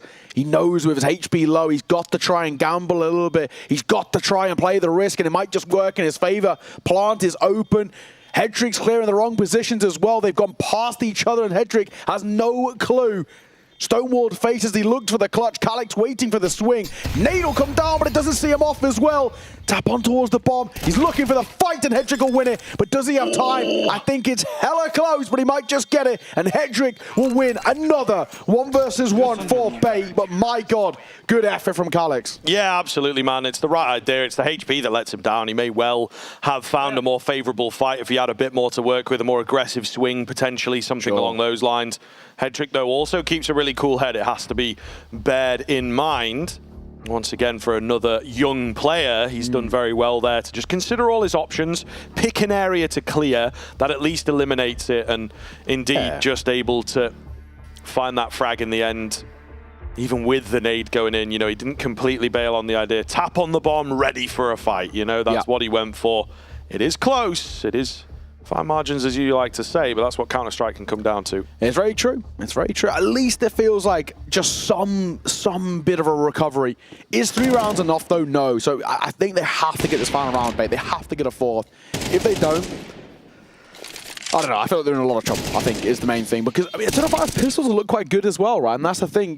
There's a part of me which feels like an expectation is that they're going to take the pistol as well, which will already put them in the range of double digits so early and towards that second half. Gustavo Antares, spam on the smoke, catches MPL. That's the fight you want, but the response from Hedrick in kind is not too shabby.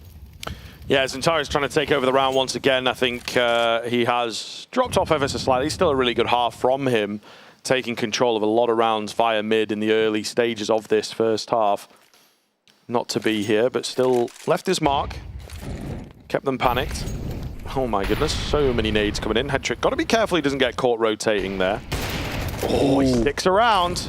Would have been a nice frag to find, but he's unable to do so. Captain Kirker on the MP9, not quite good enough. And you know what? He's got no support from mid. The AWP's in a bit too deep. There's no one rotating across with a rifle. So the A-bomb site in a 3 versus 3 falls with very little resistance. Woxic finding another head.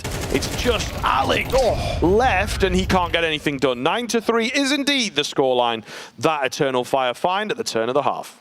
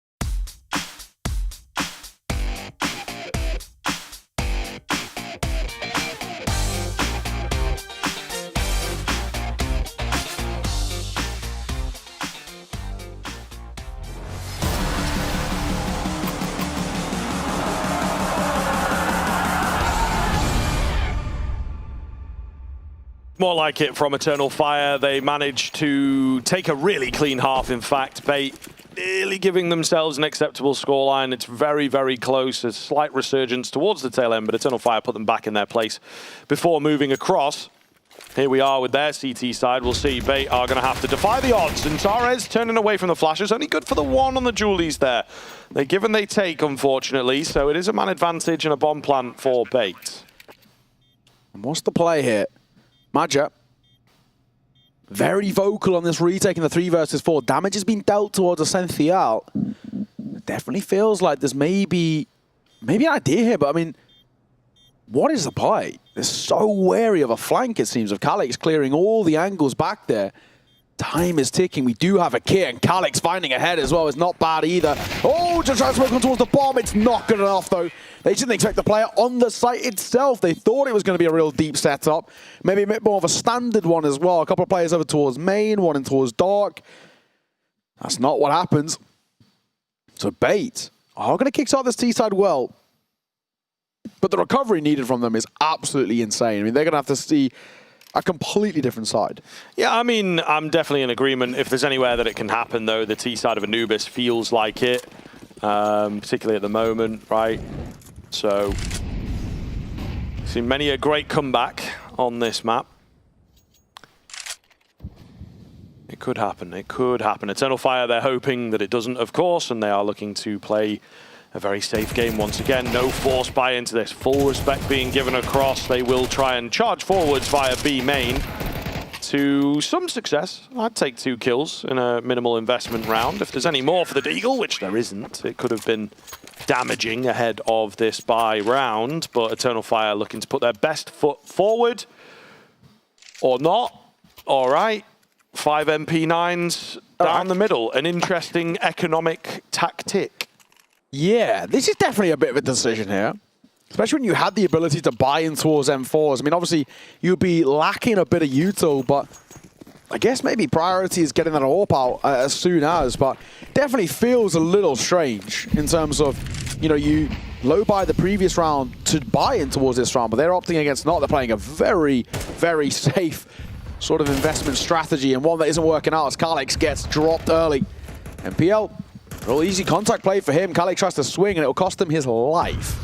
So yeah, bit of a weird choice. Yeah, I mean, it allows speed to come to the Bait side as well. If they can find this round, I think that they will feel good about themselves. You know, if you're not coming close, if you're not losing rounds on your T side, you can really take control and keep Eternal Fire at bay, keep them in that purgatory that we talked about of like, can we win rounds? Are we losing the game? What's quite happening here? Scoreline looks good, but the half itself, not so much. You know, it's a very strange sort of headspace to be in. So financially, there might be some logic here. In terms of like a stratagem, I don't know about that because it just feels offbeat, off rhythm, you know, for the game and the flow. But all they got to do is win the one rifle round and they'll be right back to that clean position. The thing is this like the sort of the mindset where maybe Bait are then going to come in towards the next round and be like, oh, well, they just bought that round because, you know, we saw some MP9, so, you know, maybe they're going to have no money here or something along that sort of vein. Yeah, maybe to try and like throw them off. Yeah, it's a Giga Brain, 400 IQ type thing, and they might try and go for something a little bit quick or try and catch them off guard. Tap on towards the bomb, it doesn't make a difference. There's a couple of kills there for the MP9s. Yeah, I do wonder now whether, because you don't see that very often, so maybe this might be a bit of an oversight for Bait where they come in towards this next round and thinking, okay, we've just, that was the full buy. We just put it to the wayside. They didn't get too many kills, even with those MP9s, so they shouldn't have that much of investment. Just be careful of the upgraded pistols, guys, or a bit of util stack or something like that. So they might not expect the M4s in towards this next round. We'll see. AWP in play. I mean, the second Woxic takes a shot. That'll, of course, that'll be the ruse done and dusted here, so if he can hold off for as long as and maybe get the rifles into some preferential positions, then who knows? Nate doesn't find any damage, but there are quite a few players outside of A for the Bait side. That's wild. That is wild. I mean, as a concept and to find success with a shoulder peek like that, Woxic caught out in the open with Cadia melting, does some damage but no kills. And Bait have turned up the heat with a quick A push. Nothing Eternal Fire can do to resist. And it makes you think, why do we buy in towards the round prior? Or will be scooped up by Captain Kirker and I guess momentarily either dropped at the end of the round or the start of next over towards Headtrick. And that'll be Bait chipping away here. This is starting to open up. This is starting to get to the point of being a little bit on the edge. You know, Eternal Fire, with those 3 rifles saved, we can still buy in towards the next. That's the good thing. Loss bonus will allow for that. Woxic and Wicadia can go into some sort of armor and MP9s or a FAMAS alongside it, but also a mindset sometimes where they even just go in, especially if you're Woxic and you want that AWP, you just go for like a 5-7 and then hope that you can have an AWP in towards the next. But yeah, definitely a little weird. Woxic Jiggle Peak, he dies. The Molotov burning Wicadia, he hopes that they're going to swing on towards him so he can at least take one before he falls and, you know, be a bit of a martyr in the round. But they just don't give him that fight that he wants. They don't allow him to get the worthwhile, I guess, justification for sticking around in the Molotov. We do buy back in, as you mentioned. With 3 staying alive, it's a very common thing to do. 2 rounds in it, though. Definitely feeling like there might be something more developing in this game, especially if Bait can get another round on the board. That's now 4 in a row for them. If they can go 5 for 5, there might be something really to work with. Very much possible.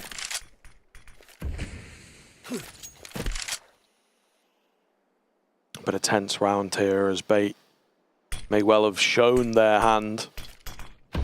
Can't really rely on the catch-off mechanics in the same way.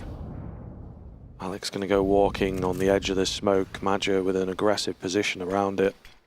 Lays another one down. Molotov to push him away. So we are starting to pick up a bit of pace here. Trying to keep the B main players at bay. Madger is caught out in the open. However, they push through the smoke with their teammates looking very good here as the crunch comes in. Nothing Eternal Fire can do, and each and every way they look, it seems to be crumbling before their very eyes. It's a lot of damage done. There's certainly some players that could have gone down and turned the tide of this round, but it's not the particular universe that we're in. Just Wicadia saving now. Yeah, he's going to go play over towards Carpets, but Ascentia's got the right idea. He's making a bit of a move. Starting to wrap, and there's some support from Captain Kirker as well. Can Wicadia stay alive is, I think, the main thing. He's in the open. They're still fighting him, but he's still somehow dodging and weaving. AK scooped up as well. Molotov will come down to stop that jump up. He only has to focus on one position. He's taking pop shots, but Captain Kirker delivers the kill that they were looking for. Oh, Eternal Fire. Pressure on the shoulders now, and Bait are starting to recover, and so well. And it just shows all you need. A couple of rounds in a row in CS2, and you can start to look so comfortable and start to very, very quickly turn this game on its head. Eternal Fire. This is not what we want to see out for them. They are not playing to the level that we expect of them. Only 1 round in it. I don't think there's going to be that much of an investment. Maybe a hero rifle. I think Centaurus is the one who had the main kind of residual cash left over, so we might see him going towards like an M4. The rest of the side, I'm not too sure if they're sitting all too pretty. I know Wicadia did a little bit as well with a couple of kills he got, but I don't think it's enough to justify the full buy unless Calix and Madger go in towards kind of MP9s and FAMASs. I think you're going to be doing that. I don't think that's the gamble you'd want to take. I think you'd probably rather give up 9 and have a full buy than risk it. Then maybe if you were to lose it, that'll be actually giving Bait a chance. They're going to go for that half investment, so you do see that rifle come through, but they're leaving cash over in reserves for that next round. So double M4, double MP9, 5-7 for Woxic. What a position we're in, though. This is scary. It is nervous here. It is very, very nervous for Eternal Fire. They're really not showing as much of anything on this CT side. Retakes have not looked good. Early stages have fallen flat. Maybe another round like this, though, the one thing that they have going for them is the fact that apart from the 1 eco, they've kept the pressure on the entire half. Is that more an indictment of their defense that they can't really find the results despite that fact? So what is the move here? Flash comes over. Bait again, not necessarily moving off the back of it. They know what's up. They know this kind of A play is likely. Yeah, Bomb not committing either. And I think especially after not the presence, but maybe the lack of presence that we've seen.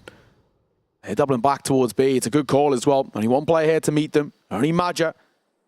A lot of heavy lifting he's got to do here. Man with a lot of experience, but can he deliver it? Is what we're looking towards. A lot of util for Bait to work with as well. In comes the molly. That'll clear back Plat, and B9 struggling as well. They're trying to close down on his position, and they will. I think primarily those two rifles might just call for the early save unless they can get kills, but MPL's got the right ideas. Xantares will need a bit of a nade, and so will Wakadia, and I think that'll just pull them away. Bait are going to tie this game up. Oh my, what is happening here? What a crumble we're seeing from Eternal Fire, and pressure is on their shoulders. This is pretty nuts. We've yet to see them get around on this CT side. So 6 in a row for Bait. I don't like it. I'm worried. I don't like the save call. I don't like the save call. You I don't? think you go for this. Because you have money, right? That's the yeah, big you're thing. going to be buying into the next round anyway. Okay, we're going back into playing this like super percentage based, like slow down kind of style. You're allowing Bait to feel good about their rounds, allowing Bait to feel good about their position in the game. Also, subconsciously, you're letting them in to your own mind, being like, yeah, they are winning these rounds. They are taking these rounds off of us, rather than fighting tooth and nail. Yes, it might not go well, but at least you are kind of trying your best. I suppose really all depends on the psychology of a team. But if it were me, I've never played at this level, but if it were me, I would push to try and just keep your foot on the gas in every single round. You know, you're continuing to fight. And as we have said, continue playing the rounds themselves rather than looking at the score at the top of the screen. What the hell is the point in saving that, really? Like, sure, you get to save a bit of money, but then in your minds, if you're saving money for future rounds, you are considering losses. Yeah, which at 9-9 you shouldn't be. It should be all about winning the rounds. Yeah, I can feel that. Pause called by Eternal Fire. Goes without saying that they are definitely feeling and looking a little timid here. As we're tied all square, Eternal Fire, of course, with them already being a map down, they can't afford to lose this, Anubis. It's as simple as that. And Bait are inching closer and closer to a playoff spot. Eternal Fire, I'm worried for them. Of course, they go for that reinvestment back in. Alex is still wielding the MP9, but Wokchik's got an AWP. So there's upgrades and downsides to this buy. The bomb on the back of Alex needs to make sure it's probably not the first contact. What a swing from MPL. Perfect clearance, but Alex gets caught. That is the bomb seen. Noted. But a smoke down will nullify Wokchik's position there, and I mean, Bait don't need to react off it, really. Yeah, but mid is like the ultimate info starve, isn't it? They could be going A, they could be going B. You have to adjust. You have to move players off, and it limits your choices in terms of responsive aggression. Senthial downstairs here looking to fight Maja. He doesn't want to stick around, though, as that smoke begins to dissipate. He will call on his teammate to come and join him once again. It is going to be a B hit. At least Maja's not alone this time. Has the support of the main man, Xantares. And they're going to need one of those heroic showings from him once again in this 4 versus 4. 30 seconds. Even with that Molotov, no time to really debate. Captain Kirker couldn't line up both. Gets Maja. MPL nails Xantares. And that's the sight. And it might even end up being the round as well. 2v3, may I say, but one of which has an AWP for Wokchik. And those on the retake aren't exactly that effective. Head trick posted, spots the barrel, doesn't hit the shot though, gets close, but Wakadia at least pressures on. They know where one is. He does swing out. MPL does need to move here as well. He's waiting for that commit, but they might actually be pulling away. Bait are gonna get another round. And Eternal Fire call for another save. This one I can understand. Retaking of an AWP, not that effective, and especially considering that money isn't great. Even with loss bonus, Wokchik wouldn't have been able to reinvest, and Wakadia would have struggled as well. So I do actually think this is the right call, but this is getting dicey. Very, very much so indeed. 7 in a row now for Bait, and they will take a lead. They'll be the first side to hit double digits. To remind you all, for those who maybe are just joining us, it was 9-3 at the half in favor of Eternal Fire, and we were already slightly discussing map number 3 of Dust 2. The way things are playing right now, it might not even be needed. Eternal Fire are falling apart. And this is just a real test of the mental game, you know, and able to continue playing Counter-Strike. I think that Eternal Fire have let them in.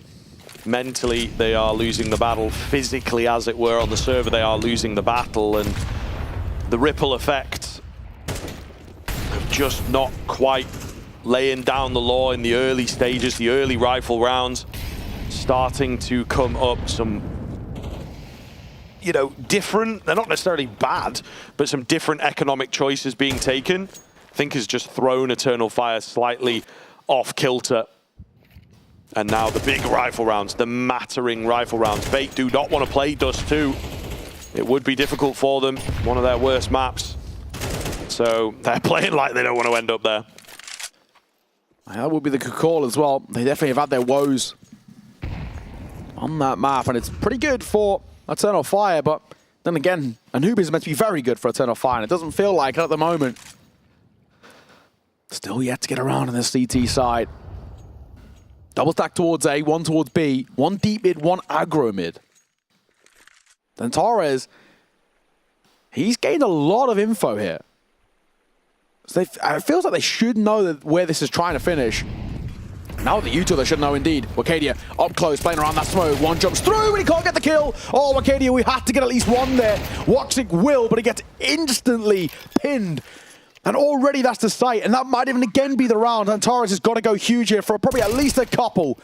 Here's the first. Spam is good on towards the second, but it isn't enough for the kill. And on the reload, the Tech 9 is a wild decision by Headtrick, and we're back into a 2 versus 2. Made that 1 versus 2. Back and forth as Alex put into a tough clutch. As he looks for, he knows where one is. It's about where the second. The Molotov will tickle him. He's still low. And finally, Eternal Fire get around. Calix has to step up in the clutch. And I think it all comes down to one misplay. That Tech 9 pushing through the smoke is probably the costly factor there. Pressure gets to us all in the end. They were not expecting as quick of a flank, as strong of a flank in from Eternal Fire. And yes, some questionable decisions, but you feel like you have to do something in the clutch. Yeah. You really do. It started so very well. Cleanly executed. They just went the wrong way. You know, they fought A main. They maybe should have fought a bit deeper, and everything was split. You can see it though. No loud nices, no, you know, super high amounts of energy, an immediate timeout coming in. Difficult to tell which side it is from. Could be either. Okay. Yeah, I saw Madden call it. Fair enough. It's their third and final one as well, actually. So maybe a bit of a Hail Mary attack pause in that sense as well, because if things now start to flip the other way and Eternal Fire starts streaking towards the end, nothing Madden can do. He just has to watch. Yeah. This is really, really what Counter-Strike is all about, you know, digging deep and finding the impossible rounds. That one, certainly not completely out of the question, but there comes a point in a game sometimes when you forget how to win. So very well taken over the line, I think, from Eternal Fire. The big issue that I'm seeing as well that could end up being a factor that even if Eternal Fire win rounds, if they're expensive like that one was, they're actually going to run out of money. I mean, even now, they've gone back into this full buy, sure, but there's nothing left in the tank bar. You know, about $1,000 on Magic and just shy of on Calix, but it's not exactly a wealth of money to fall back on. So Bait have always got that up their sleeve. Even if they lose, like this round, for example, if they get 4 out of 5 kills, Eternal Fire are still going to have the worst buy of the two. Alex in the flames, pushing a smoke. I'm not a fan of that. I'm not a fan of that at all. MPL, I think he gets just a little giddy there and goes a little early, but they might not need him. Wakadia for 2. He then gets traded. Bomb also dropped as well, but a shot from Woxic. Yeah, I mean, trying to just play a chaotic round, playing by instinct, playing by feel. And indeed, it has not panned out too well. Headtrick still gives himself a chance into this, the highest fragger of the moment. We'll see what he can do. Oh, spots out one towards heaven, but he's undeterred from his crosshair. Takes the heads off cleanly. He's so close to Woxic, can't quite get it. These rounds are tooth and nail, down to the wire. And it is Eternal Fire to take it. Eternal Fire to regain their lead. Headtrick does his best, but it's not quite enough. Oh, it's so close as well. That's heartbreaking for Headtrick. The best thing he could have done there, obviously, it's so easy to say with hindsight, is actually off the back of the second kill. It's just not move. Don't peek. Don't give him a chance. He's got the orb. And trying to get up close to the orb as well is such a gamble in itself, but he gives Woksik the chance. And it is also a bit of a coin flip. Do I peek left side or right side? And Woksik was waiting for that, and he's obviously got the flick. Frustrations for Headtrick, but it's a great effort. If he had just held that pillar position and not peeked, the time alone might have forced Woksik into an awkward fight, and one that probably wouldn't have worked in his favor. Eternal Fire steal back the lead, and 2 rounds away now. Bait have got to go flawless if they want to take this in regulation. All right, where do we go? What is the plan now for Bait? Do they have anything left in the tank? Has it all been used up? To briefly snatch away the lead. Maybe felt like they'd done the hard work, taking their eyes off the prize. Dark Presence looks good here. It is going to be this B split. They're very ready for it on the Eternal Fire side of things, but they flash through the smoke. They go aggressive, and Eternal Fire not ready at all. Where are the rules of engagement? Where's the honorable fight? They are robbed of it, and Eternal Fire have to back off once again, so Bait are not done just yet. I love that response, though. It's relentless, isn't it, from Bait? Yeah, had a quick really round cool. in the round prior, and then MPO just says, do the same again, different site. Let's go over towards B, let's go quick, and let's just catch them off guard and do exactly that. No chance on Madja, back turned, and same thing for Calyx and Xantares. They're all taking fights on multiple fronts, and it doesn't work out for them. So we're getting all the rounds in regulation as a bare minimum. And for some people, those 2 dreaded letters of OT might be required here. We've already seen an overtime once today in our previous series. And every Anubis, I think. Yeah, it's true, actually. Yeah, every At least Anubis that we've done. Yeah, every Anubis that we've done. Yesterday, today, and we might get 2 today as well at this rate. It's my favorite thing. We can blame on Monty, in all fairness. Yes. They should have got both of them in regulation, but wins are wins ultimately. Yeah, but one of my favorite things is seeing the desk walk in, and then it goes to overtime, and then they walk out. They walk straight back out. I do quite enjoy that. It's like, oh, God damn it. Yeah. We get to keep casting the Counter-Strike, and the Anubis, towards the tail end of the games, the regulation into the overtimes, it's really stepped up. I think it's where teams start to realize that they have to throw the playbook out. Yeah. We talked about this a lot, man. Like, Anubis actually does have a tendency to just be completely slow. Like, CT side's afraid of going for aggression. T side, like, okay, fair enough. We'll just not give them anything in the early stage, really calculate the rounds. And then all of a sudden, it's like, actually, we do have bursts available. We're going to use them when they are the most risky, you know, rather than early on in the half to get some early rounds. So potentially some revisits on the Anubis mindset for a few teams here. That's true. MPL's already up. Pushing mid. Contact. 1-for-1 trade. Keep an eye on the buy as well for the Eternal Fire side. They've gone for a half investment. Xantares makes the MP9 good for 1 and a dink on the second. But I don't think Woksik is going to want to engage in this. I feel like this is just maybe not worth the risk. It's a 2v3, sure, but retaking with an AWP and one that they don't have a lot of money. I think this is the smart call. Just get out of there. They've got an AK. They've got an AWP. They're going to have to give up the round, though. And that will mean Bait, map, series, playoff point for them. And Eternal Fire on the brink of elimination. A side who came in towards this tournament as arguably one of the favorites. Yes, absolutely, man. They've had a rough run of it for sure. A couple maps in here that have not looked great. This one looks a bit better, but you could argue second half will again leave a mark against their performance at this tournament. Not quite as clear-cut. We have had a good number of the teams say, look, the direct prep here for this competition has not necessarily been there. You know, we are working on our own game. We are working on the really scary matchups that we might potentially have at the RMRs. Exactly, yeah. But all the same, you'd expect Eternal Fire's own game to at least get them through to top 4. Yeah, you know, just individuals alone, right? Maybe final, you could give them a caveat. Maybe losing out in the final, you could certainly say fair enough, but you'd expect them to really give a good solid try. At least take this damn series to 3 maps, which at the moment is under question. It is eluding them, that's for sure. Final round in regulation. Overtime is a bit of a dream here for Eternal Fire. And Bait want to avoid that. These T-sides have looked so good. We've only seen a couple of rounds out from Eternal Fire. 2 retakes from them. They should have netted them up to 11. But a 9-3 first half. Is it going to be the same again? And funnily enough, when we saw Monty yesterday go towards overtime, it was 9-3s both ways. Woxic cracks the head in at mid as well, which has been a really solid position for Bait in some of these A approaches. So still going to stick to an A play. Trying to get cheeky. That's wild. Woxic gets the shot off, but it doesn't land. Calyx has kept the numbers solid here. And you know what? At Bricks, Wicadia, yeah, not going to be expected. He swings out. Calyx joins him. Head trick is left on 2 HP. There's absolutely no chance for him here. He will try and break in. Not going to happen. The overtime required once again. Oh, well. You hate or love to see it. We've seen some of the worst and the best Counter-Strike in overtime on this map specifically. It feels like it's the curse or the blessing, depending on how you view it for us. Whenever we've had an Anubis, we've had an overtime. But this one still feels very up in the air. It's once again in the same vein that it was Monty against MIBR. It's all about lackluster CT sides and very strong T sides. So it comes in towards this overtime with the question mark of who's going to put up the best CT side here in overtime. We know that T sides are very strong. But it does feel for me that the thing with Bait is they've warmed up in towards this series, just in terms of the individuals. You know, Headtrick and Captain Kirk are both looking really crisp. And they weren't as much in towards that first half. So that might be that little addition. If Bait can at least go 2 for 1 on C side, I think they've got a decent chance. Oh, Major, edge of the smoke, right idea, but Alex takes his head clean off.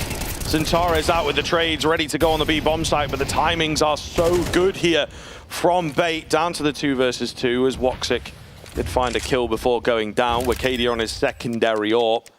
A, it's awkward on a retake. B, it's not really a weapon that he's super familiar with, so might want to swap off that. Might not be required though, as Calyx catches head trick. It's all onto Ascenthial. And a quieter game out here. We've been leaning on Captain Kirk, leaning on head tricks, and now would be a time to step up. They've swapped to the automatic weapons, and Calyx will finish him off. It looked good initially, but the retake, nice and clean. Yeah, good work as well.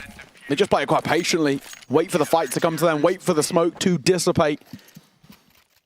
And it's Eternal Fire who stay afloat, draw first blood here in overtime, and of course get that CT side round that eluded them for the most part throughout regulation. Still feels like Bait have got a bit up their sleeve, and of course with overtime means the replenish of the TAC cores as well. So once again can slow things down. Of course, Magic getting very, very vocal. Same for Madden. The only worry is whether Bait have run out of ideas. They've used a lot of small and gimmicky plays and contact plays as well, but it does feel like we're seeing Eternal Fire start to wake up to them a little bit. They're good in these opening duels. I mean, bar that one in towards Dark, in all fairness, where Magic gets caught, but Xantares' double is super important there on that B side to lock it down, and I think that's the one glaring error for me there as well, that head trick swing on towards Calyx. I think he was mollied, to be fair, so, you know, forced to move forwards most likely. Yeah, maybe an error in the sense, you know, find the frag, but yeah, I think he was forced into a fight that he otherwise wouldn't have taken. Wicadia, cheeky move here. These are the overtime plays we were talking about. He does get traded quick. He's open. Yeah, this is weird though. There's 2 deep through middle. They're going to get that bomb down, but it's cost them quite a bit to get there. They have no B main presence at all here on the Bait side of things either. So yeah, really, really awkward. I don't know that they've necessarily clocked 2, potentially the 1, so they might feel more confident for the fight than they should. This is all over, man. Deep position as well towards CT from Alex. So he maybe discovers that there's no one around there. They'll have a good idea that it is fully main, fully dark. They know which way to face and where the fights are coming from. So I think that's also quite valuable. There's going to be a hold of the bomb inside all this carnage. Oh my goodness! 4 kills in the space of half a second. Absolute bloodbath on that B bomb site. My lord, in the overtime, nothing is certain. Yeah, and I love that as well. Eternal Fire basically using execute util on that retake. It was like, that's the perfect execute if they were on the T side. But the Wakadia little gimmicky play, if he had got the second there, he gets a dink on towards MPL. If he gets that kill, that might completely change the round. But so well done at the end. They're just in that post plant in the 3 versus 4. And Eternal Fire still reeling a little bit on the CT side, just can't quite get over that final hurdle. Of course, the magic number we're looking for is 16. And if Bay can go 2 for 1 on T sides, I'd be pretty happy with that. They'll go in towards main. Got to face Woxic, and he's seems to be always good for 1 in the latter stage of this map. Maybe a slow start, but he's picked it up late game. And he will get the first. Such a lazy peek in from Essential, isn't it, really? Yeah. He's had a rough game. Yeah. Need a flash, need just little jiggle, you know. He just fully commits in. Nice nade. Yeah, this is looking rough for Bait, honestly. They're trying to back off and give the B site a go, but I think Eternal Fire, it feels like they are in the comfortable position here. Maja, also a rough game from him. Molotov comes in, caught, quick switching, nearly goes down, returns with a Molotov, trying to keep them at bay. The nade comes close, and he is softened up enough for Captain Kirka to find it. Trade onto Zentared's not there, but Headtrick still keeps them coming. The HP bars are so very low. Surely nothing in this for Bait. Calyx hidden away in a keen spot, but he loses his head quickly. Still players rotating in. It is again all over. Captain Kirka, against the odds, has got to try and pull this one off. You don't see him doing it. He's going to try and work his way downstairs. If he gets this headshot quick, then maybe you convince me, but not going to happen. And so a slim lead for Eternal Fire. Yeah, but 2 for 1 on the CT side in particular is really important. We know that Bait had a really weak CT of their own. So that's where I look at this and say, maybe advantage is actually more than just the round itself, but the mental side too. Eternal Fire, they had a very, very shaky few moments, especially to start off the CT, but they've come alive late game. You know, they got kind of 3 out of the last 5 rounds in regulation. They've got 2 out of 3 here in overtime. Bulk of the rounds are actually in their favor. And they're spotty for Bait. Flash in the pan moments, and they look great, especially when you get like a 4K in half a second. Not always replicable. Double nade in towards mid. Bait not playing up close though behind that smoke. Happy to sit a little further back.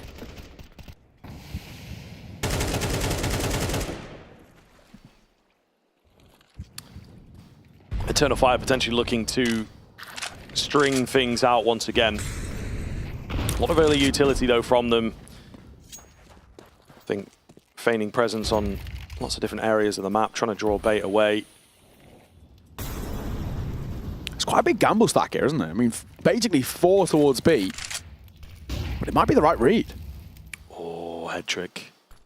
It's a good spot for him and a nice find. When is the AWP ever trained in on Dark, especially by itself on the pillar? And you have to retrain yourself if you're Eternal Fire. Zentared's trying to do what he does, but Headtrick ducks under the cross there. It's Wakadia that comes around with the good timing to catch them. Too many resources given to the dark area. NPL is here quickly, can't stop the bomb plan, but the spam is perfect. They go peeking into him, and he will keep the frags coming. Surely got to know that Wakadia is around this area, and information on his HP should be decent also. Captain Kirka joining up with NPL. They've got the kid available. Tap comes in onto the bomb. They're not giving any credence towards Dark. It's not planted for Dark. Wakadia, nothing that he can really do. He was hoping for a fake. It does not happen. And even right at the end, they didn't even know where he was. So it's kind of a funny finish, but a really keen round coming through from Bait. Yeah, really well played. Really, really well done there as well. It looked like it was potentially done and dusted. But a very, very important double that comes through from MPL, sort of out of nowhere. Headtrick's kill there towards Maja, ultimately very important too, but I think it's MPL who does a lot of the heavy lifting. That spam is perfect. The second is so beautifully lined up on towards Woxic. Bait far from dead in this map just yet. We're all tied again, and another pause called, this time by Eternal Fire. And Faber wants to have a little talk himself. How do we feel in terms of like the reactions. You know, you're in overtime, it's really close, you win a big round there, and we see a lot of teams, they love shouting out, they love getting emotional. We've got a fair number of, you know, Brazilian teams taking part in this tournament, and they're always very, very vocal, but we see the young players of Bait super stoic. Just very little in it after a massive round, particularly from MPL himself. Yeah, exactly. It's normally is the youngsters as well who like to get really, really vocal and hype themselves up, but I think they realize as well this job is far from over, so probably a little bit more pressure than relief in winning rounds, right? And say, right, we've got to make that a consistent factor rather than what was actually the end of the regulation, was it here and there for the Bait side.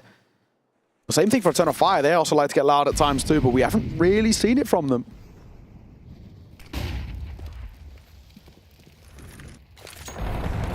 Early nade. Doesn't really find too much here. As Eternal Fire, where Bait have had some kind of pocket rounds, we might not have seen as much success from them, but they certainly picked things up coming into the overtime. Eternal Fire have gone back to what they were doing a little more reliably. Really no presence at all being shown in this round. It will be an A finish. You can see, though, the setup. It looks pretty good, man. The utility's going to have to be down pat. The shots need to land. 35 seconds. A late smoke makes life very awkward for Eternal Fire indeed. They've kept hold of a lot of Uto here, Bait. I like this. In comes that Uto on the other side, but not good enough for Captain Kirk. I probably needed at least one. There is one. Looks for the second that MPL. Always good for two, it feels, in overtime. And that might have been enough. Missed shot by Headtrick, and MPL and Edric both fall, so the round flips again. And now Ascentia are not even wary of this mid-play. As Madja might have the drop here. Ascentia finds an important kill. Madja's got to pounce at some point, and he will. And Alex, I think for him, he just dips away. They didn't commit to the plant. Wait, Eternal Fire didn't plant. They had the site the whole time, and they just didn't even get that bomb down. Oh, Woxic's feeling, his face there, I think, is showing the vibes over towards Eternal Fire. Why did they not plant? I thought it was just a guarantee. They tapped it. They just didn't stick it. He might have, looking at head in hands, done the old classic coming off the bomb a bit early. Or maybe that was the kill. We didn't see it, but Ascentia got a kill on site. Maybe it was the bomb. I didn't even see who he got. That is possible. There was still time for a retrieval, but yeah. Very heartbreak. Panicked, and you kind of see him, like the adrenaline, I think, getting the better of him. Maybe the cortisol at this point. Either way, it's not a good look. I'd love to get a replay of that Ascentia kill, though, just to see if it actually was the bomb. If it is, that's like the most important kill he's got all series, and what has been, you know, unfortunately a little bit slow for him. That alone might make up for it. Very true indeed. Eternal Fire looking to not repeat those mistakes. Still have the potential of the second overtime here, of course. Again, drawn out, again. Trying to bait a bit of utility. Not quite as much being used. It's a late B main push. The flash is good. It's been seen by Wicadia. Zantares is here as well. There's actually a lot of players outside of B there from Eternal Fire. I don't think on purpose, but just with the way their round had been developing.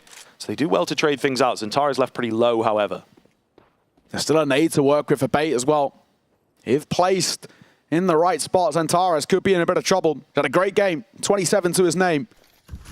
Same for Wicadia, but it still feels like there's potential here. Zantares, a fine through the smoke. He might have just spotted a head trick, but it's enough for the kill. They will cross. The spam is okay as Woxic takes a fair tag, but so does MPL, and Zantares gets another.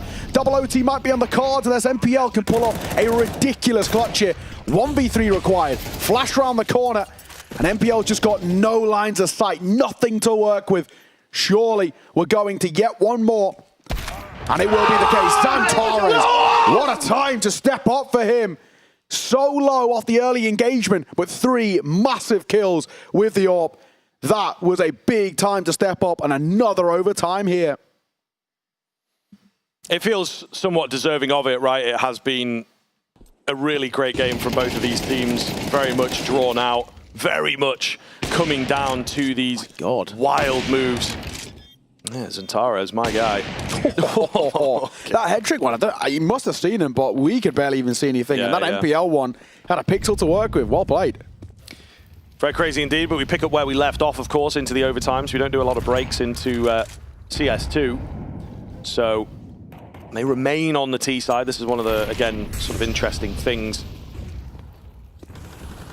It doesn't flip back over as you might expect it to. So Eternal Fire finding some success on their T side. Still didn't look great to me. A lot of really slow and yeah, just playing that clock. It's dangerous. It's inconsistent for me. I don't know how much you're going to be able to keep that up. Bait eventually are going to get used to it, or they're going to have a player in a little bit of a sneaky spot, such as this one towards mid, but it's not even needed.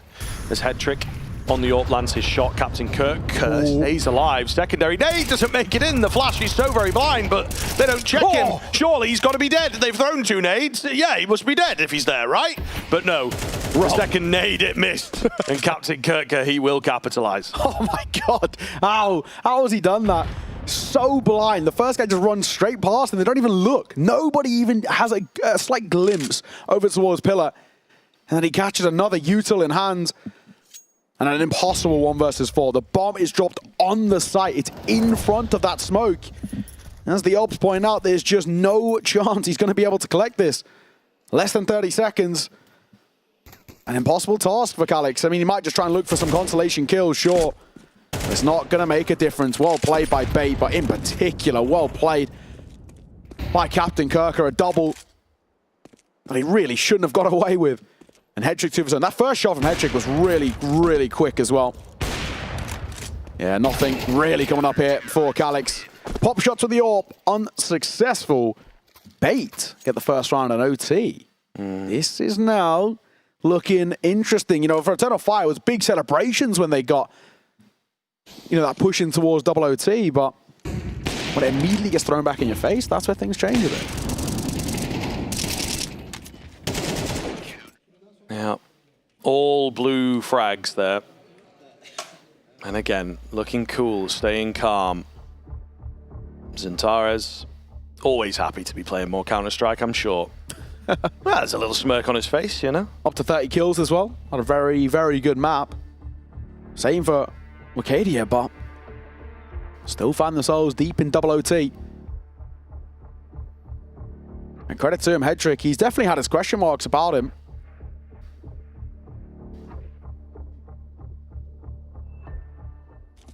Very tense moment, though, off the back of that attack pause. We go again. Round advantage, Bait. They can go 2 for 1 on the CT side. I really think they give themselves a great chance here. That's the big one for me. Especially if they go 2 for 2 to start off the second overtime. That's where Eternal Fire might start to succumb to tilt and fatigue and all of the mindsets that can really affect your level of play.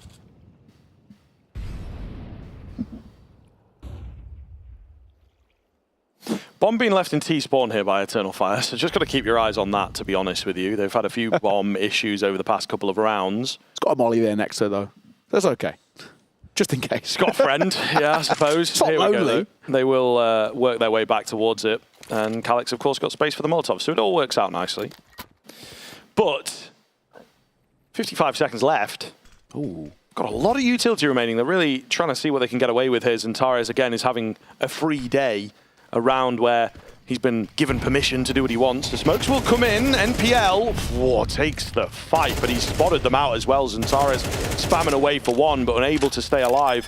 Bomb goes down. There's not really enough damage done to this CT side to make it substantial just yet. But the retake looks shaky. Everyone coming in from exactly the same choke point. Never a good sign. Wicadia clears out water, and that will give them good info. Calix 4-2. Woxic peeks out, and indeed, they just don't have enough to deal with 3 people peeking you at once. Yeah, I think the real issue is the one you mentioned. They're just all coming from the same spot, so it's so easy for Eternal Fire to just focus in. They know there's no one going to be mainless. There's a super late rotation. They know water was covered as well, and you know, they're already mollied over towards connector, so there's just nowhere else they could be. It was very simple to set up. I think they just, unfortunately, made it way too easy. Yeah, for Eternal Fire in that spot, and of course the fights just don't go their way at all. Simple one for Eternal Fire in the end there, and once again tied square, 16 all. This is a map and a half we're getting out here between these two sides. A third might even be required as well at this rate, because Eternal Fire again ramping up a bit.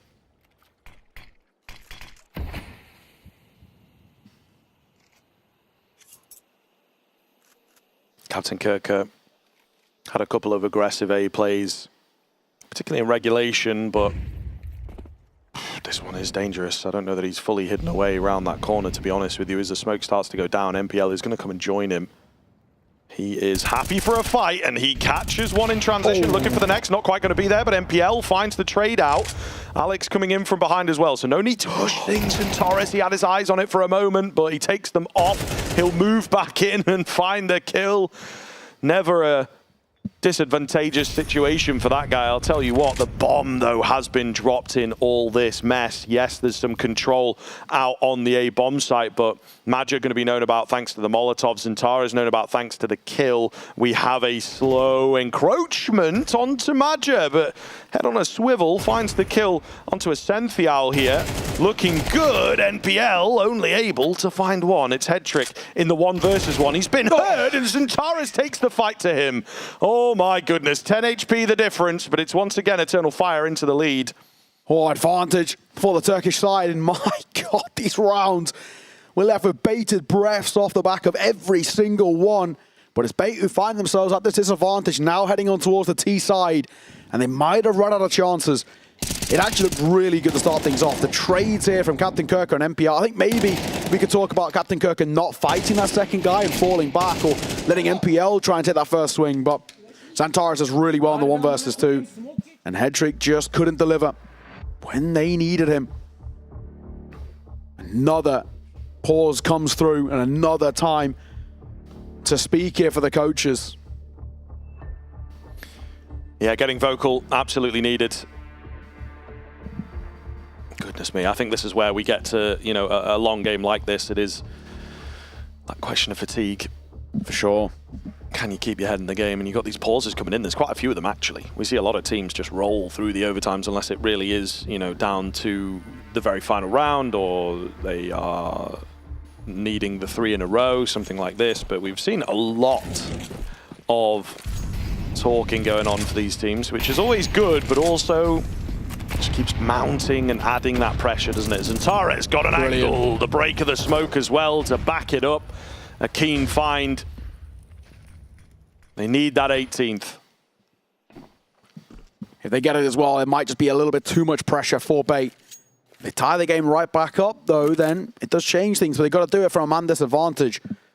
Looks like contact. Oh my God, he'd gone out. He didn't have his gun out there, Calix. He was quick switching between the knife. Okadia in a bit of pressure. He's still worried about this main pressure, and it's being held for. The swing is good. The find is perfect. And Ascential might have just done enough there for the round in Bait's favor.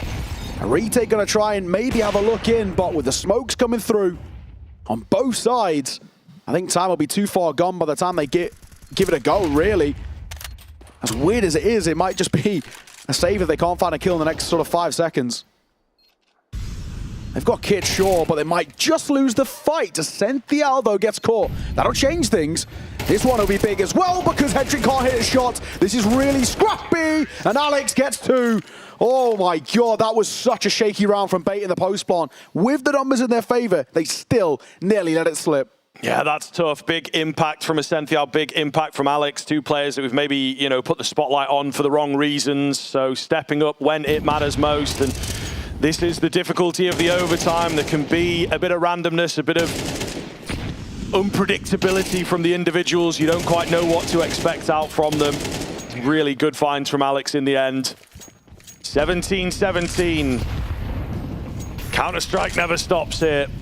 Bait looking to take it over the line for the 2-0 and knock Eternal Fire out prematurely. Eternal Fire, of course, just battling for survival. If they win this, there's another map to come for them to stay alive. And, I mean, after this one, into Dust 2, the old classic, the old leveler, could go any way. So I think Eternal Fire really have to find this in swift fashion, you know, not let it drag out too much longer. That's true. Xantares, what a game he's had as well. 36 kills to his name. Hunting for 40. And the way he's playing, he might just get it. He's going to go in towards Dark. He gets mollied out of the position. We're going for a B split here. There's good control, and a very good control. No one's actually watching Mate, and that'll be Xantares' death. And Magus 2 as Captain Kirker doubles down. They're just caught in 2 minds, and a deer in headlights didn't know where to look, and Bait pounce. I do not believe it. They've fallen flat to the contact burst again. Yeah. They were not ready. They did not have, you know, an early smoke down. They didn't have anyone watching. They were just so sold on Dark, thinking they were safe from the unlikely position, and Bait have used it again against them. A bit too protocol heavy, maybe, a bit too readable. Not for me to say, but Bait seem to have figured it out here, at least for the 18th, securing themselves a third overtime and putting themselves in prime position for the 2-0. A save from Eternal Fire as well. It really does eat away at you in the overtimes, and we talked about it, Eternal Fire playing a lot of that kind of style, maybe not sending themselves, believing in themselves, the percentage Counter-Strike. Maybe this is what happens when you start playing with the big boys, right? You have to play the game by the book. Sometimes that's maybe not part of your DNA. Captain Kurt, fantastic entries from him, but just a really ballsy call from MPL again. Yeah, and it has to be said, this is the type of Counter-Strike that Maja highlighted in the interview. He called it doggy. We talk about the Wolfpack a little bit more, but sticking together, playing off each other, the trades and the contacts, it's not always that common at the top level. Bait love it. And it's working for them. Map series playoff point for Bait. Or potentially another overtime looming. We'll have to see. What a game we're getting, that's for sure. Bait have had a map point and a series point already. But too easy. That's how Watson got them in towards overtime here with a kill like that. But he'll get a second behind it. The trade is good, thankfully. And Khalek's caught as well. Hang on, 3 versus 2. Scriv, this might be curtains. They absolutely have to go for it, though. They're not in on good time. Again, split, trying to go for flanks. They were unable to get in quickly. It was such a fast and information-starving burst from Bait. Down goes Zantares, might just be it. The IGL to save the day here. 1 versus 3. His position going to be known, and not a movement here from Bait.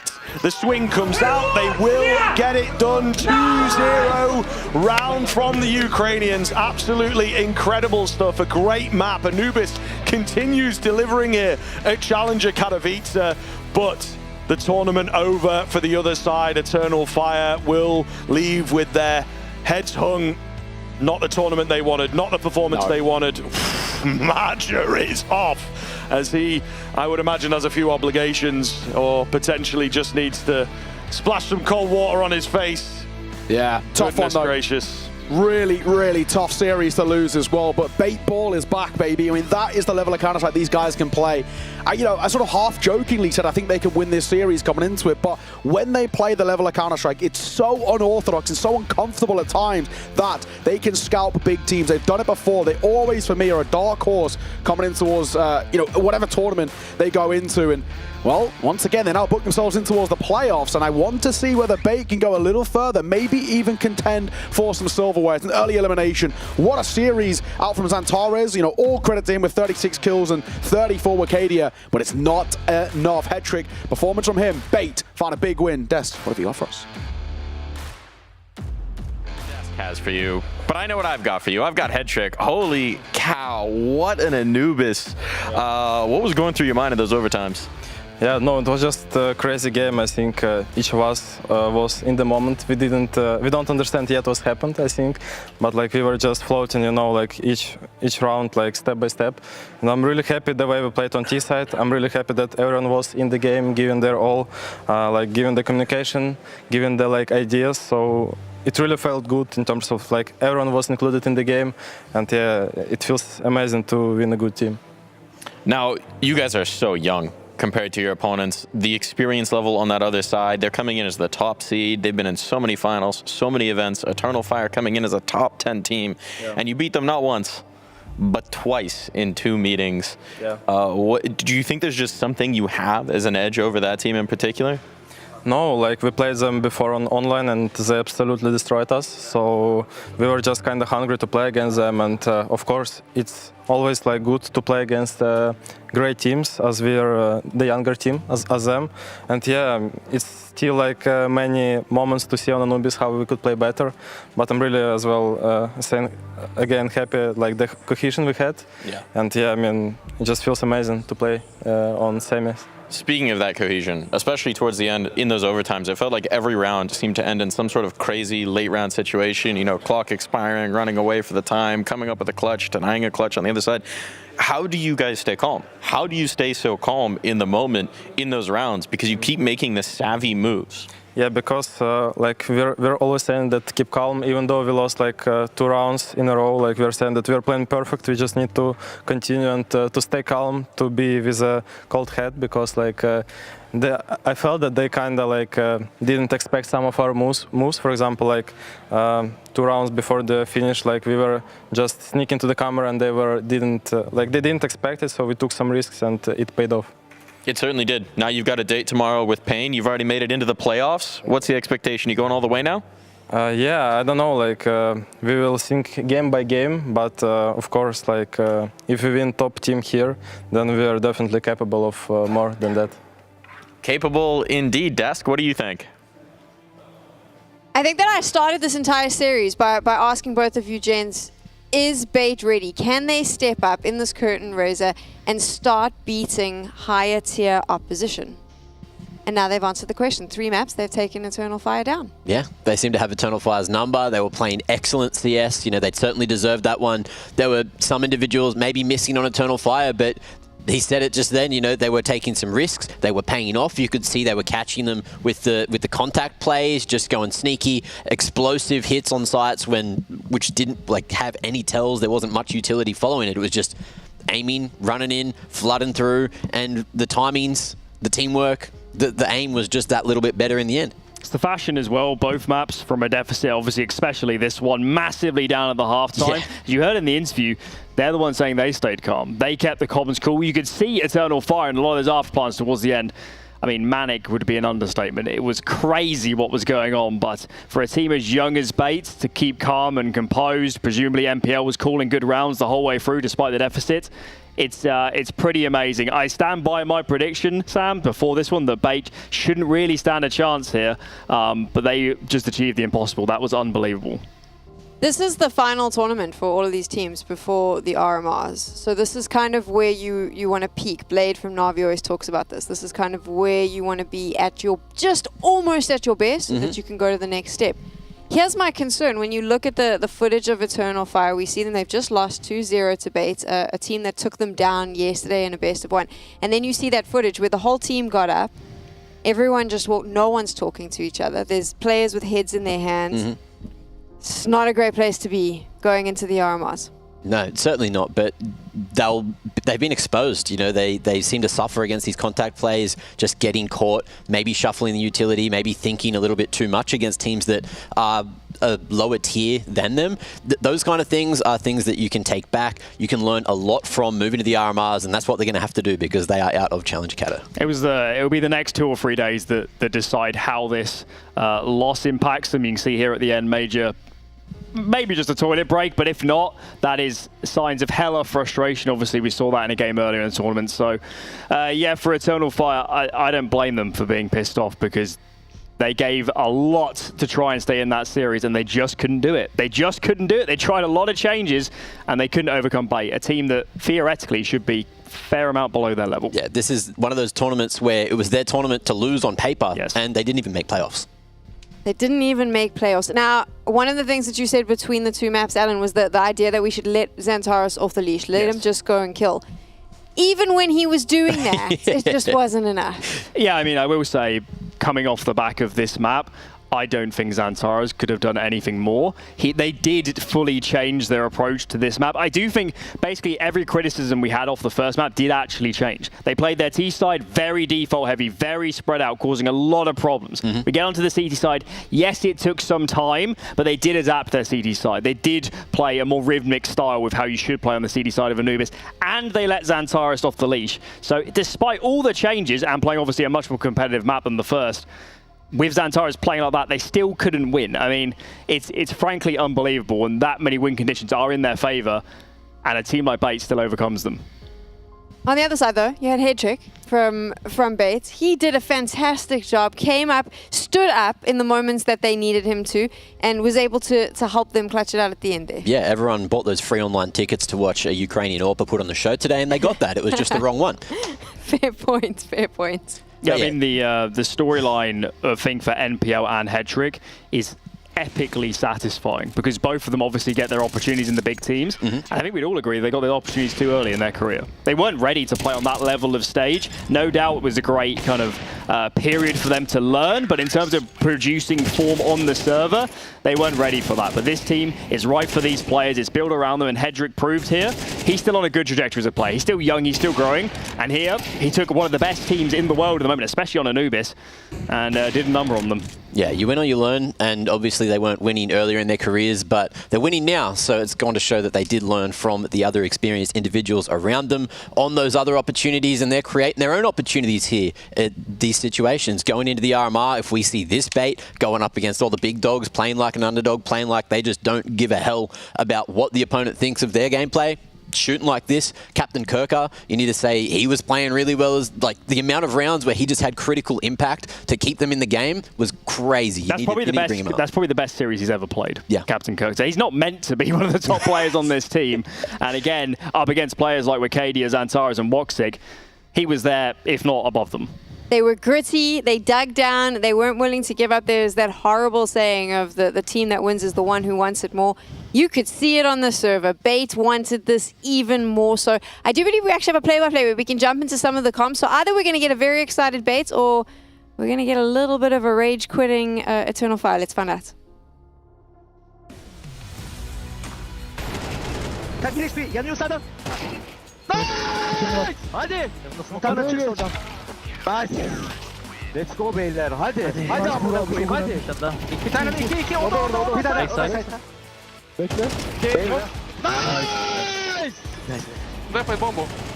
Kupił bombę. Ölme Ali. Nice. Daha var yerde.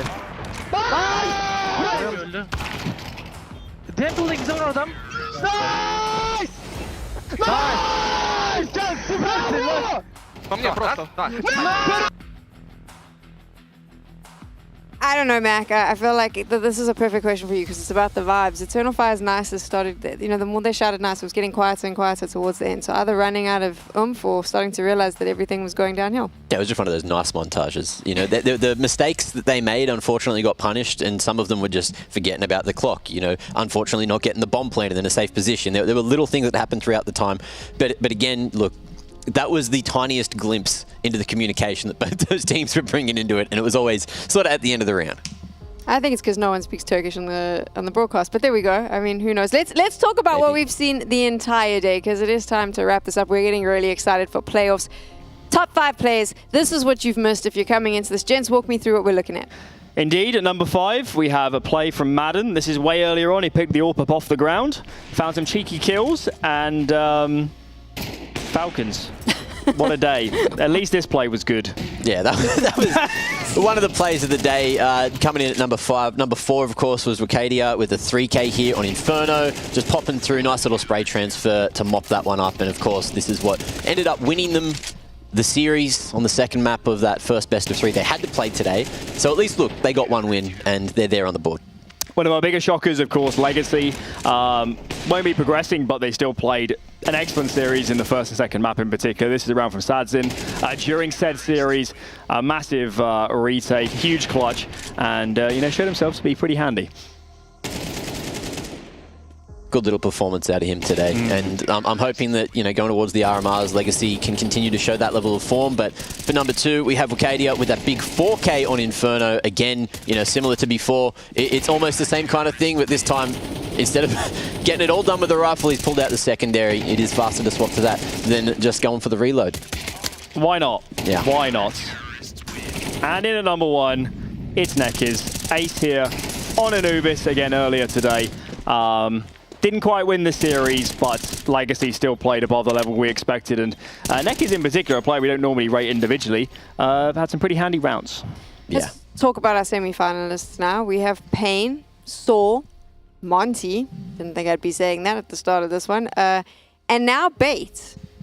If we were to take a wild gander down at predictions points, after what I just saw with Bait, I would be putting a little bit of cash on them to potentially lift this trophy. Yeah, up against Pain, I don't know how that matchup's going to go, because Pain, they love to get a bit brawly in their gameplay. They're coming from South America. They can go all the way down, you know, blow for blow. So that'll be an interesting matchup, and I cannot wait to see it tomorrow. Saw and Monty, on paper, sounds like it should be more one-sided. But the thing is, we've been having an incredible amount of upsets here for ESL Challenger Katowice, so who knows what we're going to get in these best of threes tomorrow. There's a lot of teams here having a rebuild. I mean, the Saw Monty game is, whoever wins that is going to be jubilant, because I don't think they expected to necessarily be in that position. On the Pain side of things, that one's really intriguing, because I think for both sides, they might not have played a team before, at least on LAN, that's going to present that sort of style.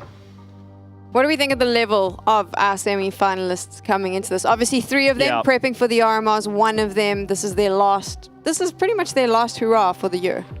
Yeah, I mean, absolutely not the teams we expected. I mean, that's fair to say. A lot of the heavier favorites, Eternal Fire included, MIBR as well, not having the impact on this tournament we expected. So certainly if you're these teams, the way I'd look at it is, right, if you're Pain, this is easily the best chance you're going to get to win a title. You've got a pretty soft bracket, I've got to be honest. For a team like Saw and Monty, you've gone from a tournament where it's just about survival to now potentially being in a grand final and whatever can happen there. And if you're Bait, I mean, you're just loving life at this point. Why not? Just have a good game. Look, Bait are going to be coming into this more warmed up. Monty, a similar thing. They've been playing the best of threes. They've played each day so far. This is sometimes the issue when you do win those best of ones on day one. You don't get that feel in the best of threes. And if you're going into Championship Sunday, look, you're cool, calm, and collected, but are you warmed up? That's kind of where the question is. Bait certainly are. It's not the teams you would have expected, but here they are. And I think what's important to remember in this, they're competing for that trophy. It's something that they want to lift. For Monty, that this is the end of their season. For the other teams, this is their opportunity to prep for the RMRs. So while it might not be the teams you expect, now is the time to watch, because these are the teams that are peaking just at the right moment. And for a lot of them, they're not necessarily teams we would have had on our watch list. So you need to be here tomorrow, because it's going to be super interesting. We're going to see how this all plays out. We'll be here bright and early. Gents, thank you so much. Alan's contract doesn't let him stay for the next 10 minutes, so we got to wrap this up really quickly. We'll see you all tomorrow. Good night. See ya.